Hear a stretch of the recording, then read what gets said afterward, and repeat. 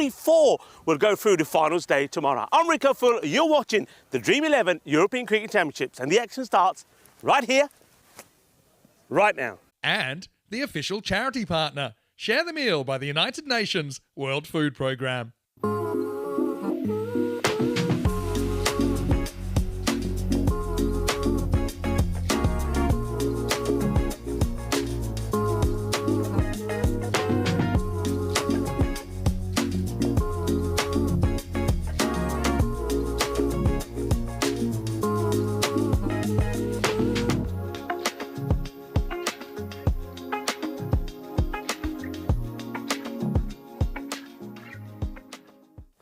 Welcome to the middle of the Kardama Oval, the Field of Dreams. Well, we have 5 countries that still have dreams to go all the way and pick up that magnificent trophy. But we know that one of those teams we will say goodbye to at the end of the day in preparation for finals day tomorrow. So who we got up first here? We got the Netherlands are taking on Spain. Now, 2 teams that had contrasting form yesterday. The Netherlands, they were great. They got a win over Scotland, and then they got a surprise win, a big win for them. That really shows you that they really are determined to go all the way this time. Once again, the Netherlands beating England. Spain, though, they didn't have the best of days. They lost out to Scotland, and then in a tense match in the evening yesterday, they lost out to Germany as well. So a big match here. Really, you've got to say that Spain are looking for a win. I know that Christian is there with Sebastian and the tournament referee Ian Rummage. Let's join them at the all-important coin toss. Spain, you're the home team, you'll toss the coin. Netherlands is the away team, you'll call. Here you are. Dream11. It's been called Dream11. It's come down European cricket, so you've won the toss. We'll have a ball. Toss won by Spain, who will bowl first. So Christian winning the toss for Spain and deciding that they will have a field first. We know all about Spain, and we know that they have got great, powerful batting, and with run chases, normally they get what they're trying to get. But yesterday didn't quite go to plan, especially in that crunch match against Germany. That leaves them, well, at the wrong end of the table, really. They need to pick up a win here against the Netherlands. But the Netherlands, they've been in fine form. Let's talk a little bit about the 2 teams. The Netherlands with the batting, well, Sebastian Bratt will be very happy the way his players are playing. He himself, the captain, has found his form, especially with the ball, and I think he can always come in and play a good cameo with the bat. But Sikander Zulfikar is in good form. He's happy about that. But also, how about this guy, Shiraz Ahmed? Well, we're calling him the little ninja now at the moment. He made a fine 80 yesterday against England, and also his bowling is really good. Some concerns, though, for the Netherlands. I think Sebastian would like to see Musa Ahmed, a top-order batter, get some runs and get into form. And also Clayton Floyd needs to find his form as well. Spanish boys, well, look, they are batting well. I think in the matches we saw yesterday, we saw Yasser Ali perform well. We saw Mohamed Ishan be in the runs as well. Maybe Hamza Salim Dar wasn't at his best yesterday. He's a big performer. He has to come good here today as well. And look, they've got to combine together with the ball. I think with the bowling yesterday, that's the one area, one department where they let themselves down. I think the bowlers were either bowling too full or too short. So they've got to come good. And keep an eye out for Shafat Ali Saeed. He's somebody that could make a difference here today. It's going to be a big day, important day. We're going to start off with a very important match. And I'm here this morning with Andrew Rhino. Rhino is in the commentary box. Well, Rhino will tell us a little bit about what happened yesterday. It was a sensational day. And tell us a little bit about the scores for the start of this match. Over to you, Rhino. Rico Full, thank you very much for that comprehensive preview of what is indeed a very important clash in the context of the league stage of Championship Week, with both Spain and the Netherlands having aspirations of being there on finals day, which is coming up tomorrow here at a sun-drenched Kardama Oval. Very pleased to report the good weather has continued and the good cricket has certainly continued. It was a cracking day yesterday, a bunch of close games. Started off with the Netherlands eking out one against the Scots despite the best efforts of Callum Garden, the wicketkeeper, with a half-century in the chase. Then he managed to win that game by 9 runs. It was a collective effort with the bat from the Dutch, and their bowlers all chipped in as well. And a well-deserved victory for them in game 1. Second one was not close at all. Germany, who we thought would be a big threat to the English, unfortunately their top order crumbled, and they were humbled by the pace attack, with Sturgis, Allison and Greatwood all coming up with big wickets, and the English chased it with ease, 101 for 1 after 5.4 overs, so they won that game by 9 wickets. Good to see Hampton Connell in the runs. The third game, Scotland. Pretty big win for them, and one they needed to get their tournament back on track, largely powered by Finlay McCreath. He could have had a pair of centuries here at Championship Week, but finally got 3 figures this time. 137 off only 44 balls, and in the end, despite the efforts of Yasser Ali, who came in down the order, the Scottish managed to defend it and win that game by a comfortable 41 runs, and certainly put a dent in Spain's tournament with that victory. The Dutch, this was a huge clash, probably the two most well-credentialed teams here, and the boys from the Netherlands put on 189 for 4. Sharice Ahmed is getting better and better throughout the tournament, and then their bowlers did enough to keep England at bay, so that was a huge win. And then in an all-time classic last night, Germany and Spain, it came down to the final ball. The heroics of Mohamed Hassan, 62 off 24. He was left trying to hit a boundary off the final delivery, couldn't do it, and Germany, they held their nerve. Abdul Basir bowling that final over, none for 32, but he actually bowled pretty well in the final stages to keep a rampaging Hassan at bay, and Germany win that game by 3 runs. And very, very tough day for Spain. That's left them in a big, big dogfight, as you see, for that, I guess, the final 2 spots for the tournament, to make sure that they don't end up in 5th place. So teams here, Netherlands and Spain, at 3 and 4. This despite the Dutch beating England, and what a crucial win that was for them in Game 4 yesterday. But Spain have got a tough run home, and they've got to play Germany later today. So they would love a win here against the Dutchies. If the Dutchies win this game, then they've basically assured themselves a position on finals day, and they're sort of back up around the upper reaches of the tournament, obviously, as the standings sit at the moment. Spain and Scotland are the ones most at threat of missing out on finals day. So Scotland have a big game coming up next against the English. So they certainly do not have an easy run home. Both of these teams playing Germany across the course of today, though. So the Germans will be up against teams absolutely fighting for their Championship Week lives, and a healthy crowd already in attendance here, largely to see their hometown Spanish boys run out and do the nation proud on what is a beautiful looking Carlton Oval. Ground had a fair bit of rain going back a few days ago, but it looks in pristine condition now. Two very good sides coming out here, and two very well adept at the T10 format. Spain still looking for a little bit more out of their top order. They've chopped and changed a little bit. DDC has been the consistent presence there, but they've experimented with Hassan. Could we see Yasser up there? See what they come out and do when it comes to the chase. Maybe what the Dutch score will dictate how they approach this. So many questions to be answered. As far as the supercomputer goes, they think it's basically a 2/3 chance for the Dutch to win this game. So I wouldn't say rampaging favourites, but strong favourites, no doubt. And they will be looking to get off to an excellent start in the opening overs here. Been very, I wouldn't say experimental with their lineup, but they've tried some different combinations. There to begin with, Damien Vandenberg, the left-hander, probably had a bit of a tough start to his T10 career. Noted hitter from the Dutch domestic competition, and he's accompanied out there by Clayton Floyd. Spanish have been pretty consistent with how they've managed things, particularly around the bowling.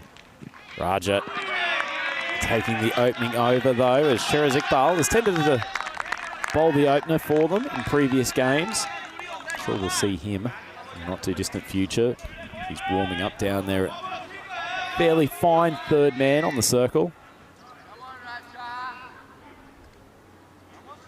Early wickets key here for the Spanish. Got deep fielders at long on and just around square leg on the boundary. Full ball, a flying edge, and Vandenberg gets underway with the boundary. Wasn't a bad ball from Raja at all. Just bloops over the keeper's head. Davidson Soler, not the tallest man, but wouldn't matter if he was about 6'3". Wouldn't have gotten near that ball.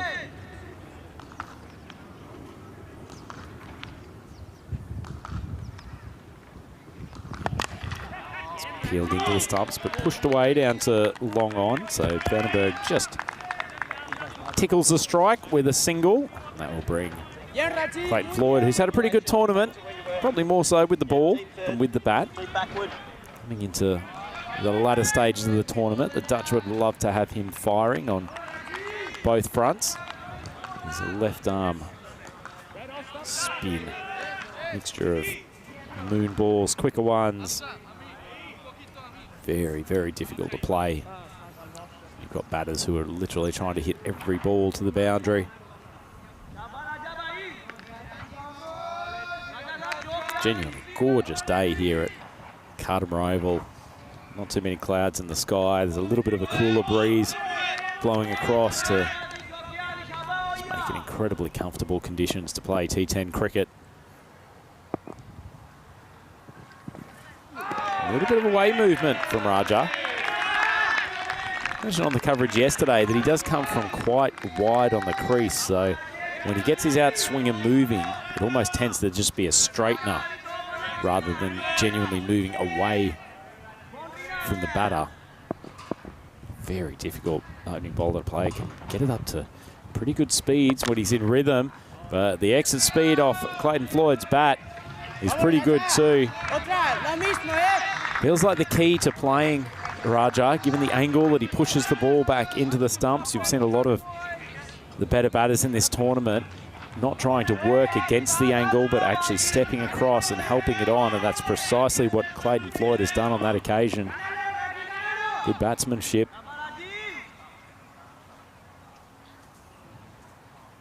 Final ball of the first. Full, not well timed, just out of reach of Yasir Ali. He moved quickly from mid-off, but unfortunately for him, Floyd has got just enough bat to take it out of his grasp, and it will roll away for a boundary. So not bad first over for both teams. Dutch will feel like they've managed to get a reasonable start. And the man who's always good first thing in the morning. Just bring the microphone, Rico Full, to take us through the stats from the tournament. Good morning, buenos dias, and happy Peacock Friday. I'm loving your outfit, by the way. I know the viewers will get the chance to see that a bit later on. But look, we've gone past 16,000 runs here now, and Maximo rate is quite incredible, 13.6. I mean, it's not that often that you see it going over that 12 mark. That is quite sensational. And of course, with some of the cricket that we saw yesterday that you taught the viewers through, I think we're going to see the same today. I think we're going to see a very high-scoring day. The weather is good. I think the batters, if they get in, will be looking to get going. And just as I talk about the Maximos, there's another one. Bolle. So he's getting as mouse. That's a glorious shot, Rico, as Vandenberg has picked up the length from Salim Duff very, very quickly. Dropped slightly onto the back foot, elevated. It's a beautiful shot. Yeah, I know you're very, very close to the Spanish team. No Shiraz Iqbal in the opening 2 overs. Yeah, it is interesting. I mean, Iqbal, he's not in the side. He's in the side, but not using him straight away. And also Mourid Ali decided not to go with him. Interesting, because we were both talking about Mourid yesterday. We felt that though he bowled very well in the group stages, that when the level was going up a notch, that wicket bowling just hasn't worked for him. So he's been sidelined. But yeah, I mean, Iqbal, they're just making a change. I think from yesterday we saw that in the match against Germany. They've opted to have Hamza bowl over number 2. Raja will probably come back and finish his spell. So they're just rotating the bowler slightly differently. But also, don't forget, the big plus is that Mohamed Atif is in the side. This gets worked away. He's in the gap, though, again. He squeezes this through. It's going to be another boundary. So Netherlands, look, they know the capabilities of this Spanish side when it comes to chasing. And I think it's almost like I find myself repeating myself. It's the same as yesterday. I think teams will be looking for 170 scores here. Yep, certainly will be. Good to see Vandenberg get off to a a flyer here. He's had a few unlucky dismissals, just holding out to deep fielders earlier in the tournament. Hamza pushes it wide, but quite wide on that occasion, and that's signalled as such from the umpires. Rico, it's a huge inclusion. Mohammed Atif in the team, isn't it? The silky smooth left-arm bowler. He really is a bit of a gun when it comes to the middle and later overs in this T10 format. Hamza charging in. It's wide of off stump. It's caught. Well, Vandenberg continues a series of unlucky dismissals. He's tried to guide that behind the wicket, and unfortunately he's hit it straight to Raja Adil, who bobbled it once but pouched it safely on the second occasion. That's the first wicket down. The Dutch 30 for 1. Yeah, that was going pretty quick. Raja, I think, did well to get hands to it, but where he gets lucky is he's got, have a look at his hands here, going upwards, so he's going from low to up, so he pushes the ball up and he gets a second chance and he takes it. That's a good wicket to take. Vandenberg was looking dangerous, but Raja, he feels the pain in his fingers, but there's more pain for Vandenberg as he has to walk up the steps for 19 of 7, but he hasn't hung around, and I think that's what the Netherlands know they've got to keep doing. Whoever comes out there is going to go big, and talking about going big, well, this guy, we know Musa Ahmed can go big, but he's just not found his touch at the moment in this Dream11 European Cricket Championships. Right, it does continue the right-left combination for them, though, which we know the Dutch like to implement, always keep the bowlers having to move their line. Bit of a shame that shot from Vandenberg, wasn't it? The ball was there for a full-blooded cut shot, but he's tried to go a little bit, not fancy, but really should have just hit that ball hard and cracked it to the boundary just behind point. Been a bit disappointed with himself after getting a start. I think you're right. You saw he chose to leave the one before. This one, once again, it might have been just borderline on that wide line. But yeah, he plays it a little bit late. I wonder if it was just that much quicker from Hamza. But a good catch from Raja. Oh, slower ball that just sat in the turf, and Musa Ahmed at times in this tournament has looked in very, very good form. He's still a big X factor for the Dutch team, but that's a beautiful shot to play your first ball. Yeah, wonderful. I mean, it's a short ball, but it's the short, slow ball, but it doesn't really work from Hamza. It goes for the element of surprise. I don't think he's expecting Musa to get that first up, probably expecting a quick, fast delivery, but because it was so short, it was easily picked, and, well, it gets moosed for 6. Tough, isn't it, in T10? That ball looks fantastic if Musa's setting up and preempting a ball to slog to mid-wicket, but as it is, just provided an easy boundary, and this will be 2 Maximos on the trot for the left-handed gun from the Netherlands to get started. And it's the end of the second over, and they race along to 42 for 1. Well, they get the wicket off, of course, Vandenberg, but Musa comes out, and he's carved this one away. He just gets enough of it, smashes into the stronger together banner. And, of course, teams here, they do need to be stronger together, because just have a look at the standings here. You can see how important a match this is for Spain. But it's very interesting. I mean, they're there sort of right at the bottom. They're joint with Scotland on 10 points. You get a win, and it just elevates. They could go from where they are now up to second spot. We saw the same thing happen from Germany. Germany were right there with Spain yesterday, but they got that win and they go up to second. So very tight. Every match feels like there's a huge match here today. Rico, that table's more congested than an IKEA car park on a Saturday afternoon. It's very much all up for grabs as Raja spears it into the stumps, and it's lifted beautifully. It feels like Clayton Floyd has got his measure, just helping himself to those balls, using the angle, flicking the leg. It's a great shot. Tremendous shot, this. It really is. He played one in the earlier over as well, and he just knows. I think he knows what Raja's doing. Raja's going wide, angling the ball back into him, and Clayton Floyd, look where he's standing here. So he just little shuffle across, and he's looking for that shot. So Raja's got to do something different. I mean, maybe he just changes his length, it's slightly shorter, so that shot's not on, or maybe he comes from the other side of the wicket. Short ball cut, and cut very well. Floyd rode the bounce, which has troubled some players in the past, but he's a quality all-round cricketer, and another Maximo, so that Netherlands are starting to get away from here, Rico. The last over from Hamza actually went for 27, which is very rare that he gets hit to that level, and now Raja on the same figures after his first 2 balls of this over have been smacked for a Maximo. 50 up already. Outside off stump.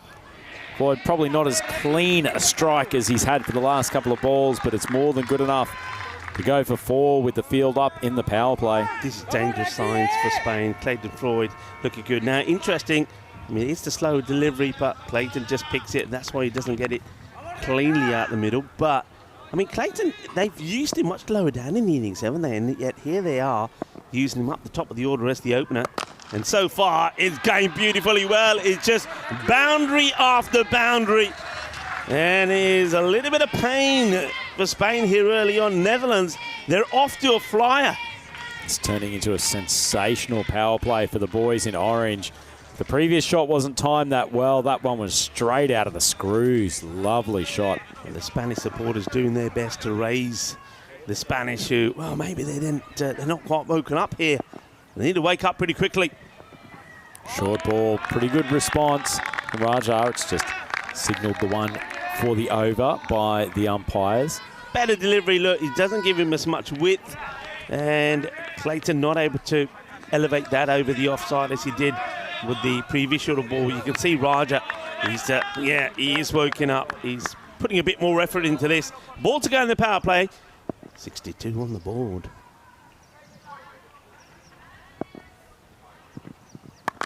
Full toss, and that's a bit too easy for a batter of Clayton Floyd's class. Just lifts it over mid-on's head, and that is the end of a tremendous power play for the Dutch. They go for 66 off the 3 overs, and Spain have dug themselves a bit of a hole here, Rico. Yeah, they certainly have done. I mean, the last 2 overs, 27 off that of Hamza. As you said, that's gone magical as well from Adil Raja. That goes for 24. And, going great guns, 51 off the last 2 overs of Spain. They need to do something here pretty quickly. And there's no surprise that they go straight to Mohamed Atif. No long Burns in the side, so they're going to miss the spin of Burns. So Atif, wow, this is a big over. I mean, if he gets carted here as well, then I really don't know who Spain will turn to. Yep, a few less options in their bowling attack. Mohamed's got to be on the money here from the first ball. It's a very experienced cricketer both at this level and in this format. Got the benefit, obviously, of the field moving around, so fairly straight, long off. Fielder out at very, very wide of cover and backward square leg. No, that is a beautiful shot from Musa. Just helps the first ball from Atif on its way over the leg side, and between these two, they are racing at a rapid rate, Rico. Well, look at the strike rate here from Musa. First 3 balls all gone to the boundary, 2 6s and a 4. Clayton Floyd is absolutely motoring at the moment, 34 of 9. Good ball from Atif though. Change of pace, just full, just outside off stump, so Ahmed turns it around for a single. Yeah, this left and right combination is going to be hard work for Spain. Musa, after hitting a boundary, quite happy just to play that good ball away for a single. That's what good teams do. They don't want to be joining up dots. They want something from everything. Right, Atif here now to Clayton. Clayton, remember, he's been just jumping across, if you like, towards the off stump and then looking to work the ball away. If it's short, he's quick to rock back. So it'd be interesting to see how Atif starts to him here. But he will be looking to, I think, play this out onto the leg side. Like this field place, and they've got about 10 metres backward of point for the right-hander. It's called wide, but it's probably the right line for Atif to be bowling. Yeah, I mean, he sees what Floyd does exactly as I expected. He goes right across, but yeah, he just misses the line. I mean, it's the area to go to. I mean, you're either doing that or what you're trying to do, I think, Rhino, if you see a batter that's making that movement, you're literally following him and trying to get the ball short of a length, but into his body so he's not able to work it away. Does go there again, and Floyd tries a little squarish ramp.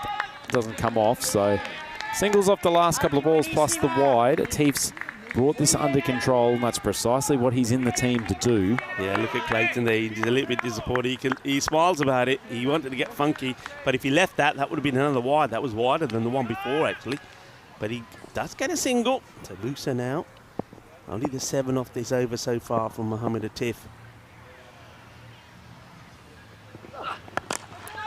Gets over to the leg side, swings it healthily enough.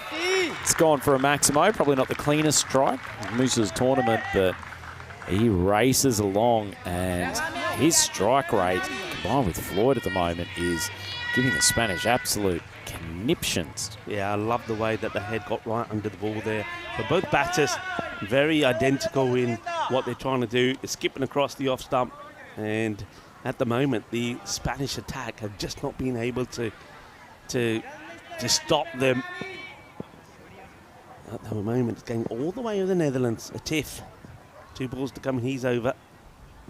Coming around the wicket, manages to strike. Moose with one just held up in the deck, a touch, nice piece of bowling. Yeah, now that's the one I was talking about. So if you've got batters, you know that what they're doing. To get it short, and he's warned that right on the shoulder. So that's a good delivery. So he's saying, all right, if you want to hop across, well, I'm going to follow you. It's going to be short and right at you. And Musa, well, he wasn't able to do anything with that one. Good delivery. Really do have to use everything at your disposal as a bowler in this T10 format, don't you, Rico? It's not easy. It's not easy at all. Every ball has to be slightly different.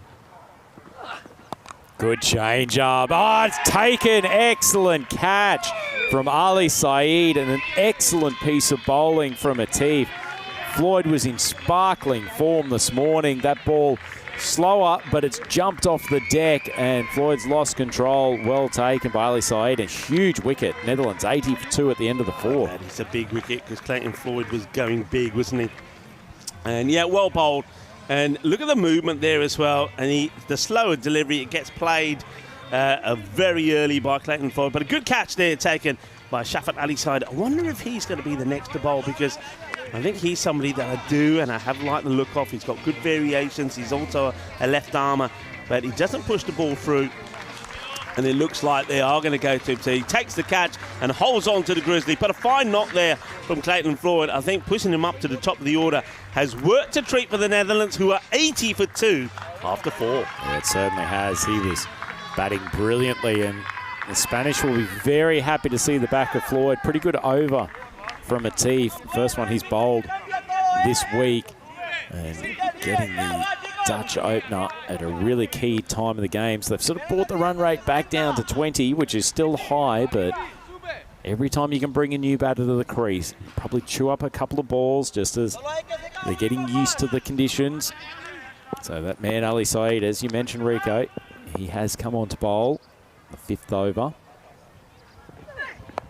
Drifts on the legs, but not punished, so Musa just swings it out for 1. I'm still curious. Shiraz has not bowled at all, and I saw he's in the team. I've seen him warming up down at the third man point earlier in the game. What do you think, Rico? Is he being saved as the 6th option? Or? Yeah, I think that Christian, I mean, he would love to have a spinner in the side right now. He hasn't got one, so he hasn't got that option. I think he's just thinking, right, I need to take the pace off the ball. Iqbal isn't going to give him that, whereas I think here that Shafat Ali Saeed can do. But he is going to have to bowl him unless he's going to go with something like DDC or maybe even himself. Floated across. Just subtle changes of pace from Shafat Ali Saeed. He's not expressed by any stretch, particularly compared to some of his teammates, but just his slight variations means that it's hard to get a hold of him. Yeah, this is going to be interesting, though, bowling to the left-hander. I think Musa will fancy this. I think he causes problems for the right-handers, but Musa, if that ball's anywhere near the pad, he won't be looking to miss out. Oh, hit on the pads. Big appeal. He is coming from wide around the wicket. Probably enough doubt there for the Sheriff umpire, Charles Croucher, to give the batter the benefit of the doubt. It's a good delivery, though. I like the length. Let's have a look at this. I mean, you can see it's probably, I mean, looking at that angle, probably just going to go and miss. He does go, remember, outside the off to that ball. You can't see the stumps there. Probably just going to miss that. I have a feeling that Moose has actually hit the pitch with his bat before he completed his swing, and that's what's caused him to miss the delivery as Ali Saeed pushes one wide across the batter. Skander Zulfikar has been probably the most consistent of the batters for the Netherlands. It's a good time for him to come in, really. Spain have done just enough to roll the Dutch attack back.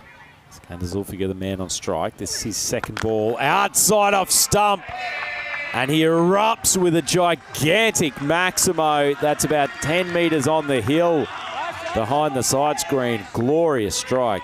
Yeah, lovely strike. That one takes him past 200 runs now in the Euros of cricket. Yeah, good hit. It's the first one really that's there in the slot, and he gets the treatment, and that goes back to what we're talking about as a bowler. You just got to keep trying different options, different variations, and hope that you can get some through. Still a good over though from Shafat Ali Saeed. Another bit of room for Sikandar to work with, and he heaves it over the mid-wicket. Boundary, good striking from the Dutch superstar. Looking to bring the 100 up in the 5 overs. So even though there's a couple of wickets that have gone down, Netherlands still have got 2 very dangerous batters out there. Musa Ahmed starting to find his touch. It's again the Zulfikar. Well, he has been in good form. And I think just changing things up with Clayton coming at the top of the order, and both the openers getting some runs and getting them quickly have put Netherlands in a very strong position. Floated outside off, and Sikandar gleefully accepts the width to work with, opens the blade, and he takes the Netherlands to an even 100 for 2 after 5 overs. And Rico, after winning the first half of that over, that's a slightly disappointing finish from Ali Saeed. Yeah, it is. I mean, he started well, but I think just Sikandar Zulfikar, and this is one thing you got to remember, that, you know, these batters are getting used to these bowlers. I think that Ali Saeed, when he first came on, they weren't quite used to him. But now they're getting used to it, so they know what to expect. So they deal with him well. Well, it is Peacock Friday, and we welcome you into the commentary box. Well, we've got our Peacock numbers on. I'm loving yours. Looking very dashing. I think I actually did buy this shirt specifically for Peacock Friday a couple of years ago, one of my favourites. But you're looking incredibly dashing yourself, Rico, and your ability to match colours despite wearing Peacock Friday is admirable. But anyway, we're set up for a great day of cricket here, aren't we? It's the last part of the group stage before we hit proper finals day tomorrow, and there's so much to play for. It's going to be tense. It'll be joy for some teams, and there'll be pain and sorrow for the others. Which ones will go through for them? And one, of course, don't forget, won't be here tomorrow. And Spain, at the moment, could be one of those teams. This is a big match for them. So it is that man, Shiraz, who's come on as the 5th bowler. And he is welcomed to the crease by being unceremoniously dispatched straight down the ground by Musa, who has found his groove this morning. And that's a lovely cricket shot. Yeah, beautifully played away. I mean, I can understand what Christian Muniz is thinking when he wants to hold back Mohamed Atif. He says, if I've got to try him, I've got to try Iqbal now. Iqbal goes wide. It's well timed, and it's carried the boundary again. So 12 off the first 2 balls, and the last 5 deliveries have all gone for boundaries. Now Musa Ahmed, he's come out here on a mission, but that wasn't a good delivery. The wide full toss, and Musa's not going to miss out on those. I mean, a lot of people do feel that Musa, we know he's very powerful on the legs, but he just shows there he can certainly clean the ball through the covers as well. So Iqbal, he's under attack. And Buenos Dias to Terry Richmond and everybody else who's on the chat. It's a very, very active chat here today. So Buenos Dias to you all, and thank you for tuning in, and thank you for your support of the European Cricket Network. Also, namaste, salam alaikum, sasri akal, abawan vanakam to everybody watching the Indian subcontinent via fan code. Lovely to have you all with us. Change of pace from Iqbal. Nice piece of bowling, and Musa just swings it straight down the ground. Do you get the feeling there's almost even some nerves in the chat group today, Rico? It's such a big day of cricket. There is. I know that earlier in the morning there's quite a few people that were saying it's a big day here for Spain, big match. I know that Paul was in there as well. Hello, Paul, Carby, Rob Thompson, Bob as well. Yeah, big day. And hello to the Premier League Cricket Club as well. Great to have you following us. Steve McVeigh, and to you as well. Steve McVeigh might be at the ground by now, I would guess. Oh, on length, a little bit unlucky. Zulfikar's tried to swing it to the leg side, slightly mistimed, but it has found the gap behind square and runs away for a boundary. But bowling a reasonable over here, actually, after getting pumped on his first couple of balls. Different thing for him, isn't it? He's so used to coming in and opening the innings and taking the new ball. It's a very different thing bowling to batters when they're already partway through their innings. Yeah, the thing is, Netherlands, they made such a cracking start that they're not holding back. They've still got plenty of batting. They're just going to keep going for this. They really are going for the jugular, as that one's high. It's mighty. Manos, arriba, Vitro, porque eso es 6 más. And at the moment, I think the happier camp definitely is that of the Netherlands. Yeah, off-speed ball, but telegraphed a bit that round arm bowling the little off spinner, and Sikandar has seen it early, held his shot and swung it away very cleanly over the leg side.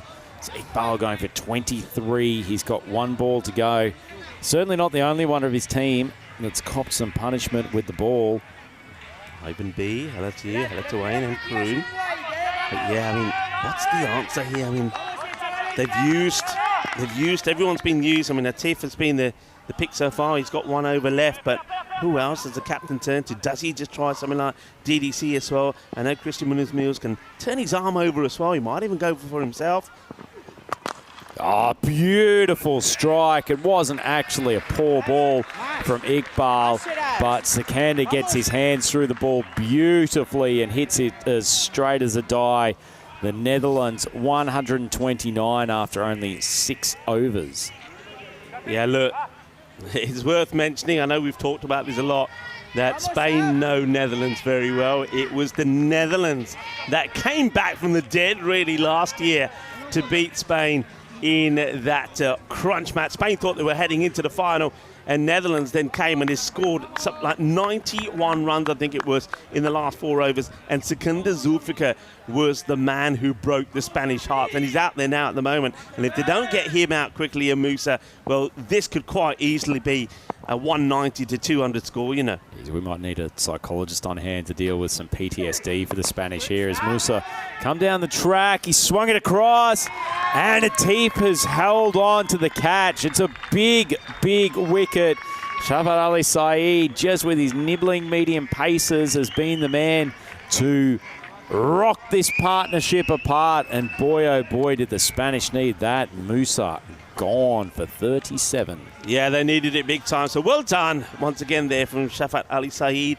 So as I mentioned before, of course, some of the batters are going to get used to what he's bowling, but still getting used to it and putting it away is 2 different things. He's dealt with him pretty well, but look, goes to the big shot. But you notice there that one hand comes off the bat there from Musa, so he beats him in the air. He beats him with speed. Clever bowling once again from Saeed, but Musa Ahmed, look, he's going to be very happy with that strike rate, 37 of 12.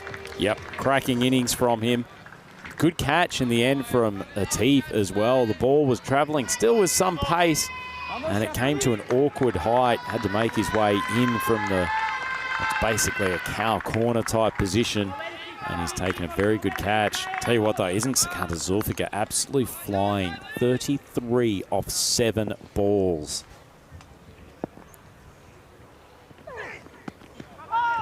Ball's taken, I think, the pad, but it's flying down there to the boundary, and despite the best efforts of Hamza, it will go, and it is signals as leg buys. Yeah, I mean, with that ball, it's got the pad and it's going to the boundary. Look, it goes under the Iba, and it just gets there. There is silence. The Spanish supporters, well, they wanted something else to cheer about after that wicket, but this one, even when it's not off the bat, the ball finds its way to the boundary. Great effort there from Alec Davison Soler, but he couldn't stop it. 4 more onto the total. Shiraz at the crease. He played a blinder yesterday. Tries to paddle it around the leg side. Yeah, and liking this also from what the Netherlands are doing. They just keep the left-handers coming in. This guy was good yesterday. Look, there it is. That highest run chase, the one that broke the Spanish hearts last year. Netherlands came from nowhere to chase that 183, the highest run chase that we've got and had on the European Cricket Network. Oh, beautiful shot in the slot for Shiraz. Hasn't he improved his power hitting over the last 12 months? That's a gorgeous strike. And Shafat Ali Saeed just drifted a little bit too much into his power hitting zone. Well, Shariz Ahmed, I called him the pocket rocket yesterday, but a lot of viewers that were tuning in our chat said he's the little ninja. Well, the Ninja Naranka has come out, and well, his knock yesterday was just mouth-watering against England. score that fine 80, put a good performance into the ball as well. He's a quality campaigner, and he's taken the Netherlands to 140. Aren't ninjas largely invisible, Rico? Tell you what, I reckon the Spanish would love to see Shiraz disappear, but it's not happening at the moment. He's launched another massive Maximo over the leg side. Salih's tried the switch to over the wicket, and it's the same result, and the Netherlands are on an absolute tear. Hey, Ninja, leave those kids alone. Well, there's the cricket cool kids are up there as well, you know, and they're under fire. Yeah, that's 6 more. There's Kevin, one of the coaches. And he's going to have to go and fetch that ball. 2 balls to go in the over. It's just a slightly bit fuller, sorry, a shorter of a length. I think Ahmed expected it to be in the slot from when it left the hands, but he swung it to the leg side. It will just be a 1, so relief from Spain. One ball to go in the 7th over, and they're already up to 147. Yeah, expected 205. Well, we just had a look at the highest run chases that we've had on the European Cricket Network. Well, the way it's going at the moment, Spain are going to have to beat that. They're going to win this match. Ball, so Sekander's bat turns in his hand slightly, doesn't get a great strike.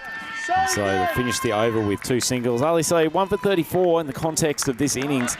Not actually the worst set of overs, as the Netherlands 148 for 3.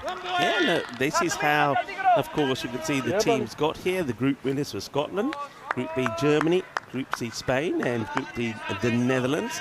And England, of course, are the reigning champions. But you can see all the lights are on at the moment. But one of those will be switched off at the end of today. Who will it be? And it could be, honestly, it could be anyone of Scotland, Germany, and even Spain are in that dangerous situation at the moment. So this is a big match, really, for Spain. But you feel if the Netherlands get the win here, then they really have up their chances to finish right up there, first or second, alongside England.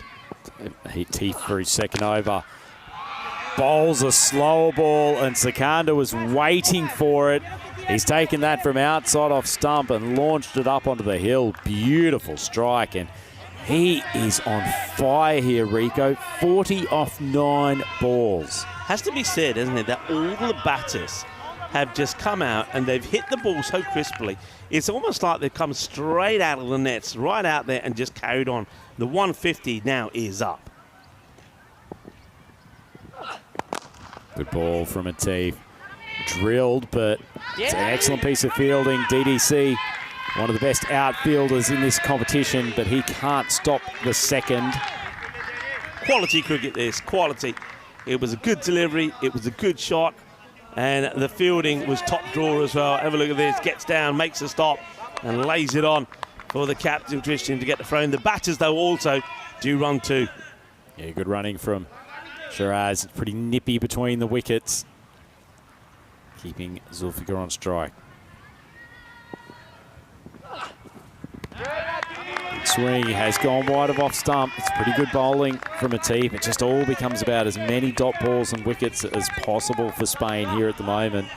2.5 overs to go. Netherlands on course for a score in excess of 200.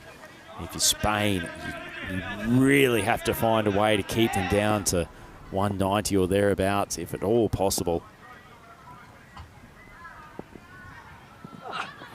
Another one wide of off stump, and he's found the tram line. It's good bowling, consecutive dots. Yeah, I think you've got to go back a long time when you saw the couple of dot balls on the spin.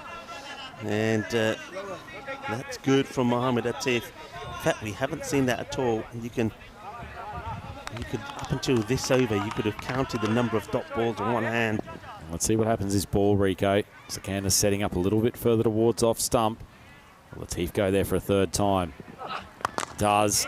It's driven down to long off for just a single, so dot 1. This really shows just what a quality campaign and player that Mohamed Atif has become, where all the other bowlers have just been counted all over the place. He's the only one who's going to finish with very good, respectable bowling figures.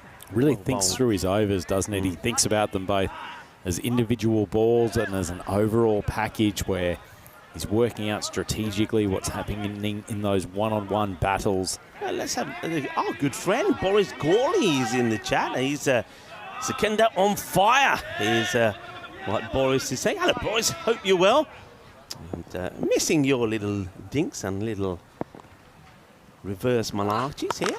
And goes across the left-hander, but Shiraz pumps it for a 4. Nice batting, and to be honest, not bad bowling either, and it's the end of a pretty good over from Atif. So he goes for 26 across his 2, and the Dutch are 161 for 3. Yeah, I mean, all right, here we are now. Will they get that 200 on the board? Will it be a 1? You'd expect it to be a 190, something 199 is what the expected score is saying. You'd say that at minimum they'd want to get 30 of these last 2 overs. Yeah, they certainly would. I think if Spanish can keep them to 30, given the current rate that they're scoring at, they'd probably be happy. So Hamza's been brought back for the 9th. And I have heard some vicious rumours around the traps, Rico, that it all does happen in the 9th on ECN cricket.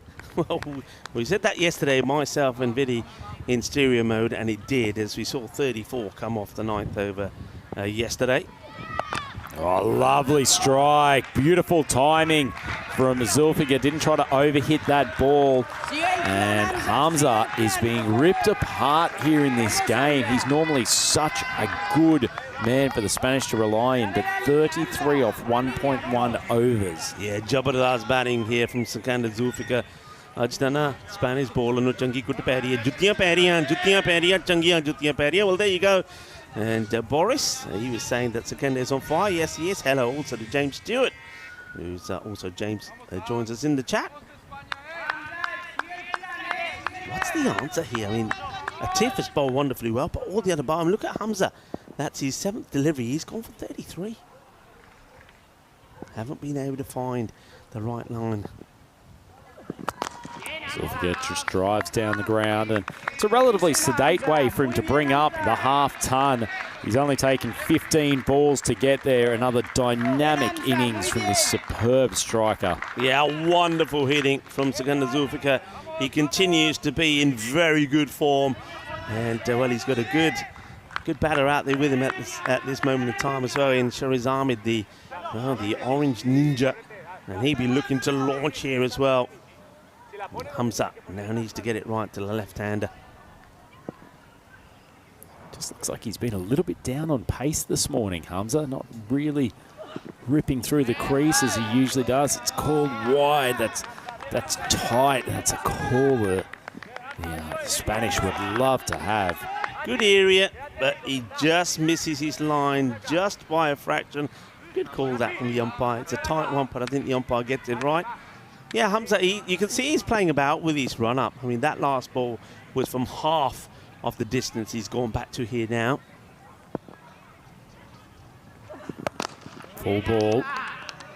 Struck out to the offside, so I'll just take 1. So the Dutch. What's happening? Overthrow, my goodness, Rico. That's shocking, isn't it? You can't have the... I mean, Spain, over the years, they've improved so much with their standards and their levels, but, I mean, this one hurts you. I mean, DDC just gently throws this in, but, look, nobody is... Look, Hamza, that just... Yeah, you can't be doing that. And the Netherlands say, hey, let's take another.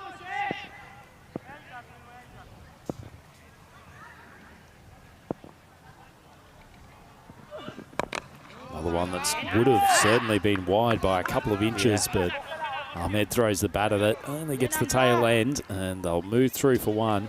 Yeah, remember, he played one shot yesterday to a wide ball. It was a cut, but he literally threw himself at it. It was quite amazing. Incredible shot against England yesterday. Right, Hamza, 2 balls to go here. Netherlands, they're looking for a couple of boundaries, take them to the 180 mark with an over to go. Oh, glorious stroke from Sekenda. He is smoking the Spanish all over the shop here, Rico. Phenomenal innings. He goes up to 56. And this is getting into very dangerous territory for the Spanish. Sí, qué partido, pero es un partido muy peligroso ahora por España. España necesita ganar ese partido, pero míralo, ahora 178 y no terminados, solo falta 7 pelotas. Not looking good, dangerous signs. Oh, smashed again. That one's barely 10 metres off the surface and has gone like a bullet over to the leg side for consecutive maximos to finish the over. And the Dutch 184 for 3 with 6 balls still to go. Well, we were just applauding a 50 from Secunda Zulfiqar, and well, the Netherlands might be applauding another 50. That from Hamza Salim Dar. He will go for 50 off his 2 overs. It's not often that a bowler of his class and caliber gets carted around. He's been whacked all over the place here, Rhino. 184 for 3. The 200 definitely on the cards. Certainly is. And Hamza's brought up the half century himself, 50 off his 2 overs. Right, who's going to finish things off here? So they're going to go, I suppose it's not having the options. You're going to have to go back to Iqbal here. Shiraz goes across the face of Ahmed, but he's timed that magnificently. Beautiful elevation off the bat. And so Ahmed races along to 26 for 8, and the Netherlands up to 190. Yeah, well, the ECN Supporters Club Australia are saying that Spain needs some inspiration here. They are flat. The thing is, though, I mean, when the way this match started, I mean, yeah, they looked flat after 4 overs when it was 80 on the board. They were going at 20s, but it just kept on pounding the bowlers. Only Mohamed Atif really has bowled pretty well. I think Ali Saeed was okay, but they just haven't been able to find a way through here. And the Netherlands, well, it looks like they've done their homework. It's going to be a change of action here from the bowler. It's going to try something different, and Nilkesh Patel wants to have a look at the ball, and he just, I think that one's disappeared. He can't find that one, so it's another ball out there. Will this be beneficial for Spain? 190 on the board. Goes wide of off stump. Ahmed's almost fallen over playing the shot. Iqbal's going to pouch a pretty easy return catch. And, well, that's a helpful wicket, but not after Shiraz had done a pretty big bit of damage already. He goes for 26 off only 9 balls, and the Dutch 190 for 4. Well, Iqbal holds on to it, so with 3 balls to go, there's still that possibility of getting the 10 runs to take them past the 200. But yeah, I mean, I love the ninja. And once again, he tries to throw himself at this one, but he's falling over. It's almost like he tripped over his own laces. But doesn't get it away. A new batter will come in. Have to be on strike. So it's going to be a no across. What do you think, though, he will do? Is he swinging to go big? Or with what have we got here? We've still got 4 balls to go. Theo said 3. So with 4 balls to go, you'd probably be thinking you want to try and get to Secunda Zulfiqar back on strike, wouldn't you? I suspect the Crows will be playing a ramp shot of some description. The third man is very wide, almost closer to backward point, and there's no fine leg on the fence. Oh, he plays a genuine 4 to the wicket shot. No, you've let me down, but you have gotten Zulfiqar back on strike. Yeah, I think bat on ball, if he gets the boundary, fair play, but you've got to be looking to get Zulfiqar back on strike. 62 of 17. He's been sensational. There's no other way to put it. Spain, they are going to have to pull off the highest run chase we've seen on the network. Remember, it's Netherlands that hold that record when they beat Spain last year to put their place in the final. Zulfiqar cuts, and he cuts so cleanly. Ball sat in the wicket, slightly off speed by Shiraz. He's racked up 40 off his 1.4 overs now, and Netherlands are in touching distance of the double century. Well, one of the things that myself and Vinny, Mr. Maximo, talk about, some of the things we haven't seen yet, is a 200-run chase. And, well, that could be what might be required here for Spain. Big hit straight down the ground. He's timed it well, but didn't get the elevation, and Munoz Mills falls into his big buckets, and say a much-needed wicket, but there's only 1 ball left to go, so it might save the Spanish from the ignominy of chasing a 200-run target, depending on what happens with this final delivery. But just sees the cannon dragging that from wide of off stump. The bottom hand's just gotten a little bit dominant and pulls it towards the huge gravitational force that is Chris Munoz Mills. But fantastic innings from Zulfikar, Rico, 66 off only 19. Yeah, well, Sikander Zulfikar, he saves his best when he's playing Spain. Well, Spain know about him. He's always been a pain for them, and he's done it again here. Sensational knock, it really has been. It was a pleasure to watch. The 66 of just 19. Well, one Zulfikar goes, another comes in, and Saqib, well, can he get 6 off the last ball here? Oh, it's a high strike. It won't carry the boundary. Coming around, Noah Crows is pretty quick. They'll push the 2. And Davidson Soler runs out. Saqib at the striker's end. Nice piece of outfielding to affect the run out. But that is a tremendous all-round batting performance from the Dutch. They reach a lofty 196 for 6 wickets off their 10 overs, Rico. And that's some of the most sustained ball striking we have seen on the network. Yeah, and you know what? That last over goes for 12, and it's the best over that we've had in the match. So I suppose you've got to say well done to Shiraz Iqbal for that. He does by keeping it nice and tight. Well, Spain, they won't be chasing 200, but they've got a chase of 197 here. And the Netherlands, well, from the moment they went out there, Rhino, they were in ballistic form, scoring runs frequently and, well, belting the ball all over the place. Certainly were. It was just a phenomenal start, and Spanish came out a little bit flat. It was almost like they were on the back foot from ball 1. A few changes to their bowling structure with Shiraz being left for the middle overs, but that's what all the teams are playing for here. The magnificent ECC trophy by Local Lifestyle. There were smiles all round, but plenty more on the Dutch faces as they got away with a boundary off the outside edge by Vandenberg. But then Clayton Floyd, it seems like an eternity ago that he was at the crease, but he got them underway with some beautiful shots. And Vandenberg joined the party too. We've heard some big raps on this young man. Unfortunately for him, his stay was cut short as he managed to find Raja Adil trying to guide it down to the backward point third man region.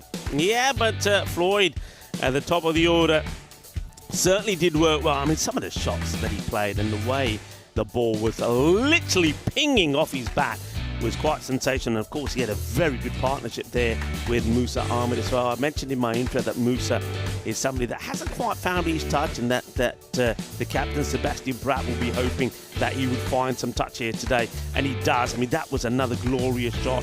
Just watch the way he gets himself in a good position. But wicket would fall. It would be that of Clayton, and it was a very clever, slower delivery that got him bowled by Atif. Atif, of course, the pick of the bowlers, but I think Shafat Ali Saeed certainly did impress as well. Say the Netherlands, because, well, at that point it said, don't disturb us, we're on our way to 200. Well, they don't get to the 200 thanks to, well, I suppose you've got to say, a good last over there from Shiraz Iqbal, where 3 wickets would fall. And, well, you know, you're always going to get a wicket off the last ball when batters are just trying to convert the 1 into 2. But Iqbal, well, just the 12 coming off the last is the best over, really, that Spain had.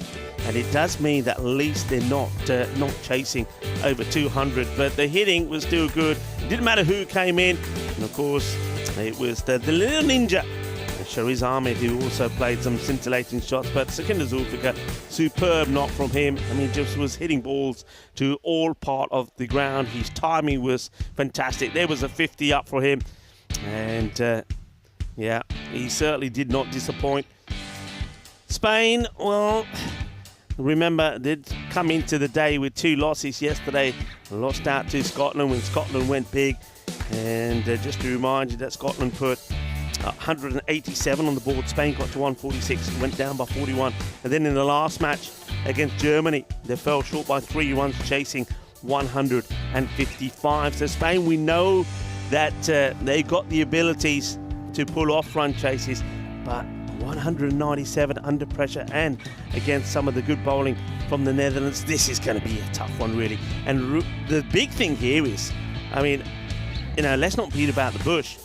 It's a big match that you don't want to lose, because we've all seen what the tables look like. And of course, other teams like Scotland, they'll be watching this with real intent, because Scotland are level on 10 points with Spain. In fact, Spain have a better net run rate against them. But there's every possibility that the Netherlands could even stop Spain getting a point here, because they're going to have to bat and score around that 130, 140 mark. We'll know for sure, and when we start the reply. But that also is not going to be easy. So Scotland, well, Netherlands could be doing them a big favour here. There's that scorecard. Everybody did go out there and put a contribution in. That was what was so good with that innings from the Netherlands, all chipping in. Secunda was great. Clayton Floyd, him at the top of the order, worked really well, and everybody else chipped in there as well. I like the way that they used the left and right combinations with the ball. Shiraz Iqbal does finish with 2 for 41. Hamza Salim Dar, well, a half century up for him. And, Mohamed Atif, 1 for 26, by far the pick of the bowlers. So it is match day 4 here, championship week, a big day. Tomorrow is finals day. We have 5 teams, but one of them will have to go. And Spain, well, they could be one of those teams. They've got a lot of work to do here. A lot of work to just get a point. And really, if they're going to get a win here, we're going to see the highest run chase we've ever seen on the European Cricket Network. I'm Rico Full, and I'm glad to have the Rhino with me. Andrew Ryan is here in the house as well. Vinny Sandhu will be here a little bit later on in the day, but we'll be back in 10 minutes' time to talk you through the reply from the Spanish. Hasta pronto, mi familia.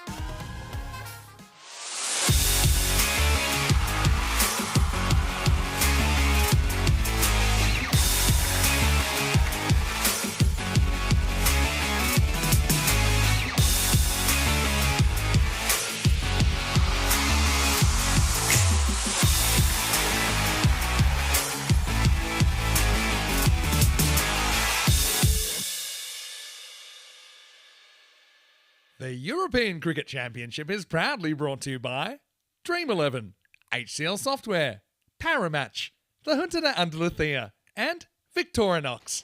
And the official charity partner, Share the Meal by the United Nations World Food Programme.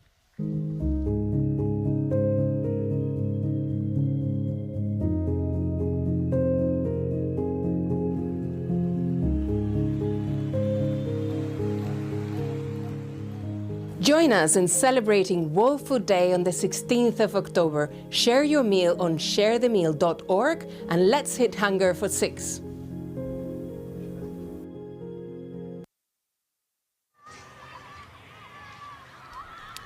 Hello viewers and welcome back to the, well, sensational view of the Cardamom Oval. It's good to see that the good weather has returned.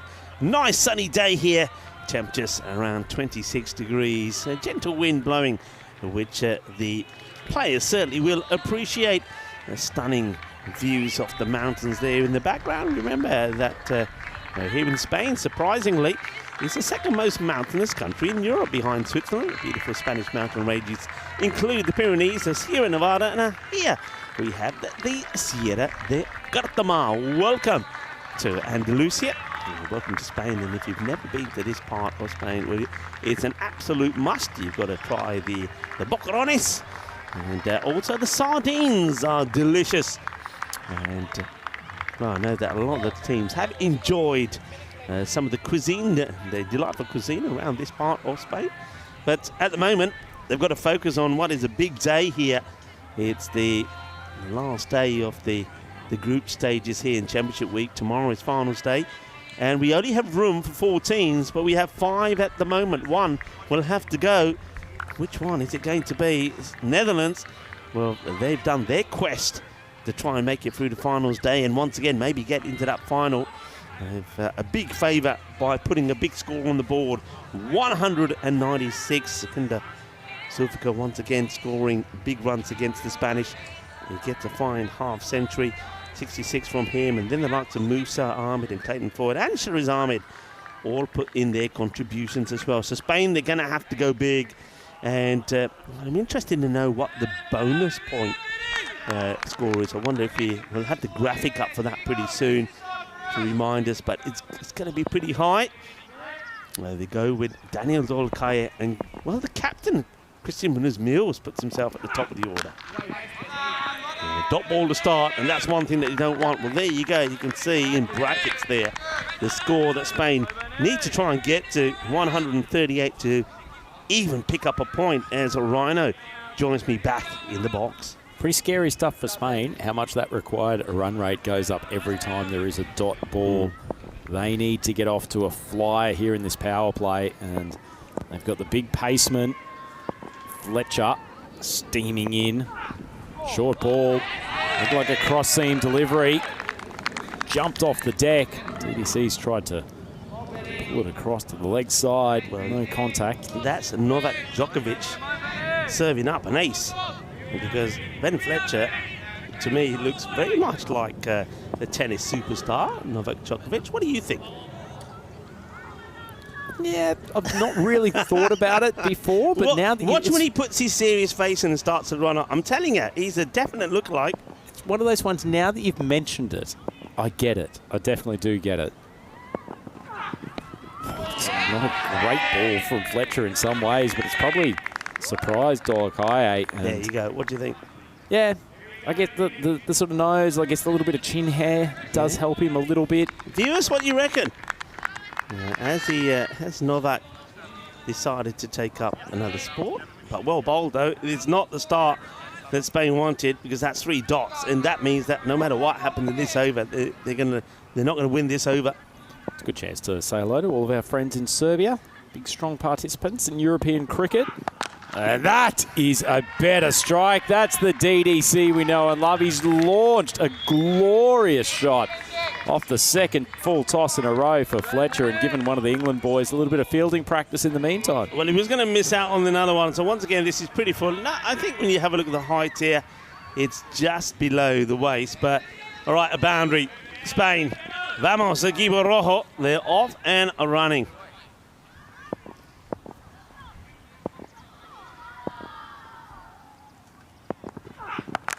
Big swing. It's gone high. Two fielders converging, and it's a wicket. Fourth ball of the game. So Dog High comes and goes. And 1 wicket down already for the Spanish. That is not a good start. 1 wicket down for 6. And Rico, if they were going to chase this target, they needed a better commencement to the game than this. Yeah, I mean, Danny Dolkai is the man that you need to give you a big start. You can see why he's under pressure to get this one away, but look, no mistakes there from the fielder. Holds on to the catch, and I think that's the key bout there. And Fletcher gets the breakthrough that the Netherlands wanted. Spain, more misery for them. Interesting that they have gone with Christian Munoz-Mills out there as the opener. He's decided that, well, maybe with such a big target here, he's got to be the man. And now they're going with Shafat. Ali Saeed at 3. It's interesting the way that Spain at times have changed up that batting lineup. We've seen Yasser Ali, sometimes he's up there as the opener, other times he's not. Remember, he scored a half century yesterday.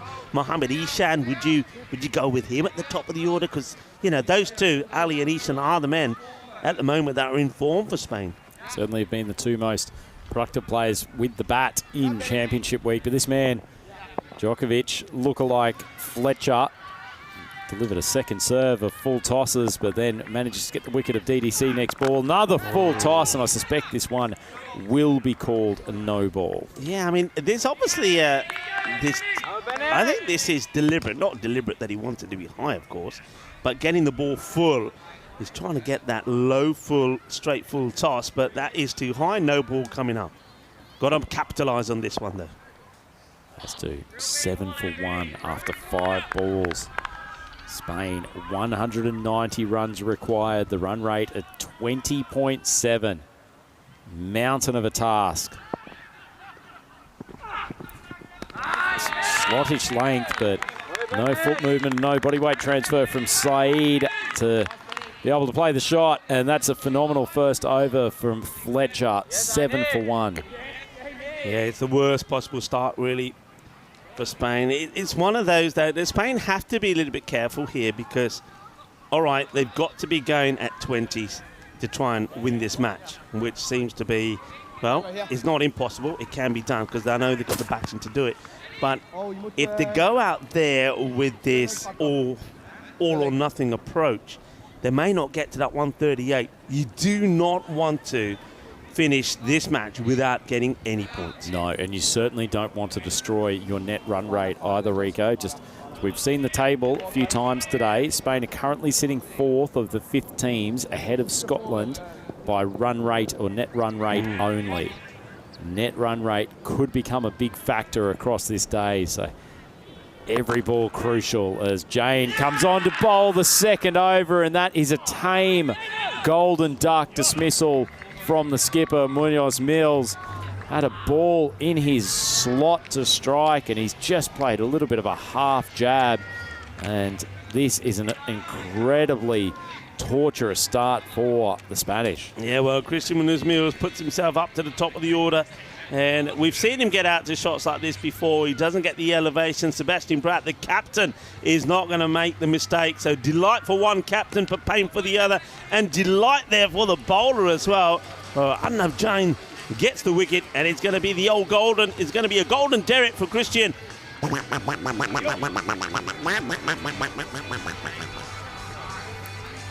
Well, Rico. Spain in the absolute doldrums. They couldn't have imagined a worse start to this chase, losing 2 of their best bats within the first 7 balls. And it brings, once again, out there to create a rescue mission. Hamza Salim Dar feels like he's been called upon to do this just too many times in this tournament.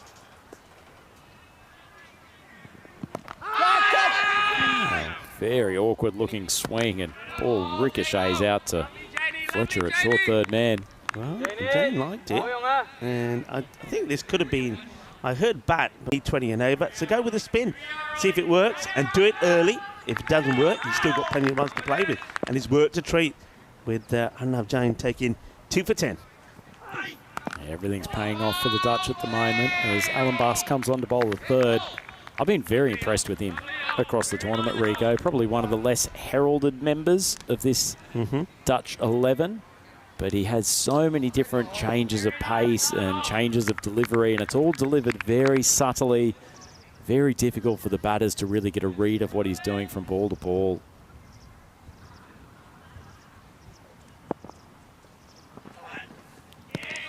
And, well, Ali Saeed must be thinking that people have got something against him here. He's faced, what, 5 legitimate balls, I think, in the innings, and he's had 2 chest-high full tosses already. There's another full toss. This one's in more of a hitting zone, and he pumps it down the ground for a Maximo. yeah, good. And he's a powerful hitter when he gets in there. So he played cricket on the network across a couple of different parts of the world.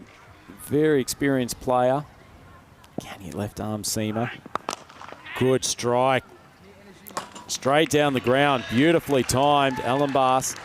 A little bit wide of off stump, but was in a slot length, and Ali Saeed hasn't tried to do too much with it. Strikes down the ground for a 4. Yeah, good shot. Sebastian Bratt is inside there at shot long off. And, keeping himself there for the moment. They're not going to panic here. Just sticking with a long on and square or mid-wicket back on the boundary. Good swing, but no contact, so another dot ball. So as much as Alan Bass has been hit to the boundary a couple of times here, it's still been a pretty good over. He's gone for 11 with 1 ball to go. Yeah, I mean, the Netherlands, every time that ball doesn't go to the boundary, there's a huge cheers from them towards the bowler, because that's all they've got to do. Every time there's a dot, you just think it's a bit like what we saw in that match yesterday when Spain were playing Germany. Every time there's a couple of dot balls, you know you win the over.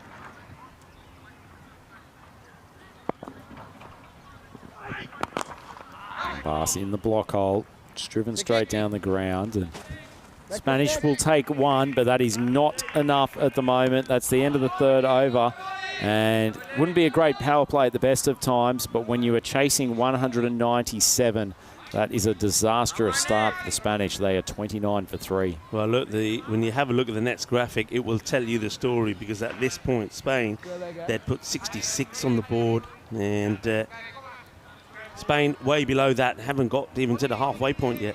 Have a look at that Manhattan, Rico. There are almost as many runs coming off the 2nd over that Spain bowled as Spain has scored in the power play. Yeah. 27 off Liam Dar's 2nd over in that game, and the Spanish have made it to 29 for 3 off the power play. So dire straits as far as they're concerned. They've got 1 game later on today, which turns into an absolute must-win clash. Yeah, you're right, and that's against Germany, who they weren't able to beat yesterday in that very close contest in the night fight, I like to call it. They'll stick with the spin, and it's very well bowled. You can hear that on the microphones. I like what Hanav Jan is doing here. He's basically challenging the batters to come down and take him on. And he knows that the Spanish batters, they're going to have to do it. All right, yes, here. So he faced a couple of deliveries. And he certainly will be looking to go after the spin here of Arnav. Arnav, he's got the matching shades as well. I must admit, I do like the Netherlands kit. I love the way. I like the orange, much brighter than we've seen before. And I like the blue arms. And the orange and I tell you what, you like that little off spinner that is seemingly short of a length, ready for pull, but it's shot through and taken the top of off stump. Lovely bowling from Jane, who now has figures of 3 for 11. And Ali Saeed bids farewell to yet another partner. Spanish have lost 4, and they only have 30 on the board. Yeah, not a good shot, though, is it? I mean, I know that Arnav Jan, he's bowling well. He's getting the ball in the right areas. Batters, they do need to go for it, we know that, but just swinging wild inside your crease is not the way to do it. And that Grizzly, it just gives the off stump a little kiss on the way through. And Arnav Jan, I was talking about how good the kit looks. Well, he's looking pretty good as well at the moment. The aesthetics of that ball, Rico, of Arnav Jain with his shades, with some of the best hair in the tournament, the orange Dutch jersey, the off spinner just coming back to take the top of off stump. It's beautiful pictures, all brought to you by our friends here at Spring Media, who are continuing to do a fantastic job in creating this incredible on-screen product, and it is being helped along by a tremendous performance by the Dutch as Ihsan comes out to join Ali Saeed at the crease. Just pushes the ball to off stump for a 1. It's those variations, subtle variations from Jane. I mean, you saw the first couple of deliveries pretty full. Then he's fired one in quickly at the stumps. That one there was sort of in between. Is good. He's not giving the batters the same delivery more than once. Got to now deal with the left-hander. Ali Saeed has played some nice shots, but still, I mean, look at the strike rate. 10 balls faced, 12 on the board.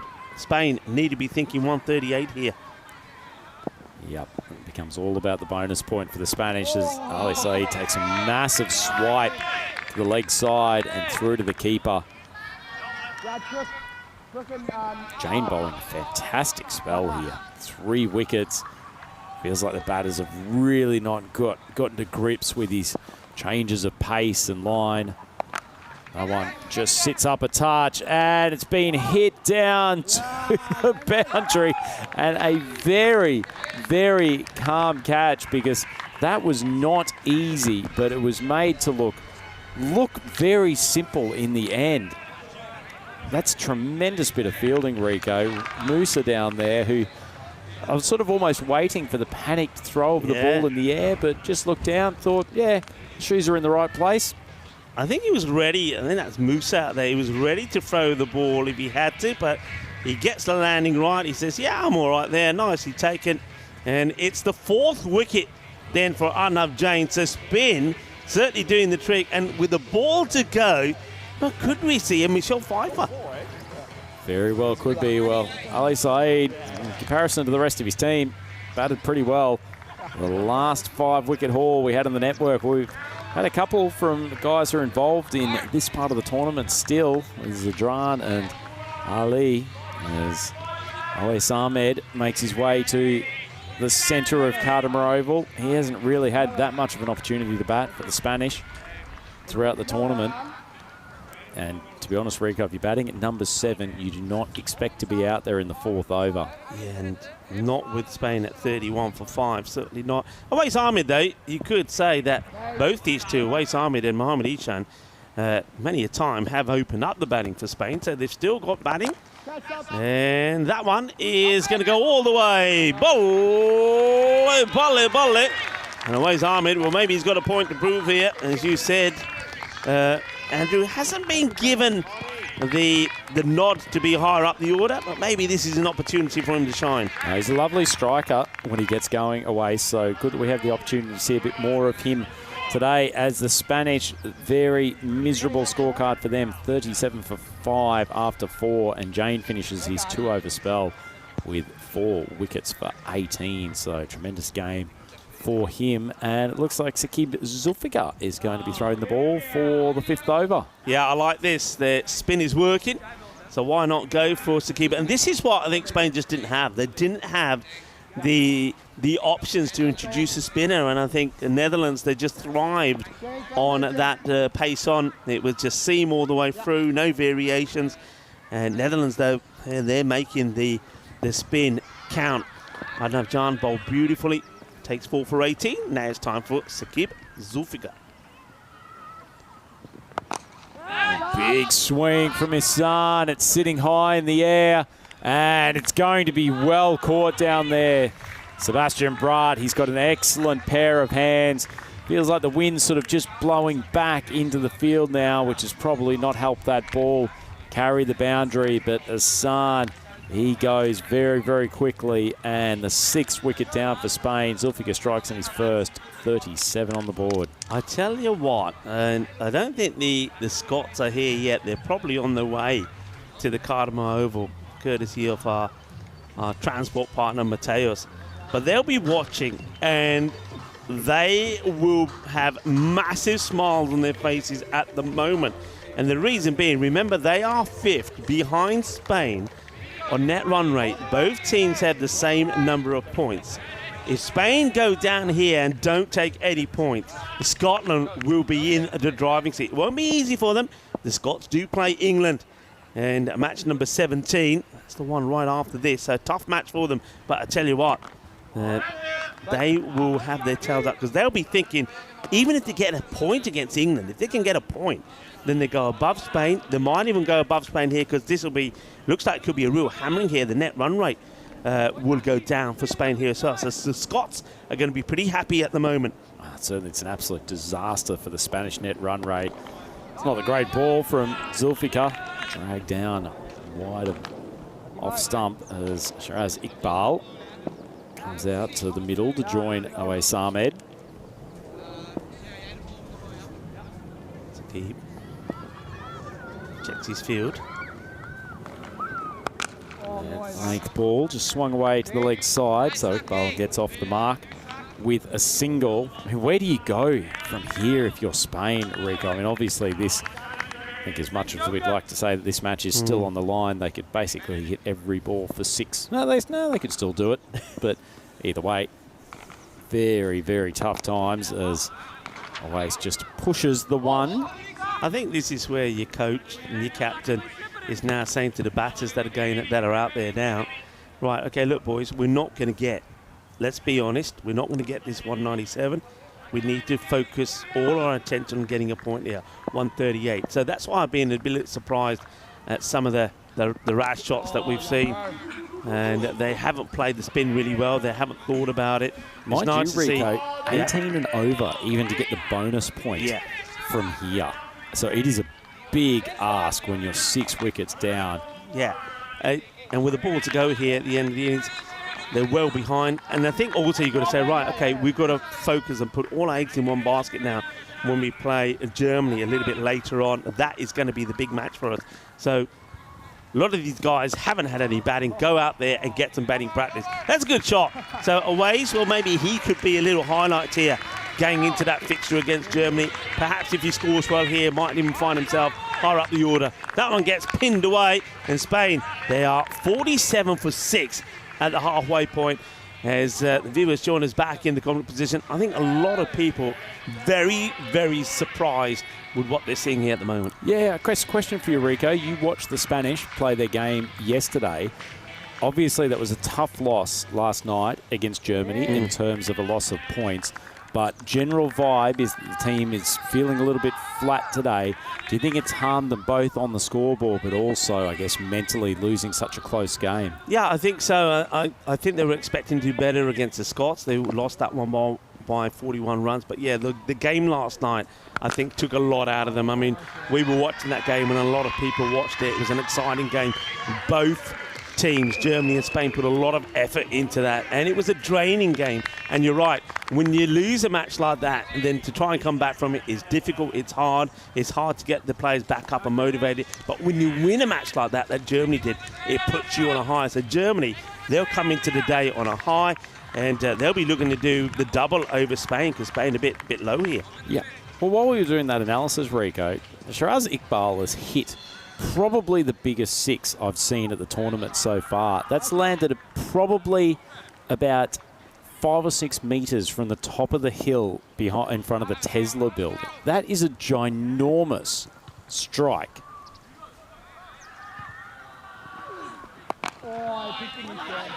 This one gets drifted away. I mean, yeah, going to those shots. So I know that the winner so far has to still be, I think, Monan Bashir, who hit one that just bounced. One bouncer went up there to the Tesla building, but then he hit one that went all the way up top of the hill. So that's the biggest hit so far. So that one there from Iqbal is there or thereabout. Let's play it away beautifully. And Awais Ahmed playing some nice shots here. So this is good. Spain need this. They need something positive. And if Awais Ahmed, if he bats all the way through here and finishes with a big score, that'll give them some positives going into a crunch match against Germany. It was a nice shot actually from Awais. The ball just held up in the air a touch. Had to check his shot for a moment, but he did well enough and swung it the square leg area for a Maximo. So a nice start here off Shiraz Ahmed's bowling. He's been tremendous with the bat, in particular for the Dutch the last couple of days, but called on to roll out his leg spinners.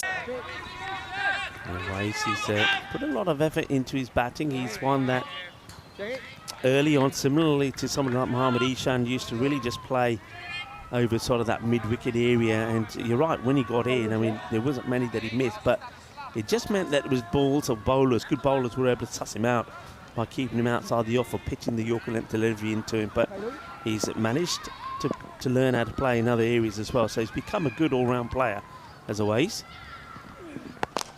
Big strike. It's beautifully struck down the ground. And Iqbal had a pretty tough time with the ball earlier today, but he's certainly giving Spain a push along with the bat. Mighty 6 at the start of the over, and then a lovely drive straight down the ground. So he goes to 13.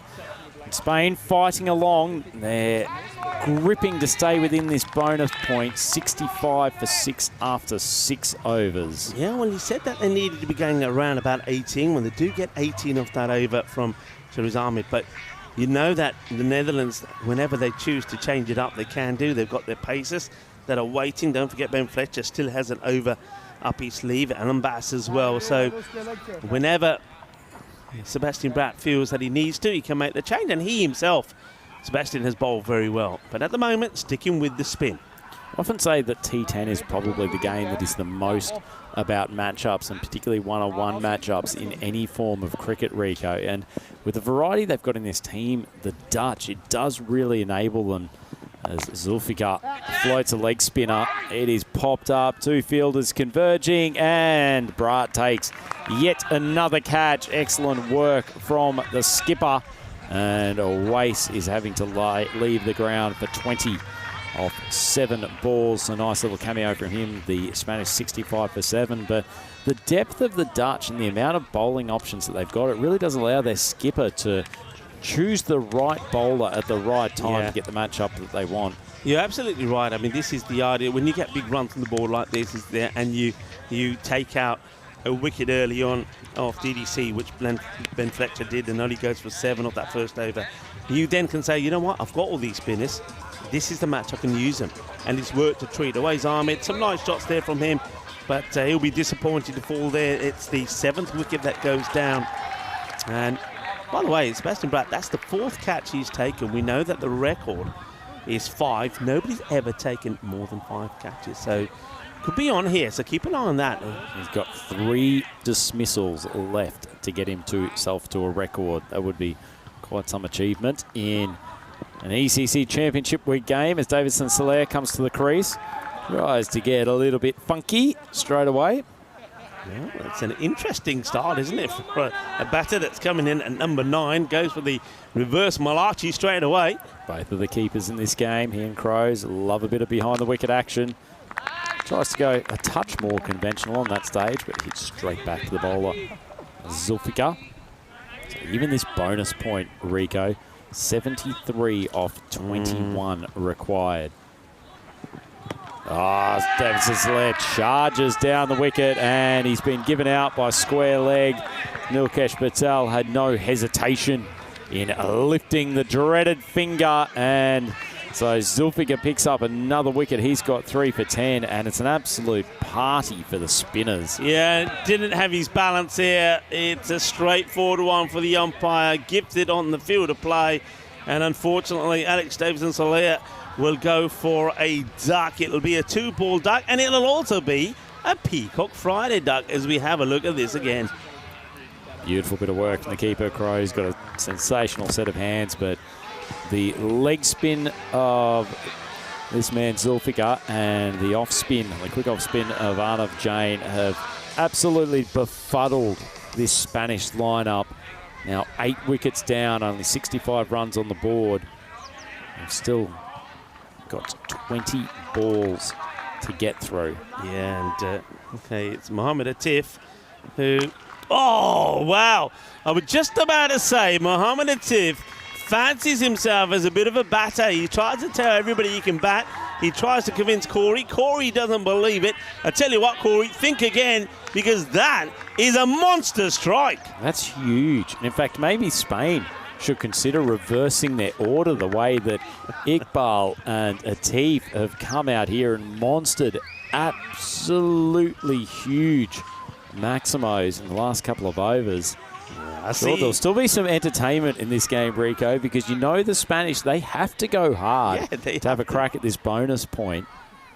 Oh, así me gusta. Muy bien. From Atif. All right, let's see if he can do it again. I don't think Saqib Zulfikar was quite expecting that from the number 10.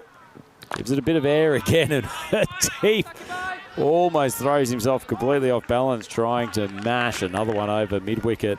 It's the end of the 7th over, and the Spanish up to 71 for 8. Quick look ahead to this big clash coming up next, and I know it's one you're looking forward to, Rico. The England 11 up against the Scotland 11. And Scotland, despite being on the bottom of the table at the moment, they have still put together some very good cricket, and Finlay McCreath in particular at the top of the order. They've got Charlie Castle, international paceman. Kessler Jard's been very good for them. There's some talent in that lineup.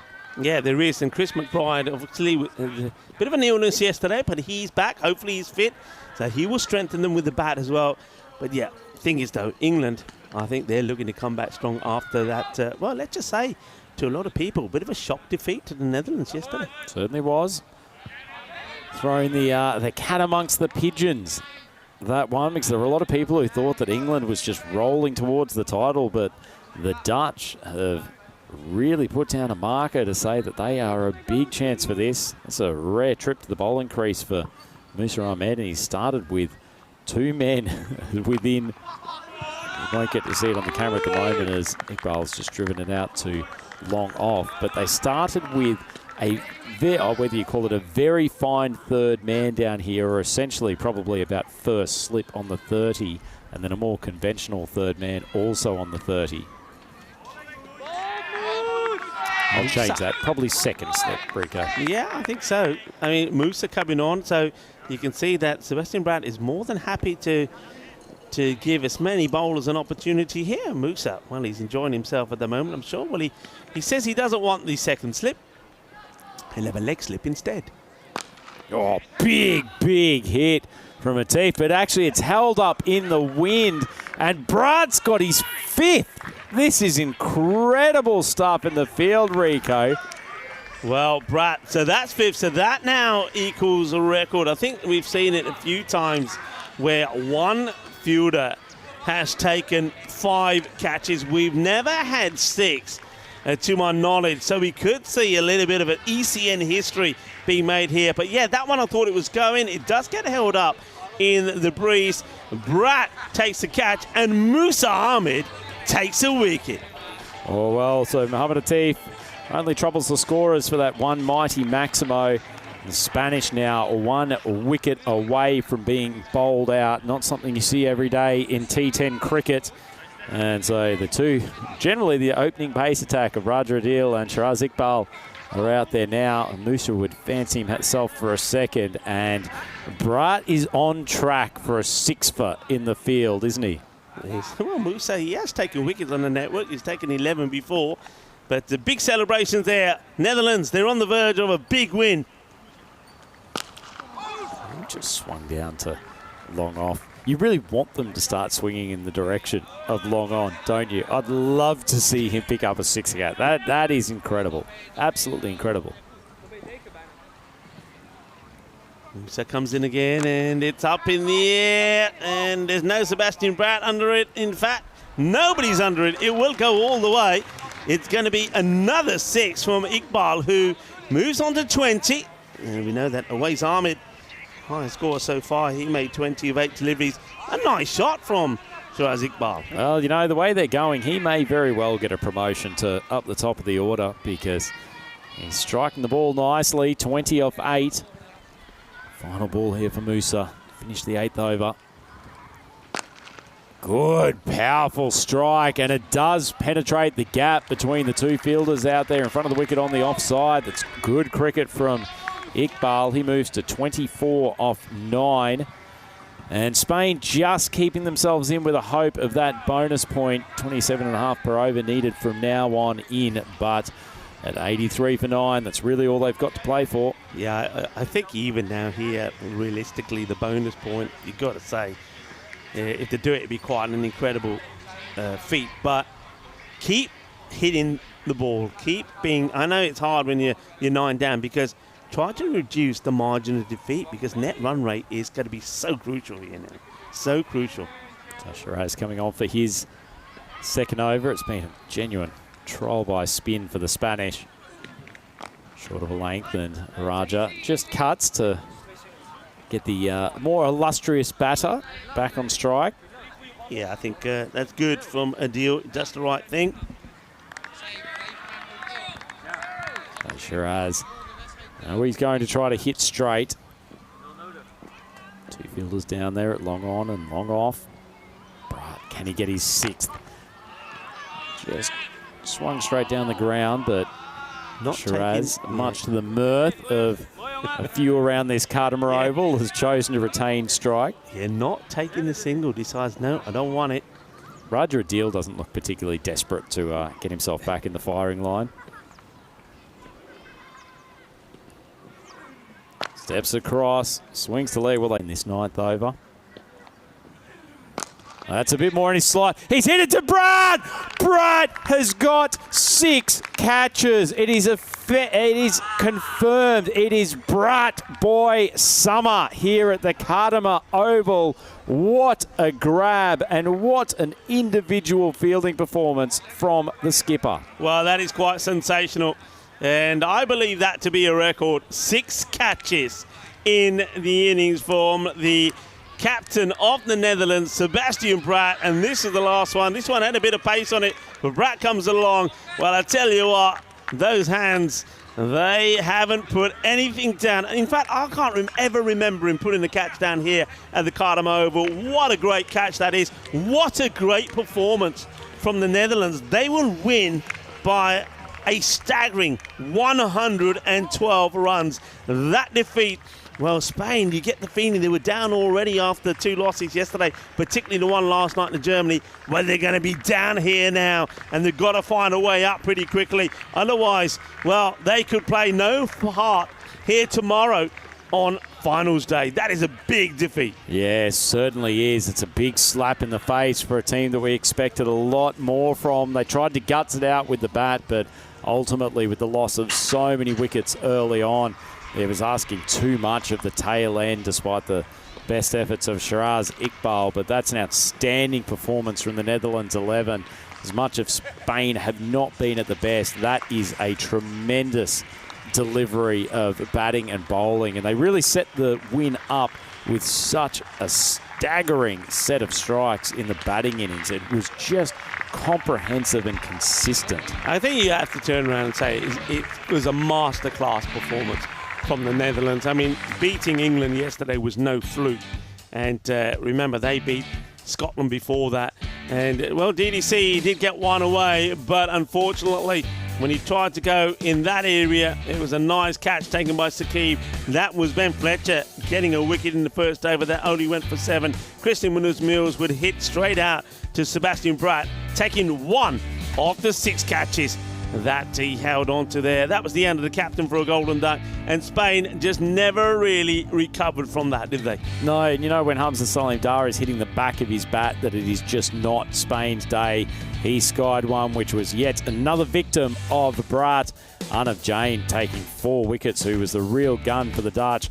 Shahbaz Ali Saeed, he actually hit some nice shots during his innings, particularly straight down the ground. Quality all-round cricketer. Yasir Ali, he was another victim of Jain trying to swing it to the leg side, clipped in the top of off stump, and that was a lovely piece of bowling from the off spinner. He bowled very well, Jain, but I think also very well captained here by Sebastian Brat, because he saw the opportunity to use the slower bowlers. He saw the opportunity to introduce the spin, and they all clicked. So we're seeing here Jain, who picked up those 4 wickets. That's another catch there from the captain, Sebastian. Also, Saqib Zulfikar, I think, bowled beautifully. He picked up 3 wickets. And even Musa Ahmed was in the act as well with a wicket. It's a good, polished, all-round performance from Netherlands. They are looking hot. They're looking on fire. Spain, at the moment, they're looking down and down in the dumps. Yeah, it's going to take a lot from their collective team mentality, and obviously some thinking from Coach Rutgers and main motivational man Alistair Priddle to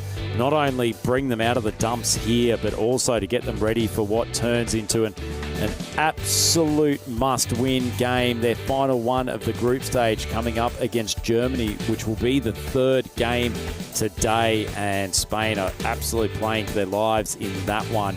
And I'm sure we'll be keeping a very close eye on what happens between Scotland and England in the coming contest. Just the final few highlights as the pace bowlers, Shiraz Iqbal and Mohammad Atif, making sure that they hit a decent ball before they were dismissed, and no one could keep the ball away from the skipper, Sebastian Brad. A magnificent individual fielding performance with him, with 6 catches, Rico, racking up the fantasy points despite not getting to the bowling crease. A wonderful effort from him. And, well, it's very, very sad tale for the Spanish, isn't it? Yeah, it is. Now, I'm going to put you on the spot here. So Spain lost those 2 matches yesterday. We knew they would be feeling a little bit low, but the way they came out is obviously affected them big time. They've just been absolutely thrashed there by the Netherlands. Big match, must-win match coming up for them against Germany. How do you mentally prepare yourself going into that match? Yeah, well, I guess they've only got 1 game's rest, so physically it's difficult. Obviously, they'll end up playing 3 out of the 4 games just because of the way that the schedule works. So the team look just a little bit down on energy there. But I mean, you've just got to give them belief, haven't you? There is still the chance for them to qualify. And if you can get yourself to finals day, anything can happen. That batting card, really not one that they will want to look through too often, but tremendous bowling from the Dutch. Arnav Jain with 4 and Saqib Zulfikar with 3.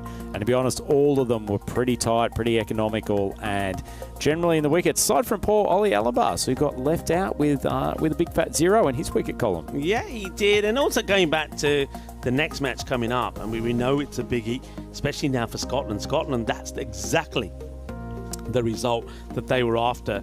And they've got a tough one here against England, but at least they now know that if they play well, at least get a point from that fixture, it puts them in a good position. Then later on, the last match, in fact, of the day 4 here, match number 20, Germany taking on Scotland.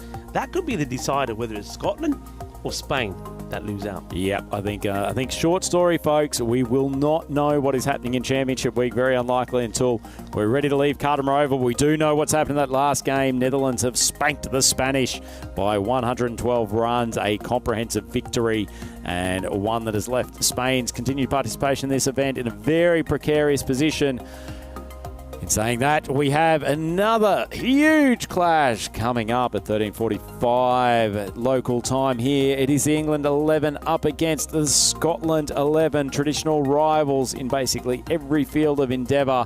And it turns into a game that the Scots, if they can get themselves a win, can really put themselves in a prime position for qualifying for finals day. It's Andrew Ryan here with my good friend Rico Full on the European Cricket Network. We hope you've enjoyed this game. We'll be back with plenty more T10 action in the not too distant future, so please join us then.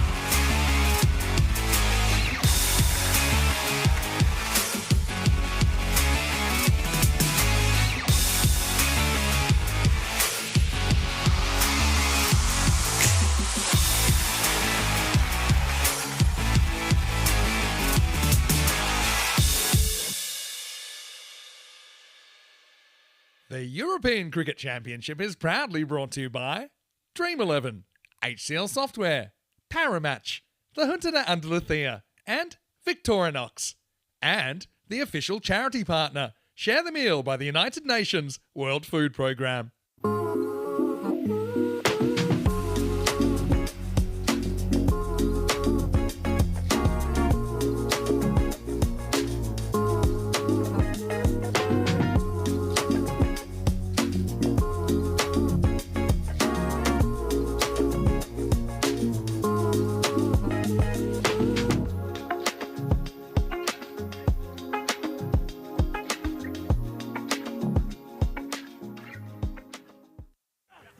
European cricket fans, we're getting towards the business end of European Cricket Championship 2024. It's time for Game 2 of the final group stage day of Championship Week. It's the England 11 taking on their traditional rivals, the Scottish 11. Let's swing across to the coin toss and see what happens. England, you're the home team, you'll toss the coin. Scotland, the away team, you'll call. There you are. Parry match. It's been called parry match. It's come down European cricket, so you've won the toss. Cool. A little ball, please. Okay, toss from England, who will bowl first. So the England 11 have won the toss and skipper Dan Lincoln has decided to bowl first. I think that's a pretty good move. His fast bowling unit has been absolutely on fire in this tournament, and the pace and bounce that they generate has really unsettled a number of other teams. In particular, I want to talk today about my boy Tommy Sturgis. I'm wearing the baby Sturge now as a tribute to the man who I think has probably been the most impressive fast bowler on show here this week. He's a bustling paceman. He hits the pitch hard, but he's a touch shorter than most of his bowling compatriots, and he just kisses the surface, and you can see the amount of balls that are getting in and around top of off-stump height. At his pace, he's a really difficult person to consistently hit for maximos, and he's such a key cog of that England batting lineup. Sorry, bowling lineup. As far as the Scots go, it's their batting lineup. Finlay McCreath has been the out-and-out superstar. He hit his first century in the tournament yesterday off the back of a 96 not out in Game 1 here at Championship Week. And if he fires, then the Scots could be well primed to upset their big rivals here in this game. It's all to play for here in Championship Week. The standings are just so close that every game really matters. And if there's one man who can bring that drama to the screen, it's Rico Full. I'll hand back to him in the commentary box for the opening stages of this game. Thank you very much to Andrew Ryan. Well, I'm liking the baby Sturgis. I tell you what, I mean, we know we call Andrew Ryan the Rhino. Well, he's got his lucky Rhino socks on as well. I wonder at some point, I reckon we've got to have a shot of the Rhino wearing the Rhino socks. But yeah, great intro there. And this one, yeah, big match, isn't it? I mean, England, they're looking to bounce back after a defeat yesterday, which I think did shock a lot of people. Netherlands scoring 189 against that England attack, which is armoured of the Netherlands scoring 80 not out of 21. And England, look, they got to a respectable 169, but they went down by 20 runs, and wow, it was a bit of a wake-up call maybe for England. They know they've got to be back on their game here as they take on the Scots. The Scots a little bit boosted with Chris McBride coming back into the side and taking over the reins again. And I think Lloyd Brown did very well. Lloyd Brown himself needs to find his form. McBride will give them a bit more depth with the batting, but of course all eyes will once again be on Finlay McCreath.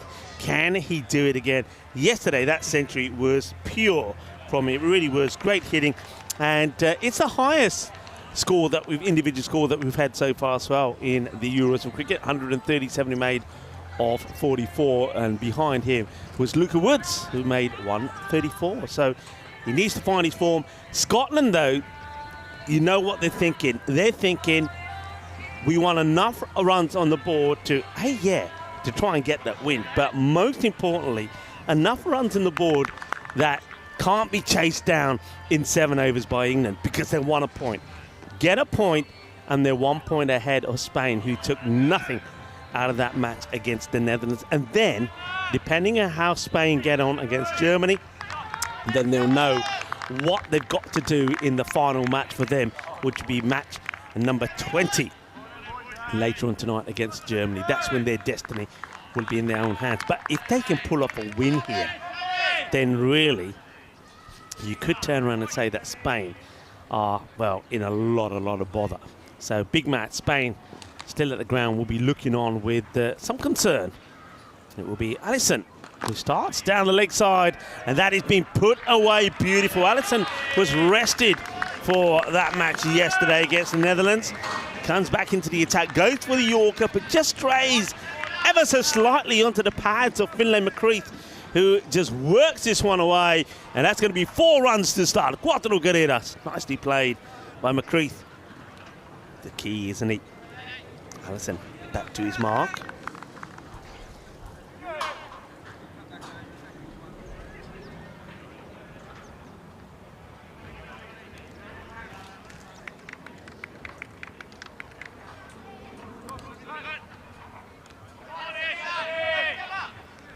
Beautiful sunny day, gentle breeze, which has held up the ball sometimes, going straight down the ground.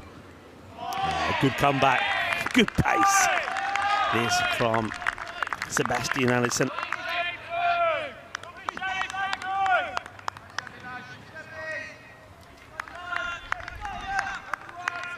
Good from him. He was a number of bowlers that really did impress in that demolition of Germany. Sebastian Allison 3 for 41, a little bit expensive.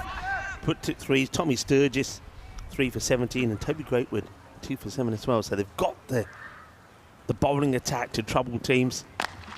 McCreath gives himself a little room. Plays right, the short delivery, but that's very well picked up by Lloyd Brown.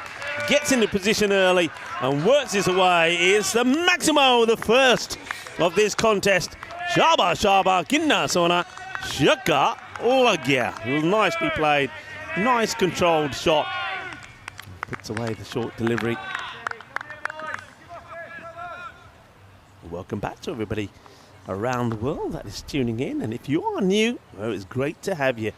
And remember to give us the like and share the word as well. The bigger our family, the better. And of course, you can find out all the details if you go onto our website as well, europeancricket.com.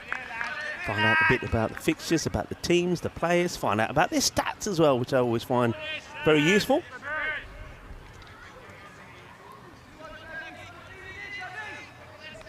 Good English support, as you'd expect in the fan zone as well. And I think the English will be well supported here by the Spanish as well. It is another short delivery, and this one has been clubbed. I mean, there's a little bit of Captain Caveman about this from Finlay McCreath. And, well, here we go. It's another short one that banged in. And Captain Caveman says mass. And 6 runs, that is the end of the first over. And it's 18 without loss. Good start from the Scots. And have a look at some of the places that we've been to. And a well-travelled man joins me back in the commentary box after doing a good job there with the introduction. Any of those places that you'd love to go? Tony score just out of the reach of the fielder. It's a splendid effort. Trying to get a hand to this as this one scuffs off the top of the bat, and that's Samuel Keeling right. He's trying to grab it. He's trying to do a bit of the jalebi catch. We haven't seen a proper jalebi catch yet. That could have been one. He's a tall man to get it over, and he's got his own work with the mo as well. I'm going to insist we call him SKW from now on. I feel sorry that we have such a love for DDC, and he's got the double-barreled name. And anyway, too many words. We're not pronouncing it, Sam. Sturgis steams in. Well, now it's worth having a look at the height on this. It's been smashed away. I think we're going to have a look at the height. The umpire's not giving a signal just yet. I mean, it's 6, but is it 7? Is it a 7 up? I believe this will be a 7 up. It's a slower ball that goes wrong. Well, Tommy Sturgis gets it wrong, but it's been put away emphatically by Finlay McCreath. That is a 7 up. Maybe Sturgis will be suggesting that I should shave this thing off, because it's probably about 3 of the worst balls that he's bowled in the entire tournament. Oh dear. That's more like it. You can see a little bit more of a cock of the arm, a little bit of the fire in there from the big Sturge. Good ball, jagged back a decent way too. Yeah, that's better. Well, sometimes these fast bowlers, well, you know what it's like. We've been there. Once you get hit a few times, you think, right, I better put a bit more into it. And he is now. And that one's going to be beautifully saved. Lovely little bit of work there. Gets down, makes a stop, and gets the congrats. That's Toby Greatwood. It just goes to show that fast bowlers also can move around pretty niftily. That's a good bit of work. Backing each other up. And I'll tell you what, speaking of the facial hair, I mean, it's been a great part of England's preparation for this week, hasn't it? A bunch of them have really come up with some cultivated looks as Creeth tries to ramp that behind the wicket in very awkward fashion. Yeah, we know that he can play some snazzy shots. I know early in his innings when he made that ton yesterday, he played a fantastic reverse. Well, a little bit of gardening happening there in the background. I think there's a ball in there somewhere. I will find it, he says. I will find it. Kidhar gayi hai, kidhar aaja, aaja meri pyari. I think I'll love it. Mind the snakes. Mind the snakes in there. You and have to keep a close eye on the batters, though, when you're doing that. Top edge and 1 bounce, 4 runs. Es 4 carreras. And yeah, swings hard, gets a little bit of luck. Suerte, suerte, suerte. Well, no suerte for Sturgis. And maybe that has got to do with the baby Sturgis that you got on your face, but that's going to go to the boundary. It's another one that will go for 18. So 2 lots of 18, Scotland. 36 without loss after 2. Well, let's have a look at this table. And one key point to have a look at, not just the points there, but have a look at Spain's net run rate, which has absolutely plummeted after that shellacking by the Netherlands 11 earlier today, down to negative 3.16, which, when it comes to deciding who scrapes into Championship Week Finals Day, could play a big part. Greatwood on to bowl. And gone. Gets the wicket. Greatwood's the man. Great's the name. Gets the ball in. It's a simple catch. Well, we saw one that flew to the boundary. And Lloyd Brown is going to have to take a walk up the famous Cardamom steps. He'll go for 14 off 5 balls. Nice piece of bowling from Greatwood. Like the off-cutter really jumped off the deck and came back a little bit and just turned into a slightly awkward ball to cut for Lloyd Brown. Doesn't get good purchase, and Freddie Fellows snaffles the catch down there at the third man position on the 30-metre circle. So, interesting start to this game, Rico. It feels like it's got some vibrancy. I'm enjoying the vibe so far. Brown goes for 14 off 5, and Scottish 36 for 1. Yeah, it's sort of that all-English affair, isn't it? I mean, 2 teams and 2 sets of players that'll respect each other, they'll know each other well, and they'll be doing battle as Cassajard comes in. Interesting that he holds on to a spot higher than the likes of McBride. So, but he has been in good form. He's a good all-rounder. I like Sajjad. Really, really good all-round cricketer. Hits strongly both the leg side and straight down the ground in particular. Peppered the sight screen on a couple of occasions.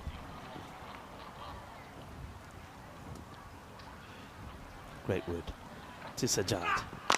He goes down the ground, turns this into a full toss. It is another, I think, off-pace delivery from Greatwood, but this time he goes full, and Kesajard says, thank you very much, and it's boom, boom, boom, shaka-lagia.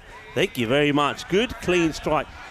Interesting, I mean, we're both obviously bowlers, and when you've got bowlers of pace coming in, you always tend to think, especially when you know that they're going to target that off-stump corridor, that you'd have a third back.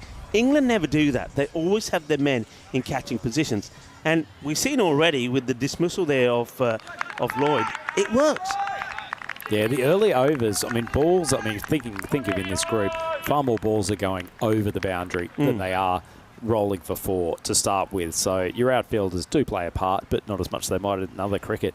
Wickets are crucial, though. If you can get the top order batters out of the game, not only does it create some pressure, but ultimately your top 3 or 4 are the ones who can legitimately go at 18, 20 runs and over if they get onto a heater. Whereas if you start getting into some of those players down the order, even if they can still hit, it's probably more likely the sort of 12, 13 runs and over that you're looking at. Rarely going to bowl a team out in T10, although Spain did show in the last game that that's entirely possible. Well, now there is movement. Now they do move. It's like backward point goes to the boundary. So backward point back and long on. And it's going to be worked away for 4 runs. Finlay McCreeth, while he's out there, Scotland Definitely on for a high score, and I like their approach here. They're not shying away, they're not being intimidated by this strong England side. I think the Scots will be looking to do exactly the same thing that Netherlands showed can be done yesterday. Put big score on the board and contain England.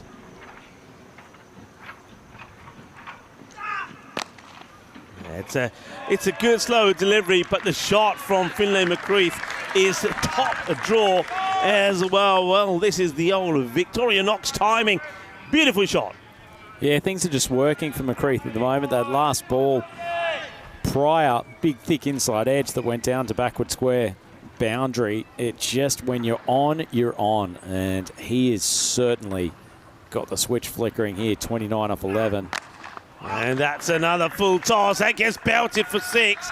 And I don't know, are they checking the height on this one as well? There might be, even though the umpire has handed the cap back. Tell you what, wasn't Greatwood was pretty quick to go and grab the hat. It's probably just dropping below waist level, so should be okay. But interesting power play, Rico. 57 for 1 for the Scots. So from them, sitting at almost 20 runs and over, I am pretty happy after that first 3 overs. And you've still got your big gun, McCreath, out there, and he is in some form at the moment, isn't he? Yeah, he certainly is. And remember, he scored that the century. He's also scored the 96. So he's certainly one to keep an eye on. And speaking of one to keep an eye on, Rico, the man with the dirty Sanchez, SKW, has got the ball at the top of his mark. And didn't he bowl with some heat yesterday? Yeah, he's a quick bowler, isn't he? He caused all sorts of problems. Of course, we're talking about Keeling right. Ready to go, so Kesajard is going to have to face him up first. Bit of a weapon to have coming in these middle overs.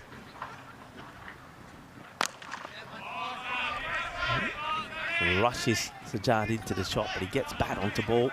We'll take the single. Probably a little bit more focused on just pace and hitting the deck hard than compared to a few of the other English bowlers, but you can even see there that out of the hand, Sajard might have thought he was going to be able to swivel around and pull that helpfully to the leg side, but just the extra pace coming onto the bat, you just knocked through the shot as quickly as you'd like. KW wants in again. Oh, well, that's quick, isn't it? Absolute peach of a ball.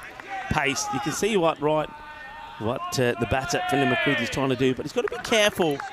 He's trying to guide that and sort of uppercut it. But the field is set. Backward point is in that catching position. He cuts uppishly pretty well, McCreath, so he's also hedging leg side for that first ball.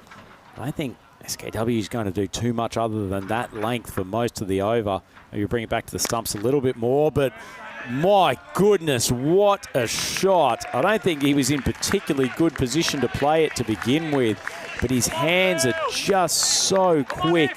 And when it gets through the ball, look at that, Rico. He's taken almost a step backwards, but the launch that he gets and the power, despite having the body weight going in completely the opposite direction, is extraordinary. Fabulous shot. Yeah, you're right.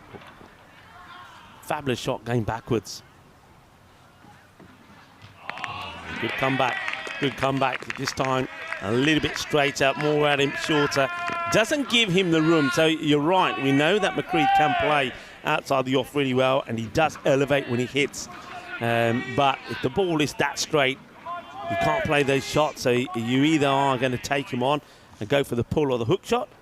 Sort of an indication, the fact that he's moving backwards, that he doesn't think he can quite keep up with the speed of SKW as far as playing the pull shot. That one wraps him hard onto the pads. It's another dot. Another good over from this young paceman. He's only gone for 7 so far. And given Scotland were running at about 19 runs and over after the power play, it's a helpful over for the England 11 just to bring them back under some level of control. Scotland, though, still, they keep some of these wickets intact. I see that on McCreath. They'll be happy where they are as well. 64 for 1. Ah, tremendous. Absolutely tremendous. Great hitting. And he has hit this for 6 over deep extra cover. What a sensational strike. Yeah, he made it look easy, but this is not at all trying to hit a bloke coming in and bowling some really, really good pace.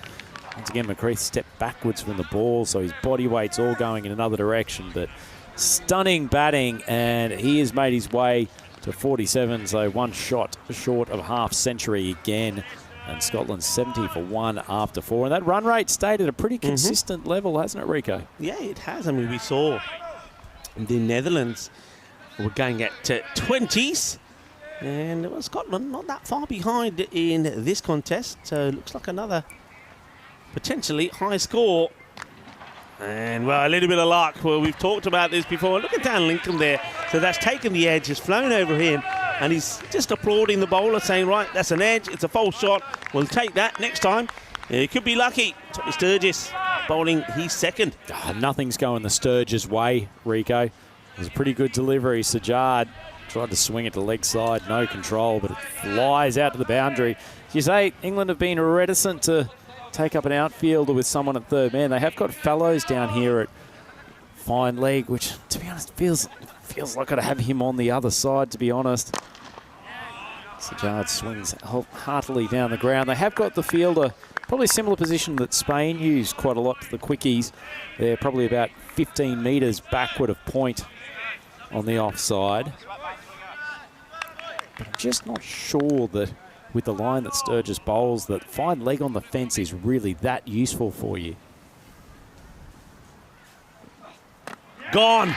Emphatically, that is the end of McCreath. And Sturgis gets the breakthrough. Yorker length delivery. And that is the end of the off stump. The stump goes for a walk. The big wicket of Finlay McCreath. And it's Tommy Sturgis, where we said, and not a lot's happening for him, but this time he says, I'll go full and straight and I'll knock the timber over, and he does. Timber! Jog the Hutte! Hashtag Sturge Power. Come up with a couple of searing Yorkers during the course of Championship week. There haven't been too many people who have gotten through the bat of Finlay McCreath, but Sturge knocks him over before he reaches the half ton.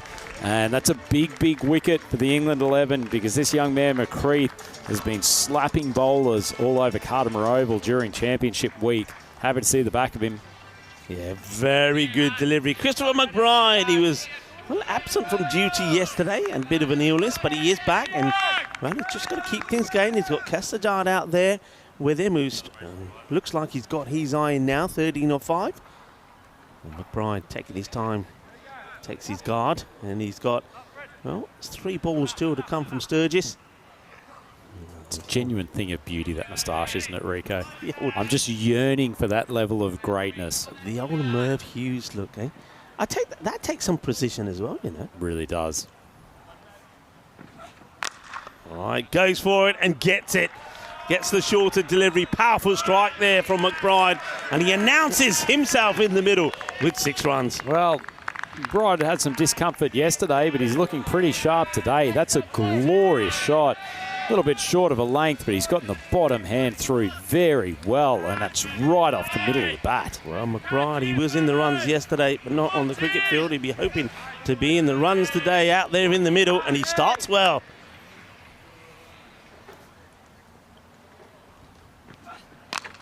Up in the air, there is 2 men back there, but as we've said before, with the ball coming on with pace, if you elevate it and get plenty of it, it doesn't have to be out of the middle. It will sail to the boundary, and McBride, the captain of Scotland, starts with 2 6s. Well, McBride's gone from damaging the Dalton all of yesterday to damaging the bowling figures of Sturgis. Today, the big Sturge gone for 35, despite that wicket earlier, and he's still got 1 ball to go, so fiery pacement. Looking around, swinging a couple of fielding changes, but wouldn't be surprised if the searing Yorker comes the way of McBride's toes for this final delivery. Up, completely the opposite length, and deals with it pretty easily. The ball just sat up in the wicket. McBride swings it away backward of square, and he's 16 off 3. Good start for him and the Scots. 91 for 2 after 5. Yeah, welcome as we invite you into the commentary box on Peacock Friday. I hope wherever you are, you're wearing your Peacock Friday shirt, so I've got my little number on. I like yours as well. And, of course, Maximo, well, we're all waiting to see what he's going to be wearing. Maximo, of course. Normally such a conservative dresser, Rico. I'm sure he will have to search long and hard into his suitcase for a Peacock Friday shirt. Yeah, well, once again, what a contest we have here. Scotland will be coming into this match as the underdogs, but they've started well in the 90s here at the halfway mark. 91 on the board, so a good start from them. A good start from the captain, McBride, as well. Yeah, he's looked fantastic. It's taken a while to get going in this tournament, obviously, as we've mentioned. We should joke about it. He had a difficult day yesterday, but very happy to be back out with his team on Carter Oval deck, and he started very, very well as Hindley comes in with his left arm wrist spin. Yeah, we'll start with the wide. That's a good leave there from Cassajard. Doesn't want to be getting a little nick on this unnecessarily. High in the air, catching opportunity, no, gets it over the fence, times it in terms of the distance to perfection. Cassajard, he's had a little bit of luck, hasn't he? He's found the edge of the bat a few times, but sometimes you've got to ride the luck, and this one as well, clobbers it pretty well. It's pretty high, he had to reach for this, but he will get the distance on it. No doubt about this one, it's a full toss. And one thing that Cassajard does do, he hits through the ball very well. Well, that one ends up halfway up the top of the hill, and no point chasing after it. Let it just roll down. Good hit. Makes it a great sound off the Sajard stick. It's one of the hardest things with Hindley, and you saw it on that second ball, is the batters having to make almost all of their own pace, particularly with the wind blowing back in a bit today. Easier said than done. Sajard will be disappointed here, gets a short one on the legs, which he really needs to put away, but he finds the fielder, no run.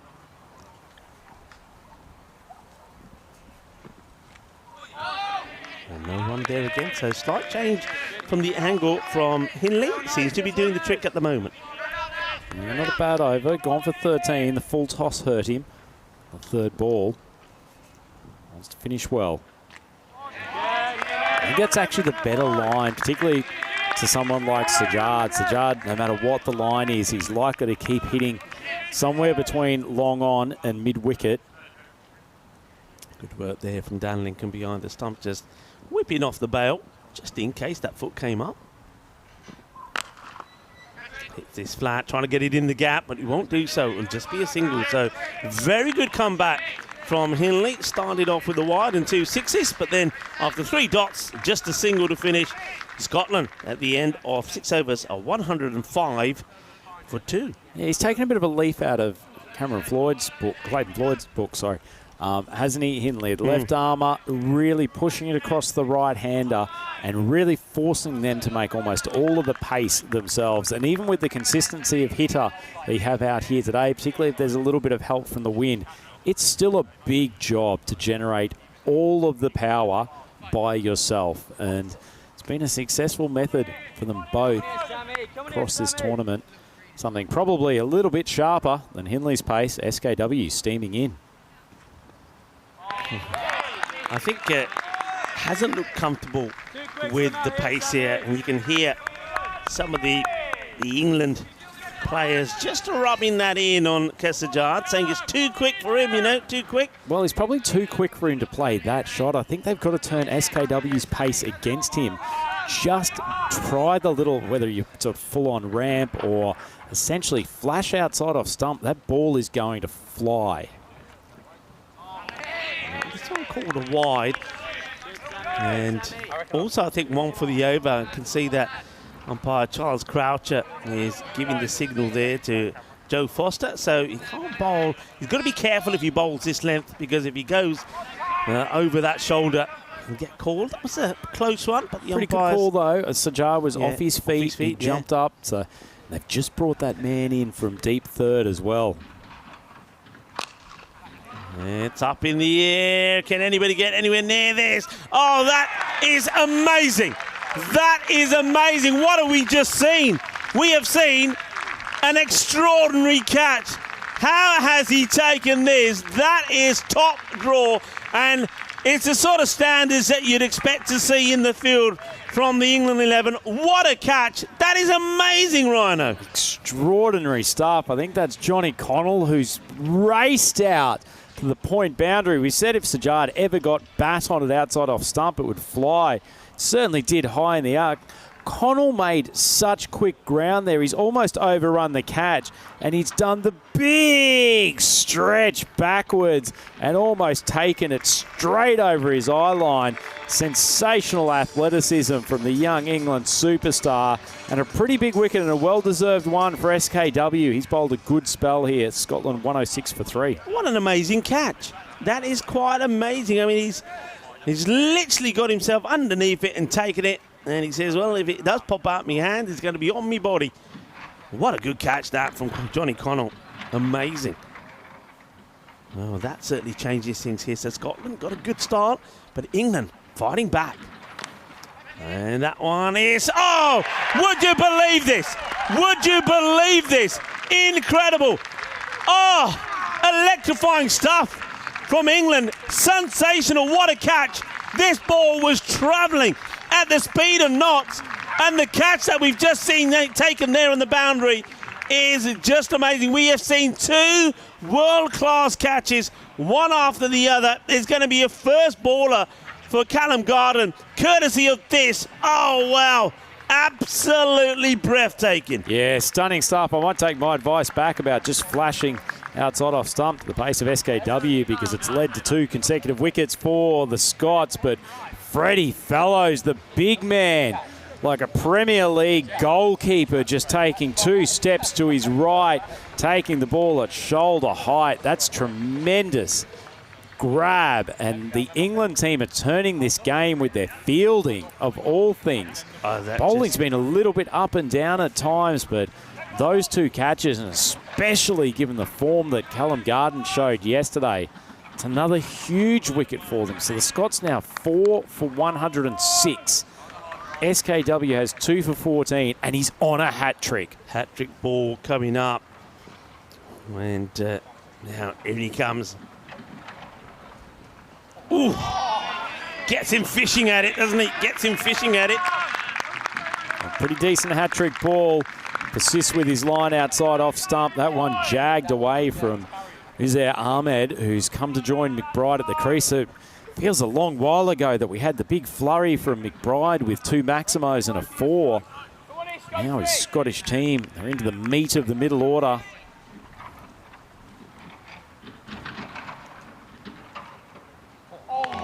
That is so fast. That is so fast. Now, just wonder, the umpires just looking at each other there. It's another one of those banged-in deliveries. You've just got to be careful, because remember there was one that was given as over the shoulder. And that one certainly would have been there or thereabout. Gee, that was a quick ball though, Rico, and it's tailed back in at young Uzair Ahmed. There's not much of him, but that was a spicy delivery. Too quick, isn't he? He's too quick, and Uzair is just standing there saying, well, I ain't seen these. They are coming through pretty quick. Can you imagine him bowling that sort of speed in one of the night fixtures? I just don't think you'll pick it. And, well, this is coming up. Of course, we do have cricket happening all the way around the clock. And tomorrow will be the start of things in Malta, where Zero United will be taking on the Victoria Lions and start things off there. Southern Crusaders will be in action as well as the Victoria Lions, the Royal Strikers. So 4 matches from Malta tomorrow. And of course, it will be finals day here as well. Tomorrow or Sunday, Rico? Sunday. Just I'm so ahead of myself. Don't have competing considerations with ECC finals day. Oh, just gets back there. All right, Scotland. What an over that was, by the way. There was only the 1 run from it, which was a wide, and 2 wickets. Yeah, and sensational catch. The catches, 2 catches, were brilliant. Well, that's more like it. That's what they need. They've got to get back onto it.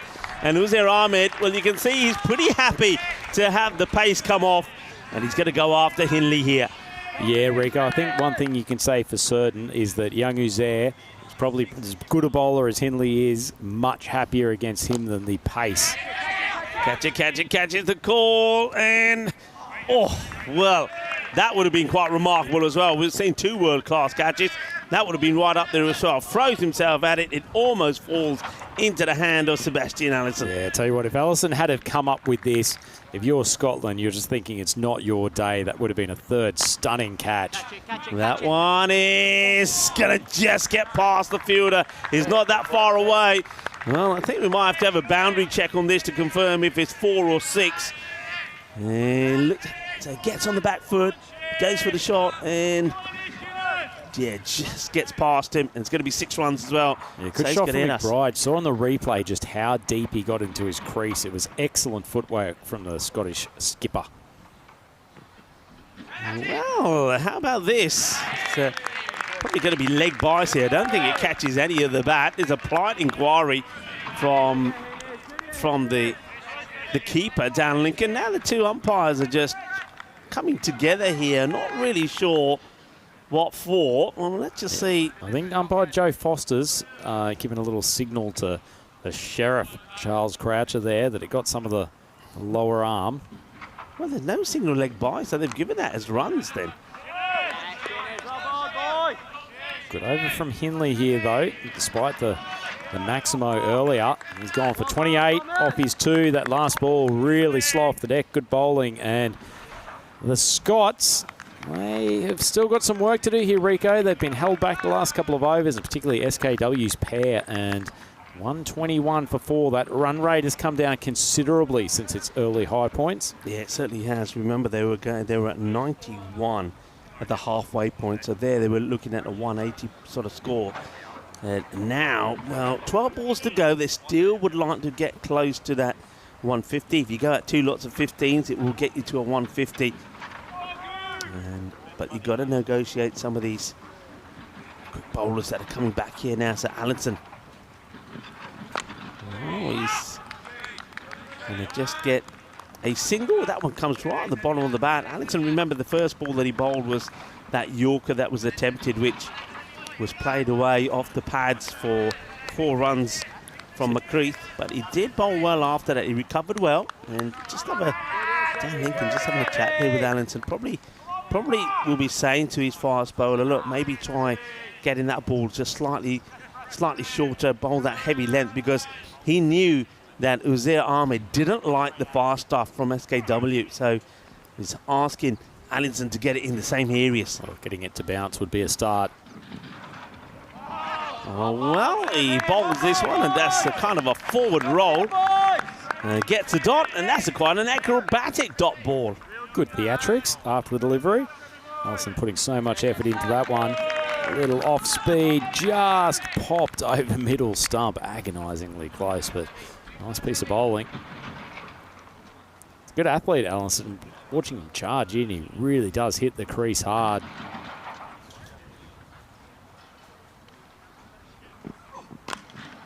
That's high and 6. Well, swing hard, and fortune does favour the Braves. So Uzair Ahmed, he gets a good chunk of this. Going to fly for 6, but yeah, he needs that, doesn't he? But just tuning up a few balls, wasn't he? Especially after he didn't start very well against the pace of SKW. Can they get to that 150, Scotland? They really do. They really do, Rico. They don't want to waste this fast start. Remember, they were going at 19 runs and over off the power play. England's done a very good job to reel them back.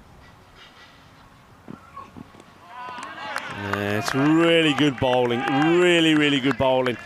And if you can bowl this as and when you want, there's not too many batters that are going to get you away. Look at this. That is quality. Top draw. One of the bonuses for them here, Rico, too, is that they've kept McBride off strike. Yeah.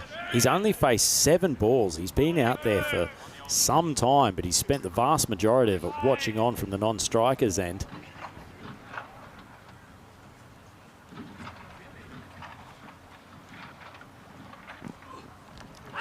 Well, slower delivery. Is it straight? Yes, it is. It's going to be gone. A slow ball to Uzair, who swings wildly at it, misses it, catches him on the pad. And umpire decided that's going to go straight on to hit the timber. And Scotland, yeah, I mean, they're not going to, doesn't look like they'll get to that 150 here now. McBride, he's at the wrong end. He can't get on strike. Uzair, Now let's have a look at this. There's no doubt about this at all. That is as plumb as you can get. And the umpire, I like the way he thinks about it, takes a couple of moments, and then Joe Foster says, that ain't missing nada, nada, nada, nada. And that's going to be the end for Uzier. Chewed up a few deliveries, didn't he? Certainly did. And tell you what, Rico, only in the crazy world of European cricket T10 can a thigh-high full toss slower ball with a few deliveries left in an innings be counted as an excellent delivery, but that's a difficult one for Ahmed to get away. And in the end, pretty decent bowling from Ellison. And he picks up his first wicket, figures of 1 for 25 with 1 ball to go. And it brings Castle to the crease, who we do know is a noted striker. So not a bad man to have out there for the final 7 deliveries. He plays that away, but yeah, I think that's a good choice not to take that single. McBride, he's seeing the ball well, 24 of 7. So Castle, they decide between him, right, okay, look, McBride's got to be on strike. You want him to go big in the last over to try and get them close to that 150. But just have a look at the comeback there from England. Superb. Samuel Keeling right, SKW, 2 for 14, amazing. But it was those 2 catches in that over that were really stunning and which brought around this change. Scotland up until then were flying and looking like they were going to go beyond that sort of 170 score. Yeah, they certainly were. But just to get off the cricket for a moment, isn't that just a gorgeous vista on screen, Rico? I've just been staring out the window of our commentary box for the last few moments. Just so happy to be here in this glorious part of Spain. Cartama just outside Malaga. Just an absolutely beautiful day to be at a cricket ground. There's the old cutter to start off with from Toby Greatwood. And McBride plays all round it. I know he got pumped a little bit in his first over, Rico, and I mentioned it on the commentary yesterday. One thing I really like that Greatwood does is he covers up the bowling hand as he's coming in, probably a little bit more awkwardly than you see a lot of bowlers who tend to just shade that one in front so that it doesn't impede their run in, as the slight inside edge goes out to square legs. So McBride taking strike in this over hasn't helped them much, but covering that up, it makes it incredibly difficult for the batters to get an early read on what's coming to them. Yeah, and good bowling here from Greatwood. He's gone with off pace at the moment. So McBride, remember they turned down the single at the end of the over. Now they might look back at that and think maybe we should have taken it. Short, well pulled, and that one is going to go all the way. Manos, arriba, arriba, arriba, Vitro, porque eso es 6 carreras. Well, they needed that one. Good shot there from Castle. Yeah, it certainly was. He's got natural power, Castle. I don't think he got a great piece of the Grizzly ball on that occasion, but it was enough to send it a couple of metres over the boundary. The fielder in the vicinity. That slower one and clever bowling. Yeah, really good bowling from Greatwood. He's excellent in these late overs, and that variety and the subtle changes and the deception that he has is such a key part of his armoury. So only 2 balls left to go, and Scotland 57 on the board after 3, and it looks like they'll barely creep over the 140s. Gone, full, straight, plays all around it, does McBride. He'll have to go, but more importantly, it's just another dot ball as well. New batter will face the last ball with Scotland on 136 for 6.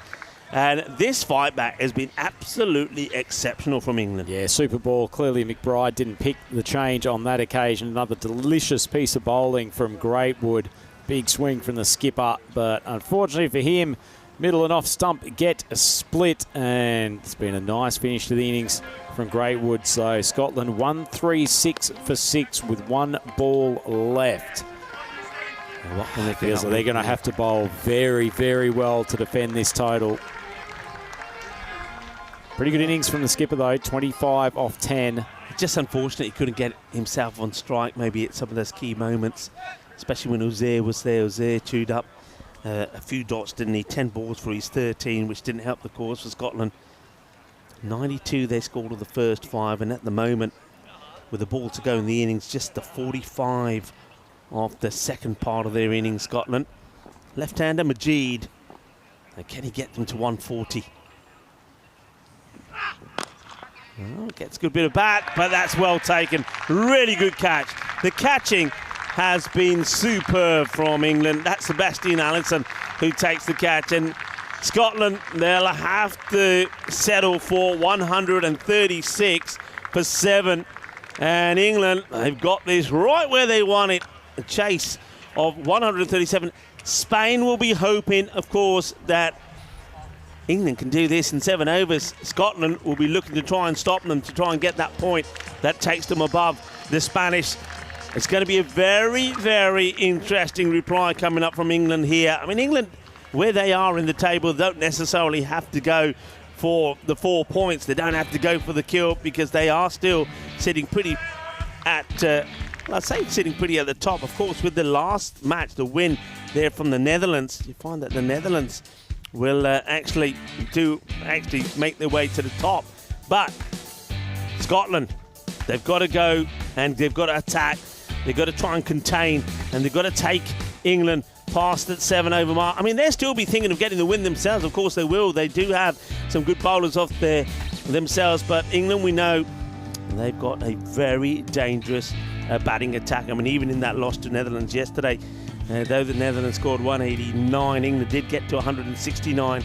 So everything to play for here, but Scotland, they know that well, they just fell away at the important points for them. They were looking like they were going to put a good score on the board, but it's not to be.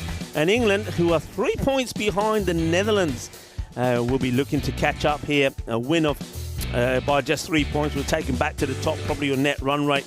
But if they can take all 4 points here, they will go ahead of the Netherlands on points as well. So England probably still will be looking perhaps to go for the 4 points because there is something to gain from getting it. And some good shots here early on. You saw that Sajjad, he did have a little bit of luck, but just have a look at these 2 catches. That was the first. That was absolutely sensational for Connell. Then, well, don't blink, because the next one that's coming up is even more spectacular. How about that? Wonderful from Fellows. Really wonderful. Garden's the unlucky batter that's going to have to go for the golden duck. And just bowled with some real pace, didn't he? Real pacey, fiery character, Samuel Keeling-Wright. And just needed something. That one almost goes to hand. And yeah, Rhino was saying if that ended up in the palm, then Scotland would have been saying it's just not their day. Then Uzair, well, his time came to an end. It was an interesting one from him. He couldn't really get going. Got a couple of balls away, but he did chew up those 10 balls. That will hurt. 10 balls for 13, where Christopher McBride, the captain, also 10 balls, but he made 25. And that's when England got back into it. And then another stunning catch to finish the innings. This time it was from Sebastian Allison, taking it low down. And another wicket for Toby Greatwood. Didn't he bowl well? And he's really impressed with his bowling. Toby, of course, has been here before, and he looks like he's learnt that the variations and mastering that slower ball could be key here. He takes 3 for 28. Sammy Keeling-Wright, 2 for 14. Let's have a look at the batting scorecard here first.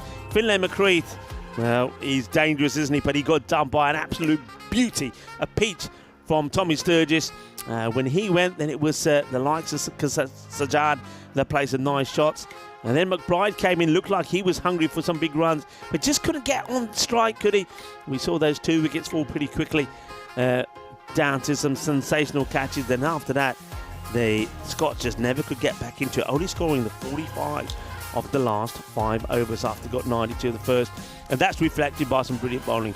Toby Greatwood, 3 for 28, took a wicket off his very first ball. And then how about that for Samuel Keeling-Wright? Sensational figures. 2 for 14, and he bowled with fire. He bowled with passion, and he was quick.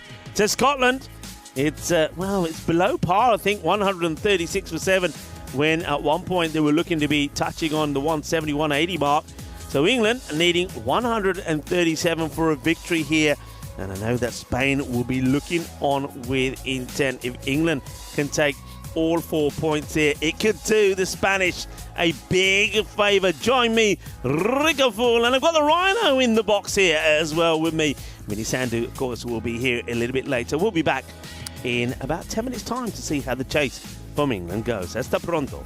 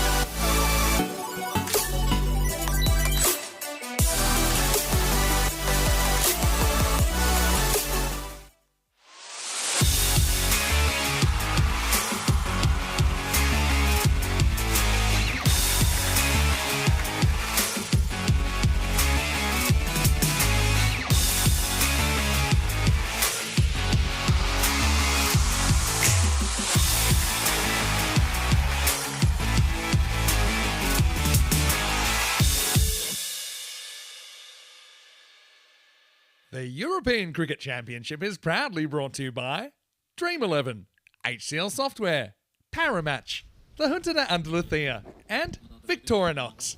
And the official charity partner, Share the Meal by the United Nations World Food Programme. Vinny Sandu here, Mr. Maximo, and thanks for watching the European Cricket Network. Now we'd like a minute of your time to give you some more information about our official charity partner.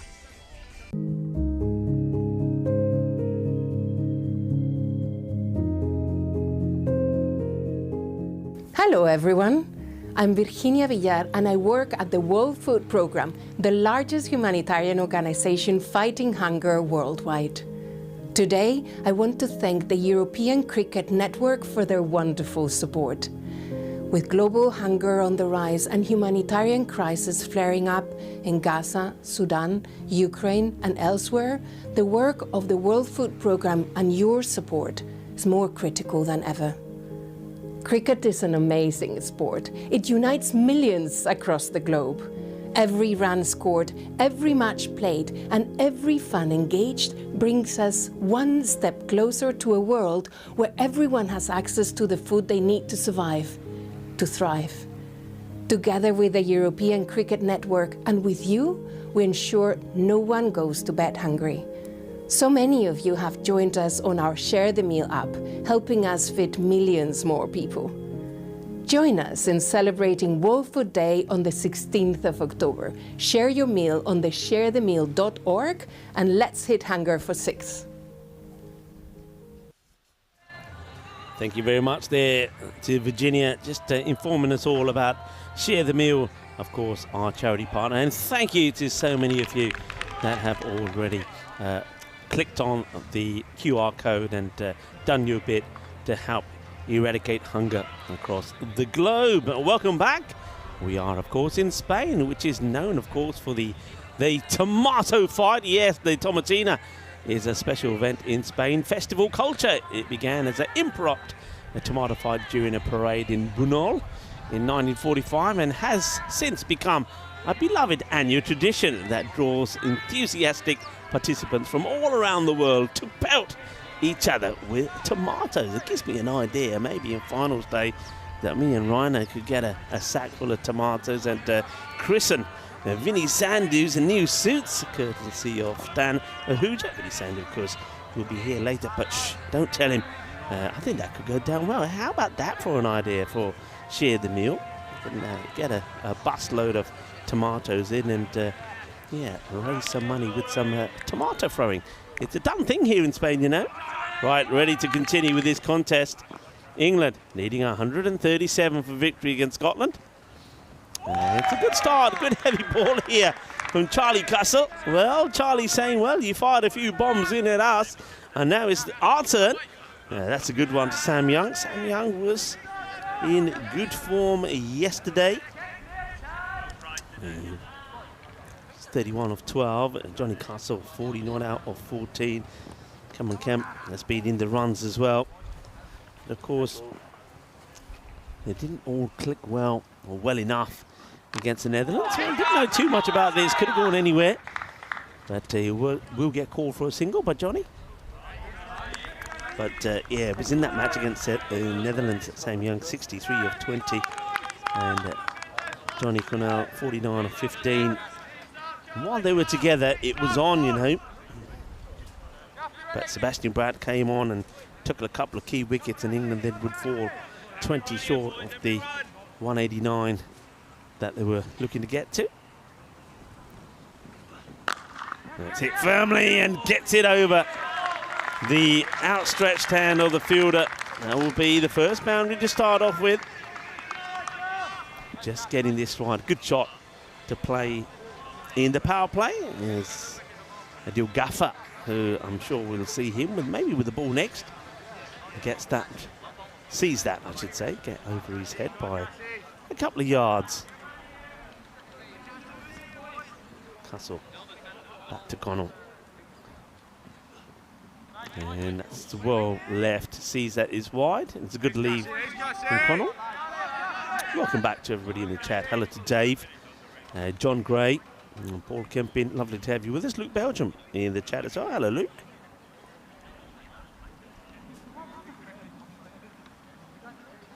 Or watching a intriguing match between these two.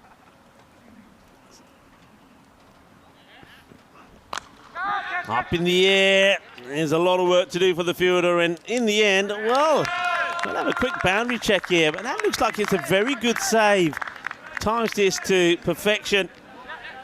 Let's have a look at this one more time. He just has to keep his feet inside the field of play. So, yeah, that's good. That's a good save.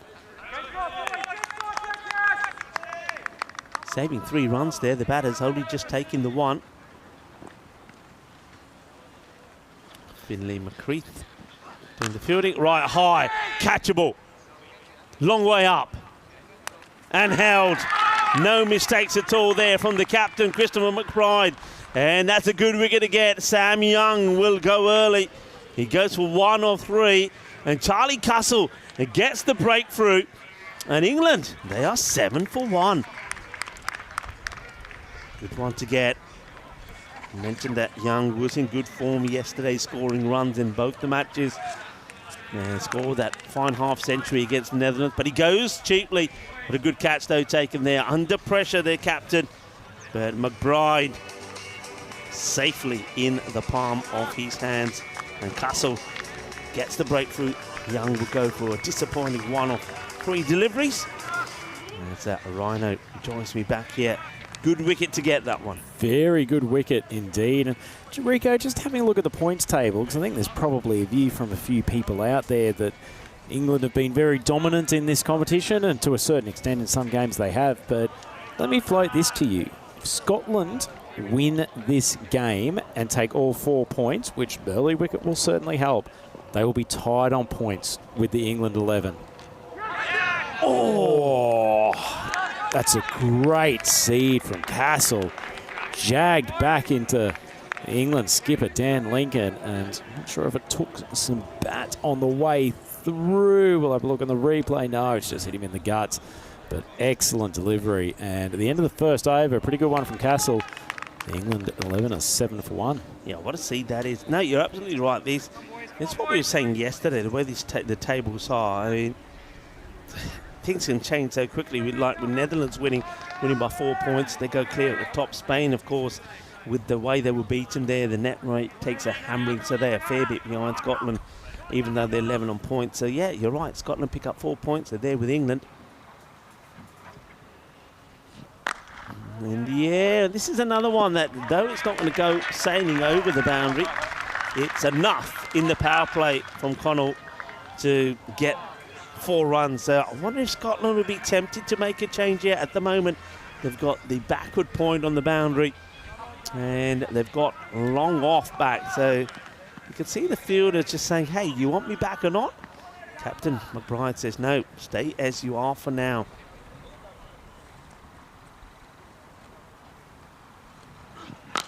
And that's a lovely shot, glorious. Connell, when he's flowing, I saw him for the first time yesterday, and I was very impressed with his clean, sweet hitting.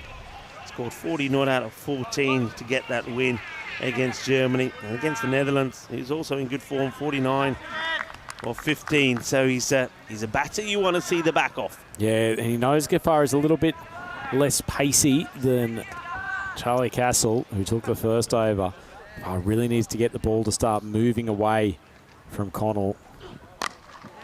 Slightly better ball. Unfortunately for him, it's managed to evade Uzair Ahmed, who's square of the wicket, and it rolls around for a boundary. That's just comforted the England team after that tough start in the first over. Yeah, they want a good over to come back to England. They don't want to be falling behind the rate too much here.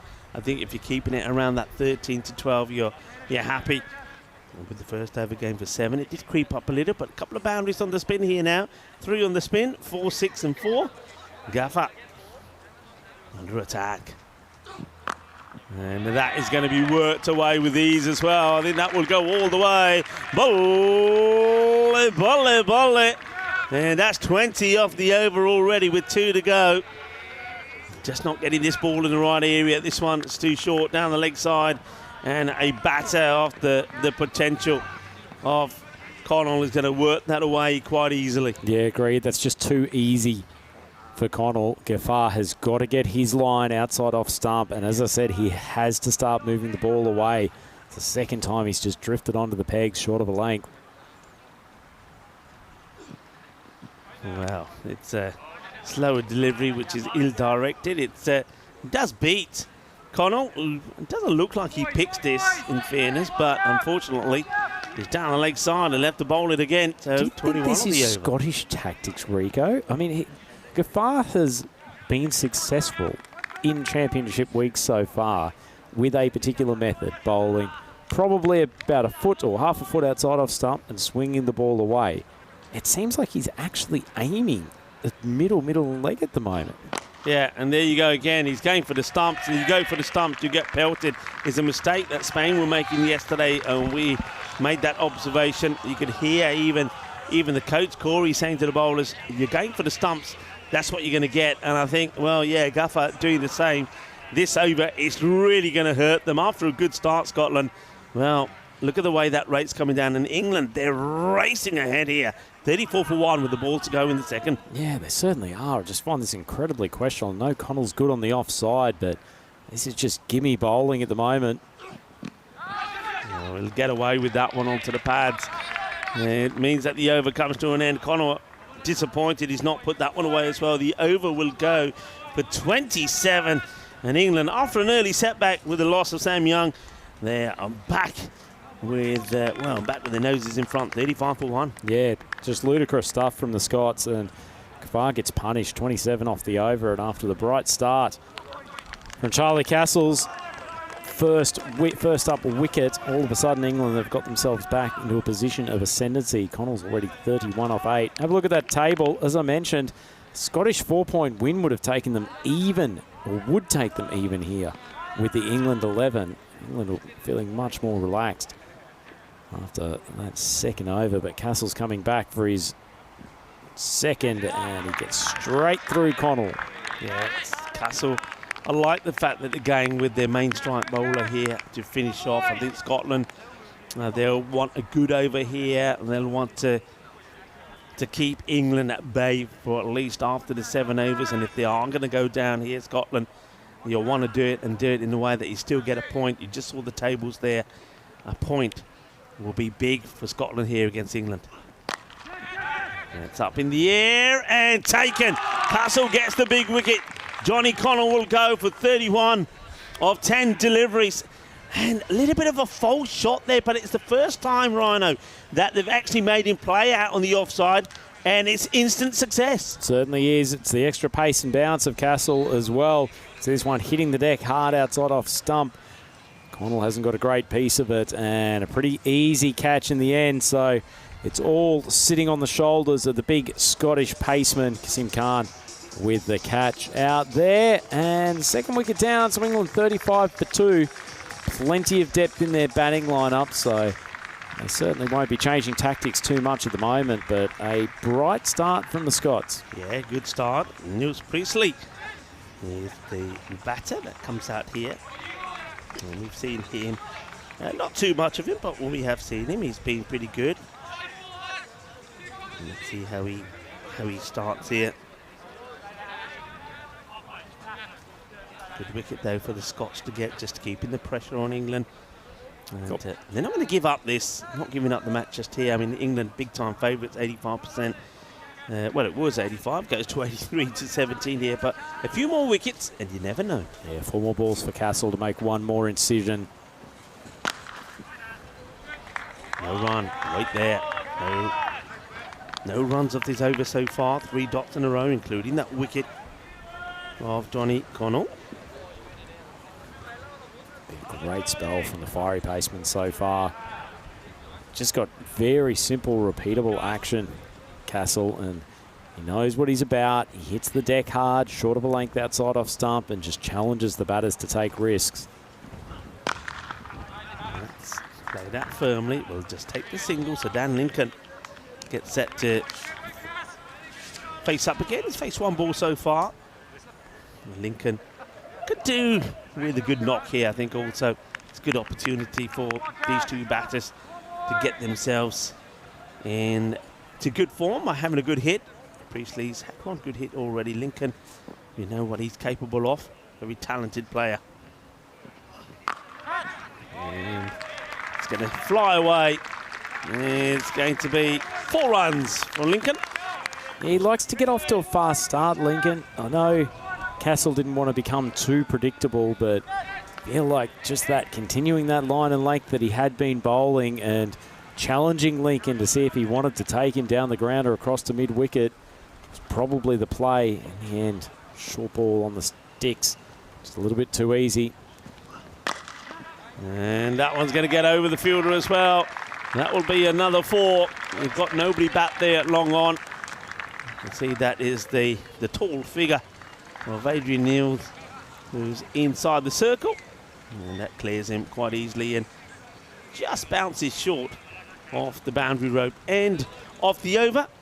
And England 44 for 2 at the end of the power play. Yeah, it's a pretty good shot from Dan Lincoln, isn't it, Rico? He had to fetch it from a fairway outside off stump with the man bowling good pace. But he knows that as long as he clears mid-on, and that ball is going to the boundary. Look at the Manhattan graph, and that second over from Ghaffar is the one that's costing Scotland at the moment. Really, really good spell from Charlie Castle, 2 for 16. As look at the big crowd. That's a simple. I'll tell you what, given we're talking about the crowd, Rico, I want to open up both to your good self and our chat group a discussion that we were having in the car this morning as we see Sajjad come up with a rank full toss that is on its way to our cameraman down there, straight down the ground. Goes from Maximo, nice shot from Priestley. But so we've got a good crowd in attendance, and we have had all week here at Championship Week here at Carnamore Oval.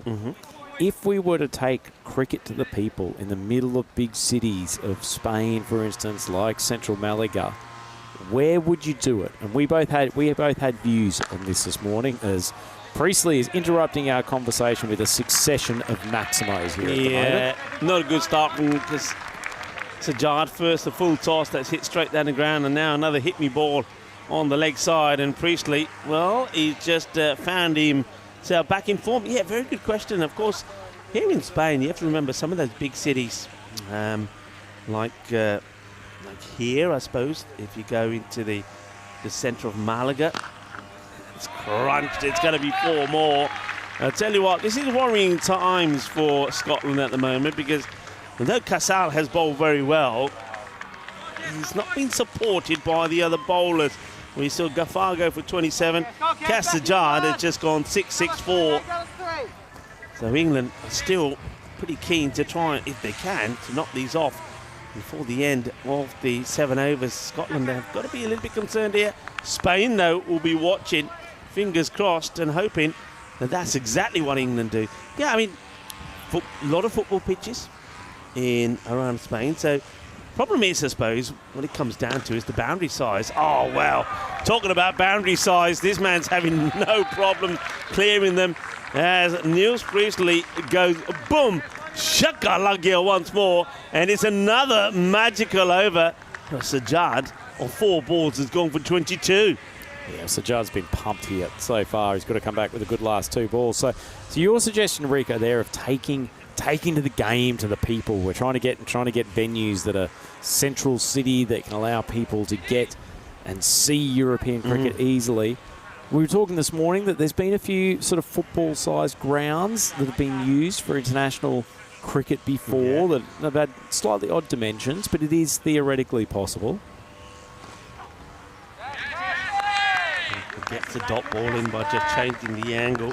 Yeah, Priestley, 57 not out of 16, playing a match performance when England chased the 145 against Spain with 13 balls to go. That was back match number 2, Championship Week. Yeah, I mean, that's one option. Another one, of course, here in Spain, a lot of baseball played, so you do have a lot of baseball grounds. But you came up with a very good idea. In the air, it's 6 more. Yeah, Priestley has absolutely torn apart Sajjad for 28 off that over, and England end up the 4th, 72 for 2. So they only need 65 off the final 6 overs to win this contest, and Scotland probably thinking now whether they can protect that bonus point. So my idea, Rico, and I guess what started this conversation at far too early an hour, this morning was what is a round venue. It tends to be right in the middle of city centres and may be available. And this probably sounds insane to some people, maybe less so to others. I want us to have a bull ring series. So lots of bull rings used for what I would like to describe as distasteful sport. Back in the day, many, obviously, in parts of the world, in Spain and France, it's no longer permitted as big man Neil comes up, and this barrage continues. So Lincoln smashes him for a first ball Maximo, and England 78 for 2. But anyway, this started me doing a bit of research. Clearly showing I've got a little bit too much time on my hands this week. And your average bull ring is between 50 and 65 metres in diameter, which is clearly too small for a cricket field, and particularly with the power of guys like Lincoln and Priestley, as Neil gets whipped to the leg side, and Lincoln continuing this Maximo barrage. He moves to 20 off 5. But anyway, so hear me out. I want to play on obviously a rolled out pitch over the sort of hard surface of the bull ring, have a massive European cricket blue banner through from probably where third man to fine leg would be, actually even maybe around to a far squarer point, as Neil starts charging in. Finish that thought in a moment. And goes for the slow ball outside off stump, and 18 off this over. And England feel like they're trying to complete this within about the next 2. It's almost like the bus is double parked out there waiting for them to finish. They are flashing the blade. Anyway, so have a big banner, almost played modified cricket like many of us in Europe are very familiar with. No space behind the wicket keeper. Finally, there is a dot ball. And play it in a bull ring, in a city centre. Get the urban traffic, get mum and dad who have taken the kiddies out for the shopping on a Saturday, seeing the bull ring, seeing the hoopla around it, seeing the face of Rico Full and Vinny Sandhu plastered on the side of said bull ring to bring the folks in to see some of the superstars of European cricket. I reckon the bull ring series, absolute I like goer. the sound of it. I like the sound of it, because you are right. There's several of them around. Most of them not being used. And it's going to get played away for 4 as well. And Scotland, look, we'll just change the subject slightly. We'll go back to it in a moment, but this is not looking good for Scotland. They wanted to take a point from the match, and I said at the time, with the way they finished the innings with just 45 of the last 5 overs, after there were 92 after the first 5, well, they gave England a chance. And England, they're looking like they want to take all the points away here. But yeah, I mean, a lot of the bull rings around here, I know that most of them, especially the actual outer part of them, as that's another beautiful shot there from Lincoln, and is another big over, and that goes magical. 28 come off that one as well. Kesajad also went for 28 with the one before. And England, they bring up the 100 in just 5 overs, needing just 37 for victory. Scotland have to get a good over in here, don't they? They need this to be a good over, because otherwise England are going to take all 4 points. And Scotland, they're right back where they started from at the start of the day. Yeah, so England only needing 37 to win this, Rico. I suspect they've probably got enough overs to do it, enough balls. So we're going to keep on with this conversation, and because I have one more ridiculous idea. For all the years that the Bulls have suffered in bull rings, allow that the batting team can have one ball in the innings where they can unleash the ball and let it run chaos in the middle of the ball ring. And so, in particular, the teams wearing red in this competition of like England and Spain. Could you imagine the Sturge running in from the bowler's end, and he has a big bad ball, like literally zeroing in on his red jersey? This would be incredible entertainment. Well, we're seeing good entertainment here at the moment from England. Well, they are wearing the red. Well, they've got no Bulls going after them. But I'll tell you what, I think Bulls might be a little bit afraid of the way that they're dealing with things at the moment. Scotland, they make a change.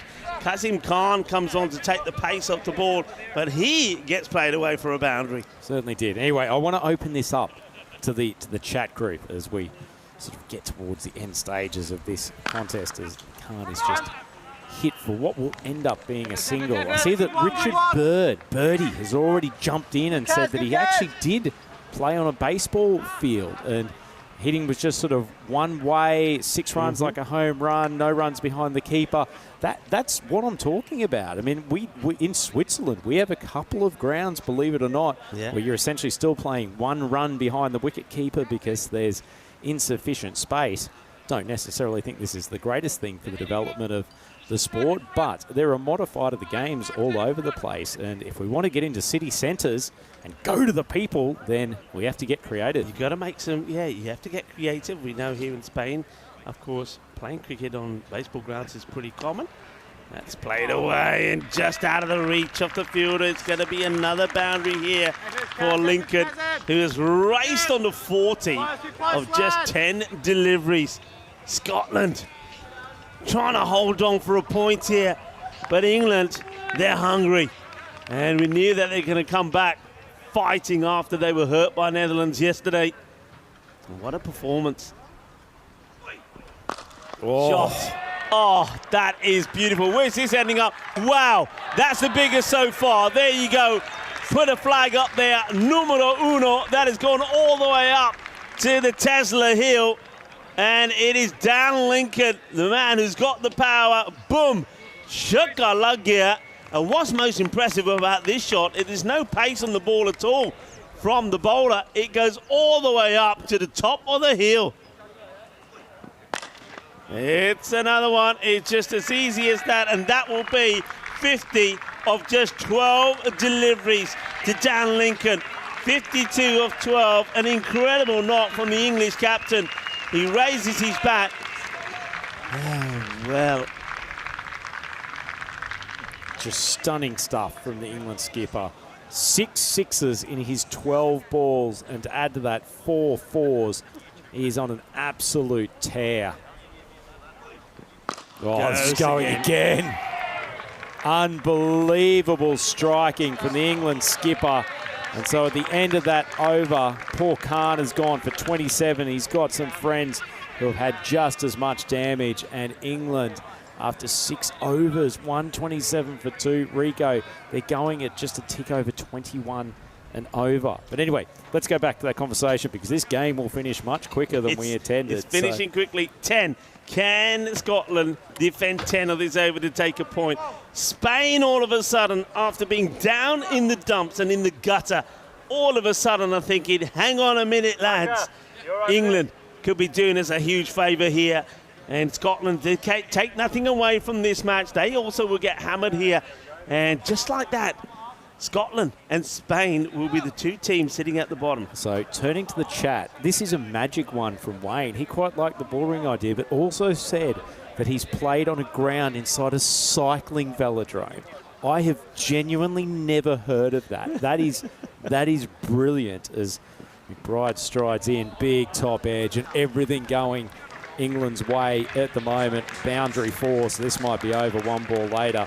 Just a couple of quick ones. Mesnil Man has said, well, if the bull rings are too small, look at horse racing tracks. Gloucester Park back in Australia was used during World Series cricket, so not a bad option, but cycling velodrome one I absolutely love. So if anyone in probably about the next 10 seconds has got an idea, float it up in the chat because McBride's going to be hit for 6 here and this game will be all over.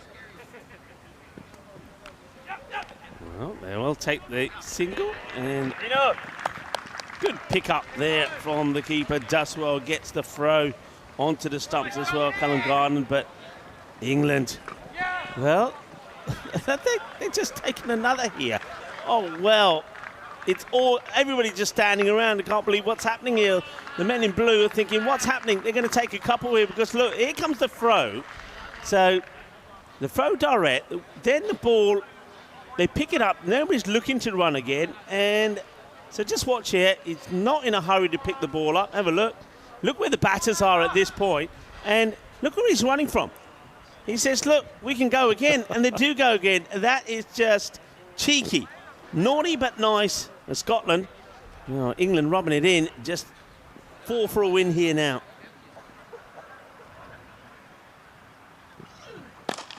And that is going to be dropped.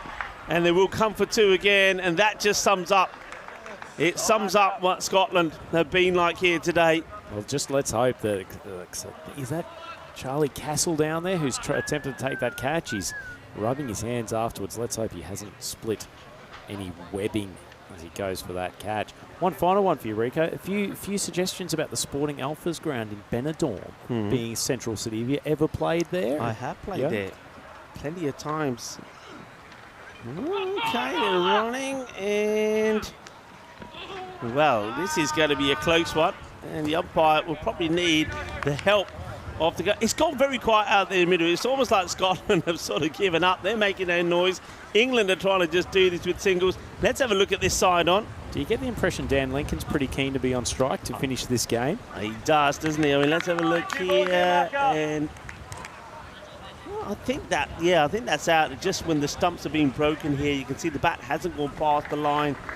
So it is tight though, Rico, in that first shot. The bails actually left their little pouch. It's close. It looks like the same might get the benefit of the not doubt out. here. So here we go.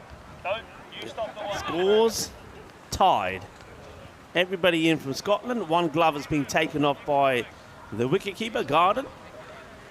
Lincoln, though, he's going to finish this in style. I just get the feeling. Well, he plays it. They'll take the run. In comes a throw. And that will be victory for England. They will do it.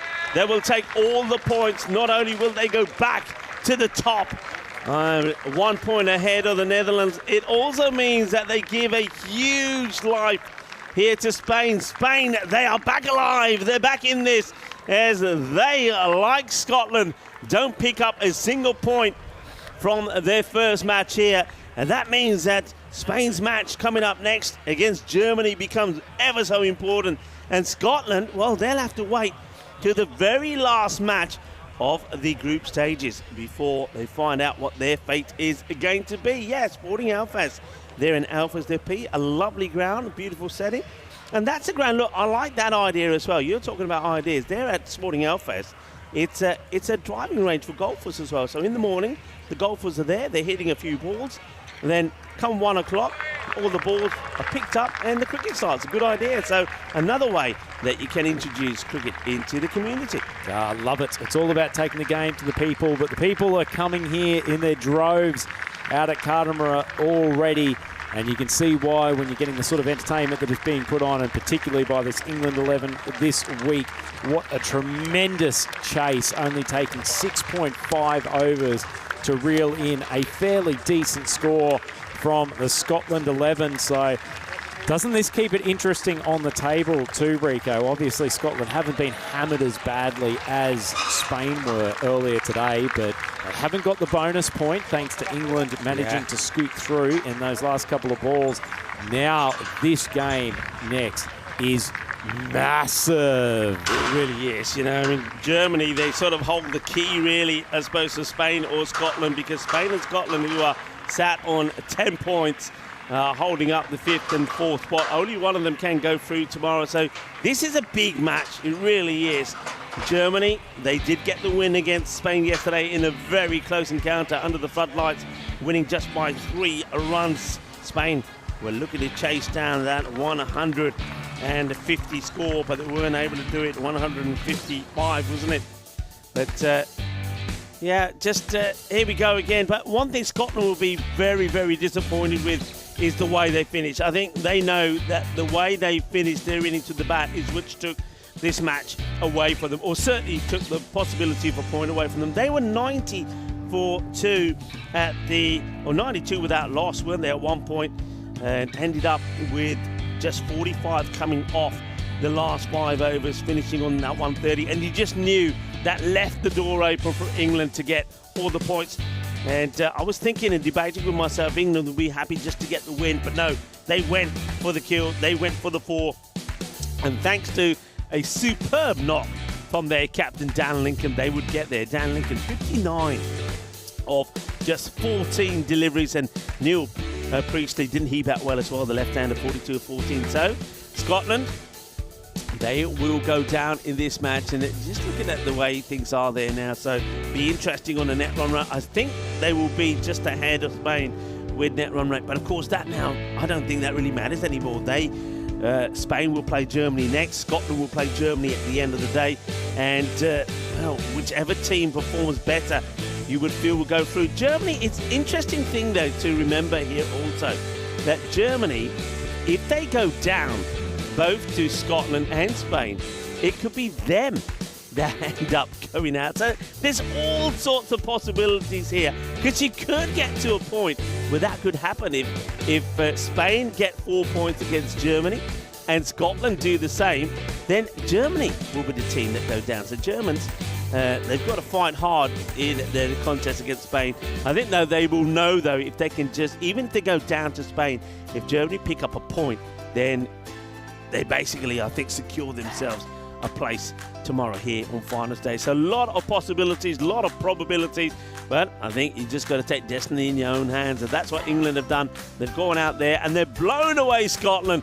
A big win thanks to some good batting there. So even though Sam Young went early, Johnny Connolly, unlike the way he bats, Connolly bats really well, hits the ball beautifully, sweet timer off the ball, 31 of 10 from him. Dan Lincoln then came out and showed just how brutal he can be, 59 of 14. And Neil Priestley, I like the way that he batted on the second match of Championship Week when he got that win over Spain. He was good as well, 42 of 14. So Scotland had it in their hands. They had an opportunity to take a point away from England, but they weren't able to do so. England go back to the top of the standings, and we've got a bit of a wait on our hands now. We've got about an hour and 15 minutes before we see that match, with crunch match as well, where Spain will have to motivate themselves, and I think England would have helped them to do so as they take on Germany here. Germany, of course, won last night by 3 runs when they defended 154. Musadik was key, but the question is, he did take a bit of an injury yesterday. I wonder if he's going to be fit going into this one. So we're going to leave you for a while. Enjoy whatever it is. It could be breakfast, could be lunch, it could be dinner that you're going to tuck into. Have a nice break and come back and join us, because we have a mouth-watering rematch of the entertaining match that we finished with last night. Spain take it on Germany. Volvemos en más o menos 1 hora y 14 minutos. Hasta pronto, mi familia.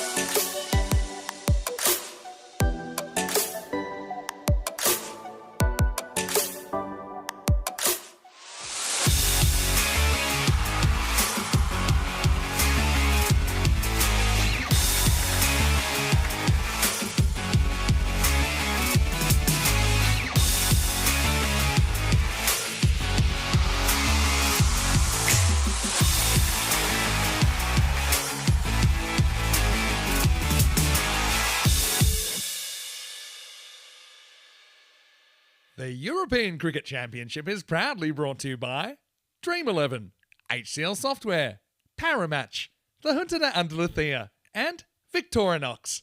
And the official charity partner, Share the Meal by the United Nations World Food Programme.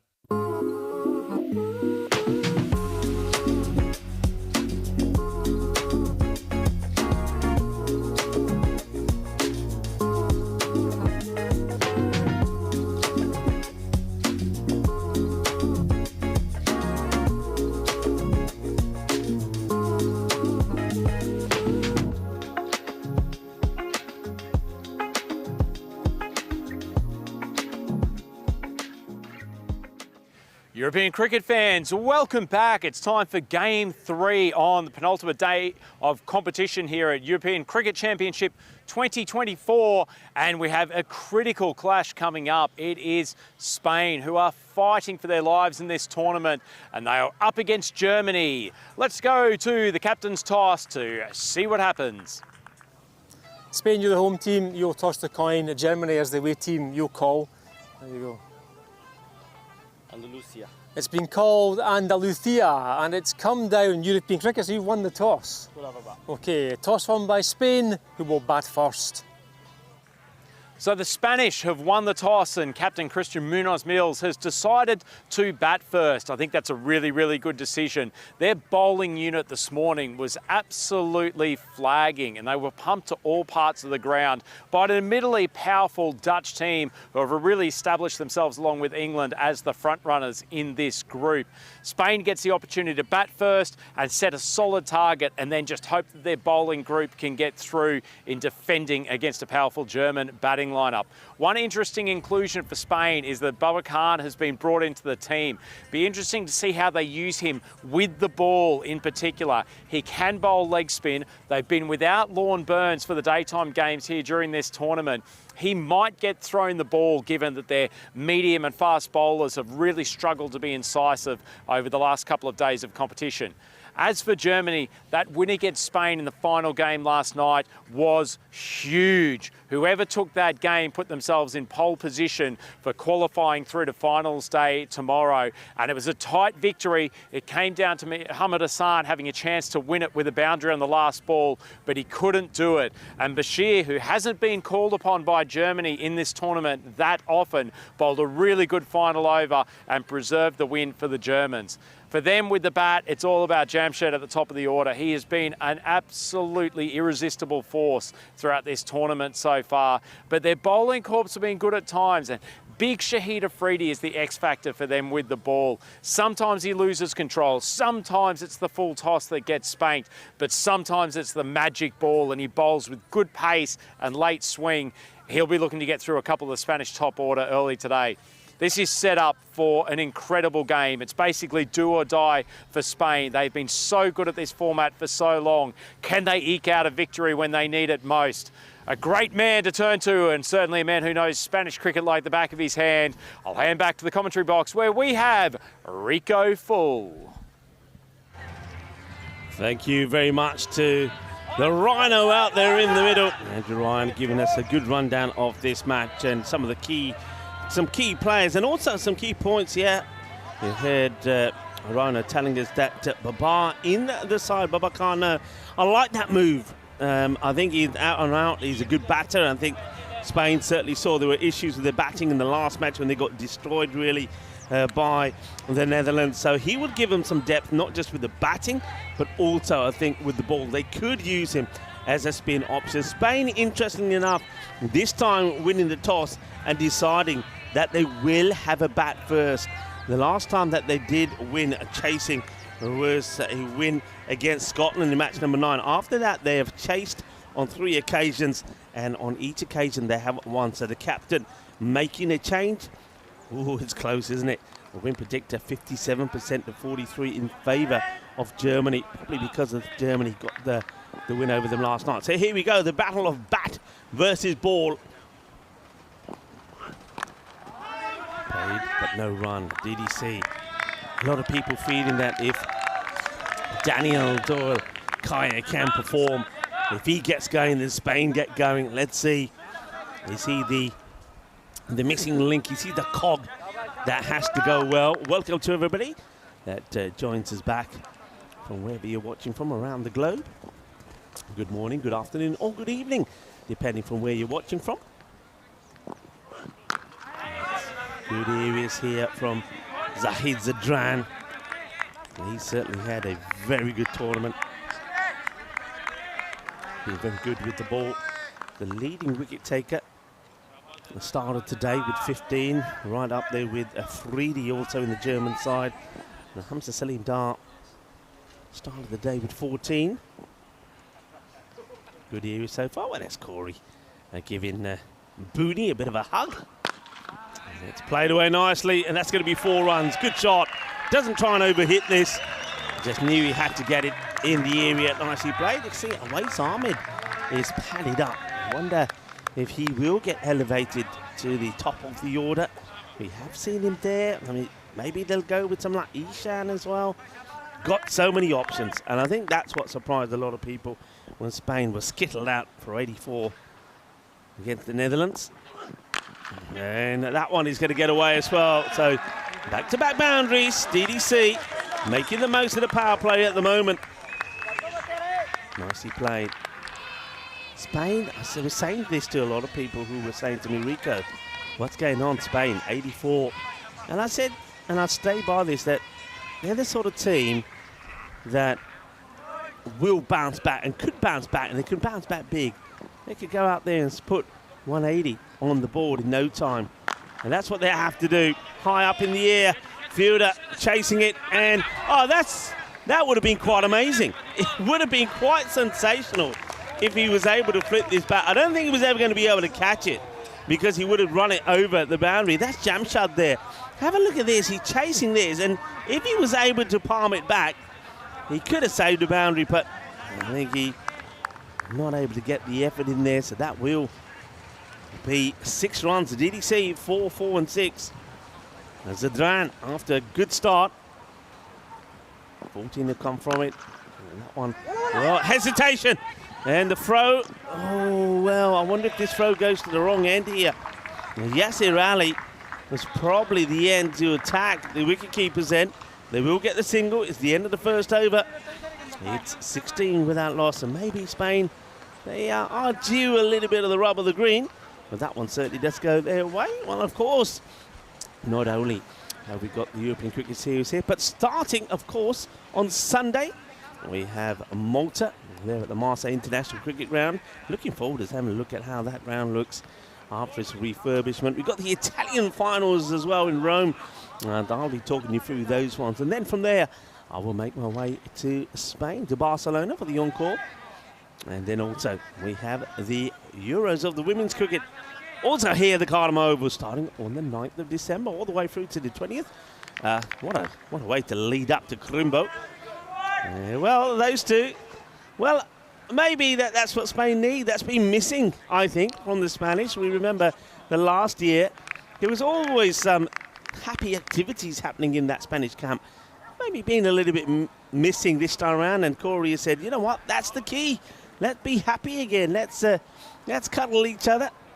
And, well, Corey and Booney smiling for the cameras, but I'm pretty sure there was no smiles after they went down to Netherlands. I'm sure of it. I think the Spanish boys would have got a real talking to and say, right, okay, you've not just let yourself down, you've let your supporters down, you've left your country down in a way, so go out there and prove a point.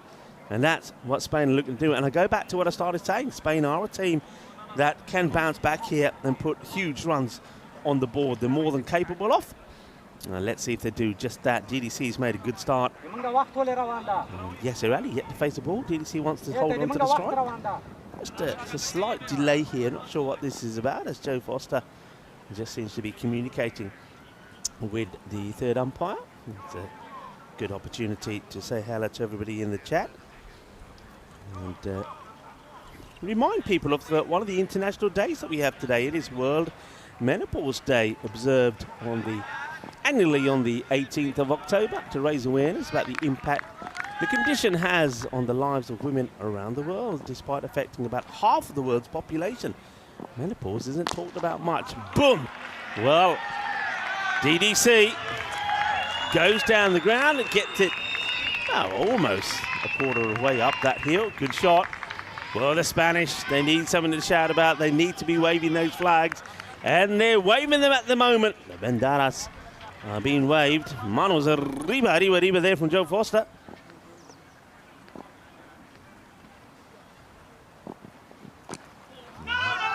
Big no shout there from Yasir. I think he knew he was running close to being run out earlier today. In 1961, the acclaimed musical West Side Story, an adaptation of the Broadway play, was released in the American theatres. It won 10 Academy Awards, including Best Picture. That's clipped away neatly. Nice little shot. I'm liking this from Daniel Dolkaya. Look, it's a start. He's made starts before, but what I like about this start is he is screaming the ball to all parts of the ground. We've seen him go in that long off area. We've seen him go long on, mid-wicket. Now this one is behind square as well, so forcing some changes from the Germans. Fayaz Khan.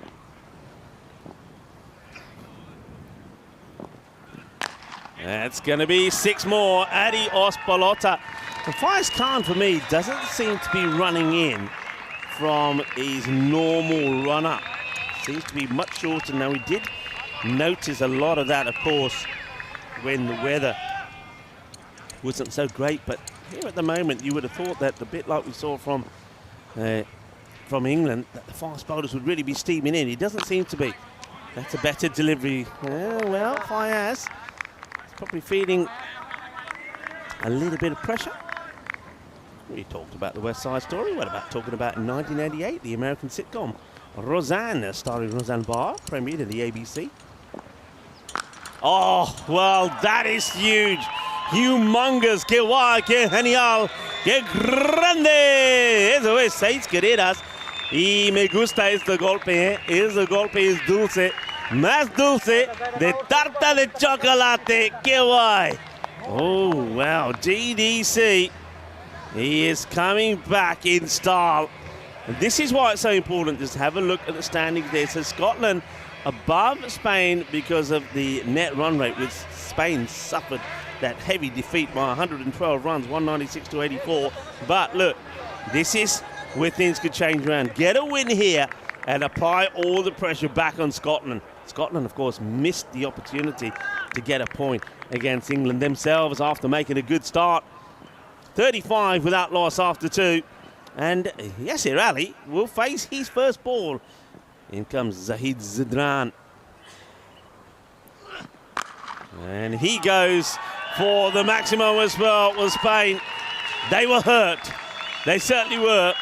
They had to come back, and really you could feel that is Germany that can feel the brunt of that pain that the Spanish are feeling. That's 6 more runs and a good time to welcome a man who's looking very dashing today with his, not just his Peacock Friday shirt, but Peacock Friday shoes as well, Mr. Maximo. Thanks very much. Happy Peacock Friday, everyone. It's a good start this for Spain. Now uppercut time, and that's going to disappear into the fan zone. Maximo. And fittingly, my first ball calling is a Maximo, and Spain needs something to fire at the moment. Both openers looking good. Yeah, they're looking good, and I like the fact that they have gone back to Yasir at the top of the order. I think that's where he belongs. Ball before, did you see? I think someone might be in the naughty chair, in the naughty corner over there. Yeah, I think that I did notice that this lady was there yesterday as well. Well, it could be naughty, especially if you're not watching the ball, because quite a few are flying in that direction. Now we're into the restricted view seats now, but anyway, hey, everyone has their favourite spot to sit at the Cardamom Oval.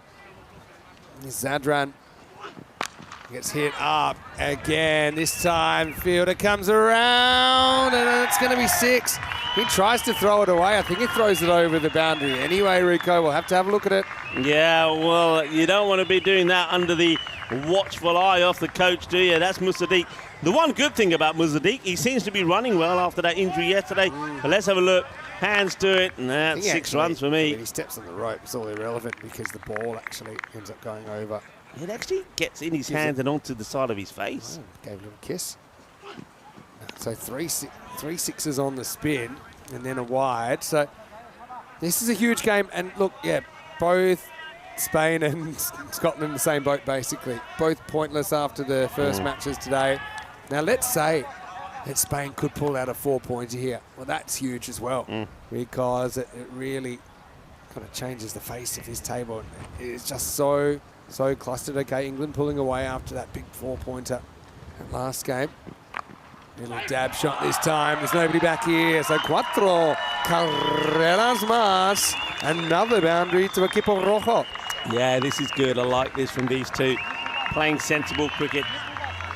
Big shots when it's on. And clever guided shots like this when you have to find the gap and get the placement spot on. Great start. Very, very good start. Yeah, they're clustered in the kind of Germany, Scotland, Spain space. As far as the table goes, 3, 4, 5. This one would have been a wide. Instead, it's going to be a 4. Gets enough battle on this. So Yasser Ali with a right of reply here. That's 5 balls he's faced and 5 boundaries. And suddenly, Zadran's up in the naughty 40s. Yeah, well, that's a nice shot there of the German coach. And, well, I think he has a little shake of the head here as well. He's not liking the way things are going. It's Spain with a ball to go. They've got 62 on the board. Yeah, what a power play up in the 60s. Nice ball for Zadran.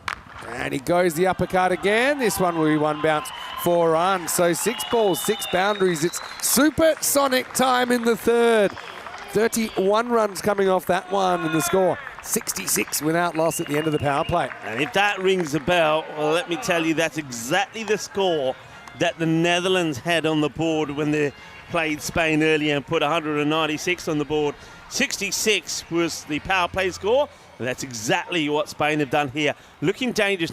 Now, I think Germany had the same issues that we've seen with Spain before. They got a full pace on attack. And if the attack from the batting of Spain is attacking those seamers, well, they haven't got anybody really to come in and bowl a bit of spin. So they're in a bit of trouble here. Somebody's got to get a breakthrough here quickly. And they've got to change what they're doing. They're going boom, boom. It's over number 4, Afridi. Gets whacked out of the ground by DDC. Slightly over-pitched. He was going for that heavy length. It was a heavy hit from the Spanish opener, 6 runs. Well, DDC standing and delivering. This is the Daniel Doyle-Kaye that we've all been waiting to see. Fires that one away. Were you a fan of Roseanne Barr? Of course, premiered on ABC and became a hugely popular, noted for its humour from the everyday struggles of middle-class families. Been a bit quiet lately. Anyway, this one is lifted up off the back foot. This gets to the boundary, so Spanish supporters something to shout about as Doyle-Kaye moves to 45. Well, if you wound the Spanish, well, we know that the Spanish are very hot-blooded, and that would have hurt them, and I think the talking to they would have got from Corey wouldn't have gone down nicely. So they've had time, though, haven't they? They've had time to recuperate and come back. They're coming back strong at the moment. Gets a bit messy this time. It's a shorter ball, didn't really pick the pace of that. Yeah, Germany are in a funny spot as well because obviously they feel they're, if you account for the extra game, they're basically 5 points clear of Scotland and Spain. So you'd feel they're safe, but they're not completely safe. But also to get up into the top 2 seems like a bit of a stretch, but it's not impossible for them either. So they're, to use the song lyric, stuck in the middle. But with who?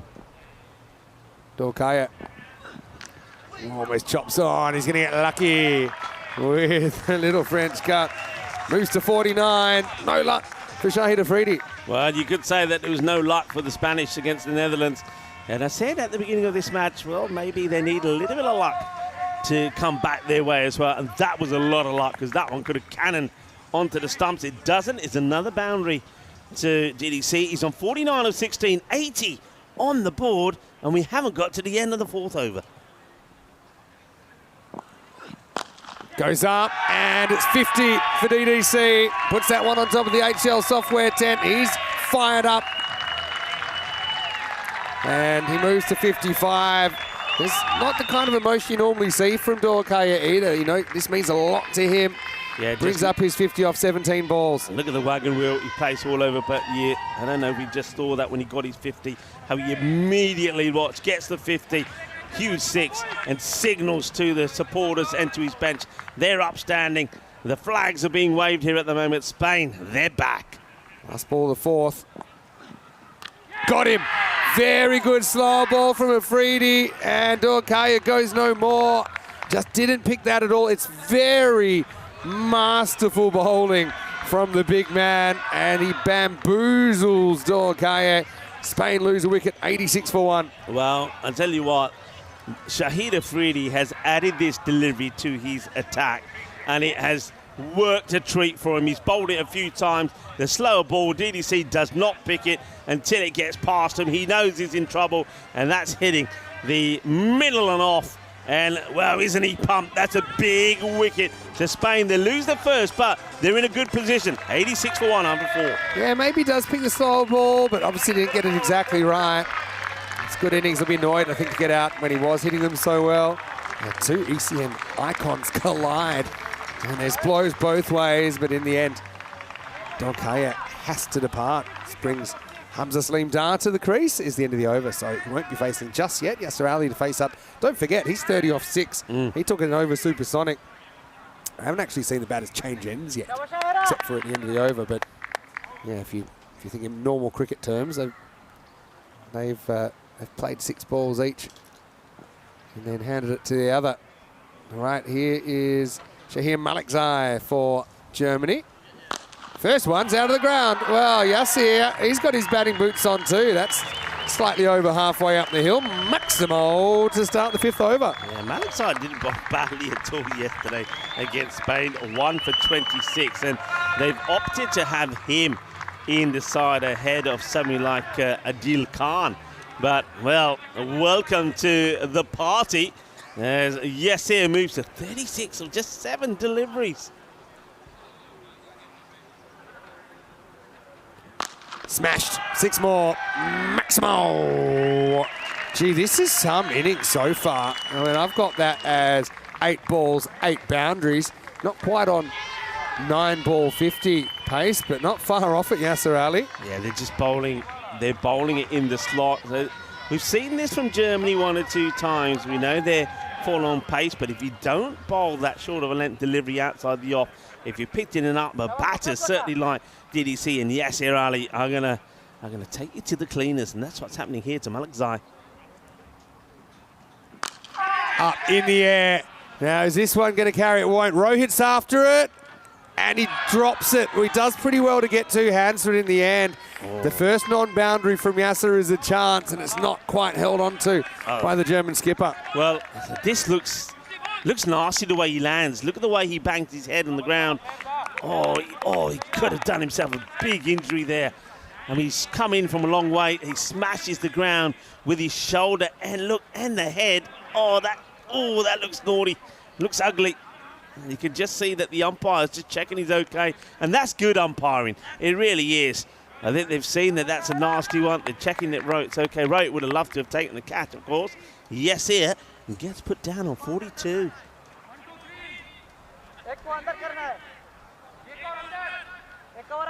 So first time we're going to see Hamza Salim Dar now. We talked about DDC having to find his form, and he does with a quick fire 50. Hamza Salim Dar is another big player that Spain want to be firing. All right, it's down the ground, and fielder, he does well to get it on the bounce, kind of keeps it inside. Push for 2, they'll get 2. The hundreds come up now for Spain within 5 overs. Yeah, I was just going to say, very sluggish this. It was a good stop, but there was no urgency to get the ball back, and you can see Malikzai just looking at the fielder saying, what's going on there now? He's going to be replaced.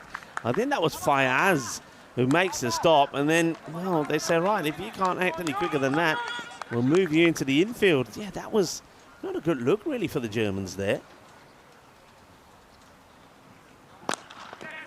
Oh, well, the footballing skills of Malikzai. Well, there's Daniel Dorkaya. Yeah, look, he's got a smile. He's got a smile. It's very good half century, 55 of 17. He's put Spain in a very good position in this match. You can see how it's changed, 67% to, well, it's gone to 65-35 on that win predictor at the moment. Good stop that for Malikzai, because I think if he doesn't stop it, would have been 4. It was It was hit at the middle of the bat there from Hamza. Well, gets a low full toss here. In fact, he's holed out. That just kept on going, didn't it? And that's going to be Musadik that takes the catch. So Hamza will be disappointed. Once again, can't really find his straps. Okay, Spain's still in a good position, but Hamza's a good hitter, and he has to walk back for just 2. It's 101 for 2. Yeah, thing is, they've got a good start, halfway point. But how many times, Vinny, have we seen teams make starts like this and then fall away towards the end? Well, seeing a look, we might get this on camera. We keep seeing a tread change there from the bowlers. We see that from time to time. It's changing the old footwear. But at the moment, we're going to focus on Hamza, who's going to have to make his way back. Just 2 or 3 deliveries, so he's not clicking yet at the moment. Hamza Salim Dar will make way for a man who did click yesterday. The only batter, really, who made some good runs against Germany. It's Mohamed Ishan, and how close he came to getting the win for Spain yesterday against Germany. They fell just 3 runs short. Ishan, though, he is in good form, and I think him and Yasir will be looking to keep pounding the German bowlers to all parts of this kind of oval and finish with a big score. And that score's got to be an expected sort of 180 to 190 at the moment. Yeah, 182 says the expected score. Tap down here. Uh-oh, could be trouble at top end. Long throw. Oh, he intercepts it. We'll never know if that was anywhere near the stumps. Basir could have gotten out the way of that. Yeah, he had somebody backing up. I think you leave it. Let's see this again. It's good fielding. And Ishan, well, you'll never know, but he was in danger of going without facing a ball.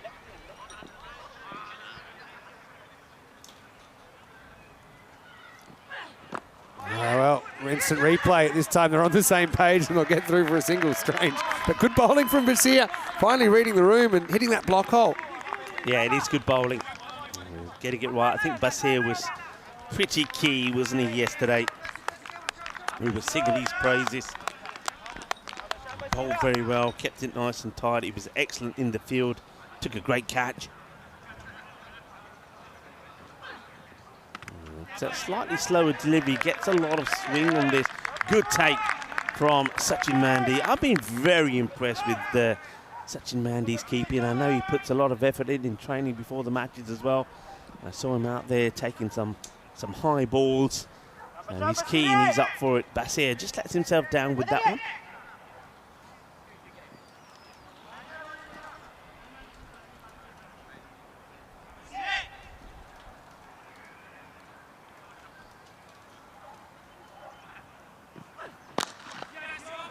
Nicely stroked and 4 runs. Oh, what a delightful shot this is.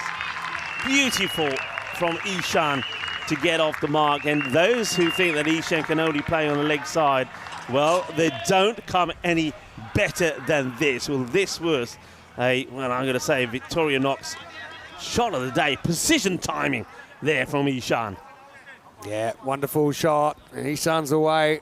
It's off 4.5 overs here. How high can Spain climb and how high might they need to climb? All right, false shot here in the air. Oh, well, we weren't sure who. No one ever puts a name on that. Mohamed Asif was in the circle running back. I don't know if he thought he heard something from his captain. I can understand he's concerned about getting cleaned up. Isak gets very lucky there. Yeah, in the air, it's an opportunity. It doesn't get taken. I think the communication, the call had to be on it. That one is driven pretty hard. Rohit kind of captaining from what must seem like another planet out there, but it's his spot that he likes to field. Basir spotted good over here. Just pulled things back for the German side. Last ball of the 6th. Oh, how did that miss? Very good over from Basir. He's having a very, very good tournament. Ihsan, quite lucky on a couple of accounts. End of the 6th over, 109 for 2. This is so close. It's a very good delivery. Look, it starts to come back in. Oh, well, how unlucky can you be? It's a good over, though, from Basir. So Germany, after being pounded all over the place in the first 5 overs, that score was 101. They're starting to come back, and I was saying at the time that we have seen this before good starts. I mean, just look at Scotland in the earlier match. They had 92, Vinny, of 5 overs, and then the next 5 only scored 45. Yeah, and that's also the pressure of the English that squeezed their middle order, didn't they? All right, this is a slow ball, but drilled flat and gone. So Yasser goes now. Malikzai likes it. And Germany fighting back through these middle overs. Yasser batted really well, but just lost his mojo a little bit. 109 for 3. Yeah, Yasser will be really disappointed. He's going to be ball number 13. The unlucky 13 for Yasser will go on 45. And Malikzai, well, wasn't he pumped to take that wicket? Watch him here. Yeah, come on, he says. Bring it on. Germany fighting back here. Spain, 109 for 3. And the captain, Christian Munoz, goes out into the middle. Yeah, so Garcia certainly does his role. They need to keep this pace up. Munoz Mills back in the middle order.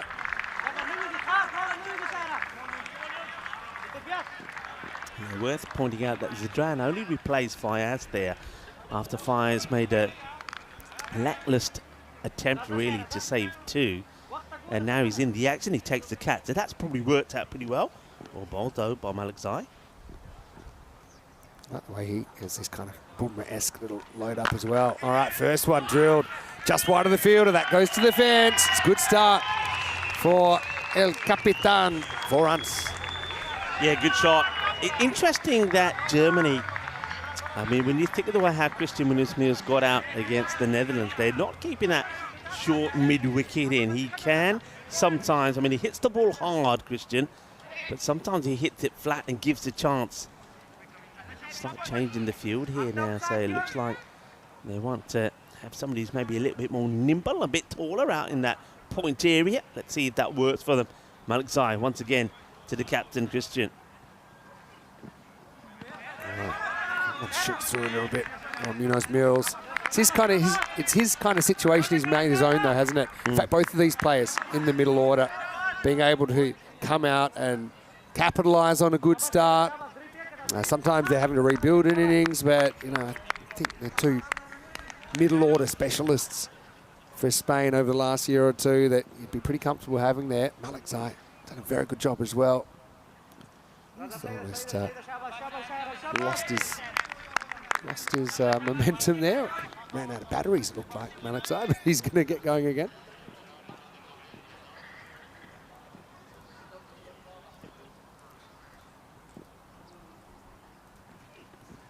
That one beats him outside the off stump, well bowled. So he's gone for 19 off 10 now. Malikzai picking up 2 wickets. So yeah, less than 2 a ball, and Germany just slowly but surely working their way back into this game. In fact, the odds say that they're ahead at the moment. Yeah, Corey's raising his eyebrows slightly there, but that smile seems to have disappeared for the moment. Well, the captain can soon put it back on his face if he can crunch a few boundaries here. And that is going to be one of them. Well, the 12th man is trying to catch this one and almost drops it onto the head. A deal. Don't spill your drink, a deal. He's carrying them this game. But the main thing is he protects the equipment. His equipment, I suppose, is the drinks. And I think everyone was getting ready to jump out the way of that one.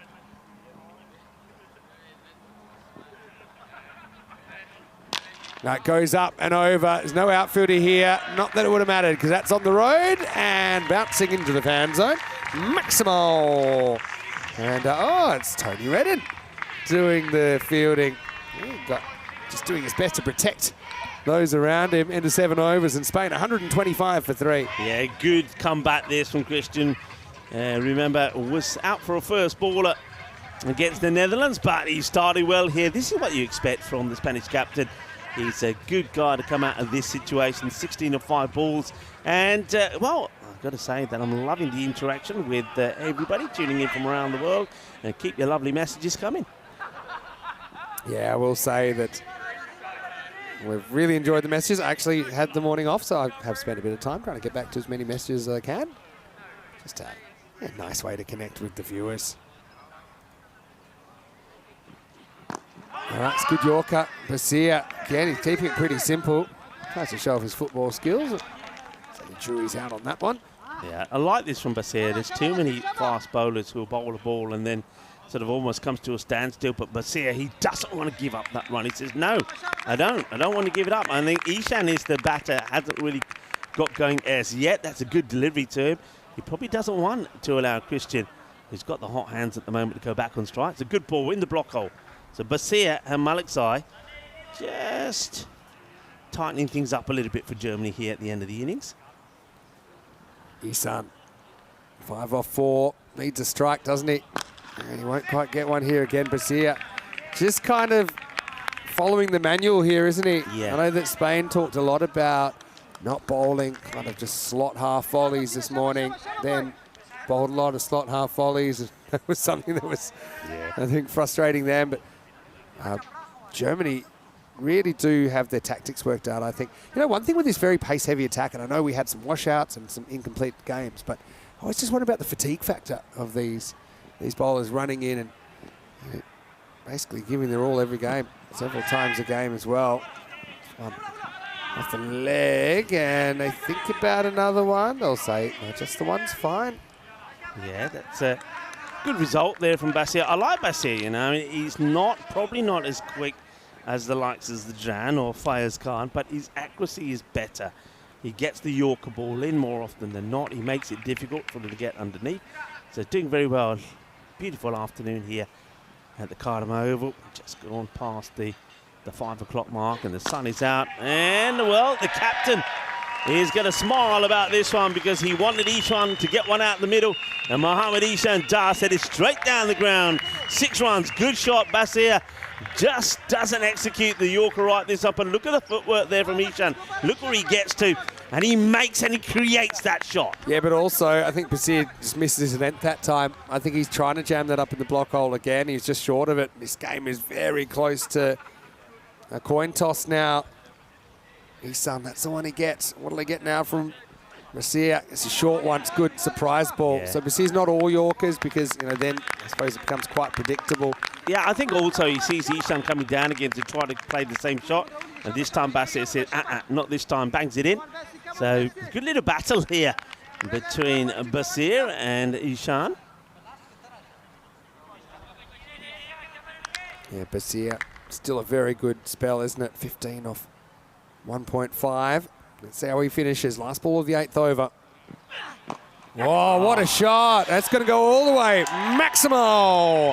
He tries this sometime, Isan, and a lot of the time it doesn't work. This time it does. And this is where he's predicting it's going to be a Yorker, so he's saying, what can I possibly do with it? And if you miss it, now if that's a genuine Yorker, I don't think he's hitting that. But the fact that he's able to catch up with a low full toss is an amazing shot, really. That is a fantastic shot. I mean, you've got to have one hell of an eye to play that. And Ishan, well, he gets it right. And just look at the reaction there from Basir. Abdul Basir just couldn't believe that that's happened. But still, look, he's got to be pretty happy with his bowling figures. 21 is what he'll go for. That, and considering what was happening before him and Maliksai were given the ball, they've really done well. The thing is, though, he's bowled out. Maliksai's bowled out. 139 for 3, 12 balls to go. Spain will be looking to attack the bowling again. But this man... By the way, I was going to say, yes, it's Shade Afridi, but Fayez is off the field at the moment. Yeah, he was the one who yep. was on that ball and then he dropped on top of when the deal was trying to take the catch. That last shot for Isan, if that is a Yorker, his stumps are an absolute mess. It just shows you it wasn't quite a Yorker. It was a low full toss. And that's, I think, the only reason Isan's able to catch up. It's still an amazing shot. All right, here's Afridi. Oh, first one's a full toss. He's going to get away with it. Blind throw from Mandy, but it's actually a pretty good result for Germany. Leg by it. Yeah, I think there's not a bad result also for Spain. Christian, he gets something from it. He puts Ishan back on strike. Ishan is just finding his rhythm, finding his groove. Now, Afridi, remember, it was the slower ball that did the trick against DDC. So he's going to, I think he's going to hold back on that one until maybe perhaps towards the end of his spell. Oh, lids him. Isan takes a while to get going. He's lost his bat. I think he probably needs to get checked out here. Yeah, you got to do a check. I mean, you might even see the medics come on here because this is a quick delivery. And Afridi doesn't bowl slow, does he? That was quick, it was hard, it's on the lid. I mean, he's dropped the bat at the same time. Watch this. And yeah, that's got to be checked. That's got to be checked here. So we might have a bit of a delay here. But a couple of things here. You know, even the way he ran, you know, it took a while to get going. Then, you know, the way he dropped his bat, I didn't see how, but you know, he'll be trying to pass the concussion test. I can know that. And here comes the medic. Well, I like that from Assad. He's got a mark on his helmet, and well, we know that there's been mixed results with these particular concussion tests. We'll see the torch, maybe. Might see the torch. Isan's probably the worst possible candidate for the style of concussion test that here. Look at him trying to hold it together. I think they're saying no. Don't move your head. Yeah, just move he's fine. Your eyes. He says I'm fine. And Isan. Anyway, good that he's all right. That's the main thing. Yeah, great work there from the medics, and we're having a bit of a race here. Yeah, and the medic will photo finish, I reckon. Yeah, photo finish. I think maybe Alex trying to get the answers in case he ever needs a concussion test. Anyway, he's bowled him. It's a slow ball, and it's worked again. This time it comes off the leg of Christian Munoz Mills and clatters, or kind of brushes the stumps more than anything. So that's the end of the Spanish captain for 16, 141 for 4. Well, Mini Boom Boom once again flying the flag for Germany. Yeah, that's that slower ball again. I said I wonder when he'll use it. He uses it here, and that just rolls off the thigh, if you like, the thigh guard of Christian, and clatters into the top of the stumps. Is another wicket. Yeah, El Capitan, the 2 6s and a 4. In fact, all of his 16 runs in boundaries. I have to say, 141 for 4. Vinny, Owais is not exactly hurrying to get out there. Clock is ticking. Remember, he's got 60 seconds to be ready. And now you've got to wait for Ishan to get to the other end. It's cutting it a bit fine, you know. I reckon he's timed that. He's used 59 seconds.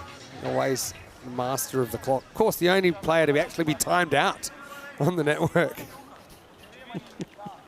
Remember that. Yeah. All right, here we go. I think it's a good guy to have in with 9 balls to go in the innings. 141 for 4. Pretty good. Attempted Yorker first up, but there's no mid-wicket bat. It's a teaser, I think. It's going to go for 4. Well, Always just jams the bat down, and yeah, he finds a gap, gets enough velocity on that to take it to the rope. Haven't done their homework on Owais. I mean, how can you not get a mid-wicket into him? You've got to, really. And yeah, just having a look at this field, they've got an extra cover bat. They've got a long on, long off, but nobody's back there. So third now comes into the circle in a catching position, so you can keep one of the fielders out there. Yeah, I think that's a lapse in concentration really from Germany. You know your opponent there. You don't have to encourage him to go over there. It's his natural kind of go-to shot. Hello to Charlie. He said he loved the fist pump at the end of the concussion test, and it reminded me of the Kamal Mushtaq concussion test that went a little bit viral as well. Hello, Charlie. Hope you're well. Anyway, ball I think is going to be okay. Afridi to continue. Yeah, big 8 balls here. If you can, maybe even the 170 still on. That looks pretty imposing. Germany do have good batting, though. We know Spain took a bit of a beating this morning. Not out, going down the leg side, but you better run. Well, they'd come back for 2 here. Well, Always was probably the one that was more likely to be run out. Now he looks like he wants 3. Yeah, now he's showing off. Always. Big appeal from Afridi. Well, let's see the appeal first. So you don't need to look at it more than once. Does shuffle across, but the ball is missing. Almost. I think he might even got a bit of bat on that, actually. So when you looked at that again, but 2 leg byes have been given. The late swing of Afridi. Last ball for him. All right, it's mile high. Yeah, I think that's out of here as well. It's going, and it's gone. Maximo. So Always coming out, being a difference maker. 150 up for Spain as well. There's an over remaining. It's 153 for 4. Yeah, Owais Ahmed. I was a little bit surprised yesterday that we didn't see him get out there with the bat. He was in the side on 2 occasions. Excellent ball retrieving by Danny as well. Hey, let's welcome you into the commentary box because I'm in, and I want to say happy Peacock Friday. You are looking sensational as well. Thank you very much. I like your colours as well. Yeah, I've gone kind of the flamingo. new suit, thanks to Stan Yeah, Ahuja. thanks And to Stan. Lost all my old ones yesterday. you've got the old flamingos on your shirt. Housekeeping. Getting lots of questions about the ECL draw. I can tell you it will be revealed tomorrow after the second game, which is the 1 versus 2 game, qualifier 1. Okay. So I'm getting a lot of messages about it in the chat as well. So stay tuned. Of course, 35 clubs will come from all around Europe to play in the Champions League of European Cricket in February and March 25. And can't wait to tell you what's going to happen. What's going to happen here is someone's going to have to get that ball because they've gone for... Oh, they've gone for Jamshed Khan. Yeah, I mean, Jamshed actually isn't a bad bowler. You don't see him bowling much for Germany. But with fires off the field, he's been asked to bowl the 10th over. The first one gets embedded. Well, it gets played away. Won a big finish here, don't they, Spain? I mean, we've said before that you get to the 170, 180, then you can say, okay, maybe 160s don't always win you a match. It's been played away. They've got to push hard here. I mean, you've got to go probably to the bowler's end. And, yeah, nicely done, Awais. He was ready to go if he had to. But he's hitting the ball well. I like Awais in at this point. He can certainly a good hitter. He's got a very good eye. He's talented. He's got power. Jamshed. 7 off. The 2 balls so far, 160 on the board. That's well bowled. Slightly slower delivery. Can only play it away for a single. It's going to be a very interesting run chase. Spain want to get past the 170 just to apply a bit more pressure on the chase. Germany, they're a team that will still go for it no matter what. And well bowled again. This time, I think for 2. It's a bit of a speculative one. And he's going to be gone. You know what? This is just not committing to either plan. Because what happens is I think Awais thinks about holding it safe, but then he leaves anyway. Yeah. So then Isan's basically sold up the river. And, yeah, so they don't do either. I mean, even Awais on strike, there's fine. But, yeah, just have a look. So... Isan wants the 2, Awais doesn't look that keen straight away, and they're saying come, but if he's going to come, then... Look, he's saying I'll hold it for you, and why would you leave him. He barbecues him. Oh, dear.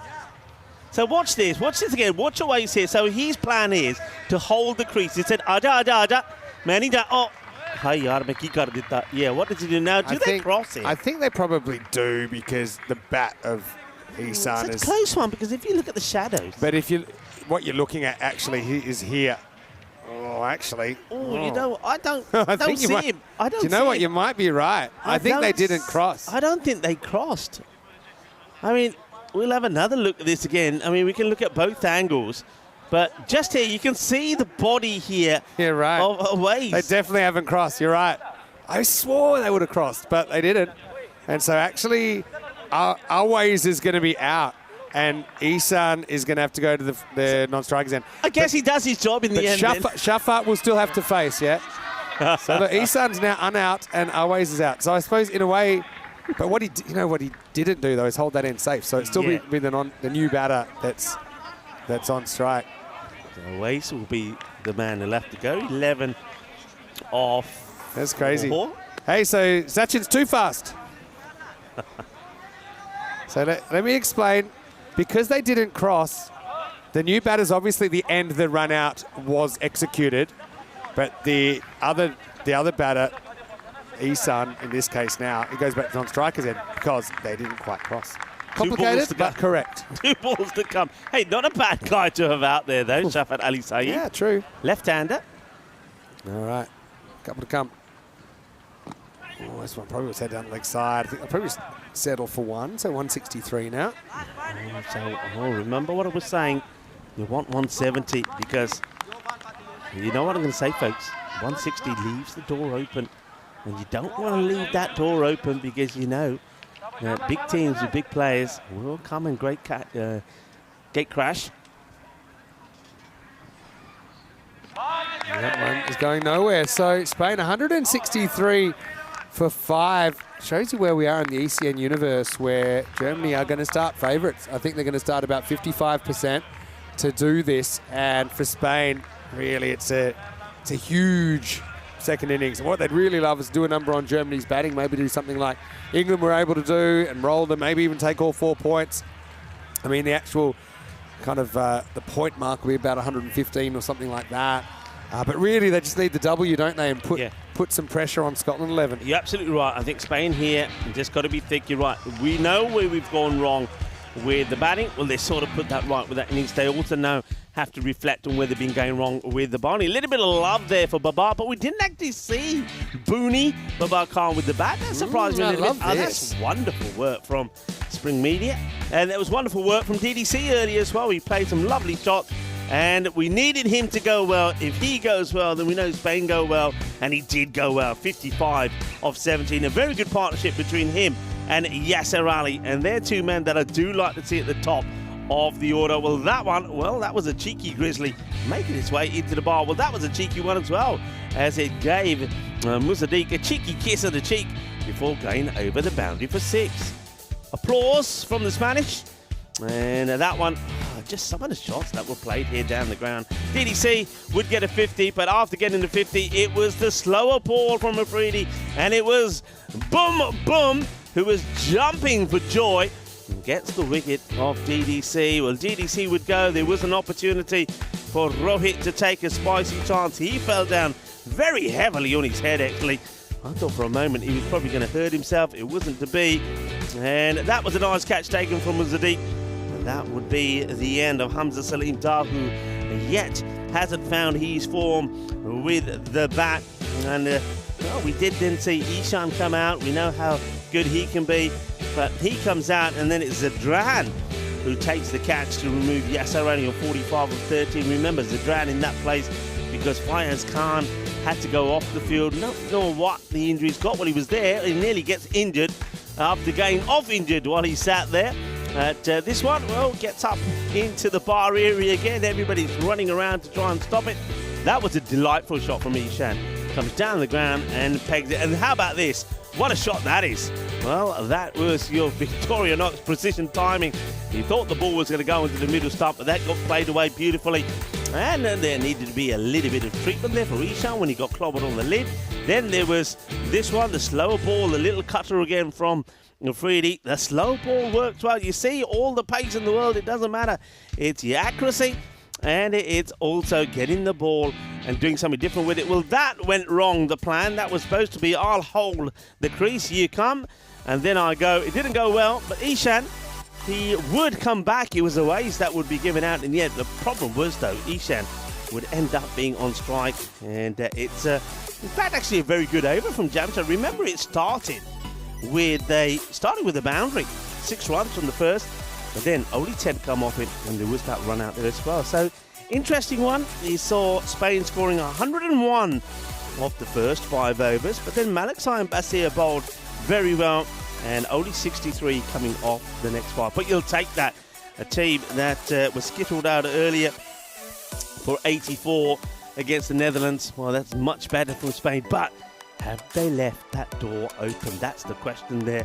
A quick, let's talk about the scorecard. 55 from DDC, 45 from Yasser, and then Mohammad Ishan providing some good support with 26 of 13. 16 from the captain, from Christian as well. And with the bowlers, we did see, once again, Shahid Afridi, probably the pick of the bowlers. 2 for 30 from him, 2 for 31 for Shahir Malikzai. I think he's bowled very well when he's been asked to do so. So we're going to take a short break here now.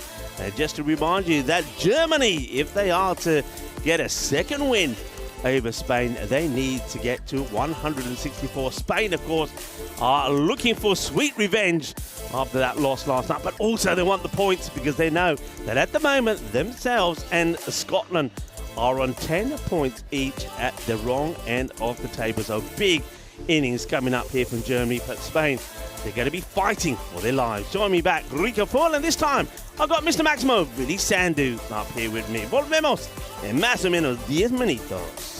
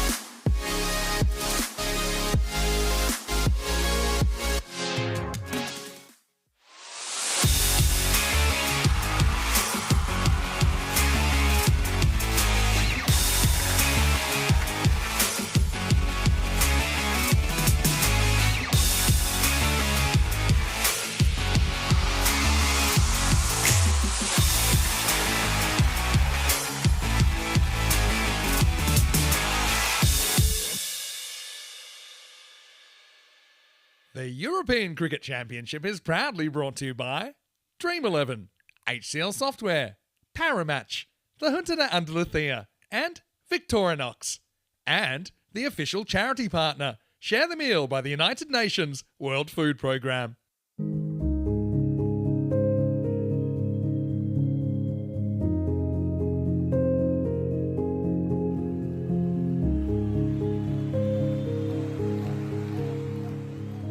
Join us in celebrating World Food Day on the 16th of October. Share your meal on sharethemeal.org and let's hit hunger for 6.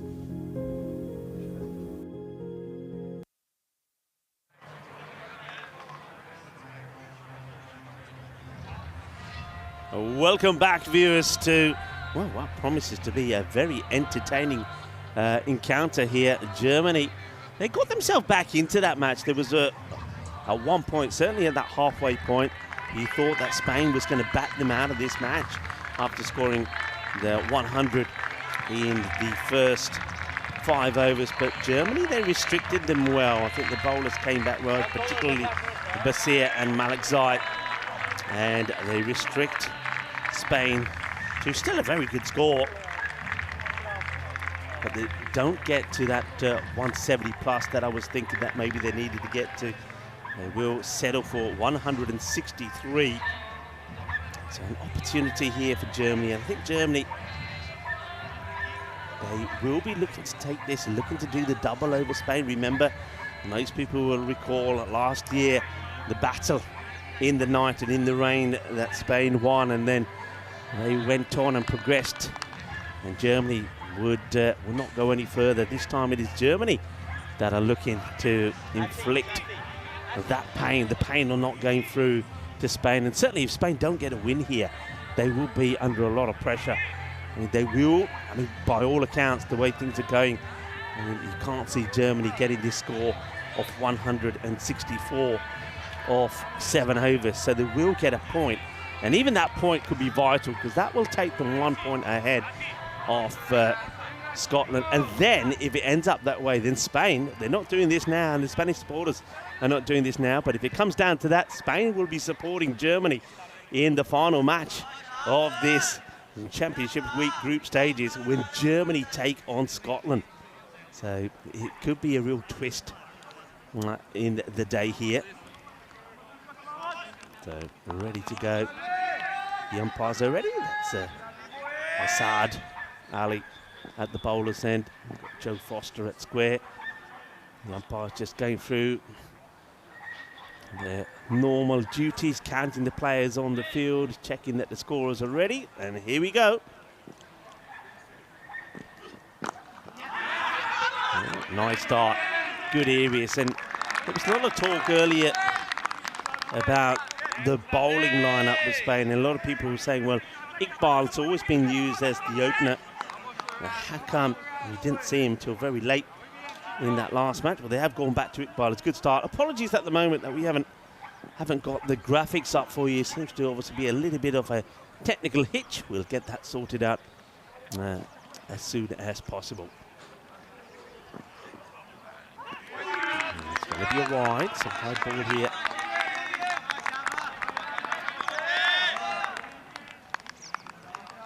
And we've got Mohamed Asif is being given the opening spot here. Got to see how he fares. Well, it's up in the air. Adil Raja chasing after it. Well, he won't get the catch, but he will keep it to just a single. Doesn't quite get that one away.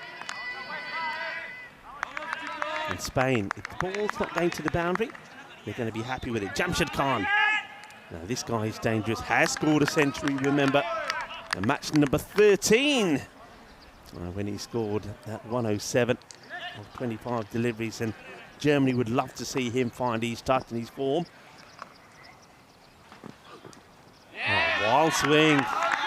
What a good comeback this is, though, from Shiraz Iqbal. Maybe he just was a little bit low on confidence. But whatever it is, he's overcome it. He says, give me the ball, give me the new ball. And he's back to, well, I would say back to his best. very good over this at the moment.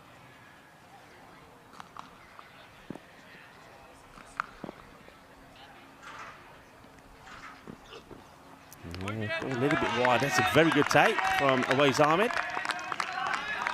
Good footwork from Awais. Takes the big wide steps to his right, and then good glove work to get that one clean into his hands.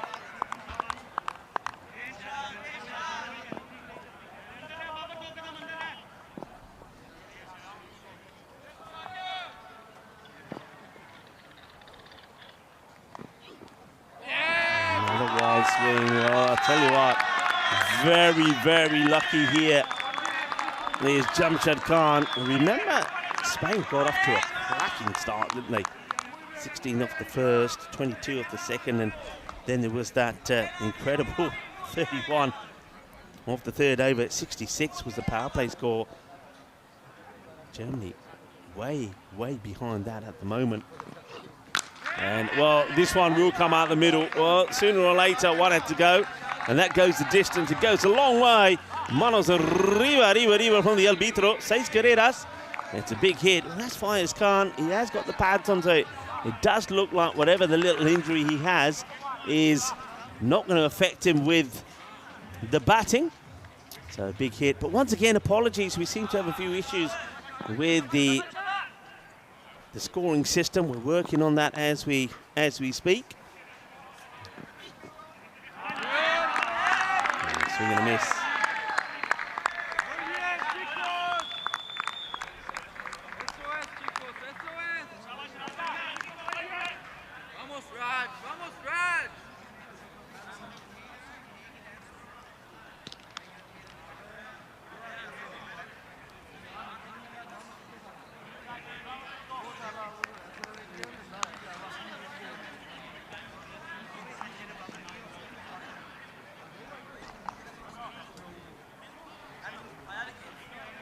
Still working on getting the scorecard up. We'll keep you posted as best we can of the scores.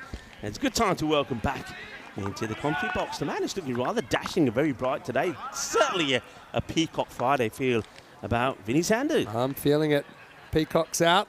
Let's play some cricket. Adil gets the first one. Past the bat. Okay, yeah, so we have some sort of issue with the scoring. So you know what this means? It's time to get the old pen and paper. It's 9 without loss after 1. That makes it 9 without loss after 1.1. I will call it every ball, or every couple of balls at least, to let you know what the score is. I will say I'm expecting a flood of where is the scoreboard messages, and I can't wait. All right, next one's short. We called it wide, though. Wide for width. Got to make it 10. Yeah, I remember some of our best games have been when I've been trying to scribble the score down on paper. I remember Hornchurch versus Beverin in the ECL was a golden ball. Yeah. And they had Big Lee scoring in the tent, and he wouldn't show me his scorecard. Okay, this one's slightly short with Sky. Now, who wants it? Daniel Dorkaya takes the catch, and it was his catch. Outfielder coming in. So it's a big wicket early. Just hasn't fired, though, as if, has he? But he's going to have to go. It's a wicket for Raja Adil, and the score is 10 for 1 after 1.2 overs. Yeah, heavy ball banked in. This is the thing that they weren't doing too much of earlier. They were bowling too full. They were aiming too much at the stumps. And a good catch they're taking. They're all coming from everywhere, but DDC says, hold back is my catch. He gets them to stop in their tracks, holds on to it, and that will be the end of Mohamed Asif. Yeah, you're right. He just hasn't been able to get going here. But there's still plenty of batting to come. And I suppose, really, if you're not going to get going, then you might as well make way for the next man. And this guy, well, he's been very good, of course. And that's Musaddiq. He was instrumental in the match last night with the fine 55 not out of 21 deliveries. And he had a good partnership there with the man who would be the player of the match yesterday, Shahid Afridi, who made 43 of 16 and also took 2 for 19. Raja. Oh, this gets 2 and 2. It really takes off. I just wonder, though, if that's... Okay, that's going to be 1 for the over. I thought the first one might have been, but obviously it was just below.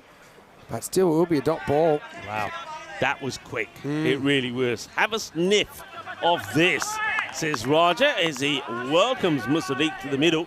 with a spicy ball. A little bit of masala out there in the middle, I suspect, between these two. Nice shot, really good shot. Finds the gap, finds the boundary, 4 runs. And so Germany trying to get this power play back on track. Makes it 14 for 1 off 1.4.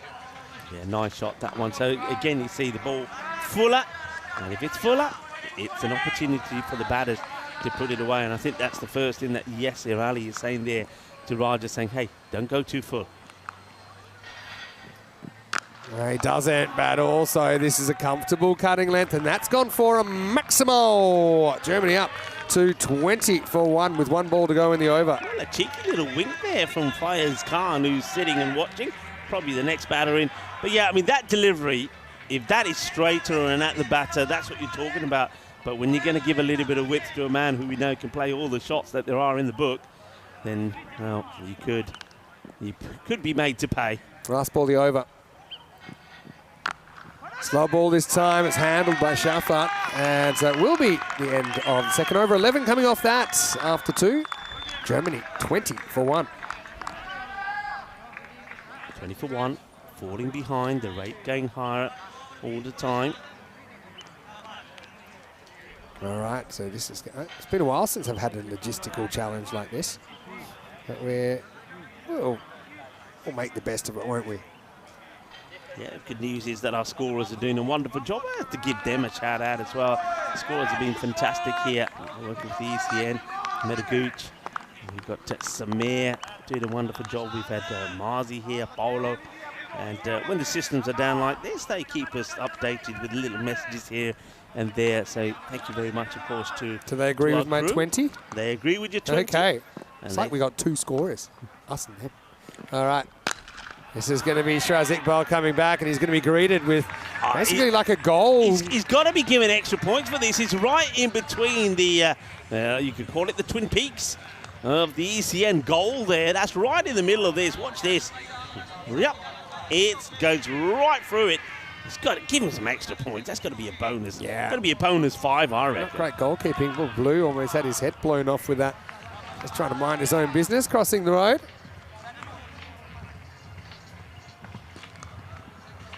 A bit of discussion there from Yasser to the bowler. And then one thing you'd be saying is, right, okay, look, you don't want to go full. Let's try that heavy length back into the body. Maybe go a little bit wider and angle it in. Okay, comeback ball. That one's hit and almost carries the Munoz Mills. Won't quite. It'll make it 27 for 1 off 2.2. Of course, we all know that they are chasing 164 for victory. So I'll be able to start bringing you some equations as well.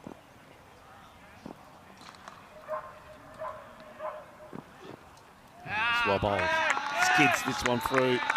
Musadeep is just looking to get a little touch into this. It's a risky shot to play because if you get a little bit of an inside edge, then you cannon the ball back onto the stumps. But good here is, I'm liking this. It's the variations that you need. And Iqbal is come back strong after being given the ball to open up. Improving my systems ball by ball here. All right, missed time though. Almost creates a bit of confusion, but it'll be no run. Good dish from Iqbal, really is good. Spanish supporters loving it. The players out there in the middle loving it. Putting and applying pressure on the batters. All about partnerships, isn't it, for Germany? I mentioned these two teams are matched up pretty similarly to each other as well. And this one loops off the thigh pad and scrambles through for a leg by. Musadeep tried to give himself a bit of room there. Takes a jump across to the offside. He just wants to guide this away, but it's good bowling. I think Iqbal sees what he's trying to do and just bangs it in at him at the body. Look at Yasser Ali playing a big part in trying to keep the bowlers motivated, talking to them all the time.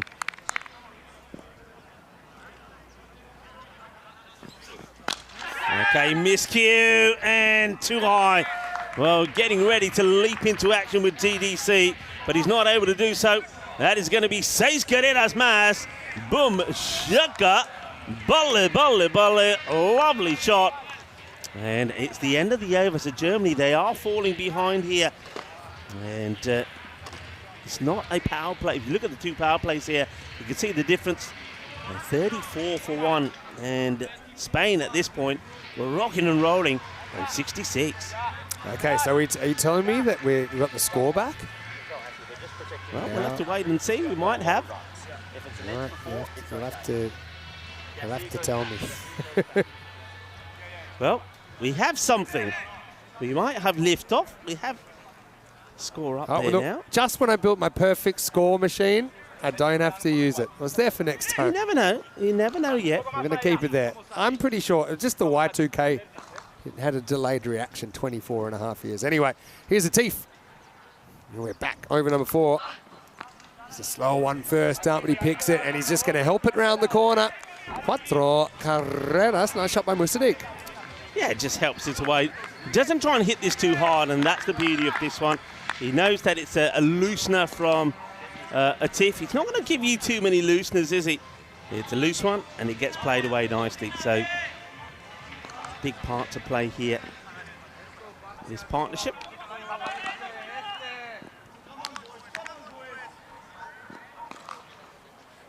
Here comes the Teef once again. And that's gonna, well, be a sizzler for the umpire.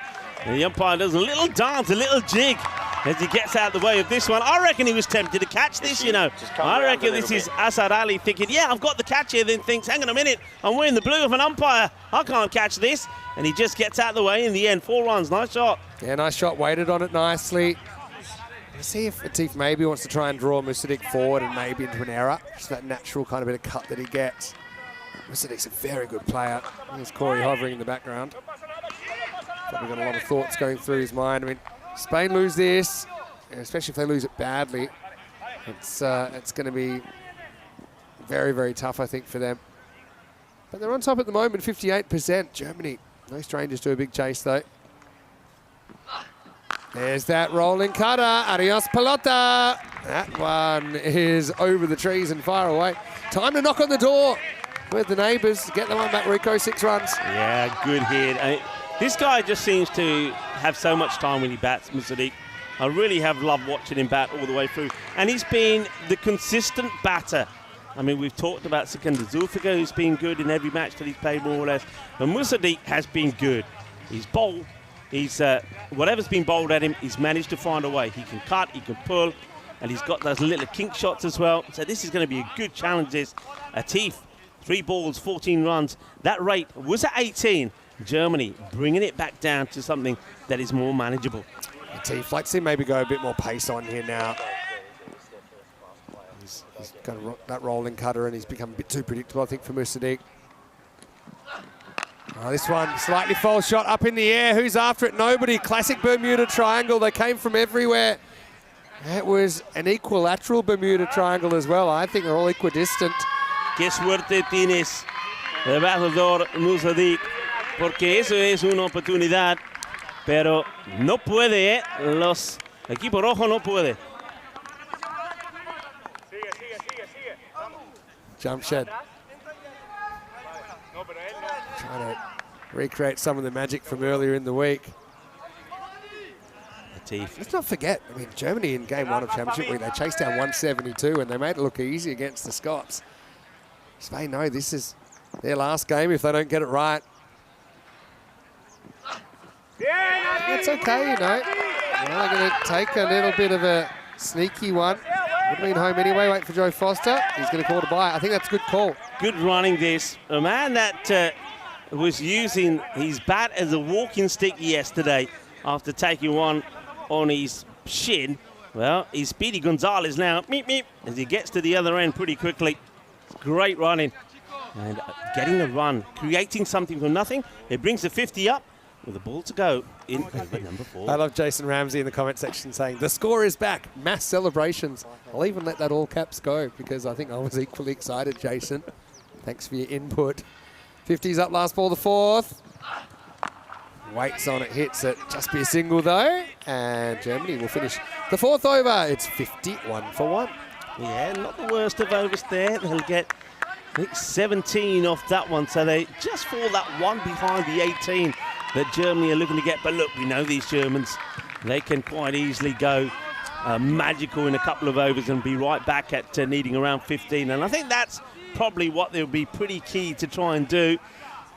Probably a good time here to maybe go to Hamza. 17 coming off that one from a tiff. You can hear the Spanish, vamos chicos, vamos. Germany ahead of Spain in the standings at the moment, we know that.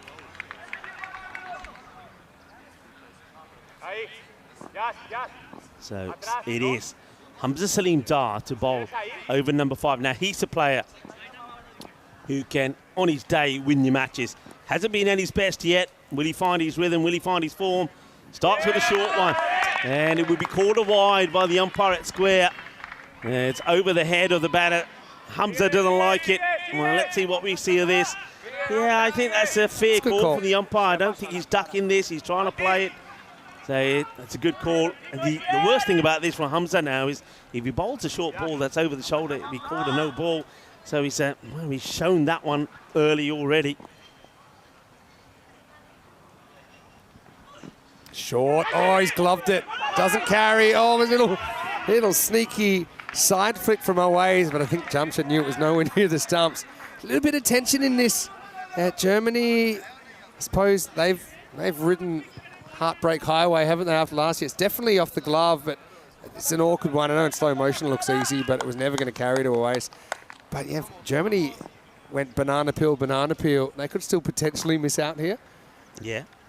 It's unlikely, but possible. Wide that time. Pretty outswing there for Hamza Salim Dar. Yes, putting the effort in, isn't he, Hamza? Putting the effort in. Wants something to happen here. Yeah, just a reminder, the way it stands at the moment, Spain sitting at the bottom of the pack with 10 points. Scotland, due to net run rate, above them with 10 as well. Germany on 13. Spain get a win here, especially if they can take all the points. Then they would go above Germany. It's going to be another one. Now, I wonder about the height of this. This is going to be a no ball, I'm sure of it. Because it's the second one over the shoulder. Remember I said he bowled that short one early on. Now, this is another one that's over the shoulder. It's been called by the square leg umpire. So no ball coming up, free hit. Christian doesn't like it. He don't like it, but you can't argue with it. He was given the warning after the first ball, which was over the head. This one has gone over the shoulder. It's been called by the umpire, Joe Foster. So free hit coming up. And you can see Christian is just checking with the umpires. He's arguing the point. But decision's been given. You've got to accept it. You've got to accept this. I suppose you're rolling the dice with the shortish ball. I agree it was a harsh call, but these things have a way of evening out. Sometimes over years, but anyway. Here's Jamshed, freebie. And he's going to hit it. Christian needs to keep it in. Oh, I think he did, but I'm not 100%. Yeah, I think he does. Christian, he's top class. This reminds us of early on when he was involved in that superb team catch. Takes off, and yeah, he's done very well. Releases the ball before he goes out of the field of play. And we'll see it one more time here. So gets up, contact, releases, and then goes back. Brilliant work from Mills. Yeah. Brilliant work from the slow-mo camera. Yeah, brilliant, with the James Bond camera as well, yeah. I like that. Yeah. Bit of the Golden old 007. All right, that one's out of here. Thanks for coming. Mustadeek goes large. Maximo! Hums just rolls the dice. Well, there's Shahid Afridi Jr. watching on, of course. Key player. But for Spain, kind of toing and froing in here. This game still could go either way. It's a bit of a roller coaster, isn't it? You can see that rate going up and down like a yo-yo. Went up to 19. Now with that Maximo, it goes back to just above 18. He's going to go for 4. It was a wide delivery, and he's gone after this as Musadeek. Hasn't been as clean and clinical with his hitting as we've seen sometimes, but, well, we saw Spain get a little bit of the luck when they were out there. And now it's Musadeek's turn. Chases a wide one. He'll get 4. Yeah, have a look. It's right off the end of the bat. And to be honest, always moves pretty well to his right, but he's never going to get there. Can't think of too many keepers that would have actually. So have a look at that run rate required, about 18. It's pretty stable there at the moment. He's Steps across, wants the leg side. Probably gets a bit too premeditated there, doesn't he? Yeah. Looking for that leg side. Wace has got to hold onto the ball here as well. I think if the two batters were alert, there was every possibility that they could have run a cheeky single. But wants to win the over, needs a boundary to do so. If it's a 4, even Stevens. If it's a 6, it's a win in the over front for Germany. Big ball this from Hamza. That one is a big ball off the bat of Musaddiq, but it's right back to the line. Great effort from Daniel Doakayet, but it will be a Maximo. And Germany, another important strike, just hanging in there at the moment. End of 5 overs, and the score is 72 for 1. His most good contact, Rico, probably maybe a bit higher than he realised or that he intended. DDC couldn't pull it back, but it does give us a chance to welcome you into the commentary box. It's a great super slow-mo there. Almost looks like been pushed off a building or something if we're going on the James Bond analogy. Vinny Sandu, Mr. Maximo, here with Rico Full. I know that you've got the rest of the night off after this game, and I'm sure you'll be watching to see exactly what our Final Four looks like. Definitely. How can I not? We've got some, good matches coming up, but I think the last match in the night, again, Germany in the night, they're a different beast, and they're taking Scotland. Scotland, well, they too need to get a win. Right, does he get enough of this? I don't think so. And Christian, he will not drop these. Gets the wicket that they want. It doesn't sound good off the bat, and Jamshad Khan will depart. He'll go for 20 of 11 deliveries, and it is Adil Raja who comes back into the attack to get the breakthrough. That's a big wicket. It really is. It's that heavy ball. That's the length that Spain have to bowl. That's what Christian will be saying to his bowlers. I told you so, he'll say. I'm telling you, boys, bowl that length, and especially with some of the bowlers that he's got, then they won't be able to hit the ball to the boundaries as frequently as what some of the batters have done against Spain. Raja delivers. He picks up his second, and he removes the dangerous Jamshad for 20. Yeah, and it's that field placing as well, isn't it? That Southern Star, part of the Southern Cross Constellation field. That Christian Munoz Mills takes it easy as you like. It's an area of the field that, as a batter, is so used to being safe there. Anyway, here's Fayaz coming out at 4. Oh, what a shot first up. Just slaps it. A little bit of a swagger about that from Fayaz. Let's not forget, he does have a century in the series. Raja gets a bit too close to the stumps and gets burned. What a shot. Yeah, this is a great shot. I mean, look at that. I mean, look at the wrist work. I mean, it can be risky. If it's full and straight and you miss it, you're in trouble. Well, takriho is what they're saying. When he needs to be strong as he gets that one in the ribcage. I don't think Raja was expecting that. Right, he's going to come back from that. Faiz Khan. Beats it. Every dot ball so useful. Watch that rate climb now. 18.85 and over, so just over 3 a ball. Now it goes up to 19 and a half and over. This is Spain's game to lose right now. The 70-30. In fact, with that dot ball, they got to about 74%. 3 times out of 4. Spain win from here, but let's not forget they were 98% in the qualifier too last year. Found a way to lose it. Here's Raja. Nicked and straight over Always. And it will bang into the fence. Bit of luck and pocket of sweat there for Fayaz. This time not so composed, but the same result, 4 runs. Yeah, it's been a few, haven't they? I mean, they got Booney in that catching position rather than having back on the boundary. The thing is, though, I think in fairness, even if he's back, he wouldn't have been that fine. So, more suerte. Hay un montón de suerte ahí por equipo de Alemania. 4 more.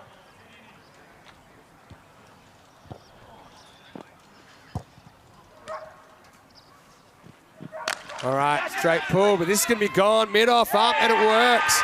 So Fires is going to go. It's a weird little innings in the end. He goes 4, looking good, 4, not looking so good, and walking back as it'll be a simple catch in the circle. Germany lose a key striker, 80 for 3. Raja's been good, hasn't he? He's come back strong.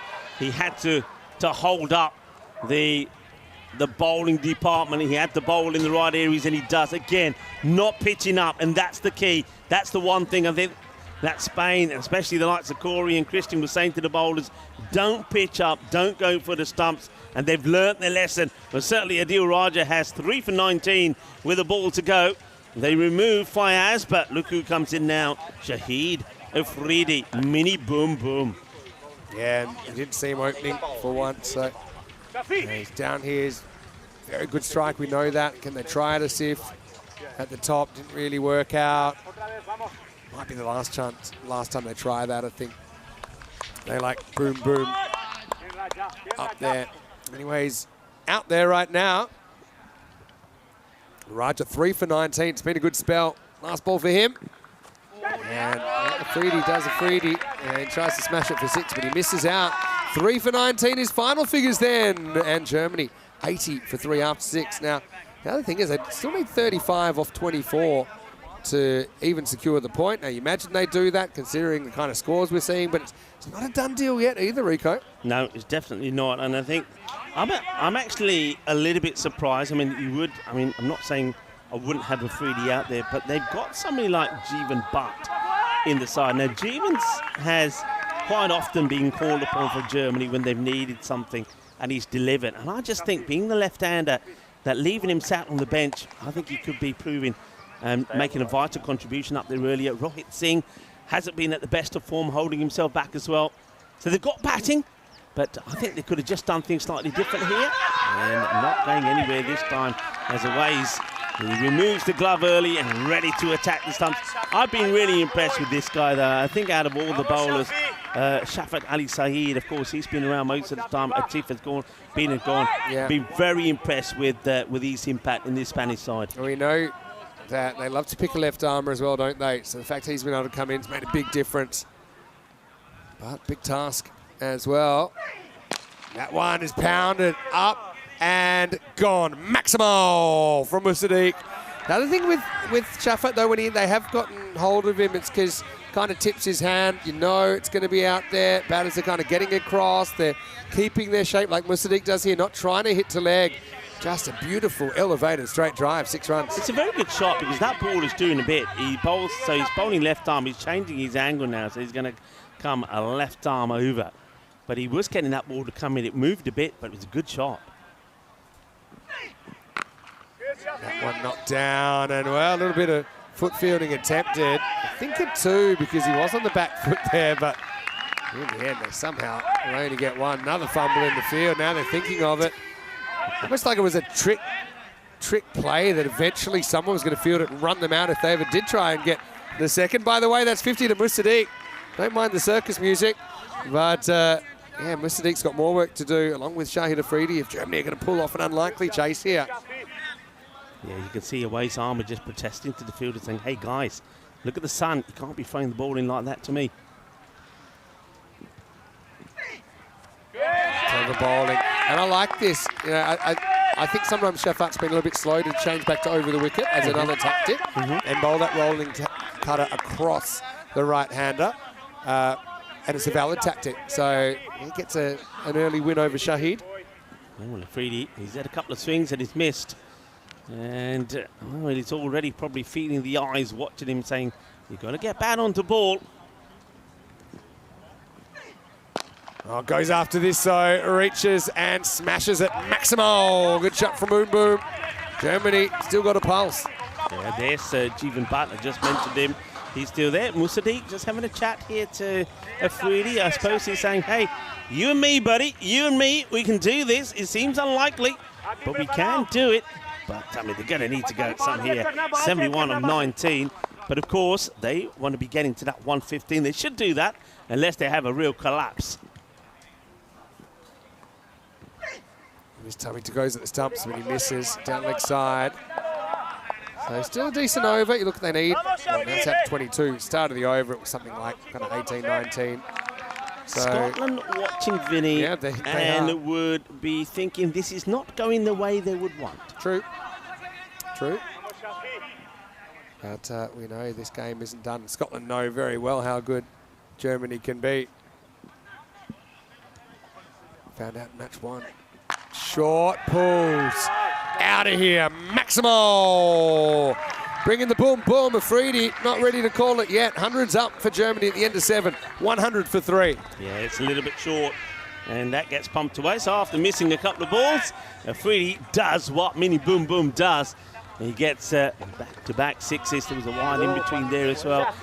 The other thing here also that Scotland are hoping, if Spain do win, they're hoping that at least Germany come close, because that means that their net run rate stays better than Spain. So they then have to do the same, just get a straightforward win, and their net run rate should take them through. 100%, Rico. It's what's coming up. It's a rematch for cracking game last night, and also from last year's final. England 11 versus Netherlands 11, with the English 11 winning the toss and actually electing to bat. So it's quite unusual, but we do know that English 11 lost bowling first to the Netherlands last night. Also, I think it's healthy that you get a mixture of batting first and second.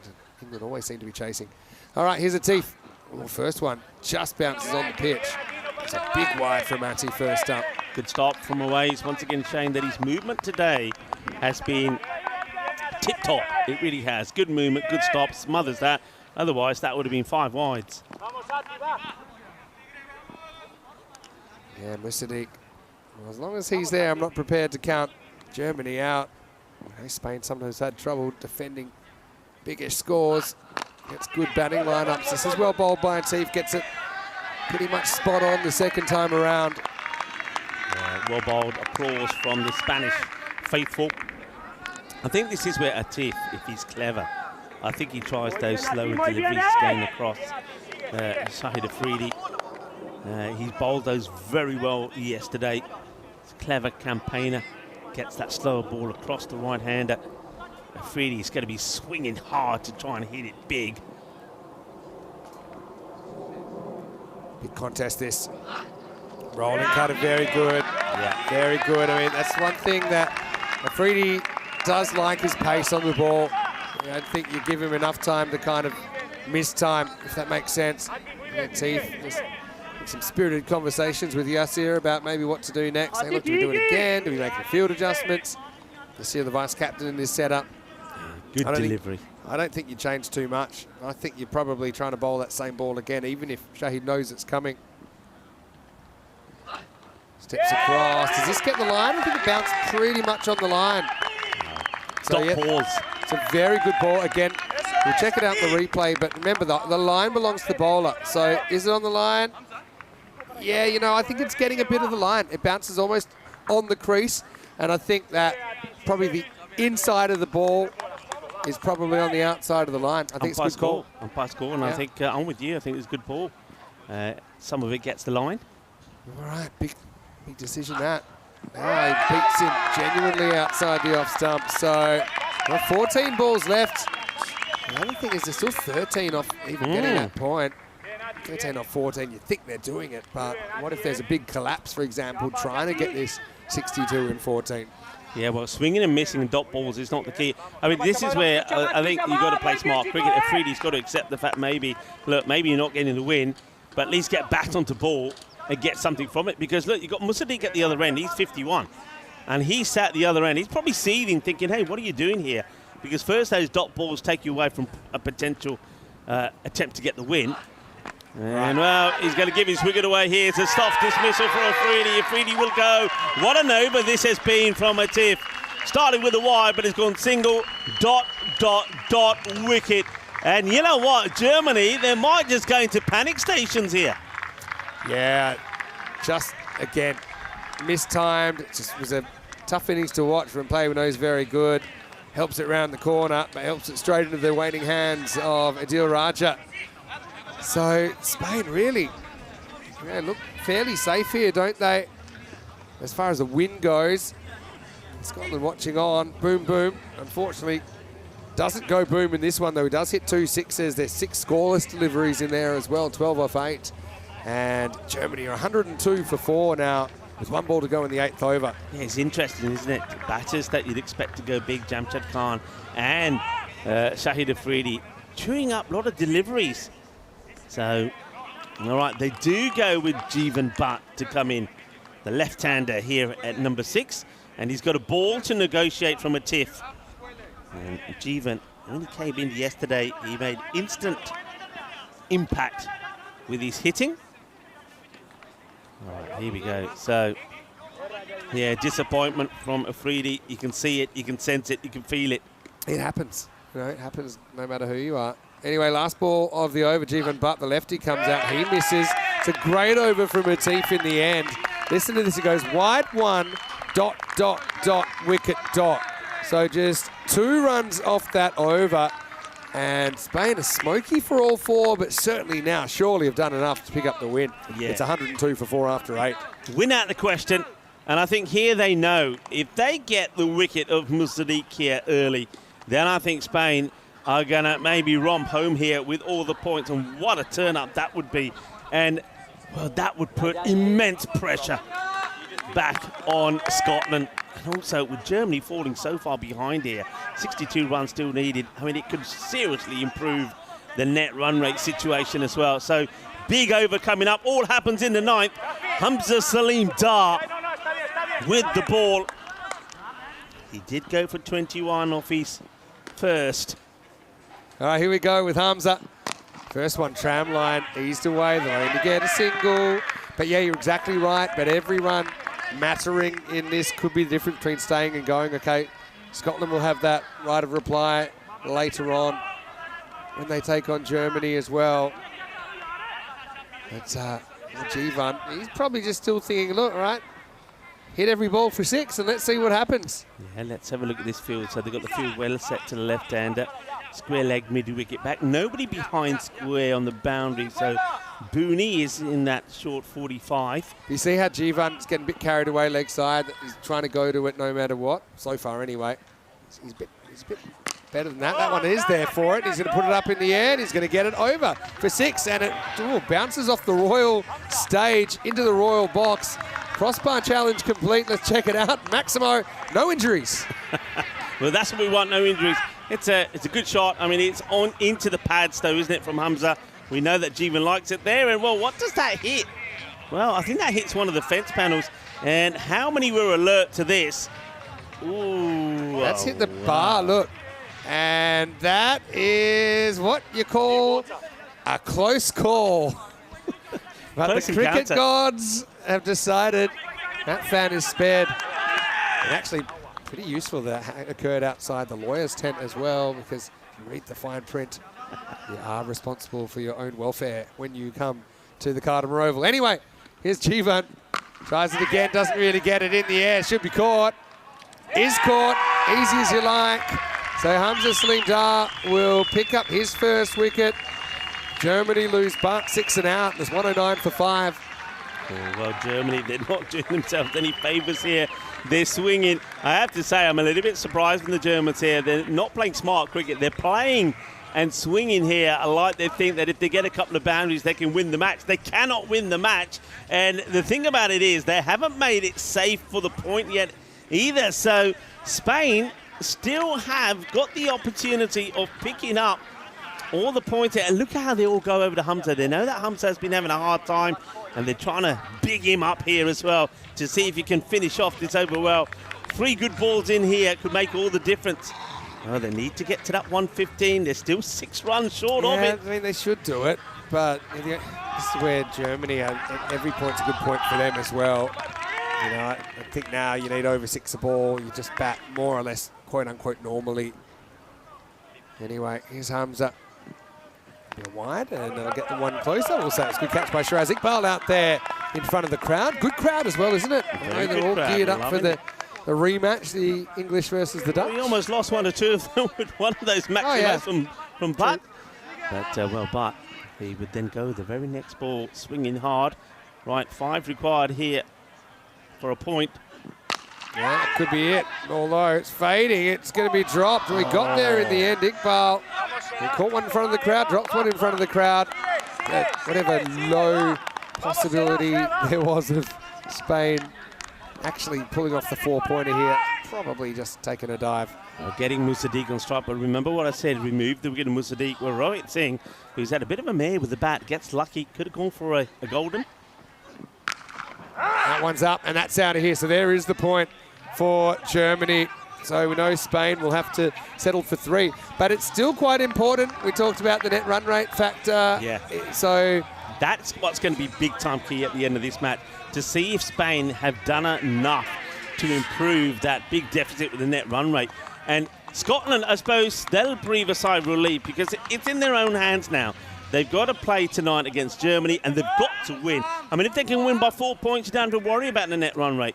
But if their net run rate is better than Spain, then a win will do. I can hear the calculators tapping away already, Rico, for later on in the night. This one's bowled backwards. Well, this is going to be called a dead ball. Well, that one just comes out of the hand. Not as Hamza would have wanted. Let's have a look at this. Does he knock it out of his own hand? We've seen, yeah, I think he does, you know. We've seen this before. I think he might have elbowed it out of his hand. I think he just lost grip on it and almost put it into his own shoe. Anyway, put that one off the bingo card. Bowler dropping the ball. Last ball actually will be knocked away for a single. So, well, in the end, it's a successful over for Hamza. Does pick up a wicket, goes for 16. 1 over left to go in this big game. And we know Spain will be on the winning side with Germany 118 for 5. They'll need 46 off the last over. I will say there have been 4 times we've seen overs go for 45. One of them was in Barcelona at the last over of the game. So what are you saying? We're on for a golden ball here? I'd say I don't think that's going to happen, but it's good to see that the Spanish have found their voice again. España, España. The home supporters are cheering because the team have bounced back. Remember, they went into this match with 3 defeats on the spin, batting second. So this time they bat first, and it's worked for them. Bit of revenge for last night as well. Remember that tight one between these 2 teams. Here's Shafat finishes off, and he digs that first one in. Always party trick, catches it between his legs. He's bowled so well, as Ali said. He really has been so impressed with him. He's got a good lock of hair as well, and he's the old headband to keep it nicely tucked away. So swing and a miss from Musaddiq Ahmed again. How key is this guy for Germany with the batting, Musaddiq?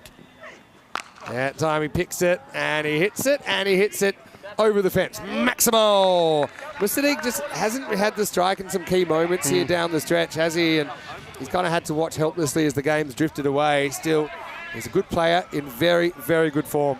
Yeah, he is. And I get the feeling, you know, Vinny Musaddiq now is our leading run scorer. With this 65, before the start of this match, he was behind Jamshed Khan by some 20 runs. But, of course, he's overtaken him now. And he's just been so consistent. Pushes this through. Classical shot. Jeez, he's batting well. He's going to move into the 70s.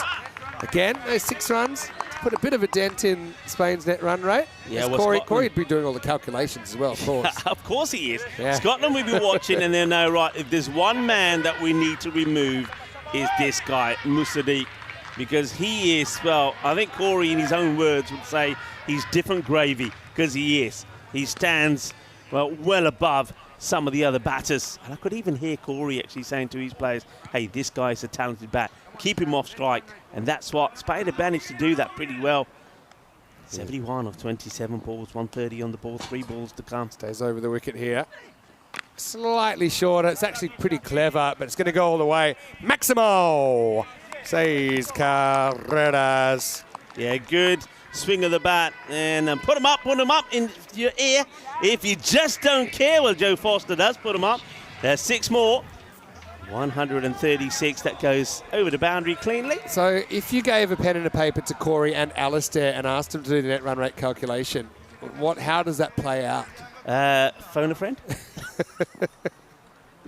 We have a pretty short list. Anyway, walking stick 77 to Musaddiq.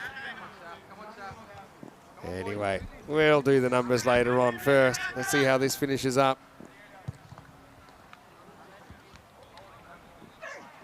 He's going to get 6 more here. Jeez, it's been a really good innings. And just look at his contribution. 83 now off 29. So, I mean, he's gone at the rate required. It's just a fact that his partners haven't. Yeah, he has hurt Spain. And I think when you do the calculations, I think you'll find that Spain, in terms of net run rate, will still be behind Scotland because this is, what are they, 22 runs. If this goes to the boundary as well, is under 20 runs. Musaddiq has once again caused issues with Spain, and he will go big again. Balle, ginna zona. Shaka lagya que wa que genial que grande. Este hombre es un máquina de voz pronto. Technique, I think, from Musaddiq. He's been absolutely class. He's been clinical.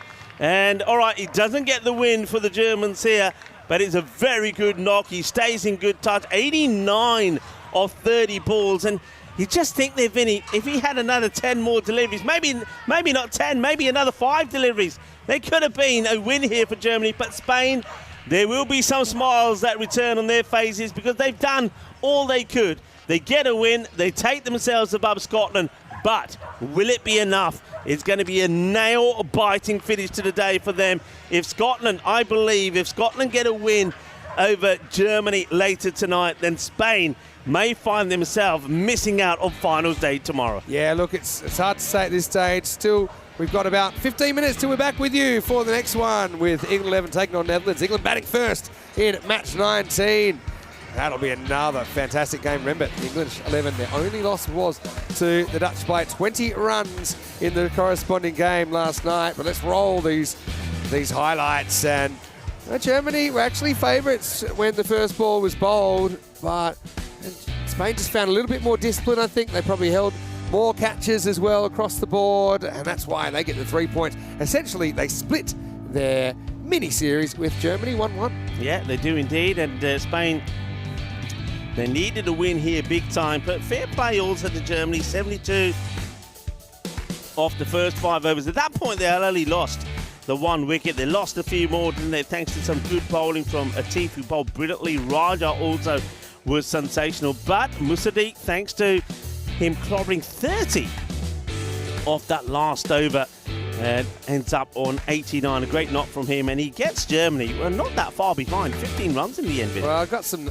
live numbers, and the net run rate probably won't come into it anymore because Spain's net run rate is minus 2.36. Now, Scotland's minus 2.22. So what that means is that if Scotland win, their net run rate's going to improve anyway. So basically, Scotland win, they're in. They're going to have to beat, obviously, a very good German side that we've seen kind of have a loss here. And Germany also won't want to miss out either. The other thing was with Germany getting the point in there, they are now safe as well. So they can't be chased. So Germany, depending on what happens in the next game, might have an outside shot at the top 2. Let's say if England took all 4 against the Netherlands, then Germany could take all 4 and actually take the double chance. So plenty can still happen. Yeah. But the main storyline here is the Spanish. They had to win, essentially, I think, to stay alive in the series. And that's exactly what they've done. Yeah, they have done that. Well, the wickets were falling. Spain, they were much better, I think, for most parts of this contest. The batting was better. I like the fact that they took destiny in their own hands and decided that they would bat first this time after chasing didn't go well in the last 3 matches. They got the runs on the board. And then the bowlers, particularly the likes of Raja and also Mohamed Atif, bowled very well. Hamza Salim Dar just starting to get into his rhythm again. And, well, I think Spain will be happy. They've got the win. I think they needed that win in this match. Otherwise, I think they were ready to call it a day, I think. But they will fight on. But, of course, now, really, they will sit and wait to see what happens in that contest between Scotland and Germany later on tonight. We'll have a quick look at the scorecard. And, of course, it's been dominated once again by one man, and that's Musadik Ahmed. He's been just absolutely sensational. 89 of 30 balls. He's hit a staggering 11 sixes and 4 fours. And you just feel that if they could get him on strike for another, well, I would say even 5 more deliveries, then Germany could quite easily have won that match. And that's where they'll be disappointed with Jamshad eating up 11 balls for 20, and also for Shahid Afridi. I mean, he ate up too many deliveries there, didn't he? 8 balls for 12, and those 12 came off 2 hits. So, yeah, that hurts them. And I think Germany, when they look back at that, that's where they lose that match. They're just too many dot balls in there. On the bowling front, well bowled to Adil Raja, bowled a much better length, heavy length, and he got well rewarded. 3 for 19, 1 for 18 from Mohamed Atif. Don't forget his second over. It was absolutely awesome. Over number 8, just a 2 coming from it. But a big over there towards the end, unfortunately, from Sahid, meant that Germany would get pretty close to that 164, and it closed the gap, which means that the run rate for Spain is not improved to a degree where that even if Scotland were to win by 3 points, that Spain could somehow still manage to go through on the net run rate. So Scotland is in their hands. If they can get a win against Germany, then they will go through and Spain will lose out to the disappointment, of course,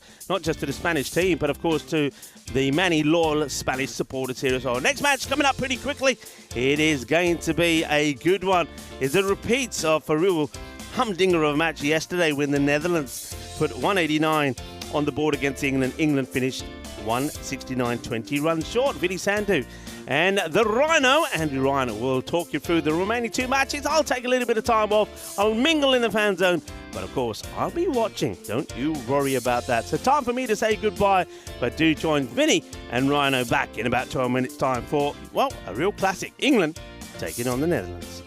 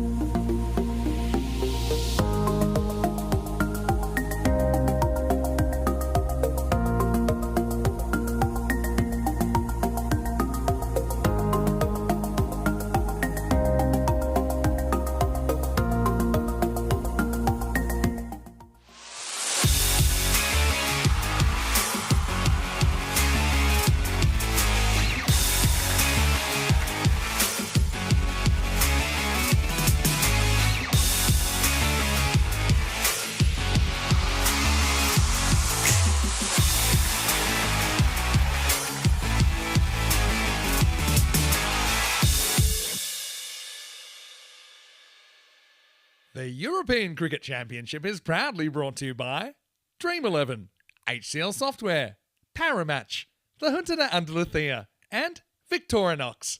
And the official charity partner, Share the Meal by the United Nations World Food Programme.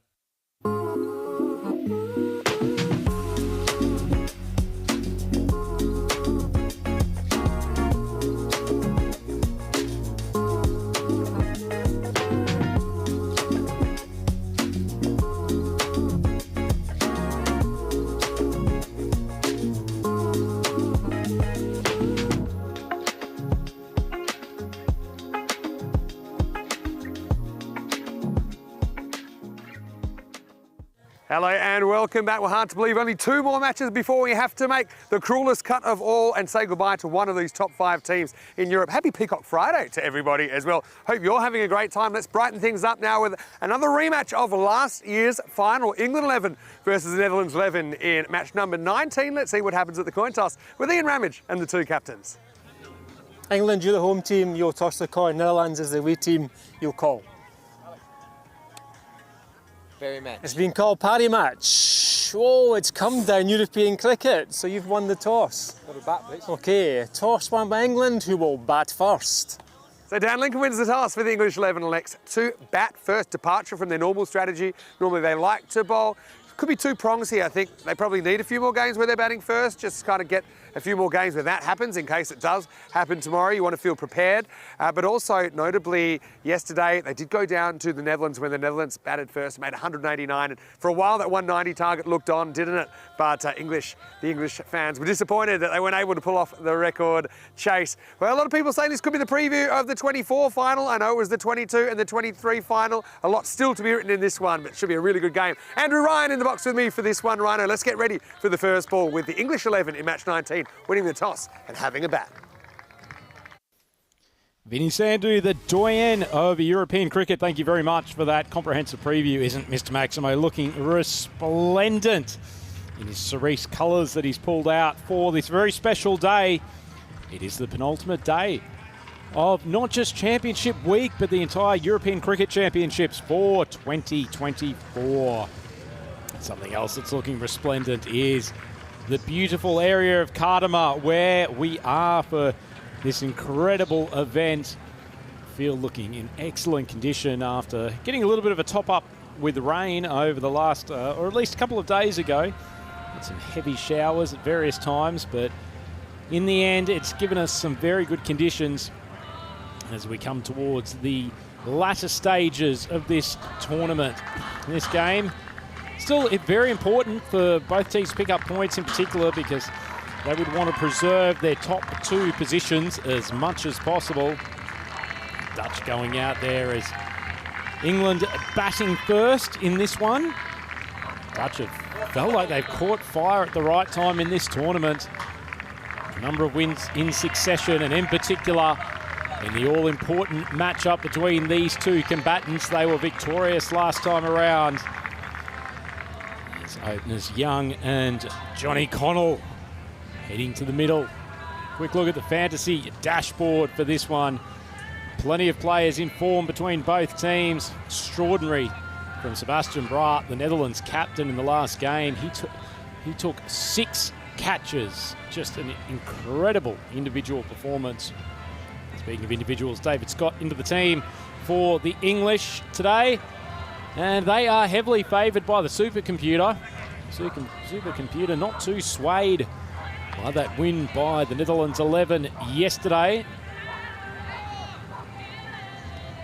Both teams, though, will be looking to not only get the win, try to finish top of the standings, but also try to get a little bit of psychological edge over their opponents, but without giving away too many extra secrets. There'll be quite some mind games going on here, I would suspect. England 11 just in front of the table at the moment as first ball from Ollie Allen Bass, who's been given the responsibility of the opening over. Just played away for 1. So the England 11 on 18 points in the standings at the moment. Netherlands on 17. England with a much superior run rate, net run rate. Germany down there in 14 points. So these two teams likely will secure the top 2 finish, even if it's only the Netherlands picking up 1 bonus point from this game. They don't pick up any points. Allenbaas comes in. Hit away by Connell. Be a shot at the stumps. Nice piece of fielding, but Connell home safely. So if the Netherlands don't pick up any points from this game, then they will leave themselves susceptible to the Germans overtaking them. If Germany can pick up all 4 points in the final game tonight. And that final game, Germany and Scotland, will ultimately decide who goes home from Championship Week. Short ball. Young almost looks like he's playing a layup, trying to get up to the height of that ball from Allenbaas. A little bit more zip. Tell you what, it must have been close to being over the head of the batter, given he had elevated at the time.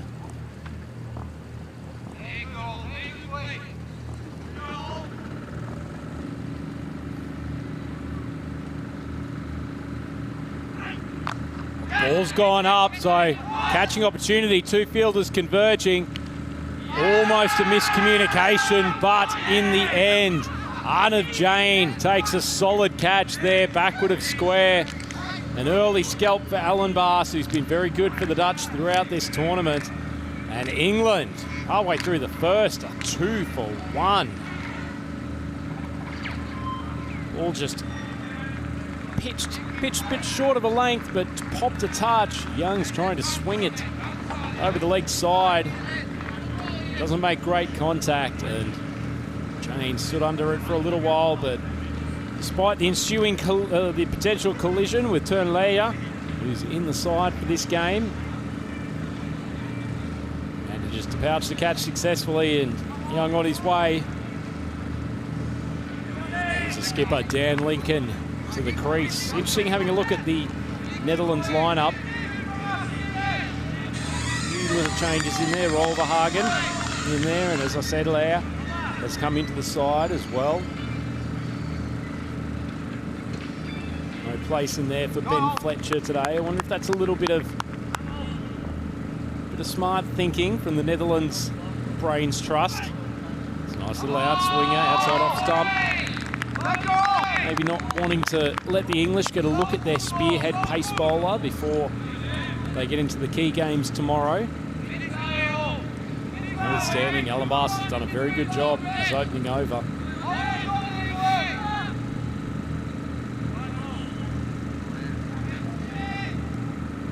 Supercomputer has these teams 50-50. Short of length ball, Lincoln, not much footwork, but remarkably, it's flown off his top edge for a Maximo, and Allenbaas feeling a little bit hard done by. Really squared him up. Lincoln trying to play it leg side. Late swing has got him all mixed up, but all Allenbaas can do is smile and laugh through gritted teeth. Let's have a look at the upcoming events. The tail end of the ECC, the European Cricket Championship here, but the circus of European cricket rolls on immediately as Sunday, 20th of October, there's no rest for the Wicket as the team heads out to Malta. It's a European Cricket Series, the internationals for both the men and the women out there, followed by a trip in October, later October, to Italy. Still, once we've completed the European Cricket Championship, still an absolute buffet of T10 action. The European Cricket Network.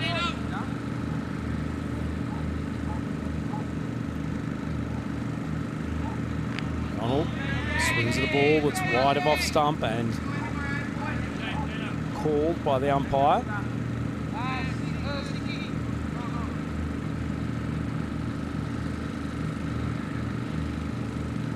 There at the bowler's end.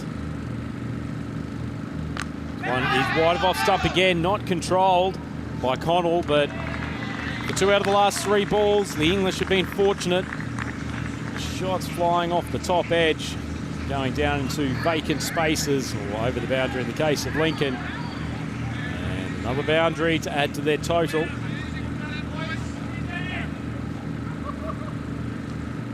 Dutch would be feeling fairly pleased with this start, although maybe less so, given that Jane's just been pounded over the long off boundary.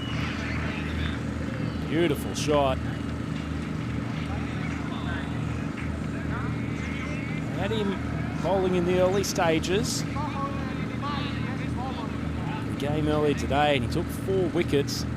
Very, very good performance. Big swing again from Connell. Another shot out of control. They could basically raffle it between 2 players. And in the end, it is taken by Saqib Zulfikar. So a second wicket down. 19 runs on the board, and both of the openers are back in the pavilion. Connell goes for 11. Nice piece of bowling. Jane just drifting it, a little bit less pace, outside off stump. And a well-taken catch.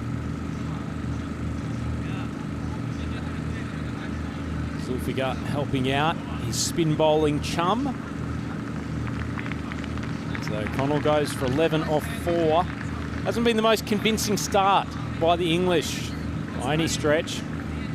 Even the runs that they have scored have generally come from top edges. Dutch, notwithstanding the 2 wickets, would feel like they are right on top at the moment.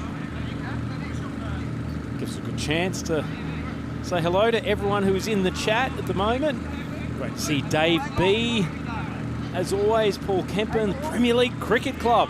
Great to have PLCC with us. Monica Acosta enjoying the games. He comes in for the late contest. As Jane moves that in. There's a little bit of confusion between the English batters. Dutch have certainly applied some pressure in the early stages. Gula Mustafa and Johnny He also in with the rest of the community there. The live chat on YouTube. Great to have you all with us. Slower ball from Jane outside off stump, and Priestley loses his balance a touch as this reads the speed out of the hand.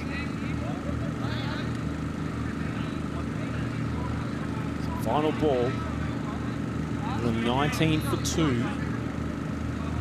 A little bit of a change here from Jane. Brought the fielder inside the circle from the cover position and put another back to long on and shifted his fellow leg side fielder out to deep mid wicket.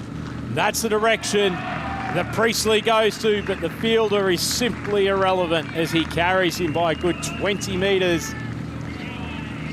Flying Grizzly for the fans and the crowd to keep an eye out for. Probably one of the rare times in that over that Jane drifted onto the leg stump, unable to create any purchase off the wicket, and a pretty easy shot for Priestley to take it over the leg side for a Maximo. So that leaves the England 11 25 for 2. Here is a look at the all-important standings table. So these 2 combatants right up the top after 7 games played, 18 and 17 points respectively.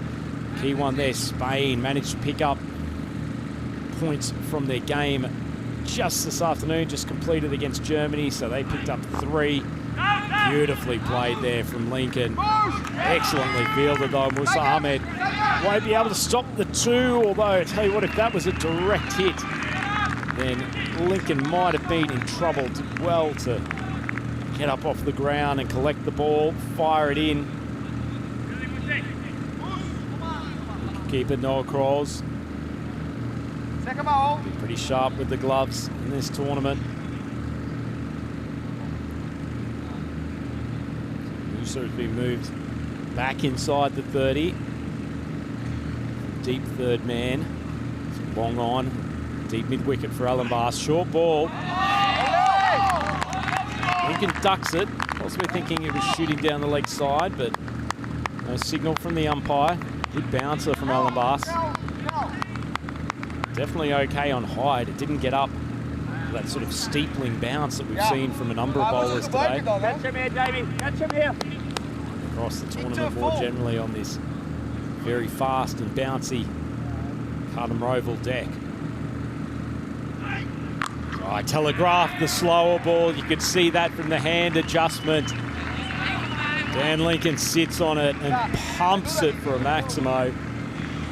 Beautiful shot from the English skipper. Just a little bit too visible with the change of pace. And not helped for Alan Bars that had dragged down into the middle of the wicket. Pretty good spell from him though, regardless. 116 off 1.5 overs. Has to close strongly with these last 3. Lincoln pulls powerfully, but along the turf, so it will only be 1 with the defensive fielder out there. Deep mid-wicket boundary.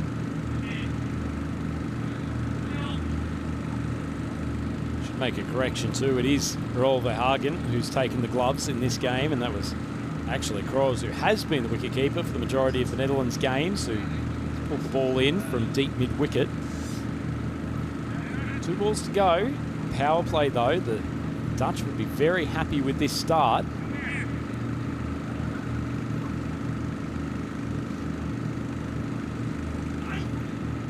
Short of a length, but great change of pace on that occasion. Much less visible out of the hand from Alan Barson. Niels Priestley hasn't picked it up. Very nicely bowled. Pretty well gloved by Hagen as well. Bounce at an awkward point, probably a couple of feet in front of him.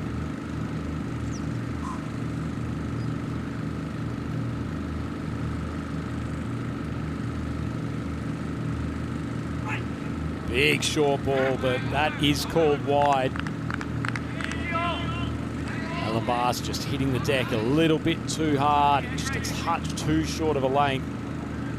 As a result, have to re-bowl.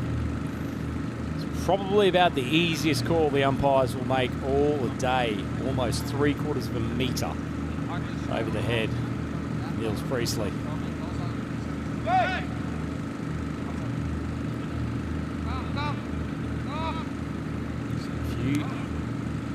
Few movements within the field. Long on, coming back up for this final ball. Likely short of a length. Another one shot, and it does. It rockets past the bat of Priestley. A little bit of extra oomph in those final deliveries from Alan Bars. Nice 2-over spell from him at the top of the innings. 1 for 18. England, pretty miserable power play. 35 for 2. Good time to bring back a man who is never miserable when he's at a European cricket event, Mr. Maximo. Yeah, nice to be back, Ryan-O. Hello to you for the first time today, officially in the box. Happy Peacock Friday as well.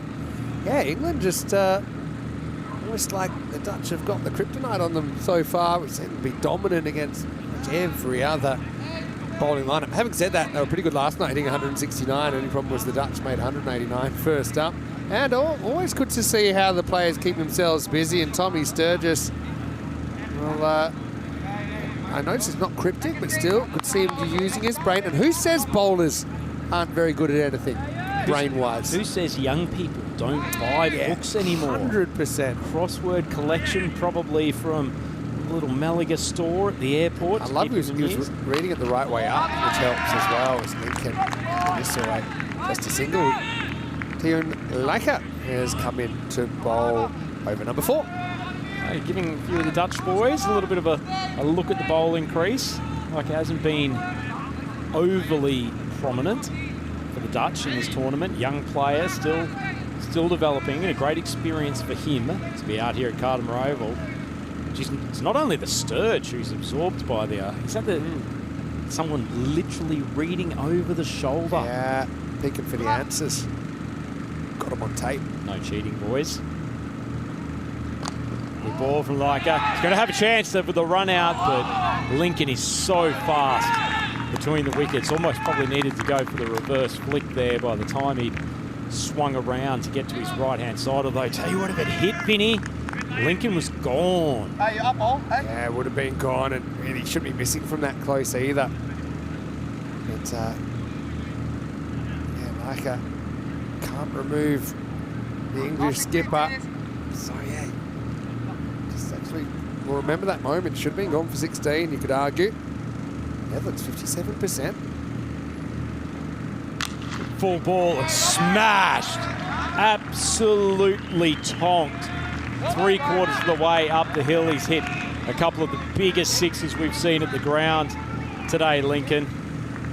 I was talking to him during the intermission not long ago, Vinny, and the one that he hit almost up to the Tesla Centre early on, he was saying that actually didn't even really feel that good off his bat. Hate to see what he could do if one genuinely hits the middle. He's got a real good one down. Short ball, that's a little bit too easy. And after a good start, Leica's lost his way. 2 consecutive maximos, and the English starting to resurrect this inning somewhat, but still a long way to go. Yeah, that one was just too short. You just got to get anything on that. It's going to fly. Look at the footballers out there right now. There's a few of the footballers still staying around to watch from the hospitality area here at Cardimer Oval. Gorgeous early Friday evening out here. Pretty decent ball from Leica, actually, but what a stunning shot from Lincoln. Just slightly opens the blade. Timing is magnificent. Yeah, brilliant bit of timing from Lincoln. Just watch this one explode off the bat. Doesn't move the feet. Remember when people thought footwork was everything? Head still is actually everything. Footwork's something sometimes, but with a good head, good hands, you can get most things done. Certainly can. And Lincoln living proof of that. Even just a little bit of a short jab. The timing was incredible. Good ball from Leica. Just a touch close to the stumps, a touch fuller, and Lincoln can only push it away to the offside. So that brings up the end of the over. England 54 for 2 after 4. Comparison, a bit of a sedate start for them, Vinny. Yeah, it is. It'll be a really interesting battle no matter what the English score here. Also a change of tactics down Lincoln to actually bat first. As I mentioned earlier, I think there's a couple of things in that. I think they're partly, they need some games where they bat first. It just helps to have that feel so that you're not doing it for the first time on finals day, for example. But also, last night, it was the Dutch that kind of battered them out of the game, and they probably would like to disrupt their narrative a little bit. Here's Shariz Ahmed, very good young player, starring with the bat last night. Also, very good with the ball. He's going to come on in this 5th over. Very good tournament. Been one of the huge improvers for the Dutch across this championship week series. They play a big part with the bat in their remaining games in this tournament, but some useful contributions with the ball as well. Big test to Lincoln. He's failed the first one.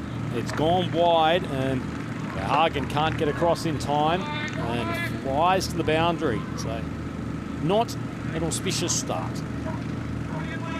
Yeah, that one just went completely wrong. It's a slider. He's bowled really well. It just kind of hangs in. That one actually looked like it might have. Yeah, actually. Feels to me like it's kicked the edge. I reckon they might call that a no ball, you know, because it's not 100% on the pitch. Yeah, they're going to give this a no ball. Yeah, that's one of my rules I don't like in cricket. And before someone comes and tells me it's a law, I know what you mean, but no judge will enforce it. But yeah, that now goes as a dot to Lincoln and 4 byes. I don't know. Is that the reason you dislike it? No, I think it does make sense. It's the main reason. Because the reason it's a no ball for off the pitch is for the odd occasion, especially there are some pitches that have a raised edge that the ball can hit the edge of the pitch and come back and like hit the stumps or not be a wide. So here's my proposal. It's an early rant. I know I've just got in with you. But call it a wide if it's off the pitch, unless the ball is hit or it hits the batter or it hits the stumps. Otherwise, just let it be a wide. Rare disagreement with you, Max. Let it be a wide. And if someone hit the pitch, do they really deserve a free hit on you? No, see, this is where I'd go. I think it should be a no ball because I don't like distinguishing a ball depending on what happens after pitches. But I'm not sure the free hit is warranted. Okay, I hear what you're saying garbage wide. I'll go one more at you, though. This is probably hitting too hard for the fielder to get. It is. Silka has to watch it go into the fence. Cuatro carreras. Oh, I'm just saying that the reason I put that little asterisk in there is because I've actually never seen one hit in 4,000 games, so I don't think it'll ever really come up. But in the odd, if that's your concern, that allays your concern. So if you do get bowled off a ball that bounces off the pitch, then it can be a no ball.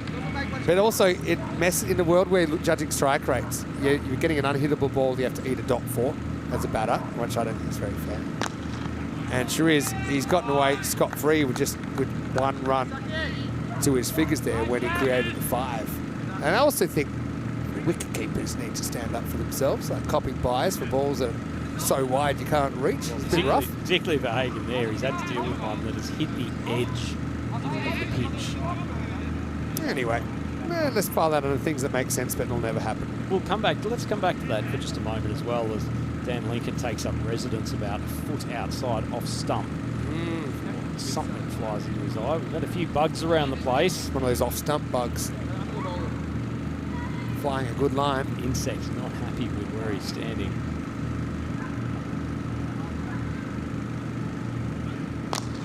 There's a ball from Shiraz, but drilled straight down the bed.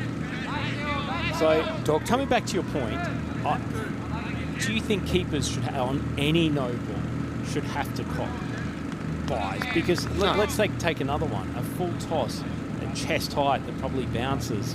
This used to be the rule, Rhino. You remember? It's ridiculous that it is now classified otherwise. Thank you. Finally, a commentator that makes sense. No, I genuinely, I don't like that. That used to be the rule, but but they changed it for no reason. They said, it's a bit harsh. This was the reasoning I heard at the time. It's a bit harsh that bowlers have to wear the runs when a no ball goes to the boundary. And I was like, the bowlers in I actually control. think they had some very wicket keeping gloves signed in another building, and all the wicket keepers ran over there because they didn't get a say. Oh, that might have gone all the way, Well, maybe not. It'll be just inside, but it'll be 4 runs. And Lincoln continue on his merry way into the 5th over. There you go. It's just inside. So it's 71 for 2 after 5. And let's welcome you into the commentary box. Vinny Sandhu here, Mr. Maximo, with Andrew Ryan for the first time today. Rico's off, but he will be back for Championship Week Finals Day tomorrow, as will you. Great to have you with us. I know that Ian's watching from the Premier League cricket show and the Premier League Cricket Club, the TPL podcast. He actually wanted me to give him a little bit of shout out because he's put the link in the chat to vote for him in the Pride of Cricket Awards, Cricket magazine. So yeah, if you want to get behind one of our community, why don't you do it? I was having a chat to Ian actually in between games here today. He's given us a lot of help with some background detail on the players and heaps of support in the chat. So I know everyone's been very happy to have you in there, Ian, and please keep on contributing as we go across. Yeah, we appreciate it. Games.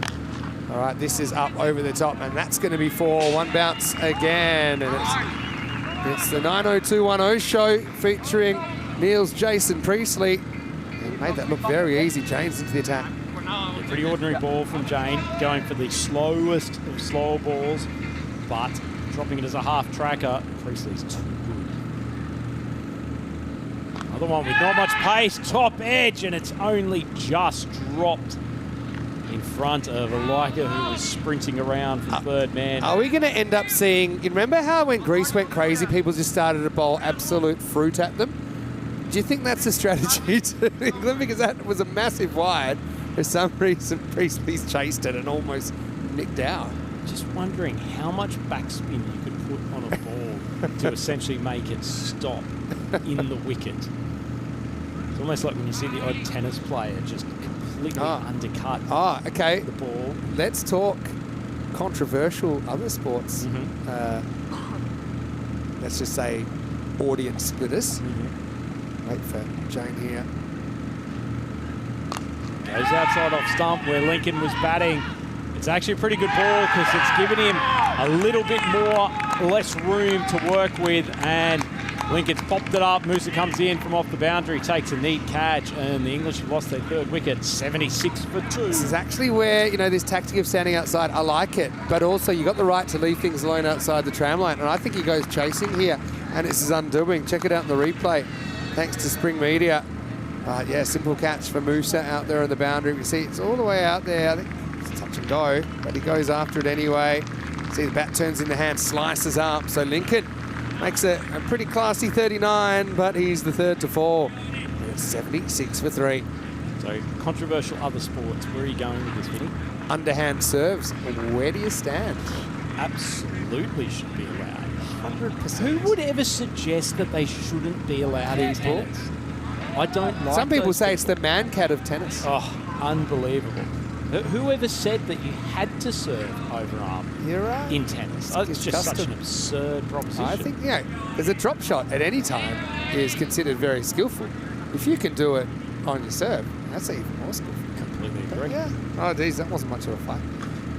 And here's David Scott. Get out to the offside, and it's 2 wickets in 2 balls.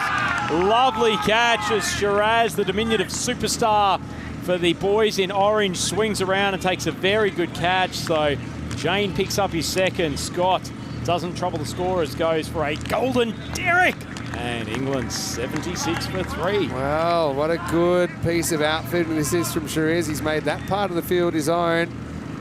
Jane does have an ECC hat-trick actually, but this is a very athletic piece of fielding. See how he protects the ball there, makes sure that it's never going to touch the ground. We'll get a look at it in slow-mo here.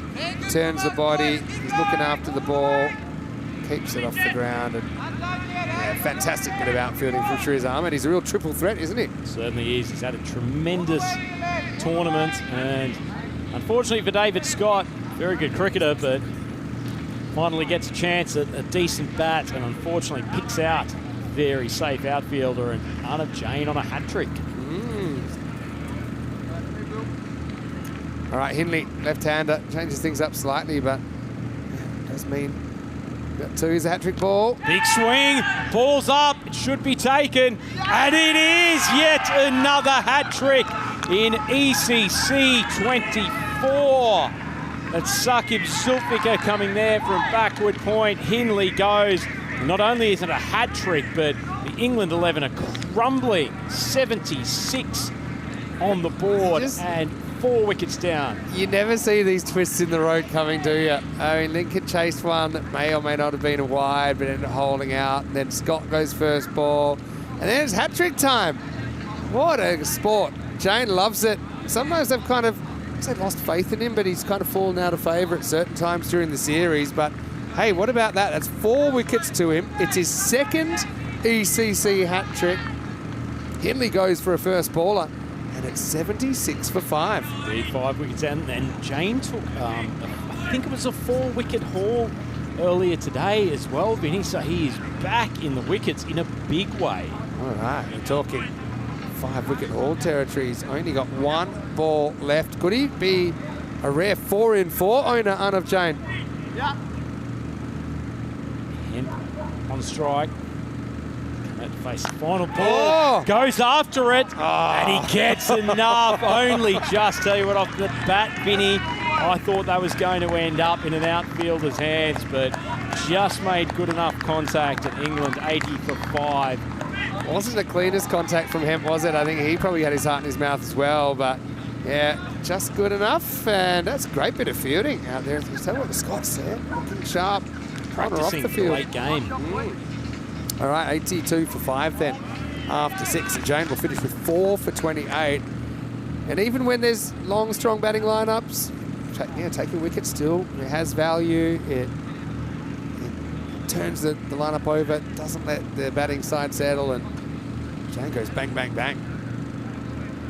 Brilliant bowling from the Netherlands, and they've reasserted their dominance in this game while Lincoln was at the crease. Felt like England had managed to get itself up to a pretty decent run rate. Now they're sitting at about 13.5 runs and over, and with the 5 wickets down, a lot of work to do, and lots sitting on the shoulders of Neil's Jason Priestley as he cuts out to cover. Brilliant outfielding, wonderful work from Noah Crows, who's tossed away the gloves to Verhagen for this game, but he's done a couple of good pieces of work out there on the boundary. He sure has. Very athletic. We've seen him outfielding a fair bit for the Dutch T20 side as well. Like they've gone wrist spinner again. Straight down the ground. Pretty well struck and just well enough by Hemp to get the boundary for. He goes to 10 off 2, so a nice start. Yeah, nice start for him. I said wrist spinner again. I suppose what I really mean is kind of mystery spinner again. Following off from Jane and his 4 wickets. This is a nice solid shot, and yeah, England, they won't panic here. They'll just keep backing themselves. The Dutch must feel like they've got England right where they want them, though. Controlled, but flashes out to Crows again, who swing around and keep it to 1. So the last 2 hat-tricks we've had are now both to the Netherlands, with Ben Fletcher taking one in match 10 of Group D, and this is our first hat-trick in Championship week. Good over so far from Skip Zulfikar. It's drilled through the offside, but once again, the boundary riders doing an excellent job. Only 7 off this over so far, 2 balls to go. Particularly good bowling, given he's operating 2 left-handers, not the favoured side for most leg spinners. Felt like it was in the slot and hit very nicely straight down the wicket. So Hemp, even though he hasn't had a huge amount of balls at the wicket this England 11, every time he's come to play with him, he's looked very comfortable. Look at that. I think it's the wrong end, see, back of the hand. But yeah, it's pretty well picked and pretty well hit. So yeah, an opportunity here for Hemp to press his claims.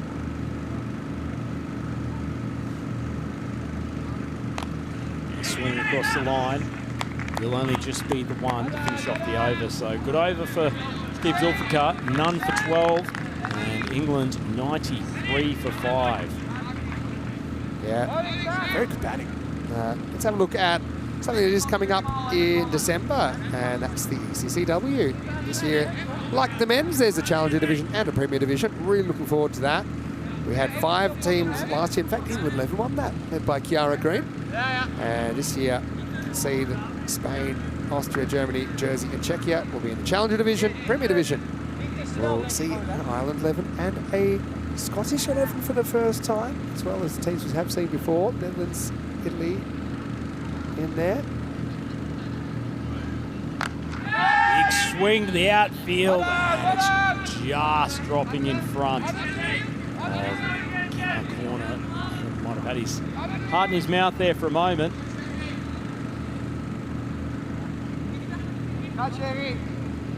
Excellent strike. So they've been largely working with singles for part of the last few overs. Oh, wow. Priestley responds to the call just when his England teammates needed him to step up. He's monstered a 6 straight down the ground. Maximo takes them over the 100 mark, 101 for 5. Yeah, whacked away. And Priestley's good clean here to the ball. A good addition to this side.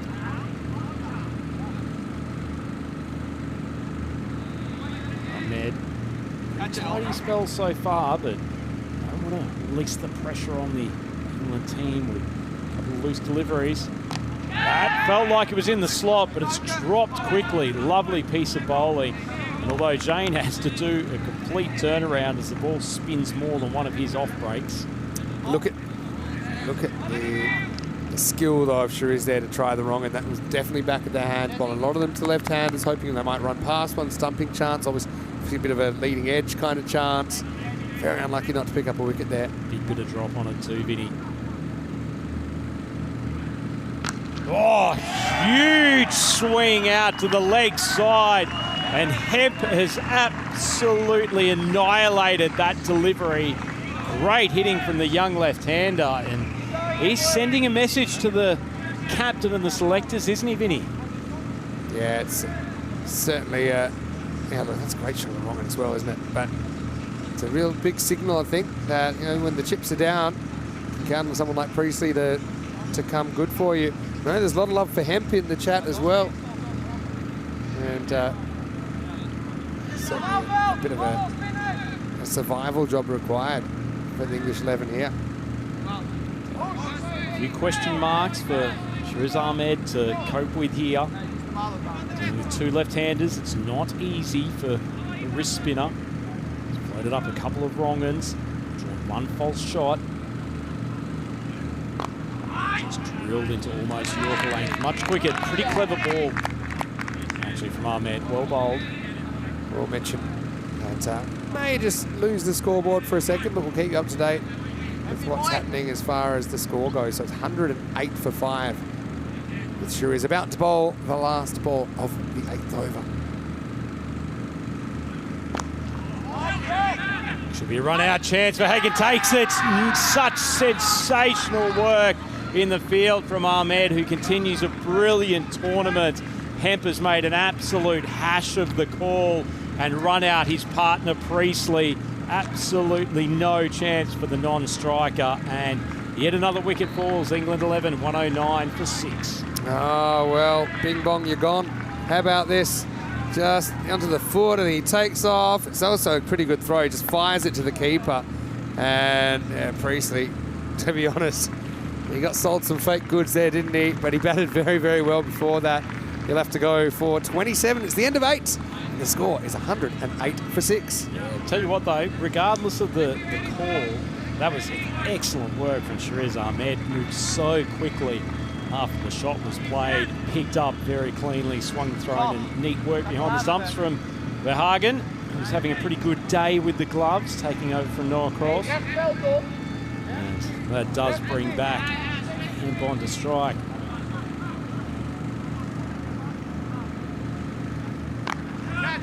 Flashes it through the offside, but just be one out to the sweeper. Greatwood coming to join him in the crease, so it's not often we've seen the England 11 have to get into their fast bowlers, but enough time left in this game that Greatwood can contribute his final 11 balls, unless Hemp get back on strike and monopolise it and start really balls the boundary. This ball from Sakib, which just muscled down the ground for one. Yes, 110 for 6. There's 10 balls remaining. Again, apologies for there's a few rats in the wires today. Finally might have worn out after 100 and how many games? Hemp drags it behind square. Not the greatest ball, not the prettiest shot, but with 4 in the scorebook. The left-hander keeps on ticking along. He's found the boundary fairly regularly so far. Really does favour that leg side as far as creating power. 118 for 6. 8 balls remaining, man. Skip floated outside off stump and tries to drag it to leg. Will just be the one. So, 4 runs ahead, actually. I counted that 4 twice. So now we're at 115, and there's 2 balls left in this 9th over. 115. Mr. Maximo also the human scoreboard. Oh, they scored by hand earlier. That was fun. Oh, that's a glorious shot. Greatwood showing that he's absolutely no mug with the stick. That's a beautiful Maximo. Yeah, beautifully hit. And he's a tricky bowler to deal with, Sakib. He's got lots of variations, but you know what he does there? Gets a little bit kind of middle and leg. Still not an easy put away, but it's a very skillful shot. Greatwood will take the 6th. Last ball, the 9th, and this isn't going anywhere. A little bit of the old hip-on-hip action, but Greatwood will retain the strike. Moves to 8. Cameron Hemp is 29, and with 1 over remaining, England 11 are 122 for 6. Not sure that's a fair physical battle. Anyone taking on Shariz Ahmed in a bit of a hip and shoulder contest, but either way, Dutch on top in this game, and certainly probably the least effective that we've seen in the England 11 batting lineup looking in the tournament today. Yeah, I mean, maybe it's a coincidence that they're two. I wouldn't say they had an off performance when they scored 169 last night, but they're in general the game they've lost and the game that they're behind in. They're both against the Dutch. Is that just natural, just luck of the draw, or is there something to that? Well, I've got to say, this is a meta experience, isn't it? Yeah. Taking a photo of yourself, taking a photo of yourself on television as the ball runs down to third man from the outside edge of Greatwood's bat. It's actually very well said, but yeah, proper ender from Greatwood. We'll take it however he can get it at the moment. Because it's been great to see so many fans returning to the Cardamore Oval that we know before, obviously, from previous series. Rather show it 10. See, I think that is Toby Greatwood's mum. Is that right? Oh, she must be so proud. Few of the fam here. short ball, or even the length of Toby can't reach that ball. Do you reckon it was his mum that taught him the trick about shading the ball with the non-bowling hand as he runs in? Parents are pretty crafty, so yeah, that wouldn't surprise me at all. Tell you what, speaking of guests here, Vinny, I was talking to the lovely Catherine, who she and her husband Martin are visiting. They're from just outside Sheffield in the UK. Apparently stumbled over the ECC last year, made a trip out here, and now they're return visitors. Awesome. I love that. There's been so many people that have just said, I saw it on TV and I realised I could get there in about 3 hours, and here I am. Oh, by the way, the score is 128 for 6. There's 4 balls remaining here. What a shot. Speaking of visitors, big shout out to my mate Tom Riley, who was here with a couple of his mates earlier in the tournament. And I'm not sure if you heard our bull ring discussion earlier today, Vinny, when you were chiming in, but he was a big fan of the bull ring series. Oh, I'm so annoyed I didn't lead with that. Does it get to some of the line? Oh, it says it does.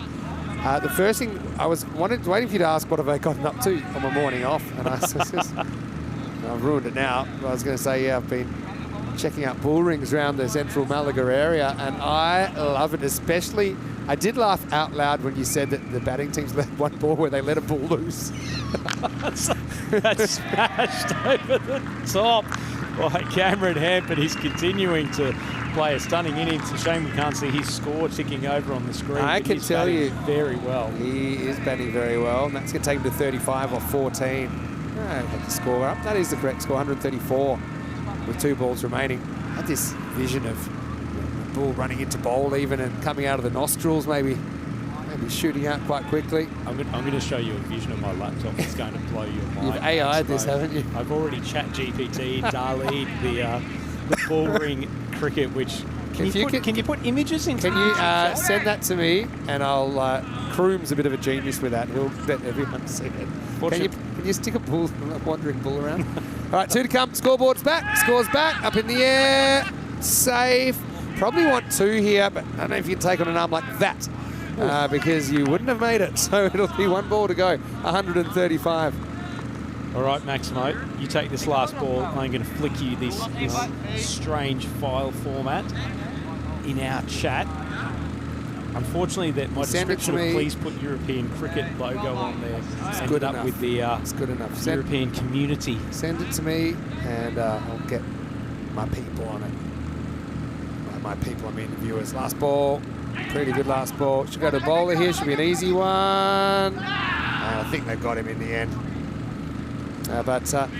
Look, 135. It looks a bit underwhelming.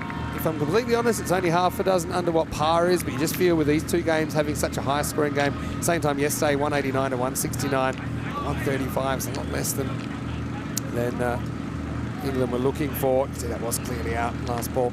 Yeah, interesting. Also, England batting first. Is there something to that? Again, not a huge sample size. So, in the end, look at it as another way. Look at it in a positive way if you want to frame it positively for the English fans. It's a chance for your bowling attack to go out there and be put under pressure a little bit to defend a score that is slightly below par. And I'm sure the Dutch would love to go 2-0 over the defending champions here in Championship Week. As we look back on the first half of match number 19. Ellenbus wasn't he good early as well, and yeah, England never really got firing in this power play. Certainly didn't, and the Dutch were excellent both with the ball and in the field.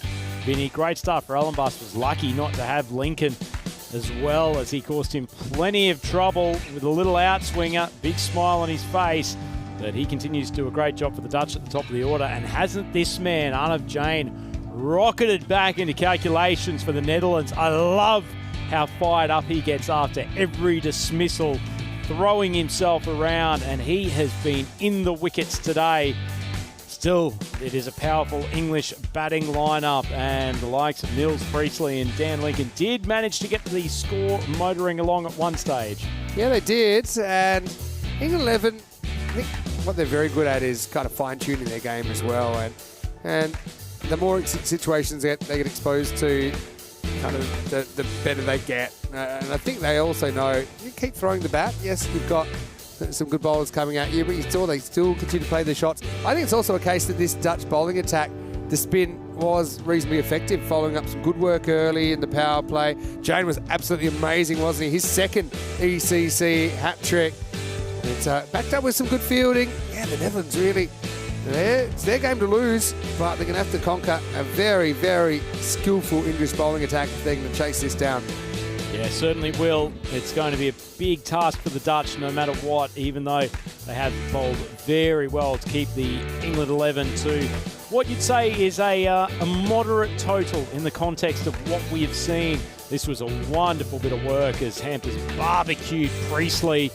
Still be smelling the smoked meat when he gets back to the dressing room. Absolutely no chance of making his ground.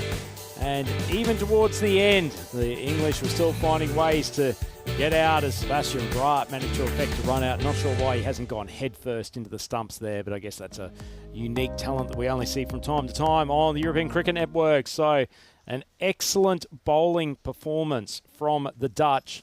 And the England 11 have ended up 135 for 7. Lovely to see that presented on screen as the skipper Dan Lincoln top scored with 39 of 16. Continues a wonderful tournament for the gun English bat, and he was given pretty good support by Nils Priestley, 27 off 15, and also Cameron Hemp played an excellent innings towards the back end and really kept that middle order motoring along. A couple of nice shots from Toby Greatwood as well. So the end of the 10, 135 for 7. As I said, a fairly moderate total in the overall scheme of things, and those early wickets combined with some excellent outfielding from the Dutch really kept the English under control. And as you can see, it was really shared around in terms of the economical bowling, but the wickets were mainly for Arnav Jain, 4 for 28, including a hat trick. The rest were sort of more tidy rather than running through the English batters. Obviously a couple of run-outs in there, and in particular I thought Skip Zulfiqar bowled a nice spell, and like his over a 1 for 19 was actually none for 19 was probably actually better than it seems in the book, but good to see him get a chance at the bowling crease. So this is set up for a great chase. The Netherlands seemingly in control of this, but we know this English pace attack is very good. They'll be bowling under lights when we come back. It's Andrew Ryan here with Vinny Sandhu for the European Cricket Network. In a few minutes' time, we'll take you through the chase, so please join us then.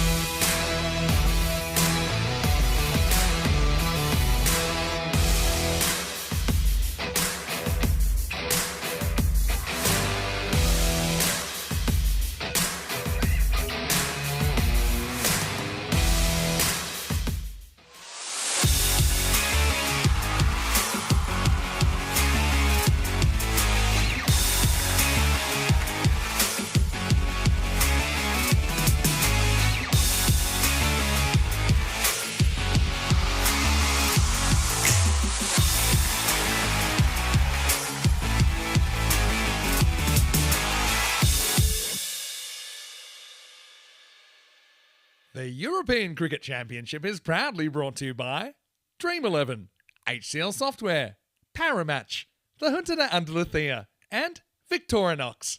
And the official charity partner, Share the Meal by the United Nations World Food Programme. Vinny Sander here, Mr. Maximo, and thanks for watching the European Cricket Network. Now we'd like a minute of your time to give you some more information about our official charity partner.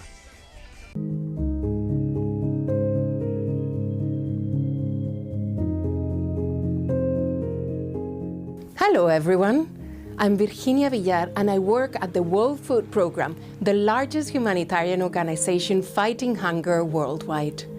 Today, I want to thank the European Cricket Network for their wonderful support.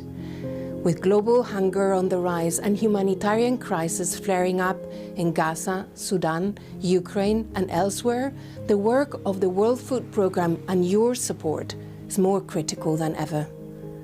Cricket is an amazing sport. It unites millions across the globe. Every run scored, every match played, and every fan engaged brings us one step closer to a world where everyone has access to the food they need to survive, to thrive. Together with the European Cricket Network and with you, we ensure no one goes to bed hungry. So many of you have joined us on our Share the Meal app, helping us feed millions more people. Join us in celebrating World Food Day on the 16th of October. Share your meal on the sharethemeal.org and let's hit hunger for 6. European cricket fans, thank you for joining us. It's Andrew Ryan here at the Cardimer Oval, joined by the doyen of European cricket commentary, Mr. Vinny, Mr. Maximo Sandu. And we're here to take you through the second stage of this game between the currently number 1 and 2 ranked teams of Championship Week. It is the England 11 who have put what we would call probably a fairly moderate total on the board. Batting first, they scored 135 for 7. The Dutch going out to try to chase this down. They can do it in 7 overs. They will have a bonus point. If the English can remarkably restrict them to 94 or less, then they will take the bonus point. But you can rest assured yourself that the teams here are gunning for the win first and foremost. And the Dutch will feel like they could get a big psychological advantage over the English if they can take this game. But the English pace attack have been steaming in over the last couple of days and have been threatening to all teams. I know a man who loves to see a bit of express pace flying into the gloves, Mr. Vinny Sanders. As long as I'm not the batter in the way of it. Anyway, here we go with the second innings, 136 to win for the Dutch. And they go for Damien Vandenberg. Another opportunity for him in the top of the order. Seb Allison is the bowler. First one, left to low. That is one of the more traditional deliveries I've seen at ECC 2024. Allison just about a foot wide of off stump and Vandenberg shoulders arms. Just his sighter. Clearly the Dutch feeling like they can give themselves an opportunity to get in. Different time to bat here with the lights starting to take effect. Shorter ball, and it does rocket through to the keeper, Lincoln. Nice pace from Allison early on. Well bowled, really well bowled. This could be a real thriller, you know. This might be the modern low-scoring thriller, even though old days 135 is probably significantly above par, but the game's changed. Hasn't it indeed?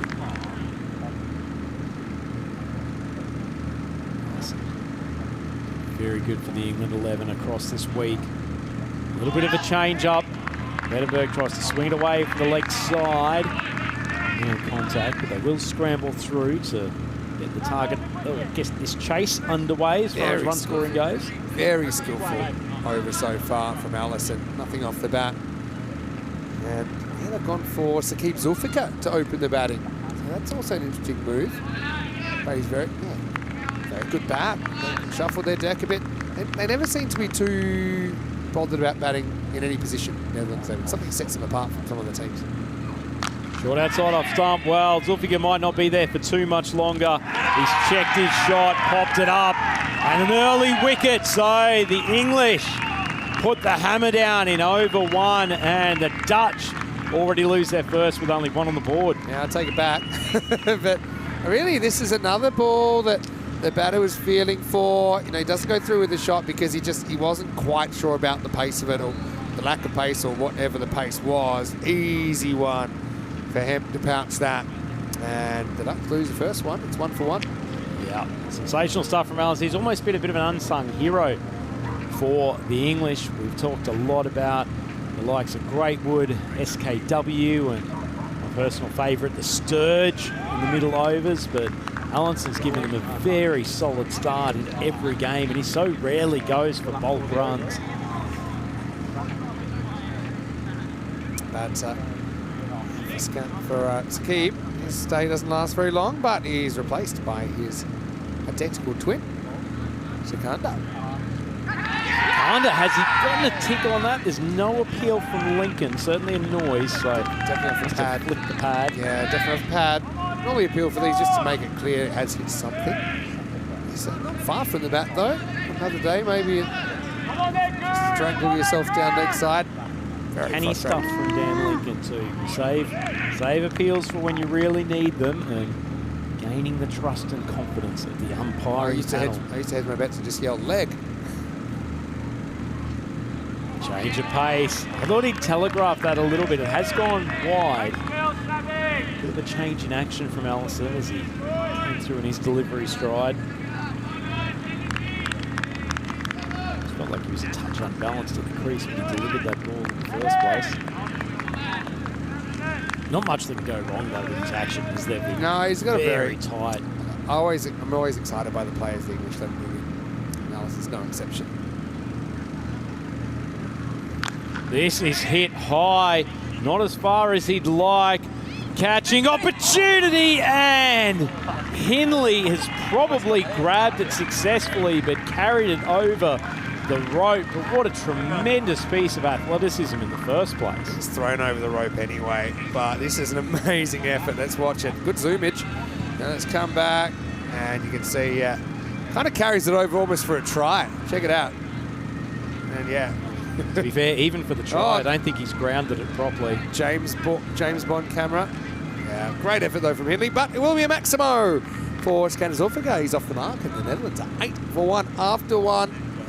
Well, I hate to be that guy, but ECC 21, we had no golden balls. ECC 22, we had 1. ECC 23, none. ECC 24, none. I don't think you understand. We've got about 1,000 hat tricks, about 1 million Maximos, and not one single golden ball. Yeah, it's crazy. But yeah, maybe it's coming. Maybe it's tonight. Who knows?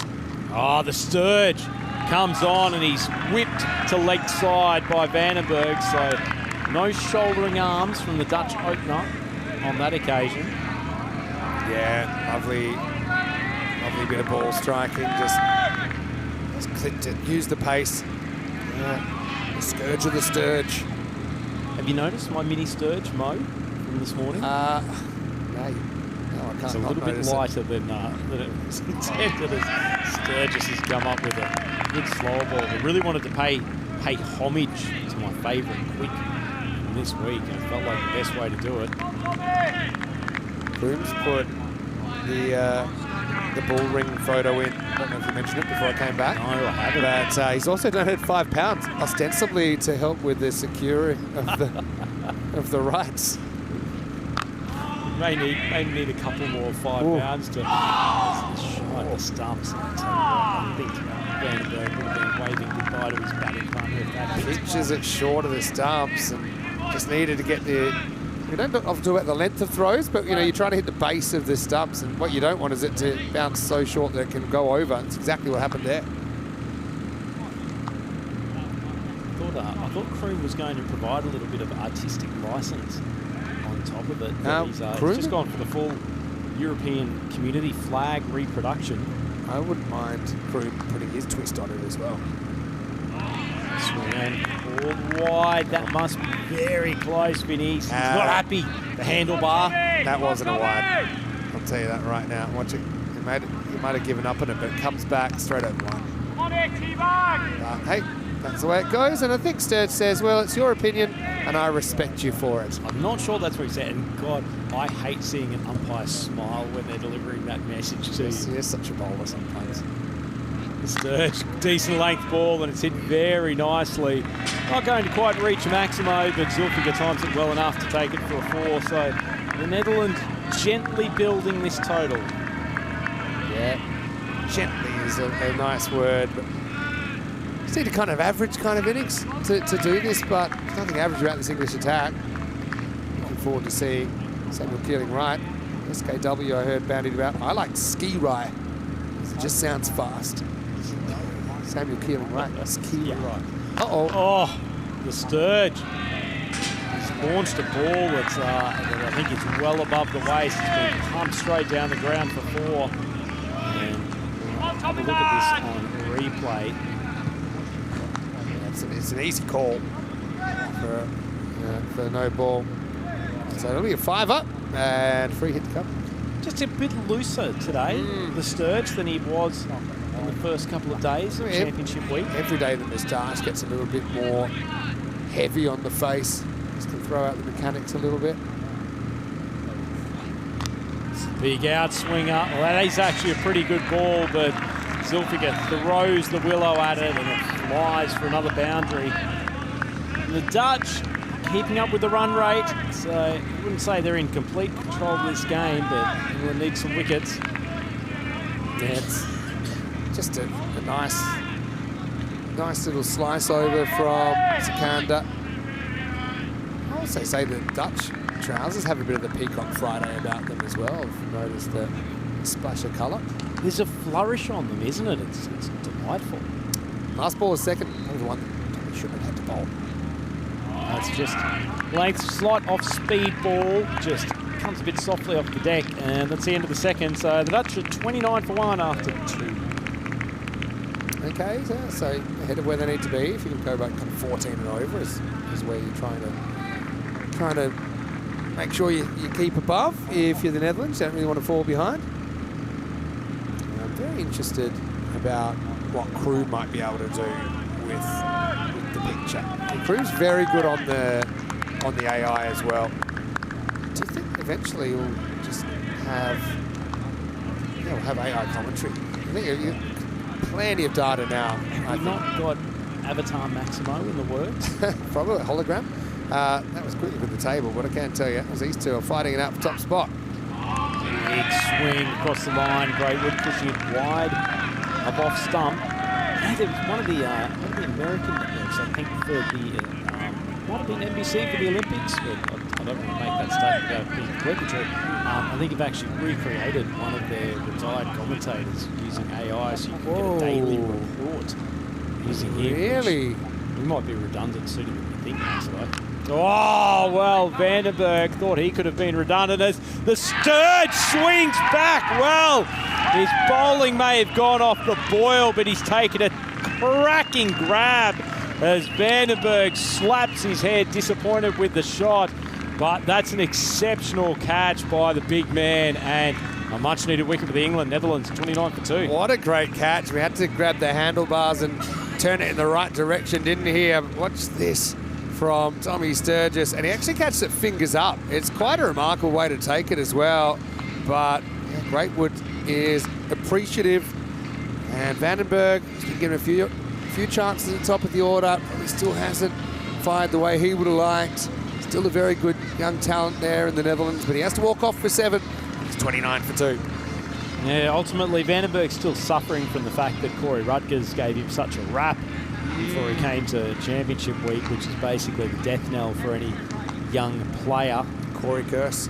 Actually, speaking of the Corey curse, I will give him credit. Obviously, DDC played an absolute gem of an innings in that last game. Yep. Young Rutgers was seen in the nets, giving him some one-to-one coaching immediately before that game. A bit of love, a bit of TLC work. for DDC. Yep. And it's certainly paid off. Not sure if correlation is causation in that instance. Scratch his tummy. That's why. So, Got to get your opening bat purring when it comes to the business end of Championship. Come on, DDC. Who wants a hug? Who wants a hug? You've taken it. Just got this vision of DDC dropping his bat, turning around and just lifting his belly to the It's sky. great. Fetch is great for fielding practice as well. Yeah, anyway, Greatwood, this got over so far. I wonder if ChatGPT can give us that image. Greatwood, a little bit full, and it's struck very sweetly by Ahmed. So his first legitimate ball gets pumped down the ground from Maximo. Yeah, fantastic shot. He actually goes to hit this more to mid-wicket, but he's a bit late on it. But this is what the modern player does. They open up the front side, and if you're a bit late on it, it ends up going straight anyway. And it still carries the rope. Still a decent over this from Toby. Halfway through it. While we're waiting for Greatwood to bowl, I've run out of ChatGPT prompts for today. Have you? Getting the ball You've revision. burned it. So if anyone wants to put, please create image of DDC tummy up getting a rub by Coach Rutgers, then feel free to send it through on the chat. You have the safe search on. Anyway. The ordinary ball from Greatwood. Bangs it into the deck. Lincoln takes it where a second slip might have been. Interesting game. Netherlands, 2 times out of 3 from here they win. Is this the 1 out of 3? You would imagine these two at some point will meet tomorrow. At the moment, they're kind of the favourites for 1 and 2.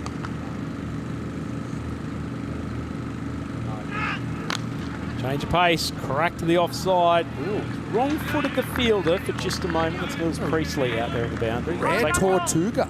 Tortuga's an unusual bounce in our European Cricket Network vernacular. By the way, I'm getting lots of ECL questions.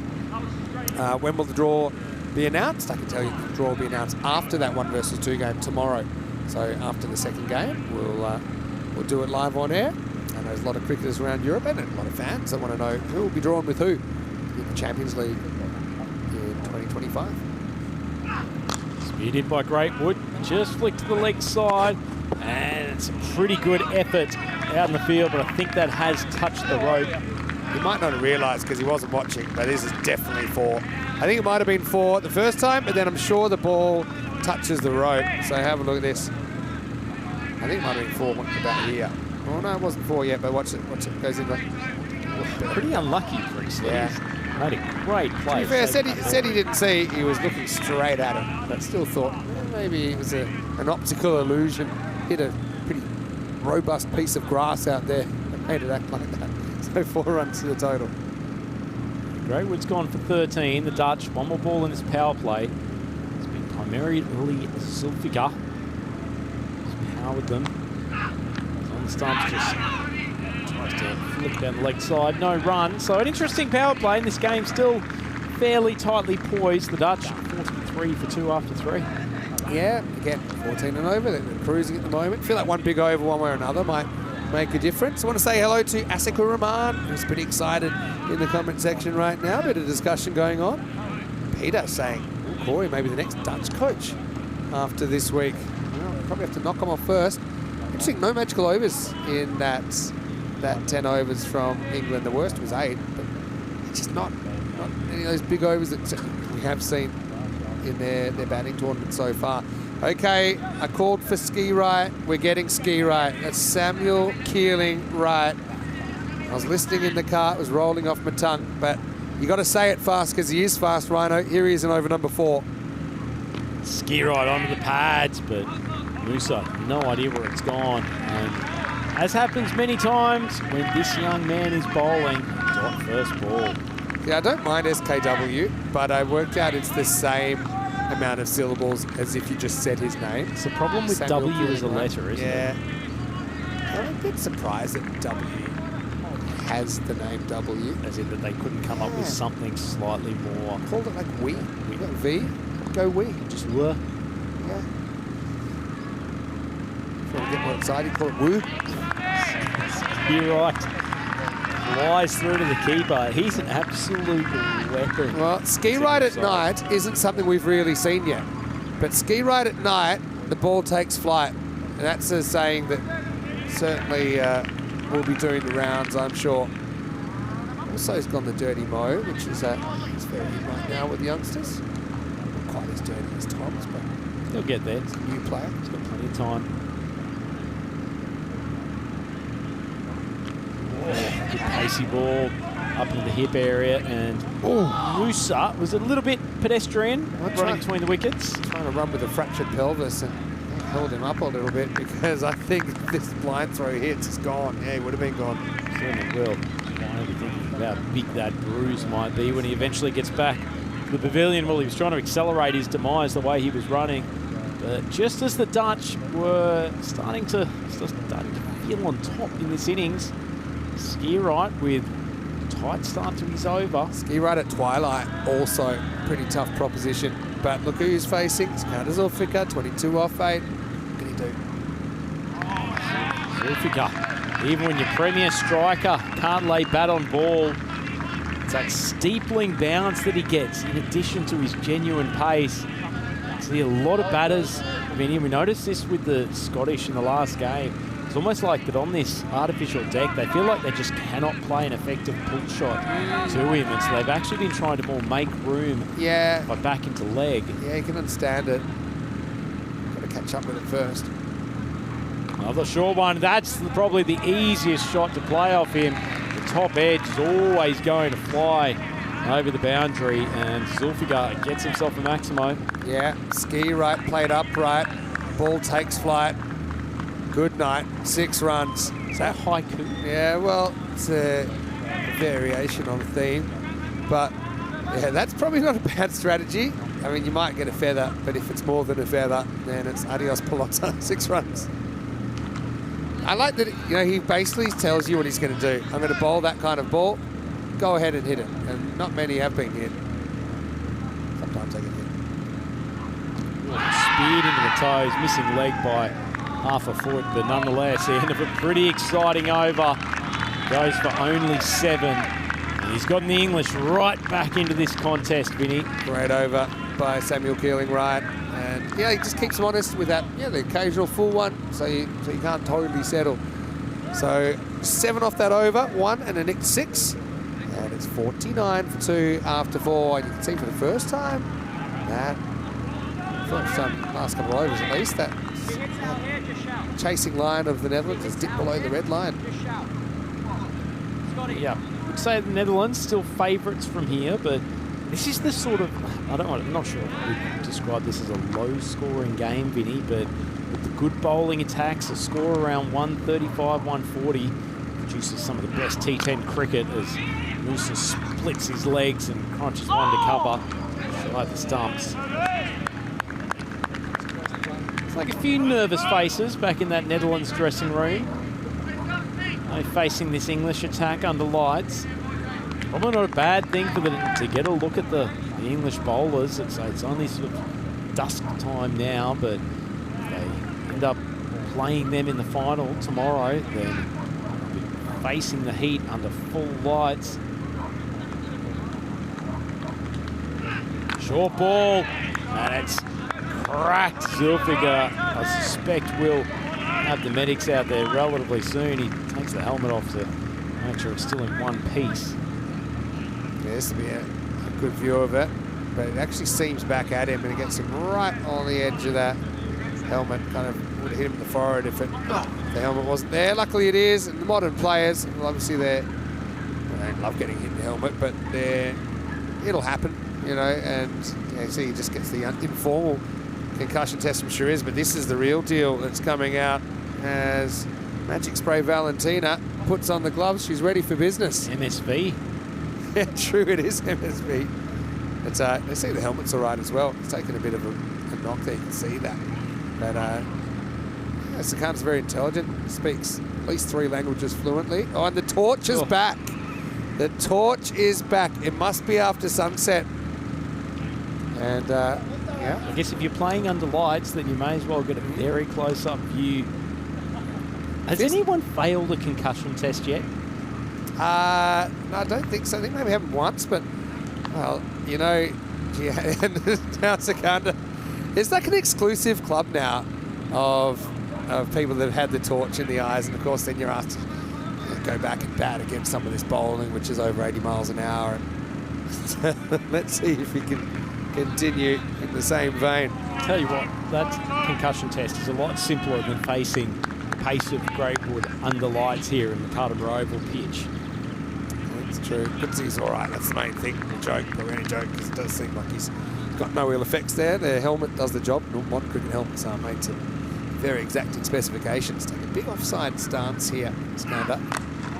Pretty good ball from Greatwood as well. Just hits the bottom of the bat. So Zulfikar just been slowed down a touch here in recent stages. Also, Ahmad needs to back him up. Just use that flashing blade of his. It feels like he's gotten a little bit cold in the tournament after having some very good innings. Yeah, Championship week earlier. Yeah, they'd love some runs out of Musa here. That'll be up, and that'll be out of the ground. Maximo, right on cue. Musa Ahmed puts that up and into the jungle. It's not quite the Yorker from Greatwood and gets put away. Yeah, beautiful shot, just change of angle, harming Greatwood, and it was in Moose's wheelhouse. Opens the blade, beautiful shot. He responds to the call. Just step up, the man in orange. Netherlands 57 for 2, still needing 79. Last 5 overs and 2 balls. That 6 actually puts Netherlands ahead. They just dropped behind, according to the percentages. What a stump, launches it into the sky, and it will carry. Great timing. He's got a lot of natural skill with the bat. Musa hits both sides of the wicket. That's a lovely stroke. This is good Musa. So he gets it on the offside and he hits it offside. I know he can go and fetch, and he does it very well to go leg side. It works sometimes, but I think this is a percentage shot. He picks the slower ball, still backs himself to get it over the rope, doesn't worry about the outfielders. England have gone from about 57% to 40% in 2 balls. It's a long way for the Dutch to go, though. 73 required. The cactus barbs in the ball, perhaps. I wonder if... that ball looks way too new. I bet you a newbie's come out. So a ball has been found, but I don't know if it's the ball. You're right, Vinny. That European cricket logo on the Grizzly. That thing was shining like Magic Spray Valentina's torch in your eyes if you got hit on the scone. And it's interesting that Greatwood doesn't want a new ball, even though it was offered to him. He said, "No, hold on, let's get one that's slightly used, more in his price range." The umpire's conferring. They've found an appropriate ball in the hands of the paceman Greatwood. He's got 1 ball left in his spell. 1 for 27. Get a second wicket. Probably say that's a win for Greatwood against the Netherlands bats. So backs away. I think he was probably expecting that to be aimed more at the body, but as it was, Greatwood aimed a Yorker just outside of stump. Good bowling in the Netherlands, 63 for 2. Good game, really good game. Netherlands being tested under lights. Remember that, of course, the final is played under lights. These 2 teams played under lights last year before as well, in the finals. So, these are the conditions you have to conquer. And for the English bowlers, I think it's a really good test to defend a slightly below par score. At the moment, they're on their way, but the game very much still a bit of a toss-up for me. Yeah, absolutely. And tell you what, the Dutch will be very keen to finish off this off, Vinny. If somehow they make it through with no points, then the Germans could still overtake them. Very unlikely at this stage, given where their bonus point target is, but they'd love the win, both to get the points needed to ensure they're in the top 2, but also to put the hammer down on their English foes. If they could take 2 from 2, group stage wins. It's more psychological than anything, but also kind of getting comfortable against a likely opponent for tomorrow. I mean, 95 guarantees Netherlands at least a point, and I suppose these 2 have the top 2 locked up. But yeah, it's a competitive game on right now. Seb Allison bowling out in the 6th. Wide of off stump. Musa takes one hand off the bat, and it's an easy catch. And a big wicket in the circumstances for the English. Dutch had gotten a little bit pedestrian in recent stages, and the big fast bowler Allison comes on and takes his 2nd. That's good bowling, and big wicket for the English. Netherlands 64 for 3. Yeah, off comes the boot. But let's have a look at the... Is that shoe phone about Yeah, I don't know if it was a shoe phone. It was borderline wide or maybe getting some line, hard to tell. But Musa just gets thick outside edge, and a simple catch. Musa was disappointed again. You know, hit some good shots, but just can't quite make a score at the moment. Musa Ahmed gets caught by Priestley down there, and it's 21 for Musa, and the Netherlands 11, 64 for 3. Feels like that's been the story of Musa's tournament, doesn't it, Vinny? A lot of starts. He's looked very good at times, but finding ways to get himself out. Here's his brother, Shariz Ahmed, and wasn't he on fire last night? That was some performance. He's almost mini Musa, isn't he? More diminutive at the crease, but he's added some power to his batting game. Off stump, nice change of pace from Ellison. But now England had a good look at Shariz. Let's see how they bowl to him and what kind of tactics they use. That was pace off outside, got him reaching. Yeah, Shariz scored 80 not out in this fixture last night. And look, his previous high score on the network going into this year's tournament was 14. And because he's really just been a bowler, but his batting, big raps on it. Batting ahead of guys like Crowe, Sebastian Bratt, Verhagen as well. That one is properly wide, not just off stump, but the wide line. Tell you what, Noah Crowe has suddenly been jettisoned down the order. Hope his dad, Rod, is keeping up with these games. Maybe Rod needs to put a call into the Brains Trust of the Netherlands team and just say, get my boy back up there. Could be a hero down there still. You never know with Crows. Yeah, not keeping either, so he's called the TFC. Thanks for coming. Doesn't bowl, doesn't bat. It's been pretty good, Zoo. It's pretty dumped from his two skill sets. The best TFC's 11. That's a decent ball, but it's swung away with immense power. It's gone like a rocket into the hospitality area. Mundo. Not a great seeing time at this time of night either. It's like marks after it. This was absolutely slapped. And let's see, it's the hill, does it? Yeah, oh, hit something. It doesn't took get off. a kick off the hill. It's lucky someone hasn't had their head taken off. We need emergency procedures. I think stop, drop. You don't have to roll, but you can. But I think we need to start doing It's a bit like Ronald McDonald back when they had the house fire commercials of get down low and go, go, go. You see a ball coming in from the Shiraz bat. Get on the floor. Short ball from Ellison, doesn't take much to get it above the head of Shiraz, but seems like the umpires are comfortable. Yeah, well, they're definitely checking. Yeah, so let's see. If you're trying to work out is it above his... It's very tough to call if they're going for head or shoulder. I think it's definitely one for the over, but I think they'll to work out is it wide. I think it's probably a fair call in the end. Shiraz there, 6 off 3. Final ball of Ellison's spell.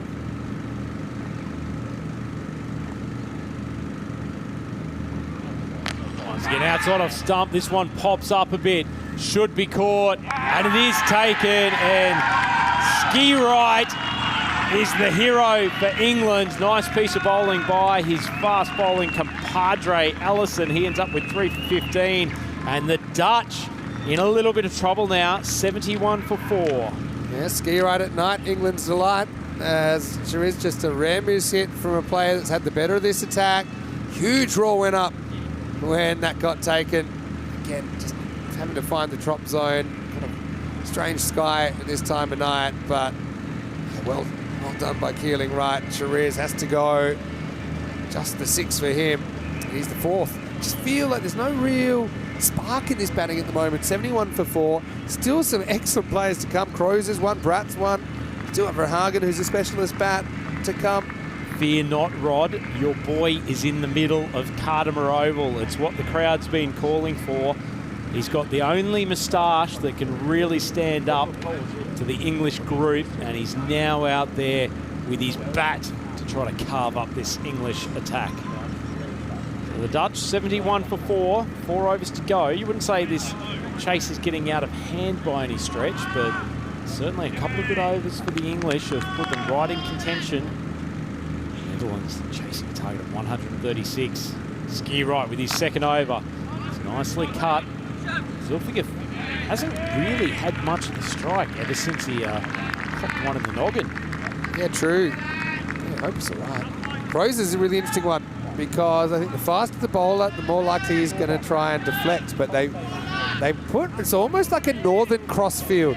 So this is where you have like a backstop, and then you have a pretty fine leg, and you've got another third. So you got the opposite of the southern cross, the northern crossfield. But you know what it does? It opens up gaps in front of the wicket. So mid-off's up, covers up, and Crows, by the way, he's very good at driving up and over the top. He can play plenty of shots. Interesting, Skirite doesn't actually pull out the slower ball that often, but it's the first delivery he's bowled to Crows. So I wonder if the skipper's said to him to give him the ball that's the hardest for him to ram or scoop. Well, that's on off stump. Good pace, beats him. This is a great battle. Yeah, excellent bowling.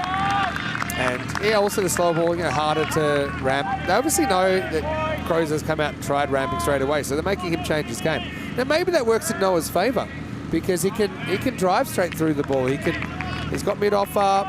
He's got a pretty big gap straight down the ground. He's got a massive hole if he can open the blade and cut it to point.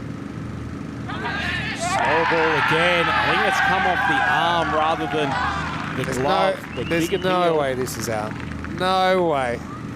It's a very good appeal, though. And honestly, I reckon I saw a little bit of a flinch, but this is definitely off the arm. Look, bang. Well, Dan Lincoln, he didn't appeal for one earlier in the game. You're right. He's a salesman. He's tried to get the decision there. I used to have a rule, there's no half appeals in cricket. If you're going to appeal, don't waste your voice. Go 100%. England 11, living by that philosophy. Skirite, another hard length ball. Crows can only hit it down the ground, so he's 1 off 4. And this little middle spell of Skirite has really turned the game in England's favour. The Netherlands now requiring 63 off 19 to win. That's ballooned out, hasn't it? Not just that, 95. Look at that, 95. They get edgy, 22 off 19. Point. Germans will be licking their lips. And another dot. Well, the boys in orange are free-falling in this chase. And that's an excellent over from Skirite. Excellent bouncer too, just above the shoulder. What a difference today makes. We had faces in that Dutch dressing room which look as miserable as they are when they realise the rivers haven't frozen over for a bit of long-distance ice skating. Well said. As we look ahead to something else that should be pretty exciting tonight, a game which will basically determine who survives through to Championship Week. It is in the hands of the Scotland 11. They will be throwing out all stops against the Germans. Sure will. So Scotland 11 winning the toss and bowling. Simple as this. Scotland win, they're in. Scotland lose, Spain are in. Gundy ball first up from Hindley, but it's almost going to pay off. Now I think this has gone for 6, but they're going to have to check this. Sturgis puts it down. Yeah, tell you what, he made a pretty good play on the ball. He moved well from fine leg as Crows got pretty decent contact. He's had to jump up at the same time, and it has carried the boundary rope, so potentially a very big turning point. Yeah, I mean, actually I said Gundy ball, but maybe they're setting him up for that, for like a messy sweep. Nice change of pace from Hindley. Been pretty useful with the ball when called on by England.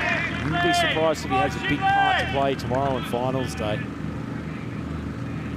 Gives them that not only change of pace, but change of tack with the left armour. Crows almost batting on the wide line, and he swings healthily, and that's carried the boundary by a long way. Lovely strike, and he is getting the Netherlands back on target. What a fantastic shot. Put all his eggs in that sweet basket, didn't he, Noah Crows, and he banged it. Maximal, says Carreras. Well, it's exactly what he was looking for. The position he'd taken up.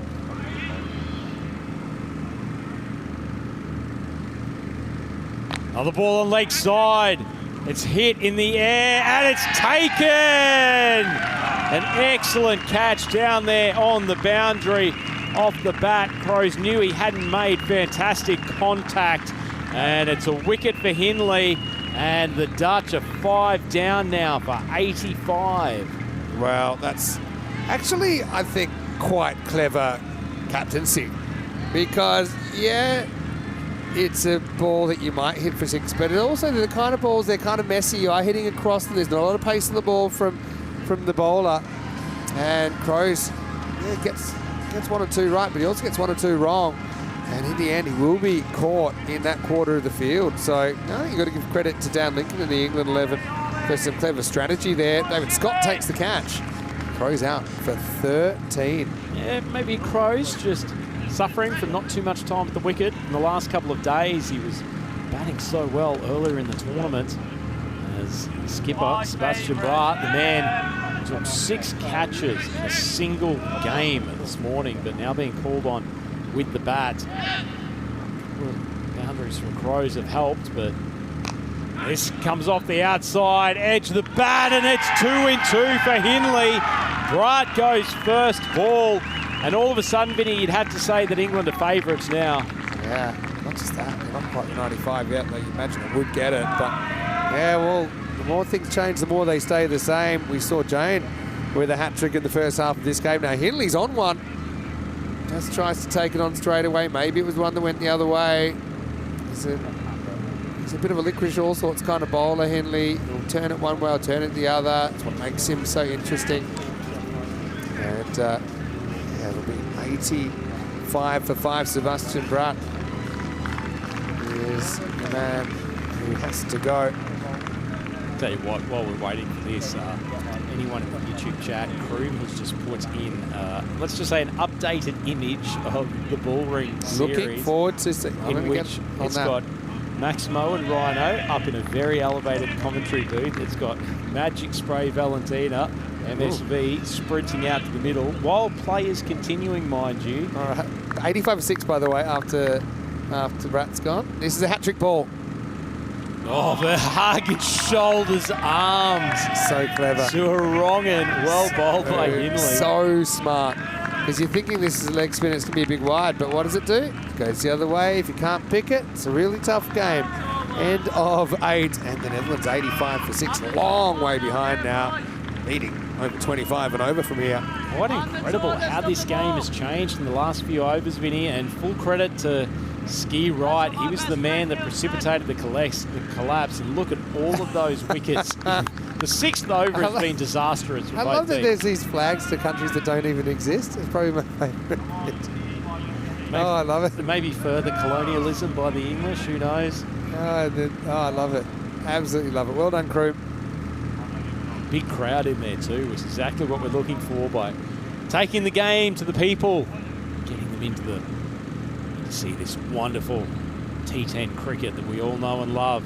Sturge on for his 2nd.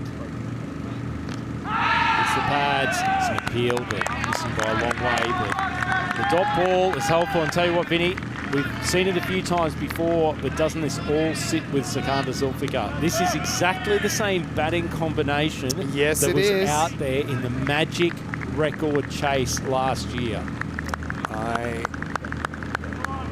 Yeah, I remember that all too well. In fact, we had a lot of the super fans up here in the box. But I mean, surely not. Sikandar on strike. Oh, good ball.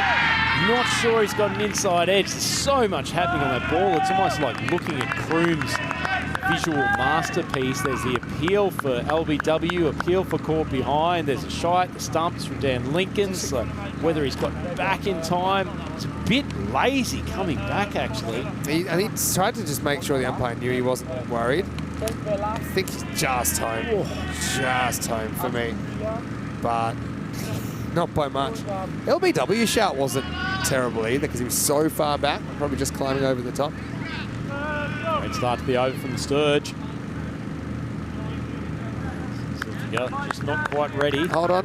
My weatherman vibes are coming in. I feel it might be a dewy night. It's a certain type of haze I see. This reminds me of 2 nights ago. Last night wasn't so bad.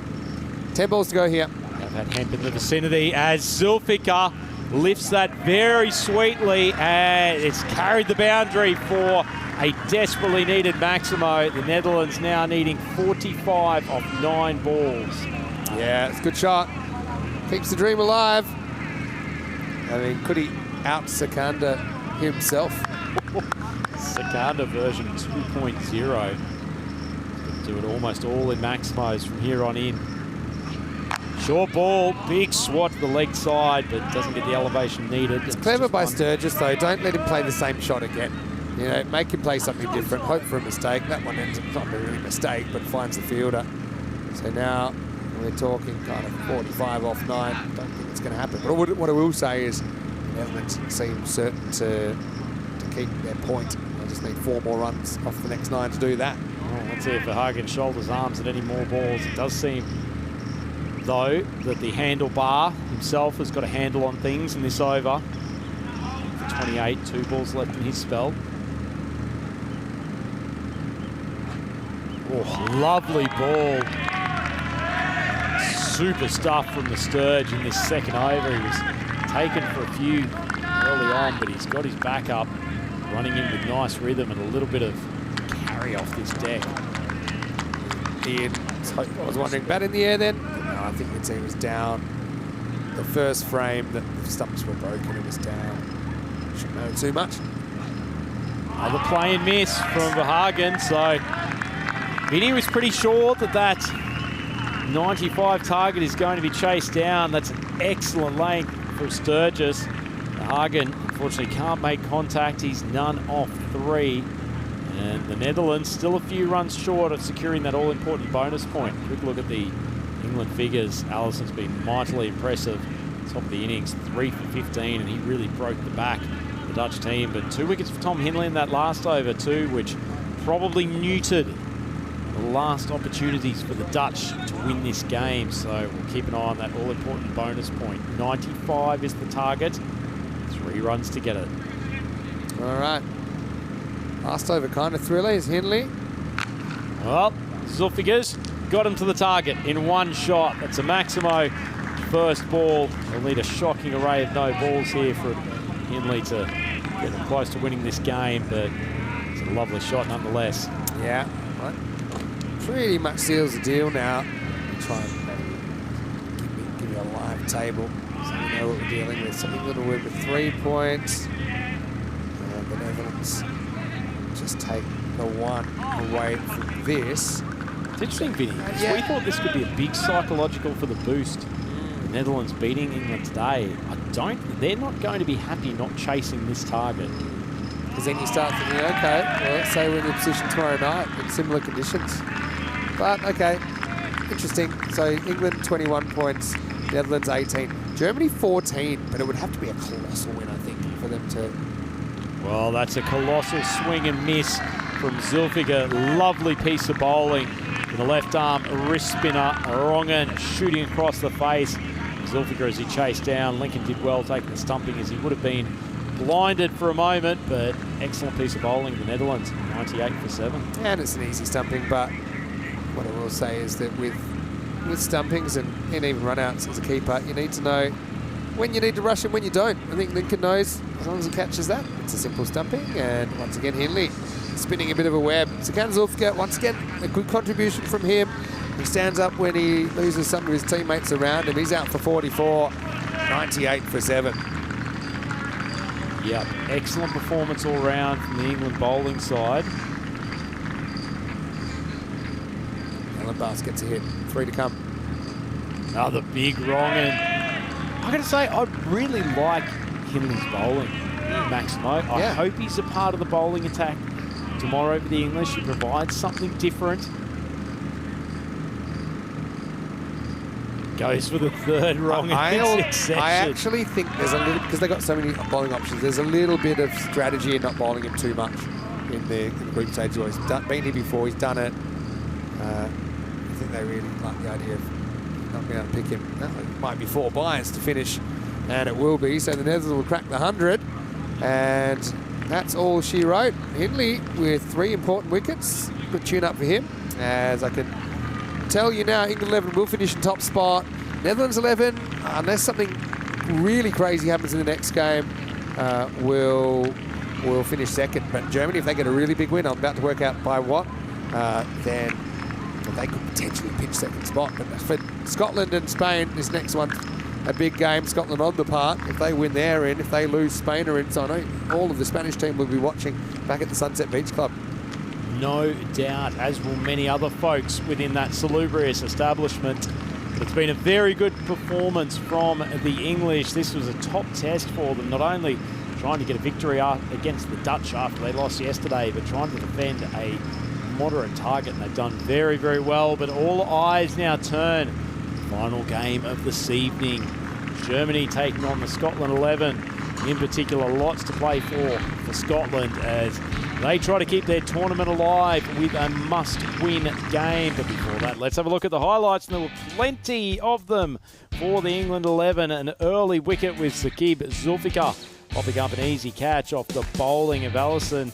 Then, despite the brilliant effort of Hindley, they managed to keep Sikander Zulfikar relatively well tamed in that innings, despite the fact that he did largely bat through.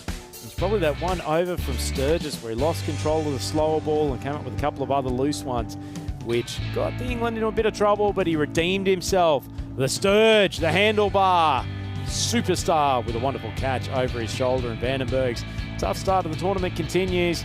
Well, balls flying all over the place as soon as Ski Ride came to the pitch, and MSV magic spray. Valentina had to run to the centre of the wicket. Yeah, and gloves on for fist bumps. That is the protocol. The torch was there, but it really was the Netherlands batting lineup getting torched for the most part. You see just a couple of loose shots here. Again, Moose is so frustrating. Maybe he can come good tomorrow. You never know. Let's well, this one, I don't know, we hit it some sort of rubber ball that was in the jungle. That was a good catch as well. Ski Right. Yeah, maybe he does do his best work at night. But that's Shariz, who was the key danger man yesterday. Crows got in the sweep a couple of times, was able to nail a couple, but they kind of set the trap. Didn't put too much on the ball. This one slightly mistimed, was taken. Hey, would you like some live numbers? If Germany were to win by approximately 88 runs or more, then they would take the second spot off the Netherlands. Not likely, but still possible. But we've had some big margins. If you think about it, that was such a good ronger, by the way. If you think about it, we've had some big margins. Germany are batting first. If they were to whack a huge score, and they've got the kind of batting that might do it, say even 190 or something like that, and you can. And the Scots, by the way, they need to win, right? They need to win. Points no good to the Scots. They're going to go hard. They're going to go hard. So, I'm calling it early, but could have a few interesting scenarios. Anyway, that was all she wrote. Abound. Thank you for the update on the standings there, Maximo. And the English, with this win, have secured top spot going into finals day. We said great defence of a fairly moderate total. Sikander Zulfikar, probably the only batter who looked comfortable out there. 44 off 23, bit of support from Musa Ahmed. And Noah Crows, 13 off 8, threatened to unleash at one stage, but in general, a very good bowling performance from the English, and keeping that powerful Dutch batting lineup just to tick over three figures. It was an excellent return. Allison with 3 wickets at the top. He was very impressive and probably the pick of the bowlers. I liked what Hindley did in the back overs with his left arm wrist spin, pulled out an array of wrong-uns and took 3 for 18 himself. Ski Right also only 9 runs off 2 overs. Excellent defensive bowling. I love the way they pick these players. They continue to be able to do some pretty awesome things on this Cardimer Oval. So that's 33 runs the margin. England 11 split their mini-series with the Dutch 1-1 heading into tomorrow, where surely they will be in the 1 versus 2. But hey, that is if the Germans can't do a big number on the Scots. If the Germans were to win by 88 plus runs, approximately that or more, depending on what their first inning score is, then maybe we could see a bit of burglary, and it could be England-Germany in the 1 versus 2. Scotland 11, though, it's simple for them. They need to win to survive. And Spain have a nervous wait back at Sunset Beach. Vinny Sandy here, Mr. Maximo with Andrew Ryan. We will take a break back in about 8 minutes with the final group match of this Dream11 European Cricket Championship.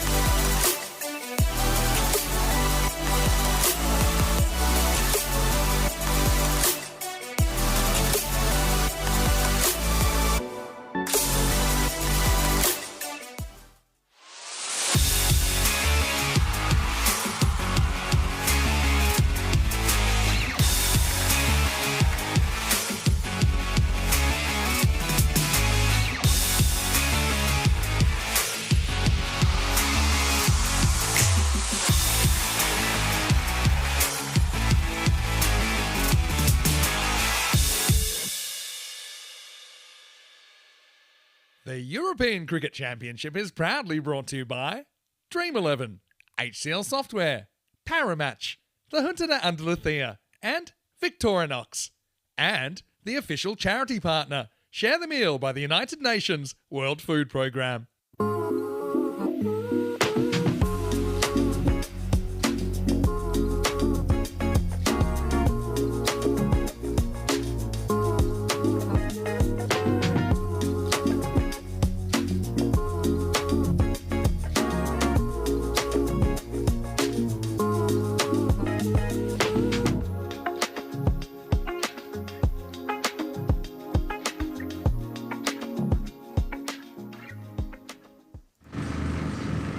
Hello and welcome back to Carter Oval at night. And it's been a long journey here, but it's time for our very last group match before we head into the finals tomorrow. We still don't quite know what the final four makeup will be. This last game of the day is match number 20 between Germany and the Scotland 11. Let's see what happened at the coin toss a little while ago with Ian Ramage and the two captains. Germany, you're the home team, you'll toss the coin. Scotland is the away team, you'll call. Here you go. Dream11. It's been called Dream11, it's come down Dream11, so you won the toss. We'll have a ball. Okay, toss won by Scotland, who will bowl first? All right. I love that between the two captains, getting to know each other a little bit better. And it was Chris McBride of the Scotland 11 that wins the toss and says we will have a bowl. Now, both teams have something pretty significant to play for here. Germany didn't mind batting. That's certainly what Rohit Singh was trying to communicate there. But if Germany were to take all 4 points and win by approximately 88 plus runs, so say 90 or more runs, then they could actually displace the Netherlands in the second spot, which is affecting the double chance. So it means that the Dutch would lose the double chance. And if Germany were to lose this game to the Scots, then Scotland play their way into the four at the expense of Spain. So at the moment, the table is very interesting with the Scotland 11 basically needing that win, and then their net run rate will be better than Spain because it is already better. And so if they win, it'll get less negative. So yeah, great to have you with us wherever you're watching from around the world. Happy Peacock Friday to everybody as well. Special shout out to Groom for his magnificent refinement of the bullring cricket idea. Have a look at the pictures though, and something I learned actually when I was doing a bit of touristy stuff a couple of weeks ago, that it's actually the most mountainous region in Spain, but it's so close to the coast. So it's quite interesting. And I took the cable car up and went over the A7 motorway, sometimes known as the Mediterranean motorway.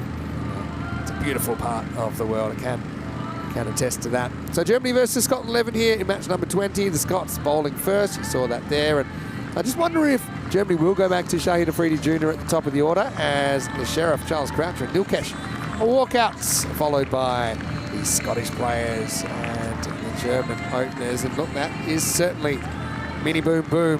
Shahid Afridi Jr. going out there with Jamshed Khan. 70-30 to Germany, but Scotland basically have their fate in their own hands. If they can win this game, they will be part of finals tomorrow. If they lose the game, they will finish in 5th place in ECC 24. Hello to Jules as well, hello to Johnny Heesum. And to Luke, to Peter, to Bob, to Colin Mustafa as well. Great to have you with us all day. And I know we've got some of the English fans, I'm sure, watching on as well. Good viewing time, prime time in the UK all over actually. And I know we have a lot of fans from Germany and from Scotland obviously that are tuning in.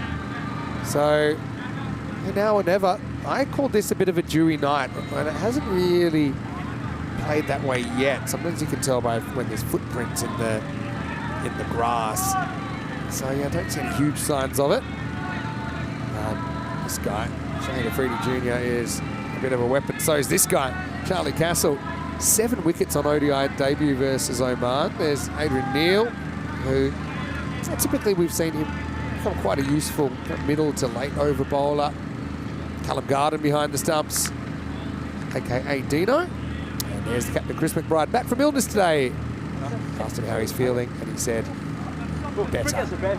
But I think he wasn't 100%. I think just better than he was.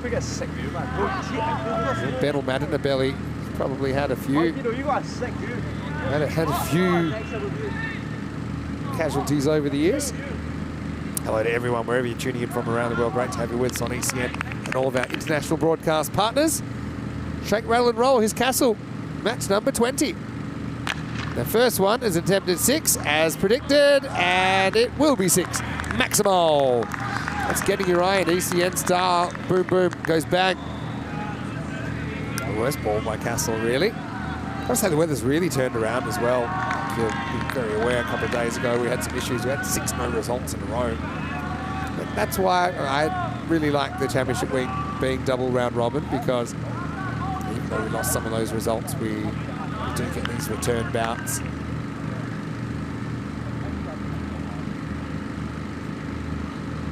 Good comeback from Charlie. Still rising when he got through the garden. Vinny Sander here, Mr. Maximo. Lights are on, and I've got a good buddy up here in the commentary box once again to close out the night. It's Andrew Rhino Ryan. We do our best work at night, Maximo, that is for sure, and great to be with you for what is a really tasty clash. And isn't it fantastic to have the championship week finalists coming down to the last group stage game? Definitely is. Steps across and kind of gets the gap. Long chase. I think it's all right. I think Brown's done exceptionally well out there. He had to shift around from mid-wicket, and look that he's just kept his legs off the rope diving to field that ball. It's a funny one. I got a feeling he was very close to the rope. Let's see, I know we got the floodlight in the way. But, yeah, I mean, better for the doubt goes to the fielder anyway. But let's see if we ever pick up any contact. See about here. Has probably given it a little bit of a nibble.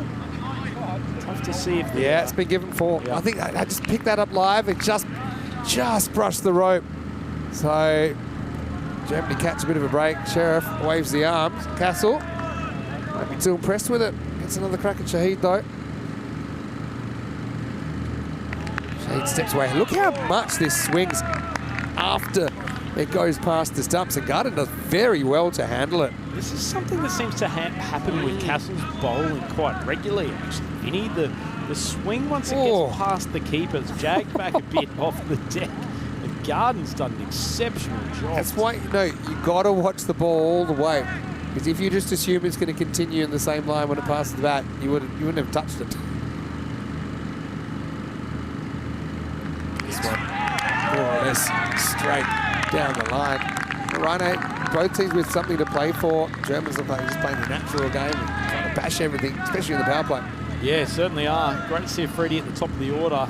For some reason, it feels like Jamshed Garden never gets to face any of the opening over. Just comes on strike at the start of the second. But Castle, he's continued to be the shining light with the ball. Scots, he needs some backup this evening, though. Well, swing and a miss, bit of everything.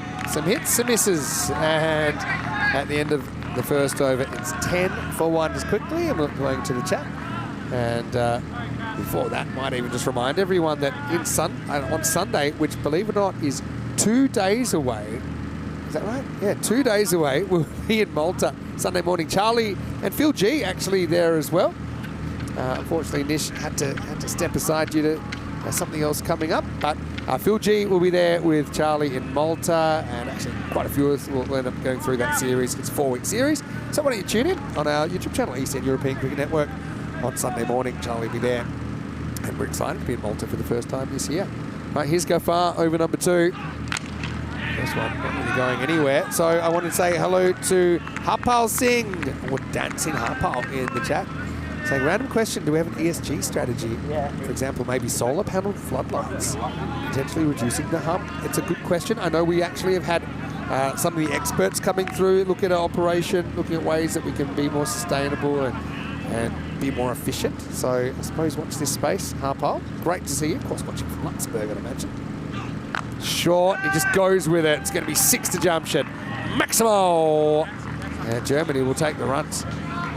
Just having a look at the chat, Vinny, we've got a particularly invested viewer out there. It sounds like 7-year-old Lily is watching from Scotland. Apparently a massive Callum Garden fan. Aren't we all? 100%. And she's desperate for a Scottish win tonight.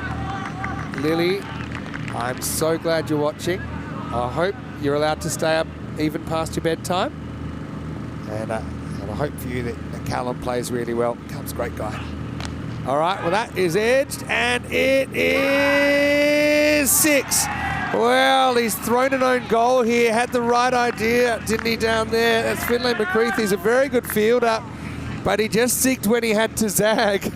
And even though, yeah, this ball's still alive, even though he throws it backwards, if he could have been in the air here, but he just got in a bit of a muddle and it ends up being 6 runs. Oh, that could be a big play, Vinny. You don't let the gun bat from Germany, Jamshed, have second chances. That was such an interesting one. I'll go back to it in a second. Jamshed gets another go. And he's going to hit this straight mid-offs up. And it's going to pitch just inside. Cuatro carreras. Gets 4 more to Germany. Yeah, so I was going to say that, you know, even though he threw that over the boundary, there's a weird quirk in the laws about what's a boundary and what's not. And because his first point of contact was when he was in the field of play, he could have then jumped from off the field of play, touched the ball as long as in the air, and then still been outside the field of play, and the ball would have stayed alive. But he just couldn't quite organise it because the throw wasn't anywhere near where he wanted it.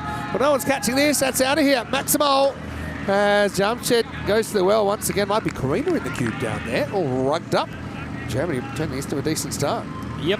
As far as top edges go, it's a pretty good one from Jamshed. I don't think we need to really, it feels like it's been done to death, some of the ridiculous quirks of the boundary catch. The boundary catch, that's a weird loophole. If you know cricket, it's like in basketball if they said you could just jump from the third row. Outside. Yeah, you can't. Basketball rules. I That's just what it's don't based on. understand how we've got there. Should we change?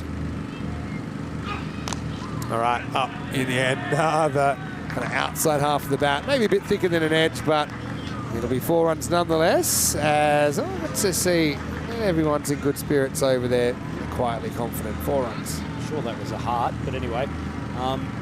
Tough times for the Scots here. It's their bowlers coming on after Castle as we see what's required of them. Germany can take 4 points, but their net run rate needs to improve to go above the Netherlands. And because they're not playing the Netherlands, they've got to catch them where they are. So, yeah, they need to win. I calculated about 88 run margin or more. Simple for Scotland. If they win, they're in. Beautiful. Not needing the bonus point either. No, wins a win. Rate situation as against the Spanish.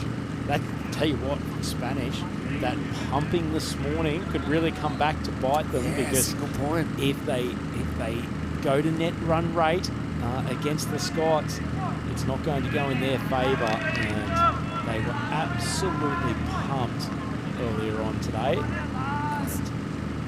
Yeah, looks like Castle's had a good time over here, so he should. He's an excellent cricketer. I expect to see more of him in the Scotland T20 I set up. He could definitely get the handlebar going if he got rid of that fluff. Good point. Chin. Excellent facial hair comment from Andrew Ryan. Anyway, this is up in the air. Can anyone find it? It's dropped. Well, he actually got a fair bit of hand on that one, but it's gone down, and Scotland will be frustrated. There's Rafa Khan out there, almost like a volleyball set, but there was no one there for the assist. Yeah, tell you what, that's one that probably should have been taken for Can Forgive. Finlay McCreath, who was down a third man before, but got a batter like a Freedy. You do not want to give him second chances. Can I give you, I know you're a basketball aficionado, quite high level up. Come harder than that. A Seb Blatter of basketball. Not sure that's the comparison. That's the only one I can think of, and who's to say it's inaccurate? Swiss resident. So. I just hit it pretty hard. I would, if I could rewrite the boundary rule, because the boundary law never anticipated, I think, modern cricket with all their fanciness that we're doing. It used to happen once in a blue moon. I quite like the basketball theory of you can, as long as you take off from inside the field play, it's fine. But if you want to touch the ball, you should actually have to re-establish yourself in play, like in basketball. It works in all other sports. It just feels like they've unnecessarily overcomplicated that rule. Yes, true. Do you know the old law, when I first studied the laws when I was a youngin', and this I think might have been changed in 2000, but it used to be that you could actually throw the ball up. If you caught it in play, you throw it up. But once you stepped out of the field of play, if you caught it, it wasn't a catch. It wasn't a boundary. but it wasn't a catch. Someone else could catch it, but yeah, that's it. Now we're going back 25 years. So when you say it wasn't a boundary, so it was just whatever they run. So you have to explain that one to me. Okay, so you know how we see fielders catch the ball in play, throw it up, step out, and then come back in, and then catch it again, right? And now that's out, right? But in the old days, once you stepped over the boundary in the process of taking a catch, so you throw it, as soon as you step out, you can't catch it for a dismissal. So a teammate can catch it, but once you've stepped out, you're no longer eligible to complete a catch, a dismissal. But again, I'm not sure that's particularly better than but what we no, I'm have. not saying it's better. No, this is pretty better. Freedy just launches one over the trees. Maximo saves carreras. My point was actually to be that it was a law so obscure and with big boundaries and it used to be fences and all that it never really happened. Well, back in the day, the biggest question was if someone's leaning on a boundary fence, can they take an effective catch? And we just didn't have ropes in international cricket. We're into game 5, which is normally random question time or just random soapbox time. Hashtag bring back the fence. Loved fence catches. I'd love to. Okay, some people say, let's extend the boundaries. I'm not totally against it, a little bit, but at this ground we just don't have the space. Castle, last ball is spelt. And it's more of a defensive shot for Freedy if you look at the way he normally bats. It's the end of 3, and Germany are 44 without loss. But imagine if we had maybe a slightly different version, maybe a padded fence. I know it was safety, the reason, but I loved the old fence. How badly do you want to save this boundary? I remember just sitting at the front row at the Wacker and watching guys herring towards the metal fence. But maybe something like a padded wall, like baseball or something like that. Fair call. I mean, it's a little bit like watching F1. The threat of some gratuitous injury was always part of watching international cricket when someone went for a good slide. I like the fence. Maybe, but everyone has what they grew up with as a special place in their heart. I used to like the fence. Of course, occasionally in England they have a lot of the picket fences. They do look pretty dangerous. Is it just the pointed tops? Certainly less appealing to take a fence-based catch on. And there's different laws for fence versus rope. You just don't really see fence anymore. Well bowled by McBride coming on this 4th over into the power play. So up to 5 outfielders can use. Yeah, because you could actually touch the fence and the ball at the same time. And it wasn't a boundary. Not very true. I remember, I think there was quite a famous catch by Saeed Anwar maybe in the World Series cricket back in the 90s in Australia, which that was the first time people really thought about that. The other thing was that if the ball hit the fence on the full, it was 4, not 6. True. You had to hit it over without touching. All right. Hence the familiar commentator refrain of it's gone over the fence. Yeah. Yeah, I wouldn't mind bringing back the fence. I think about Barcelona. If there's one ground I'd trial this on, when we play in the baseball stadium in Barcelona, that has a padded wall, and there's always big scores there anyway. But there'd be one side of the ground that would be about 100 metres, and the other side is about 53. But I think it would be an interesting perfect circle. Might see some threes. Anyway, here's McBride.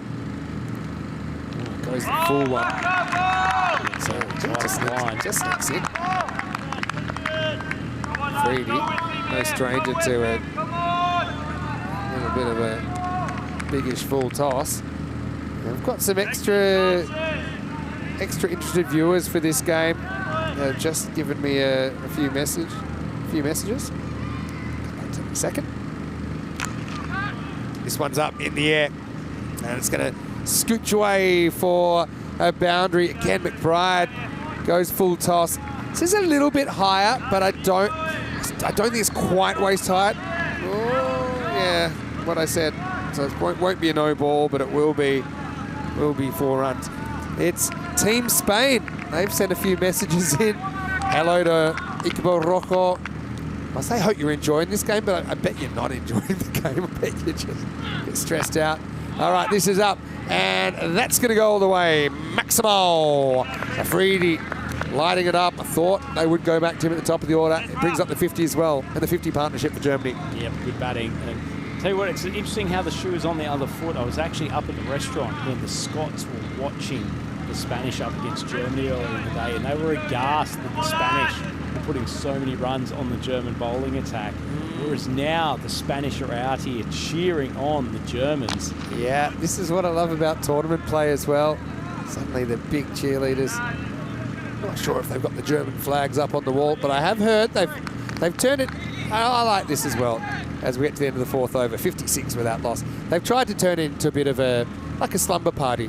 So they've got all the mattresses in the middle of the room. They've got the cricket on. They've ordered some food. I'm sure it's very healthy if Alistair Priddle's involved. Key question from our last game, is DDC got his belly turned up getting a belly rub by Coach Rutgers? I tell you, I know that Team Spain are watching, and I know Corey's listening. If you need an explanation for that, go back to an hour. He probably doesn't. For context, we said that Rhino was saying that we were giving DDC some attention in the nets, and we said, you got to look after it, and maybe scratch his belly. If you could give DDC's belly a little scratch now, I'm sure that would go down well. Maybe something for the Spanish Instagram account. European cricket. Uh-oh, he might have overcommitted here. He did. One stump to aim at, but Boom Boom gets lucky again. No run out. He survives. He's had a few lives tonight already. Boom Boom hasn't taken full toll. One of his strongest strike rate innings, 28 off 14. So the Scots are doing enough to keep him in check. Big swing and a miss. Good location from Sajjad. Good start to the over from Sajjad. Consecutive dot balls.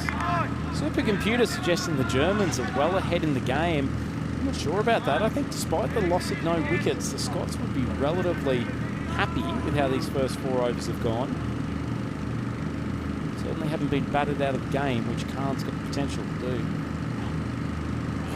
Slightly slower ball, not the right shot from Afridi. He tries to cross it, goes back to the well. I also have it on authority that Booney, aka Babar Khan, has been in charge of the curry order. And let's just say, the old cliche of like grabbing the big bucket of ice cream and kind of watching romantic films after a breakup. Well, this is not broken up with the tournament yet, Spain, but they're stressed about it. I'm going to take a punt that Booney's never won to under order on the you're right. Good take by Garden there. And almost knocked out the leg stump of Afridi. Living dangerously. I think Afridi says, look, I'm going everything. You can see he's had a bit of a frustrating day with the bat.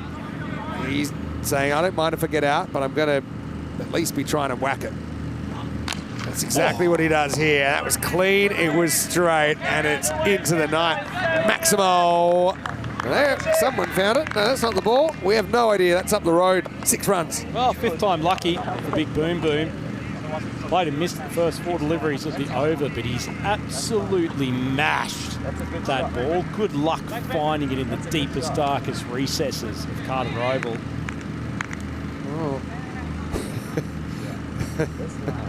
Oh. Corey's in the chat saying, Ich liebe Deutschland. Edge to Garden, slight fumble but stops it.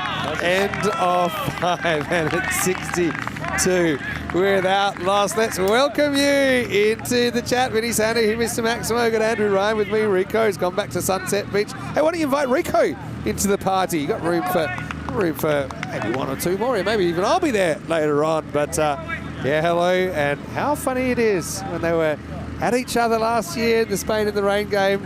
Now Spain are huge German supporters in this game. So much so, Corey's even bringing out his German language skills. Hope the spelling's a bit better than your English. If you don't laugh, you cry. These situations I know can be very tense. Obviously, someone has to miss out. Scotland and Spain have had similar weeks, haven't they? They've been up, they've been down. Even our first game today didn't take a point out of it. Here's Adrian Neal. Going over number 6, beats Jamshed for height first up. Jamshed feels like he's got a bit of a Afridi disease. Got to still play these balls on its merits. Neal pumping one short of a length outside off stump. They've got some protection out there in front of point on the boundary, but there's a big gap and where third man is. Jamshed's just got to crack the cut shot to that length.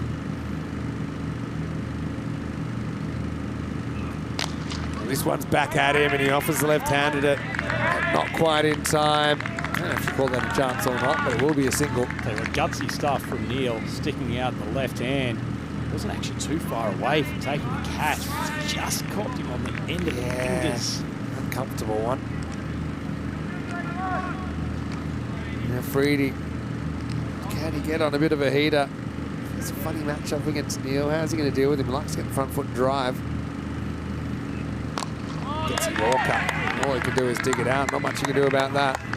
He's actually progressed well as the tournament's come along, hasn't he, Vinny? Went for a few in the early games, Neil, but got in a better rhythm now, and I think he's confident in his method. Not trying to bowl too many changes of pace. He knows that at his height, he'll get the good bounce off this deck, and if he can get his Yorker working as well. Got Bob Khan in the chat now as well. 1 second. Well, chases this one, tram line, and it's gone. So it's just inside. It's fairly simple catch in the end, but Jamshed reaches. Couldn't get the middle bat on it, so Neil bowling good areas. Germany lost their first wicket. It's 64 for 1. We'll see the youngsters around as well. Wow, they're loving it, but that's a big, big wicket. Jamshed just didn't get quite as much of the ball as he wanted. The front leg had splayed out to the leg side, didn't really get any weight behind the shot. As a result, he hasn't been able to carry the boundary, and Scots will be very happy to see the back of him. I'm sure once Bubba's chat comes through, they'll be pretty disappointed to see Jamshed's given away his wicket. Yeah, but it's clever bowling from Neil. They had the fielder there. McCreath kept his feet inside, and that means that Jamshed has to walk. But Vinny, how much does Philly McCreath look like he's just turned up to go to the shopping mall on a Saturday afternoon? He's got the black trainers on, the slightly baggy trousers. They see his body type. They see the medium-sized Scotland shirt, and they said, "Hey, try this on. You're in. You're in, mate. You're in." So fortunately, you can play a bit of cricket as well. Wore it well. Let's take a massive 100. So what's Babar giving us in the chat? He just wants to know who's winning. Yeah. Look at the supercomputer, mate. Here's Musaddi. Well bowled by Neil. This is an excellent over for Scotland. Only 2 off it. Yeah, good stuff from Neil. This has been excellent. Probably his best of the tournament. 1 for 2, 1 ball to go. Hello to Chris, by the way, and he's watching for the first time today. He's saying, what's happened today so far? I'll leave the chat to keep you up to speed. Sort of wide. I didn't pick up any edge. I think this is a bit of a sales job. Neil going for the big appeal, as did the keeper, Callum Garden. It's wide, must have been very close to catching a touch of the line. It's actually, yeah, to be honest, maybe a very harsh call on the wide if you look at where it bounces, but the umpire's got down. Maybe the umpire has a slightly different angle than we see. A bit of punishment for an unnecessary appeal. Yeah, maybe that's one. Fast ball to 6th. And this time he uses the bounce. That's such a good shot. It's put down, but never easy at night. That's blue down there. Good effort to get 2 hands to it. That's Musaddi's in sparkling form. He was batting so well earlier on, but albeit in a losing cause. He scored 89 off just 30. He gets off the mark with a Maximo, and it's 71 for 1 after 6. Tell you, I'll throw it out there, Vinny. Tomorrow is going to be won by whichever team has batters that can actually play the cut shot better. There's been so many plays and misses to short, quick balls over the last couple of days. Particularly England have settled into that length and are essentially challenging batters who are still trying to whack them over the leg side. That's a beautiful example of it. If you just open up the blade, it's flying away to the boundary. All right, Stud comes back, gets an early win. He certainly hasn't learned from his partner. I'll tell you something that's now, I won't say certain, but you can't see Germany winning by 88 plus runs here, can you? Is there any chance they will retire a Freddie here? 35 off 21. I think this happened once before in the tournament. A big number of balls. But, yeah, interesting. Nice looking shot, but only get him a single. The thing with the Freddie, and I think it happened once before in the tournament, we thought about it, and I was like, but who's going to say it to him? You think he'd stand his ground? You know, like, you'd have to, might need 2 or 3 to get him off. Might not, look at them. You. He doesn't look happy. He's already in a bad mood. Right, Musaddi He's hit it in the air and he's gone. Well, there's the wicket. Castle takes the catch. They're skating back towards the circle, and Scotland playing some good cricket. Brilliant, kids. Brilliant. Under lights, Germany now 72 for 2. Tell you what, there's been another slurp of the curry in disgust from the Spanish room back at the Sunset Beach Club. Germans not doing them too many favours, really struggling to get this run rate up. And it's a key wicket. Tell you what, I'm a little bit worried about the deposit on the Sunset Beach hotel room of the Spanish in case it goes full kind of rock band in the 70s. It could be curry everywhere if this doesn't go to plan. Sadiq does hit a pretty nice 6, but just mishits that one. And he's history for 6 at 72 for 2. Well, I'll tell you what, Babar, if you're asking who's winning before, I think we can safely say that Scotland's on top of this game now. As Khan comes out to join Afridi at the crease. Boo really struggling, 36 of 22. We know he can launch a succession of maximos, but it just feels like Scotland's got his measure at the moment. Fayaz probably use a few runs. That's when he gets beaten. So yeah, Scotland kind of have that ball worked out, don't they? That's trying to play a proper cut shot there, which I am impressed by. Yeah, I mean, there's normally value in it. Although here, okay, you've got the quite a fine third back. But yeah, it's a part of the ground that's hard to protect. If you can cut well, and you're normally quite multi-dimensional in this format. There's Gabriel Gorman-Findlay, who doing the fielding down there. All right, Afridi, 36 off 22. He's breadcrumbing us. You know, every time we think about it, he's going to hit one out of the middle. It's just one of those innings. Definitely not wearing a smile on his dial at the moment, the big fella. Love to launch a few maximos. Corey had 8 emojis, so I was forced to time him out in the chat. Was it you doing it? Yeah. I would have thought Dave B would have been one Dave to B. at the moment. Didn't live up to his duty. That's up. It's in the air, and that's 6. Well, the breadcrumber in chief, Shahid Afridi, goes maximal. Gets a polite round of applause for his trouble, and at the end of 7 overs, it's 79 for 2. Geez, I wish I could completely mistime a ball this far, Vinny. His hand has turned. He's gotten absolutely nowhere near the meat of the bat, and it's still sent it about 3 metres over the boundary.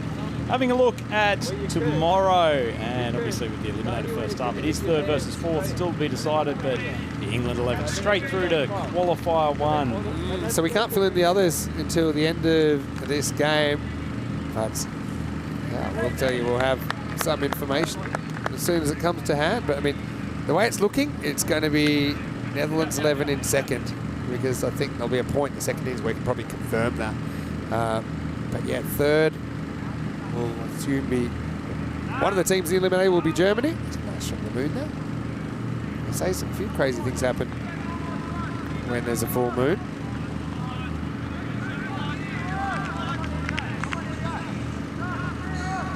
Well, the Spanish, I'm sure they still keep hope. Pretty good first over from Neil. He's come back for his 2nd. Germany 79 for 2. 3 overs to go.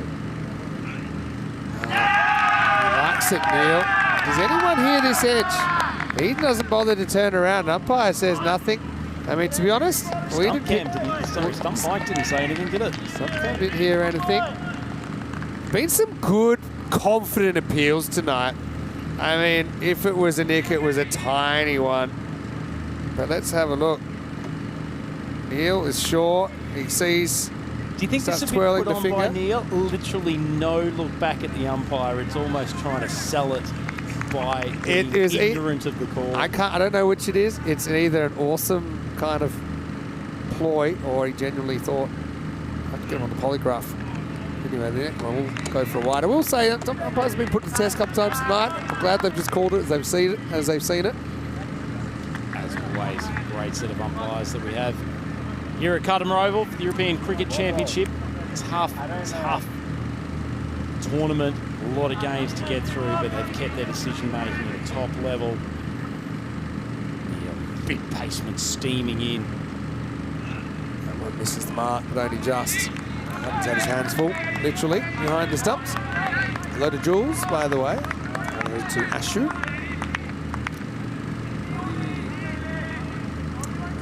So, Scotland 11 Dream11 Chase to stay in the race.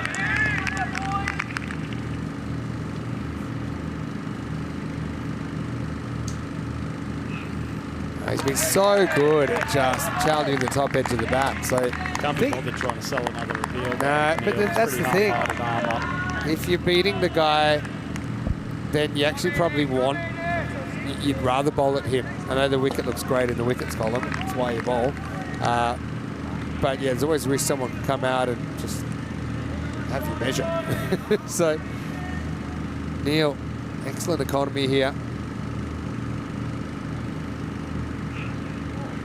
Gets away. Easy now. Well done by Garden, who hurls himself at it. Yeah, he's actually getting a bit of outswing as well, isn't he here, Adrian Neil? Yeah, swung quite late, almost Charlie Castle-like, that ball. Really made life difficult. Garden, despite his best efforts, to stop it going for an extra. Learn a Lofi song best in the comment section as well. I love some of these usernames. He was a tough one. In theory, I think you got to try and cut him, but how? There's Boom Boom, still there. Moving your back foot across would be a start. Doesn't happen. This is why I'm coming to the potential of Freddie retire. They've got him worked out. I just can't see him making inroads while he's got a paceman banging it in. Yeah, so I think if you're going to do it, you probably would do it mid-over, because it's hard to see him coming off well in this contest. But yeah, he's not an actual cutter of the ball, is he? He's a muscle down the ground. He's a kind of can open the front leg, whack it over mid-wicket sometimes. Swing and a miss. So Neil operating, just giving himself some motivational self-talk as well. The big man, and Fires is coming down for a chat. I wonder what he's saying. Big thumbs up from a Freddie. I suspect Freddie is the sort of man that even if he was sitting there 1 off 18, he would still think he's probably the best option to be out there. Also, it's a different game when, you know, obviously Germany, they wanted to get second spot. That doesn't look like that's going to happen. But they're not playing for their tournament life. Then I think you are forced really to make some tough calls here. I think that he would have been gone. You know, I think given what they have in reserve potentially, but because it's a game that now essentially, you know, they know they're in the 3 versus 4. So haven't the scores plummeted in the last few games though? Yeah, English true. Sort of scoring mid-130s. Netherlands just sneaking over 3 figures. Goes to the stumps this time, Neil. Only me a single. It's strange how far the game's come when we're talking about retiring a guy who, in another era, we would have said he's closing in on a 50 and getting ready to raise the bat. Oh, a little bit of the kabaddi in the crowd. Have we talked kabaddi this week at all? We had a private conversation. Let's just leave it for a moment, and then maybe during the 8th and 9th over break. Well, you know more than me, which is scary. Last ball, the 8th. Big swing and a miss. Neil has done a magnificent job in his 2. He gets a pat in the back. It's good sportsmanship as well, really.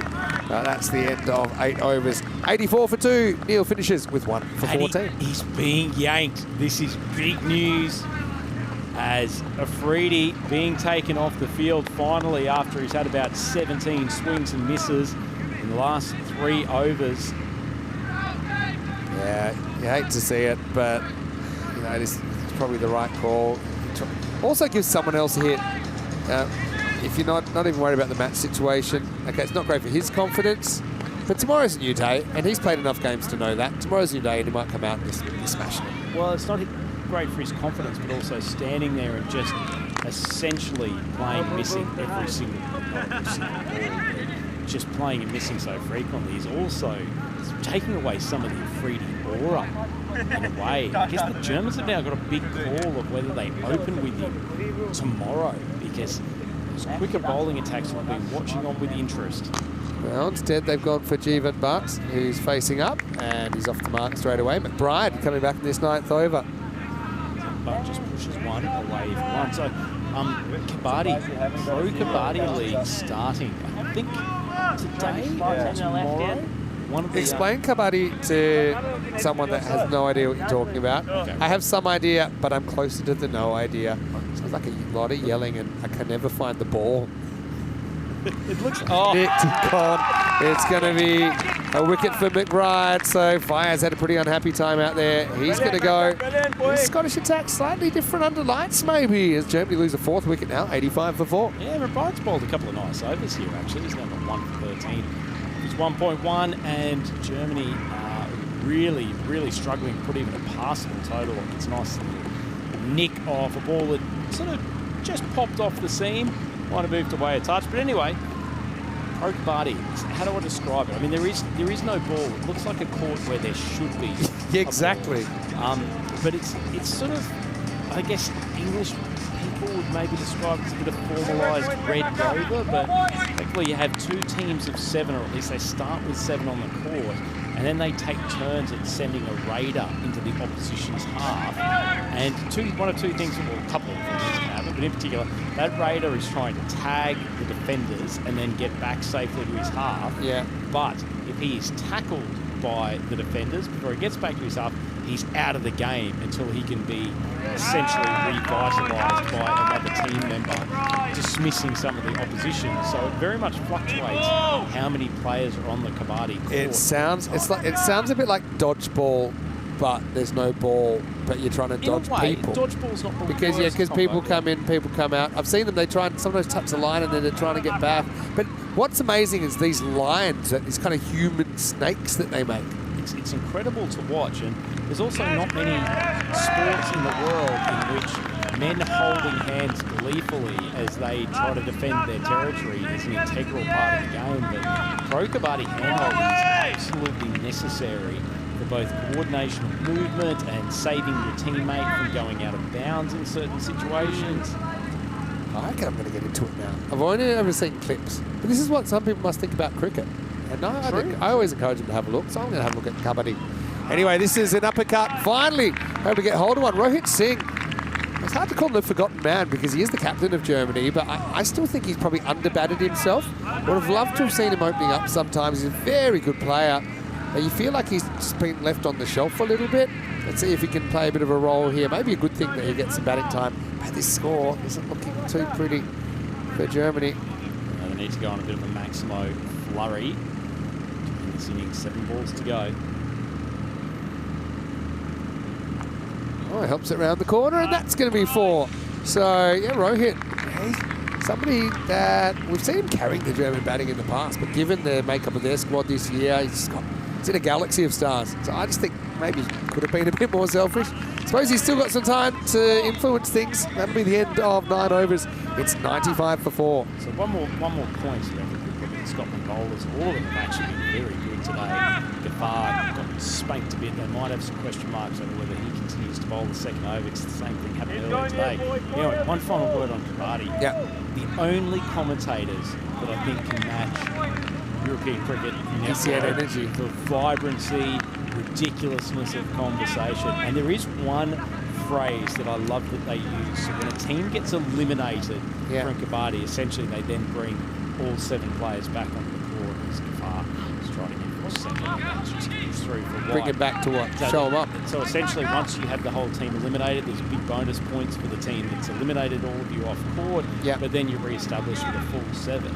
And the commentators have a phrase that comes out every time, and it's something along the lines of, you only get one chance to build your dream home, but in the game of kabaddi, you will have many, many chances, or something along those lines. And I originally thought it was a sponsors type thing, but it's just a phrase that they're almost contractually obliged to use. Could be another catch here, as it is taken down there by McBride. Nothing happening for Germany under lights here. Gaffar in the wickets now at 96 for 5. Okay, so it's just a phrase. And my other question is, so is it a timed game, or is it just it's over when it's over kind of thing? So 2 elements of timing. So you essentially have a kabaddi shot clock, which I'm fairly sure is 30 seconds. The players are still required to chant kabaddi, kabaddi, kabaddi, kabaddi, kabaddi, kabaddi, kabaddi in the middle. So it sort of references the old, sort of essentially that was your timekeeping back in the old days. But yes, the games are subject to a clock. I'd have to double check. I think it's a 20-minute half. If anyone in the chat is a major Pro Kabaddi League fan, then feel free to chime in. And I have one more question. How do you know so much about this? I just genuinely find it a fascinating Well, what game. got you into it in the first place? I think Teammates? one of the early trips I did to India for work, we actually had the kabaddi on television at the time, as that's cut away quite nicely to open spaces and will beat outfielder. Yeah, Hamid Waradak's come in. Nice to see him in the side. Wouldn't mind seeing a bit of bowl tonight. See how he kind of performs in these conditions. It feels like he's not being completely used. But anyway, and I think a lot of people in England seem to remember very old-style dirt venue kabaddi being something that was on, Saturday morning television back in the day. Obviously needed a bit of filler content, but tell you what, I mean, obviously don't watch it in place of European cricket competition because we are still a superior product. But do yourself a favour, in the words of Molly Meldrum, and check it out. Well, this could be another one. Checking out is Wardak. He's going to go 4 and out. Ghaffar with a second wicket. Another catch from McBride. It's 100 for 6. Yep, pretty good bowling from Ghaffar, and this German batting lineup is freewheeling down a corridor that they don't seem to have a way to recover from. All of these batters who have come in recently, just one of those things that for a team that looked so powerful at one stage, you now get the feeling that if Jamshed and Musaddiq don't score bulk runs, then this German batting lineup is not toothless, but certainly the rest of the team is failing to hit runs consistently. Well, Germany might have lost to Spain in the rain, but they're handing Spain some pain here a year later, aren't they? Maybe this is payback. Mediocre performance when the Spanish needed the most. Oh, well, who knows? I mean, the other thing is you've got a classic team with everything to play for, now a team with not too much to play for if they're not going to get the huge win that they need to get second. So this happens in tournament play quite a lot. But that's okay, it's over the line. But yeah,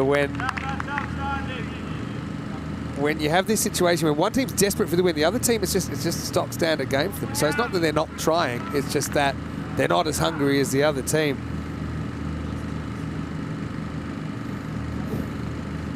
So Mandy comes in and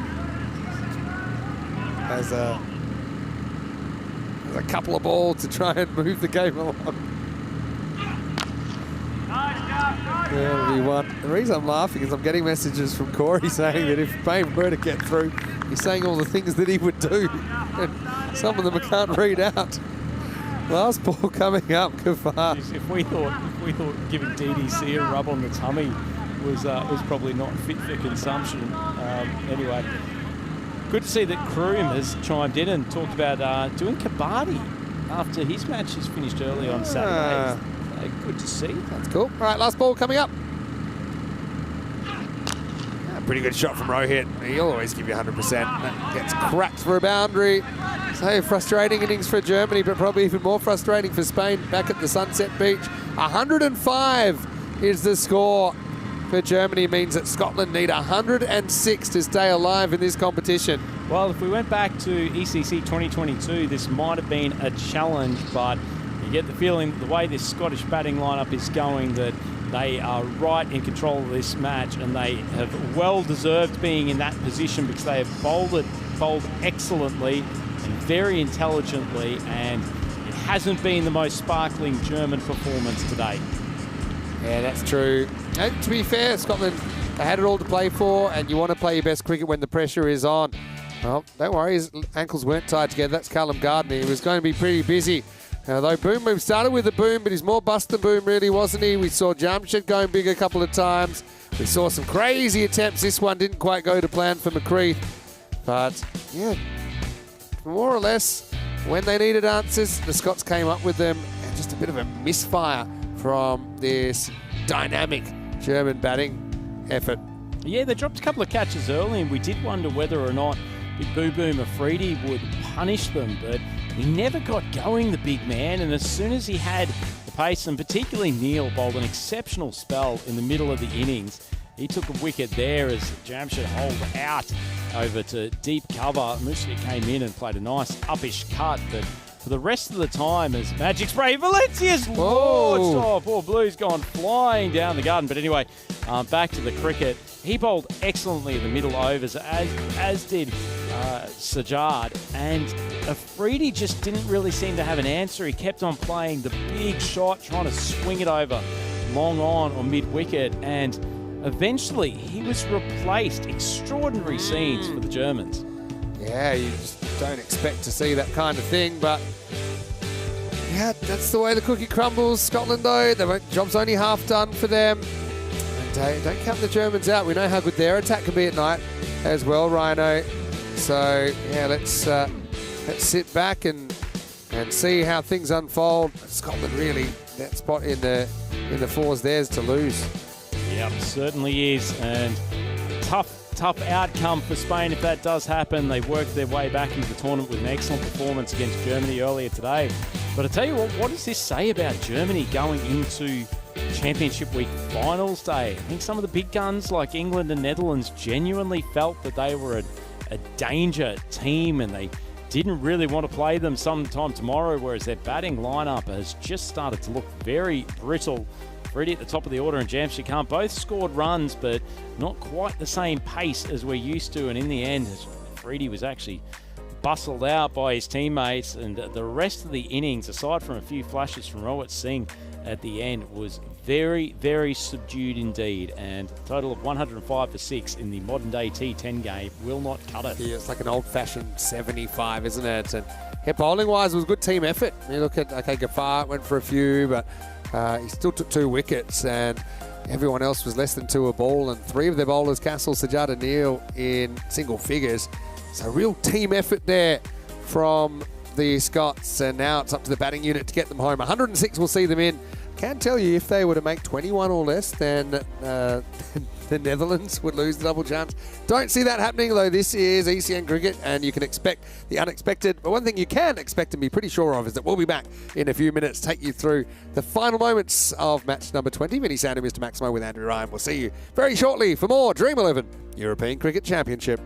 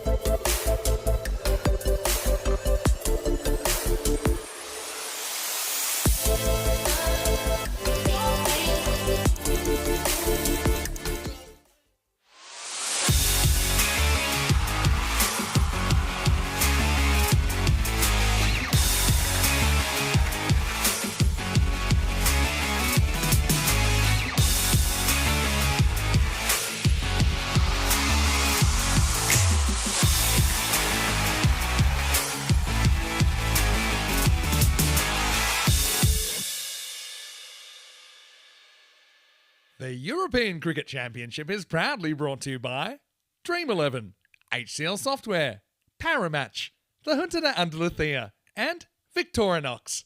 And the official charity partner, Share the Meal by the United Nations World Food Programme.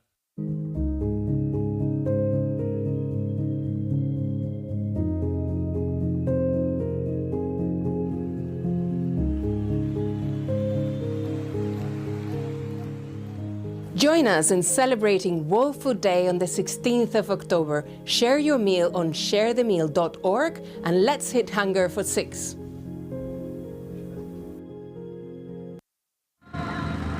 European cricket fans, we would like to welcome you back to Cardimer Oval for the final instalment of the group stage of Championship Week here at the European Cricket Championships for 2024. It is Germany up against the Scotland 11, and the Scottish boys playing for their continued existence in this tournament, and they have played a blinder so far, keeping the powerful German batting lineup to a score of 105 for 6. 3 of their bowlers with an economy rate of under double figures, which is quite extraordinary in Championship Week, and for that matter most of this tournament. So a disappointing innings for the Germans, and no one will be more disappointed with that than the Spanish team, who are back at the Sunset Beach Club watching this game and seeing their tournament aspirations start to crumble as they need Germany to beat Scotland in this game. So the bonus point equation, Scotland managed to chase it down in 7 overs, which is entirely possible given the target that they're looking at, and they will get a bonus point. But first and foremost, winning this game is the #1 thing, and they've sent out, as usual, their gun at the top of the order. Lee McCreath has been an absolute superstar in this tournament to date. If he gets going early, then Scotland will feel that they will have this target in complete control. He's joined out there by Lloyd Brown, who feels like he's due for a big score. No, Rico Full is a big fan of Brown and expects him to explode at some stage before the conclusion of this tournament. As for Germany, it is all about early wickets. The man who was the hero last night, Basir, has been throwing the ball to get them underway in this innings.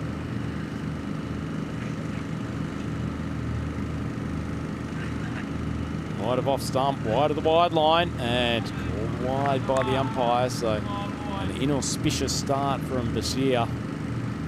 Those of you who were watching that cracking contest last night, he had the ball for the final over. So it was basically Basir against Mohamed Ihsan, dynamic Spanish batter. Came down to the final ball, needed to hit a boundary. Couldn't do it, and that could be the game that cost Spain in the end.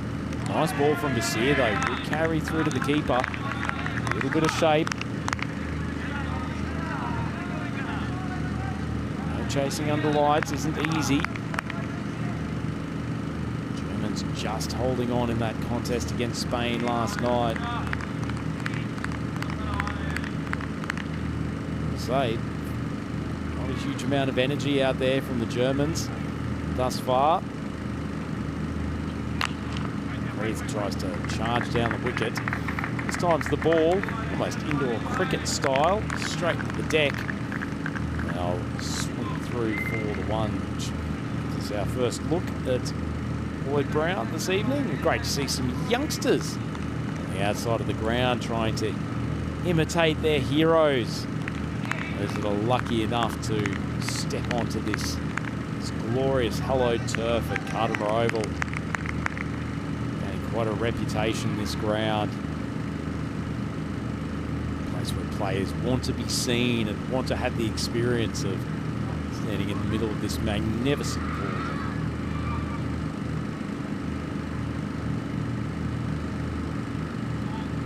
So yeah, steaming in, but looks like he's had a little bit of a problem with his run-up. So Scotland only requiring 104 from the remaining 9 overs and 4 balls, so the run rate required just a tick over 10. We see plenty of excitement from our ball collectors, just anticipating the job they have to do in the coming overs. It's a nice ball from Nasir. It won't stop the single, but a little bit of in curve coming in late. It's fairly simple but effective stuff. Nothing outlandish from the Scottish here. I guess this is the one hope that the Germans do have, that the Scottish batters take a very conservative approach, and what is an easy chase suddenly start to get out of hand if you have a few tight overs, particularly in the power play. Breathe, very aware. That steps aside outside off stump, plays a swat across the front of his pads.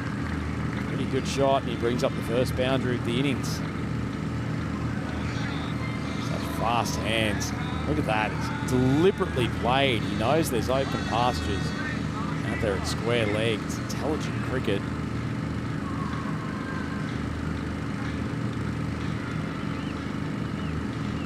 Got the outfielder down at long on.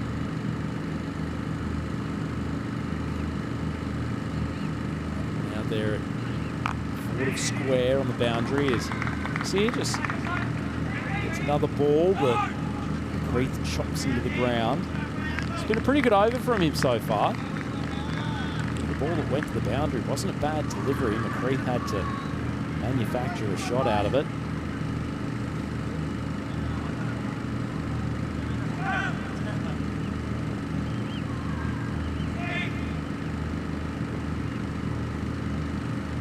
Final ball of the over. Brown on strike.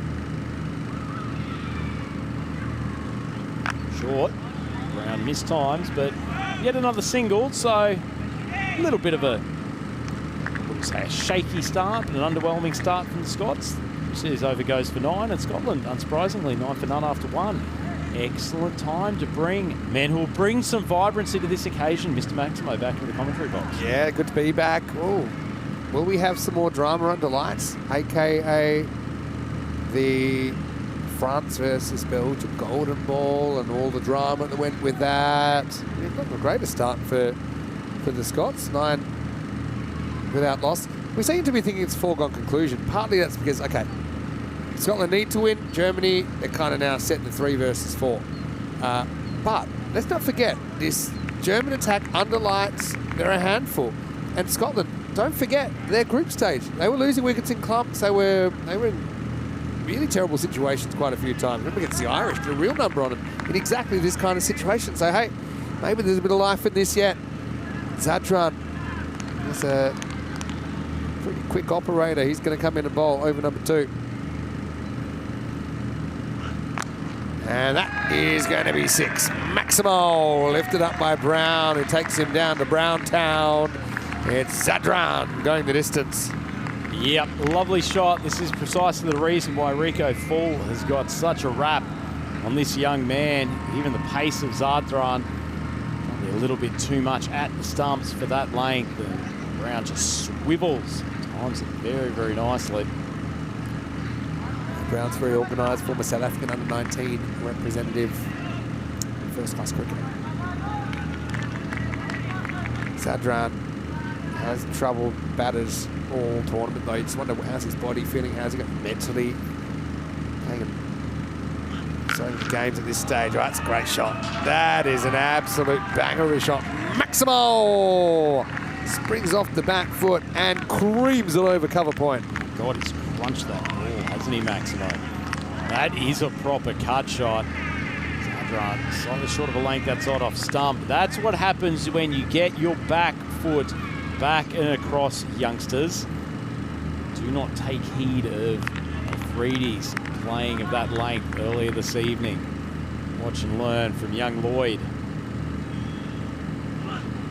That one rolling cutter, and that one's out of the ground as well. Going, gone. Maximo. They competed in the first, Germany, but this second over is going the distance. Tell you what, Scotland look like they're not only on for the win here, but even chasing the bonus point. As the Spanish probably sitting back at the hotel, absolutely despondent. God knows what is happening back there in the rooms as they probably deal with the despair of seeing their championship aspirations go away. This one, I'm quite sure they picked it up live, so they might want to have a bit of a peek at this one for height. Tell you what, actually, I'll come back to it after we have a look at this. Do you reckon that's okay? I reckon that's probably okay. Slightly bent knees, yeah.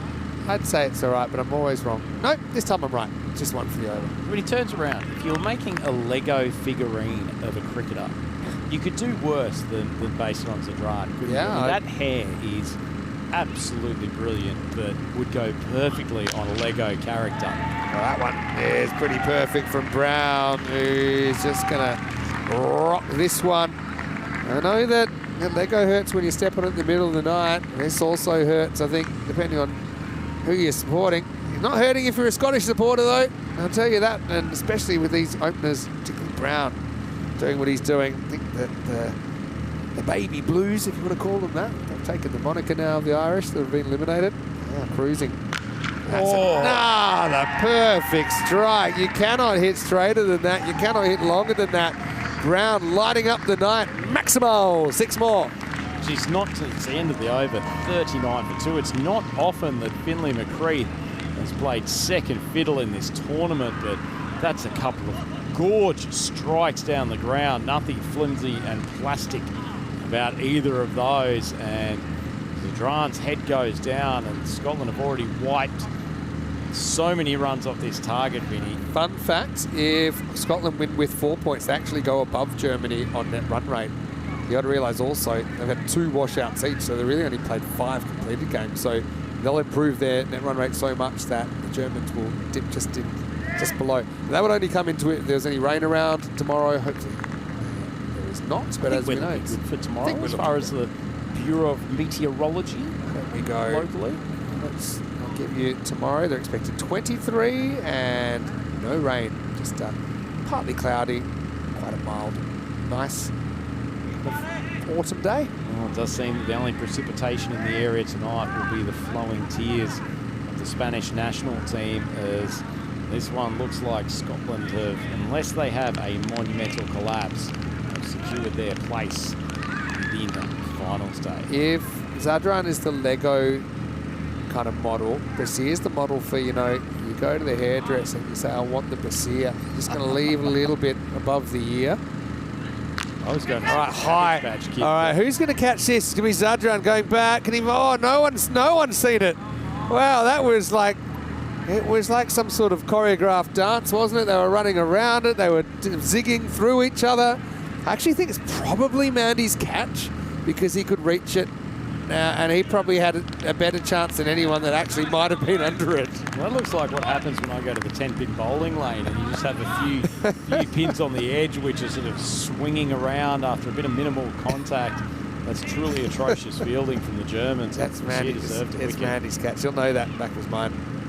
Might happen again tomorrow. You never know. Be happy if it does happen tomorrow night on lights. It'll mean that Germany have made the final. Tell you what, Max, he hasn't been used that often in this tournament, but Brassiere's bowling a pretty decent spell here. Brassiere is the one guy, I think earlier he was the best of the bowlers for Germany. Just kept rocking in. He's very good at delivering that Yorker with consistency. You can see what I mean about the hairstyle. Just a little bit of the old above ear skin. It works on him. Frames his face nicely. Now this is a nice uppercut, and that's going to be 6. Maximal Brown basically shutting the gate, isn't he, on the host nation. 38 off 10. Authoritative knock. And let's not forget how Scotland even got here. They weren't necessarily, well, they weren't the top seed on finals day, but they played their best cricket when the finals came around. Are they going to spring a surprise tomorrow, assuming they go on and win this game and they're part of that final 4? Well, what I will say is that if Lloyd Brown starts batting like this throughout finals day, and his partner McCreath can continue the rampage that he has been on throughout the tournament, they have a big shot tomorrow. I'll tell you what, skipper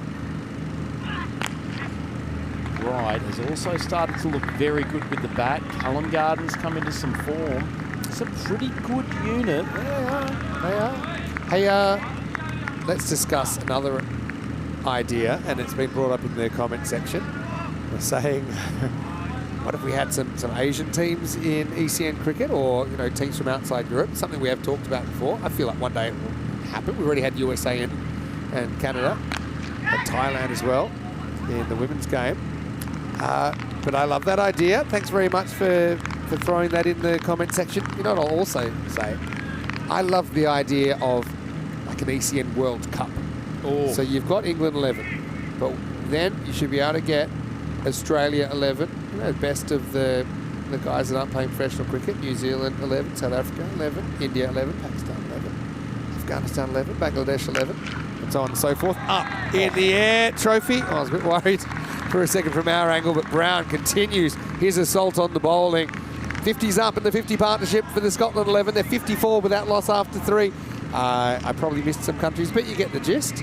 Imagine that, and maybe you could then have the top either 15, 16, 20 countries, and imagine, I just imagine, we're Australian, so we can relate to that. Imagine the Aussies getting behind Australia 11 on Fox Sports, something like that, and already we've got viewers, I know, from India, from Pakistan, from Bangladesh, from Afghanistan, and yeah, it's a cool idea. There'll be a few people watching from India? I think there might be a few. I reckon you're probably right with that, Maxwell. But then you can probably throw Scotland 11, Ireland 11 in there as well.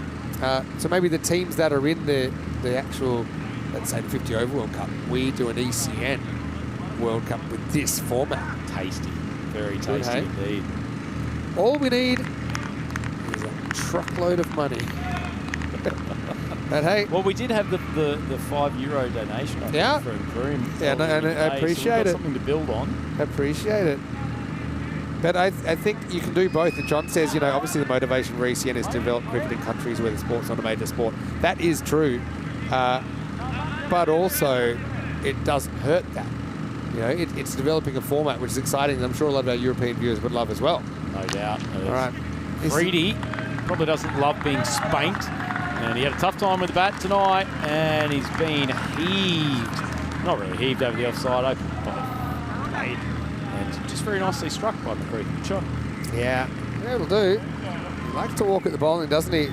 That probably wasn't the cleanest finish from Finley, but he'll take it. He's all hands, McCree, isn't he? Even if his body weight is completely out of place, those fast hands really hit a cricket ball. It's true. Just thinking though, if we did have the ECN World Cup at the Cardham Oval, then you always have to invite the hosts. So we might have to pay Mohammed Baba some petrol money, and I'm just trying to think of this sort of Australian 11, like people that have been around the game. I mean, there probably wouldn't be household names. That's the point. District cricket. Yeah, they wouldn't be household superstars. Names. But legends in their own lunchbox. Exactly. For Australian audiences. Ooh, is there a little bit of pad on this? About to see what the call is. It'll be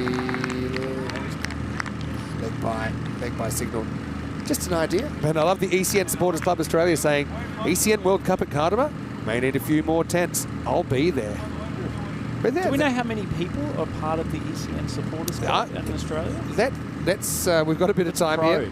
I've got questions for the ECN Supporters Club Australia. Tell us, because it's just turned up recently, tell us where you're watching from and who's in the Supporters Club. It's fine if it's 2, because that's a plural. Club does suggest multiple. It does.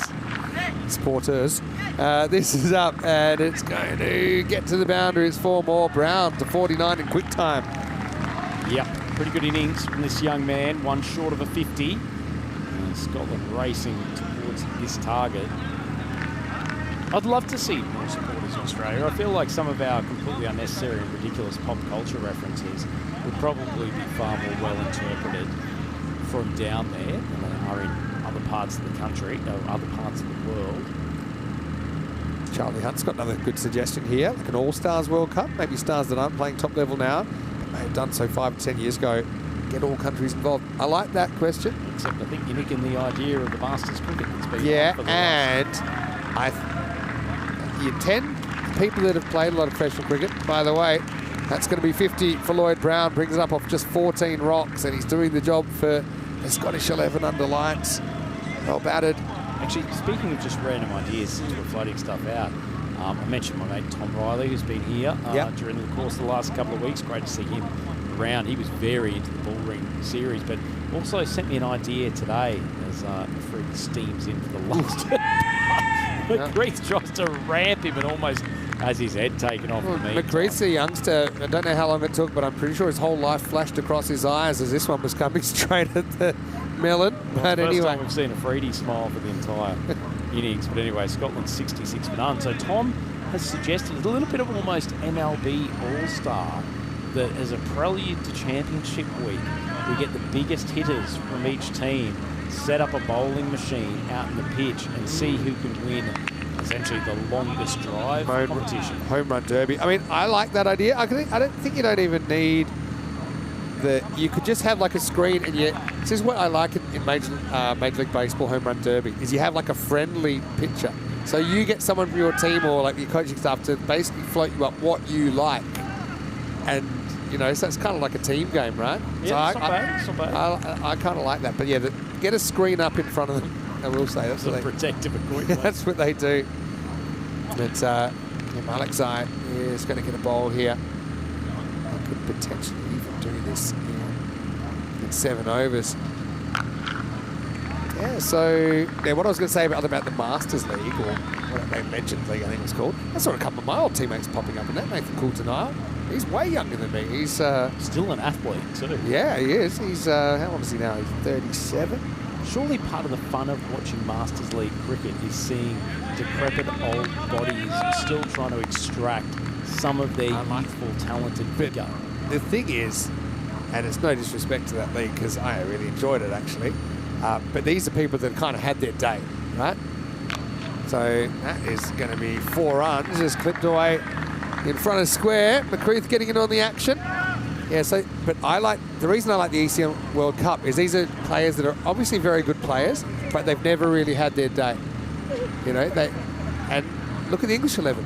I mean, and some of them look, a lot of them are up and comers, right? But some of them will go on to bigger things. This might be kind of the most attention they ever get, but they've got this experience, so I love that one.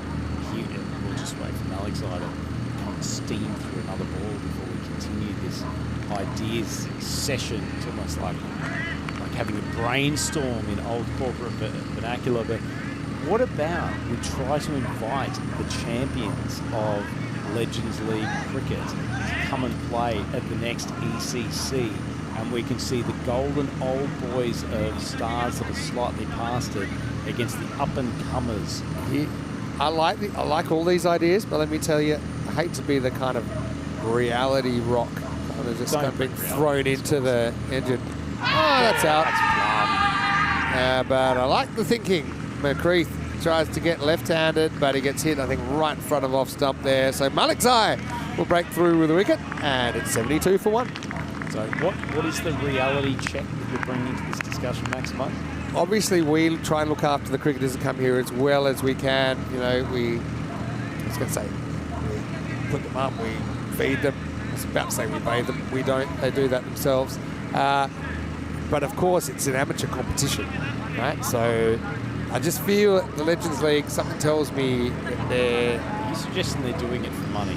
Well, they are at least getting some money. And there's money at this stage. Hey, look, when we get Tesla on board or whatever, then maybe that's not an issue. Crew makes a few more donations. Yeah, Crew, a few more 5-pounders. We'd appreciate it. All helps. Yeah, I just think that would be a bit of a stumbling block. I think they'd come here for the glory of going down the Spanish Steps at Garden Road. If they watched it a bit, they probably would. Yeah. But first, you've got to kind of get the toothpicks in front of the eyeballs and kind of make them watch the whole game. Then they'll be hooked. All right, well, that's a pretty good shot. It might be close to fire, so just a single. Feel like Scotland are cruising here. Intensity's gone out of this game, but certainly hasn't from the commentary boxes. Max, Mo and I have got tears rolling through our head as though we've just had a morning. I just think England 11 is a good template for, you could do it with any cricket playing nation. And because of how much they've loved it as well. Okay, yeah, flying people around and this and that. It's not easy, but we find a way to do it. With 32 countries here, it's not easy either. All right, this has worked well off the back foot from Brown. He's just gone into cruise control mode a little bit here. Spanish, it's going to be a tough night for them, no doubt, but I'm sure they'll be back tomorrow.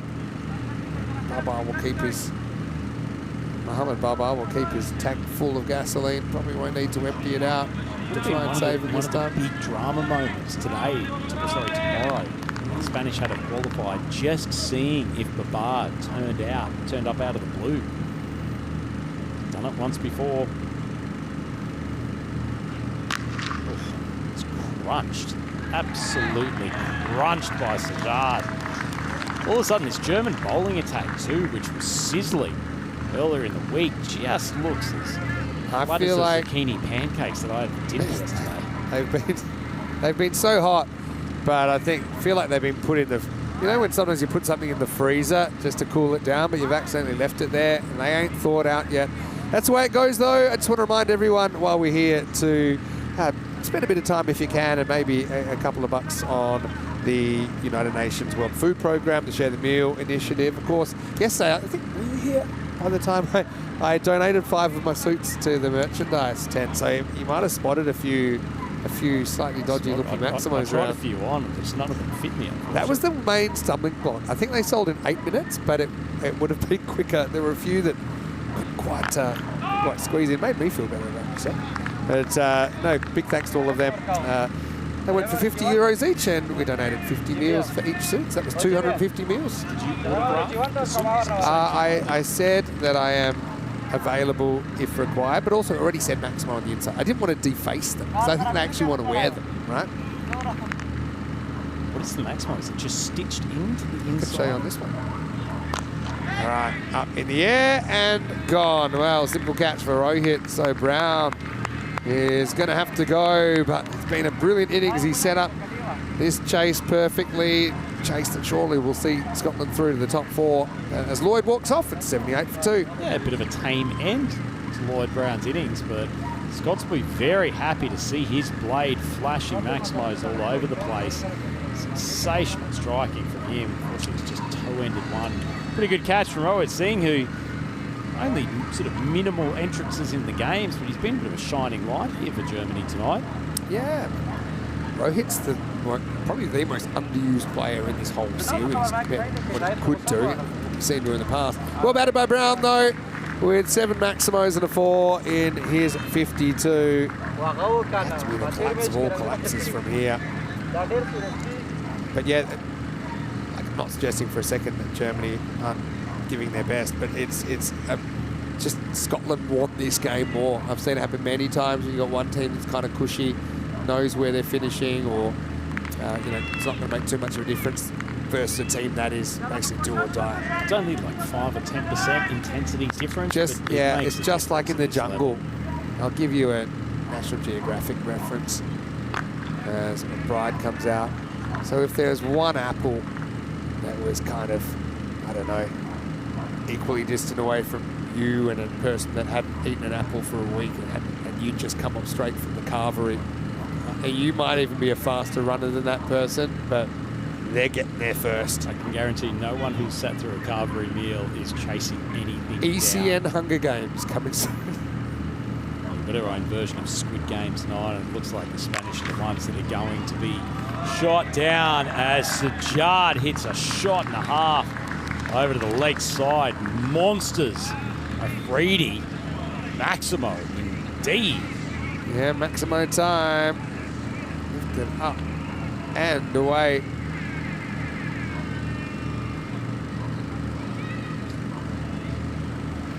Sajjad, he's a key striker. He's been very good for Spain throughout the tournament with both bat and ball. Just practicing his filthy little ramp. Not sure if he's going to unleash it against the pace of Afridi. Certainly didn't work so well for Finlay McCreath the last over.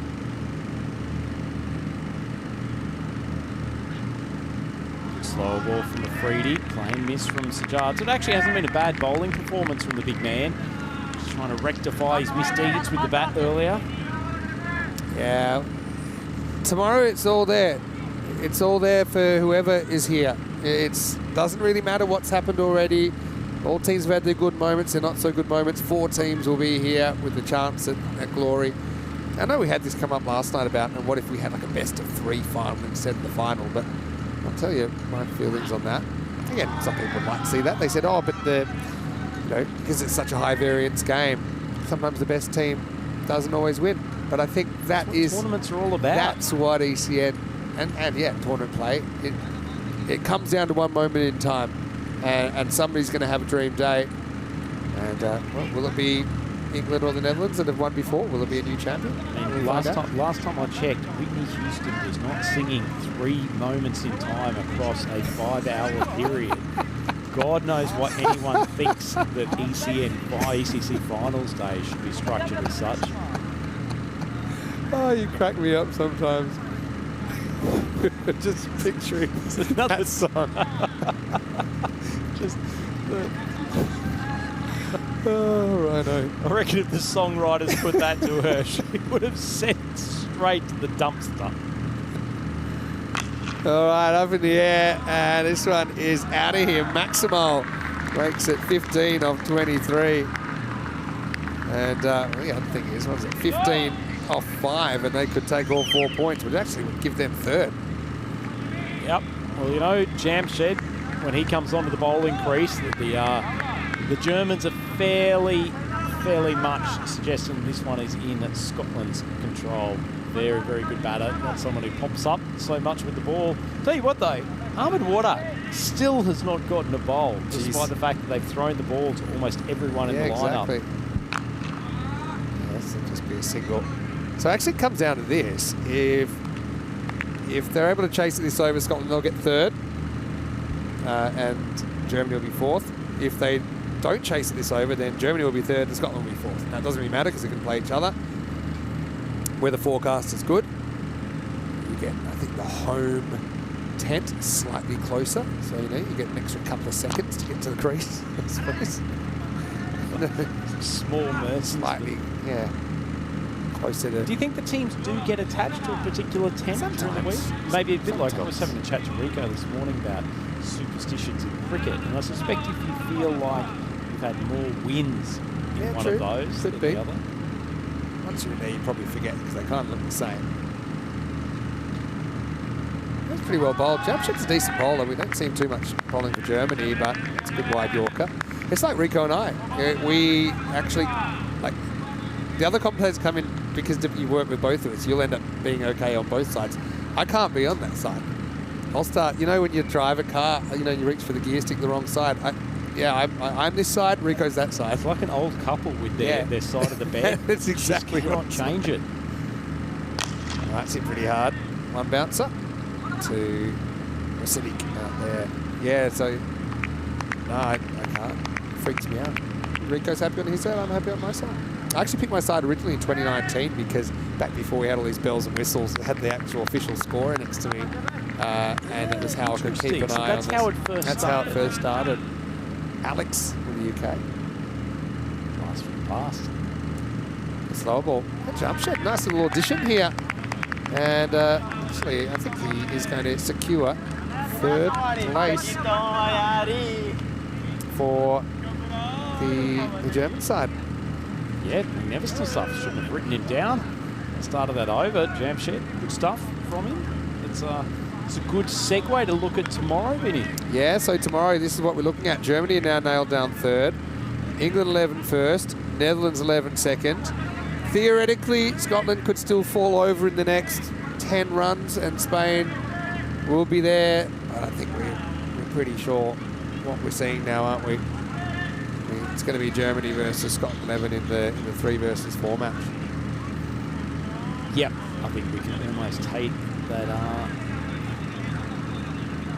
little forward slash off there. But anyway, 12 runs in 18 balls. I'd say stranger things have happened. I mean, they have occasionally in ECN cricket, but the batters that we have out there at the moment, you feel like Scotland will make their way to this total. My goodness, though, fantastic to see Ahmed Wadak at the bowling crease. And even with his very small but clear font name on the back. Ooh, helmets away. Yeah, looking good. Hamid actually played in that very first tournament as a commentator for ECN. It was ECL in 2019, playing for SQ Findorf, the runners-up. Basically, I mean, what month was that played? It was July 29, so 30 and 31. 5-year anniversary. Yep. We had a birthday. Look at figurative candles. Hamid will get at least 2 balls.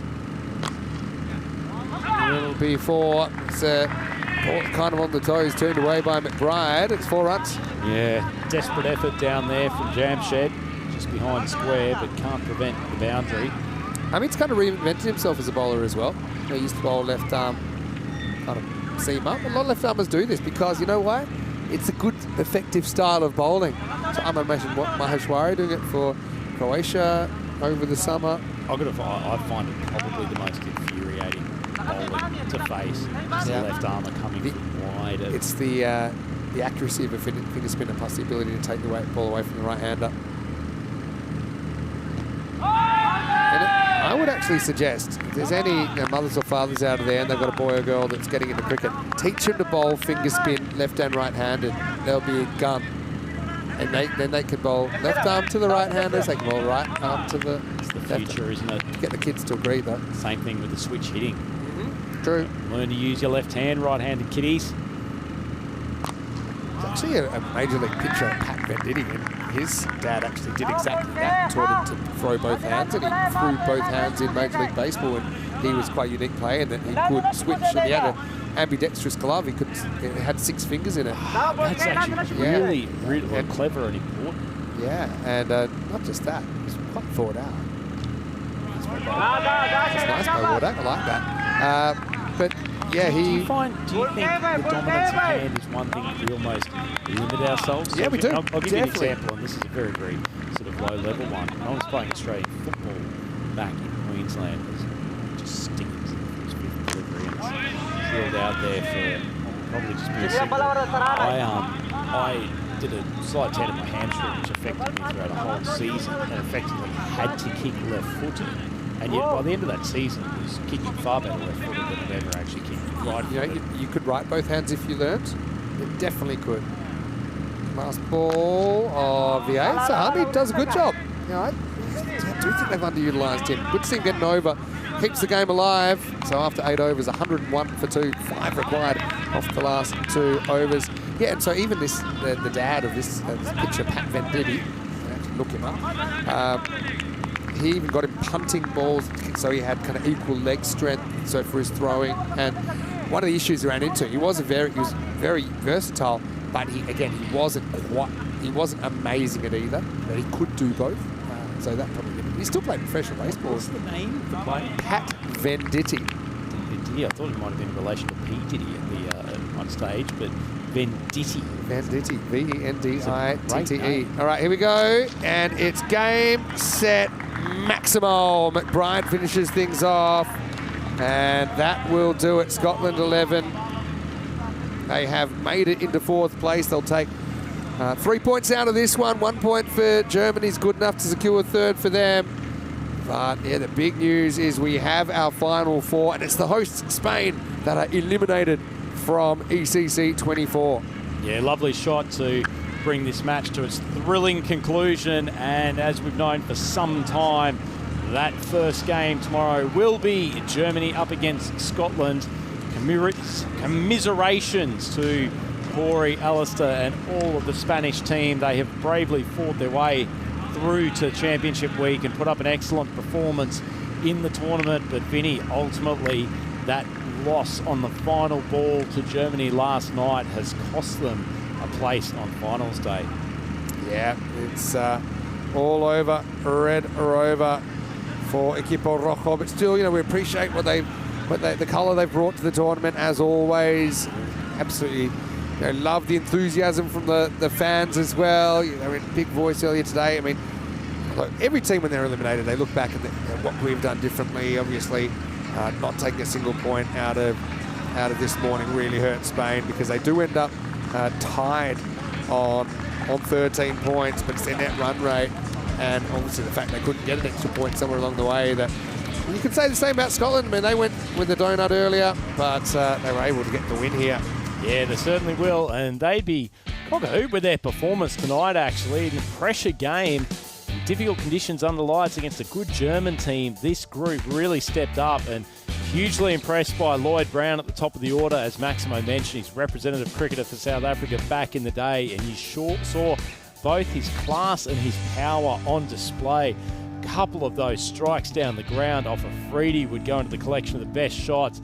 that has gone down into one of the most tragic catching efforts that we've seen all week here at Championship Week, but take nothing away from Scotland. They were exceptional in this game and have really deserved their place in finals day off the back of just an all-round torching of the Germans. Germans really not much to say for this game, although finally someone's got a ball through Finlay McCreath, but he was trying to play possibly the most extravagant shot of the day. Brought Sajard to the crease and he just started hammering balls all over the place. Fortunately for Lloyd Brown, he got to his half century. A little bit of a bat flip to celebrate. A bit annoyed with himself as he probably could have finished off this game, but Sajard enjoyed pumping Afridi out of the ground, as Afridi has done to many of his opponents. And in the end, despite the best effort of Wardak to keep them under wraps, the Scottish have chased this total very, very easily. And even the skipper, Chris McBride, he's got a smile on his face today. He's looking in pretty good form, and the Scots have come up with a blinder here when it was most needed, and they will be a danger team when it comes to finals day tomorrow. As for the Germans, they've got something to think about. That was a pretty uninspiring performance for them, albeit a team that had far less to play for than Scotland. But look at the batting lineup. Great stuff all round from them, in particular Lloyd Brown with the half century off 18 balls. And I'm liking the way that McBride is looking. That top 5 for Scotland is looking very, very good. Vinny, take us through the bowlers, and then I think we'll highlight probably the greatest contribution to the YouTube chat that I've ever seen in a few moments. Probably a good idea, but let's have a look at the bowlers as well. Afridi, 1 for 18, was able to hold things reasonably quiet. Obviously, you saw the wicket there for Malik Zai as well. Wardak with a decent over, 1 for 7, but yeah, it's unfortunately the end of the road for Spain, but you also equally got to be excited for Scotland. It came down to it, and they needed to put in a good performance, and they did against Germany. Germany are now probably the ultimate hot and cold team, aren't they? With the batting and the bowling for that measure. So let's welcome you into the commentary box then, one last time, and for the last time before we head into the finals day tomorrow. So I know a lot of people, a lot of questions, but we have confirmed now that this is correct. We'll show you the lineup for tomorrow, starting with the rematch of what you've just seen there, with Germany taking on the Scotland 11 in the 3 versus 4 game.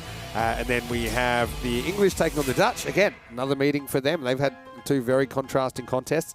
So interesting thing about these, the 2 matches that we'll see first up, both these matches were split 1-1, or these contests were split 1-1 during the week.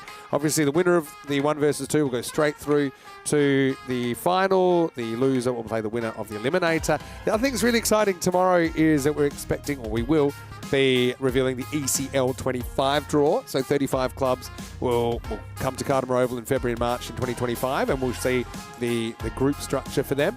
But probably the biggest thing tomorrow is we give away the 4th ever ECC trophy in this division, and it's something that I know will be historic, and we're really looking forward to it. Yeah, absolutely. And I think we probably have ended up with the 4 best teams there. Scotland at their best, really capable of challenging the top teams in this championship week. Spain, they just put in a couple of mediocre performances when they really need to step it up in this tournament. Great to see them put their best foot forward against Germany today, and they really kept themselves into the tournament until the last moment, but unfortunately we did fare well to them despite their best efforts. I mean, Germany, obviously, they've beaten the Netherlands earlier in the week. They haven't really pushed the English yet, but I mean, who knows? If they can put on their best performance, and the English, again, may not have the answers to one of these players when they get hot. But Scotland 11, they played very well. They played the best cricket on finals day, and that's why they're here in the first place. Maybe we can show you one more time how it looked tomorrow, but I can't tell you the timing is that it starts, because the finals day a little bit later, so it's 10:30 a.m. GMT, which is 12:30 in Central Europe and 4 p.m. in India. So there are the confirmed lineups for the finals day. Well, once again, I want to thank everyone in the chat. We've absolutely loved having you here, and we actually went a little bit off track last game, but that's what Game 5's all about. So I was going to say, speaking of the chat, Vinny, before we go, cannot forget Kroom's effort. You need to click that, and Kroom has made Lego Vinny and Rhino, and I think it's fantastic. I think they're possibly dressed better than we are. I actually think you might be right. I can't see the shoes, though. I need to see the shoes. But look, I want to say big thanks to everyone there. And no matter where you're watching from, whether it's on ECN, YouTube channel, or whether it's on Fancode in the subcontinent, one of our international broadcast partners, it's been absolutely magnificent having you here. Well, it's been Peacock Friday. Big thank you to... A little bit weird doing that. A little bit flashy, but anyway. Yeah, that's the way it is. Rico as well. Big thanks. Be great to have Rico back. Commiserations to Spain. They will be here tomorrow, I'm sure, supporting. But from everyone here at the ECN, and on behalf of Spring Media as well, here's some of the best bits of Day 4 of Championship Week. The big dance is tomorrow. It's a red letter day on the calendar. Join us here for more Dream 11 European Cricket Championship. Vinny and Rhino signing out. See you tomorrow. Hasta mañana.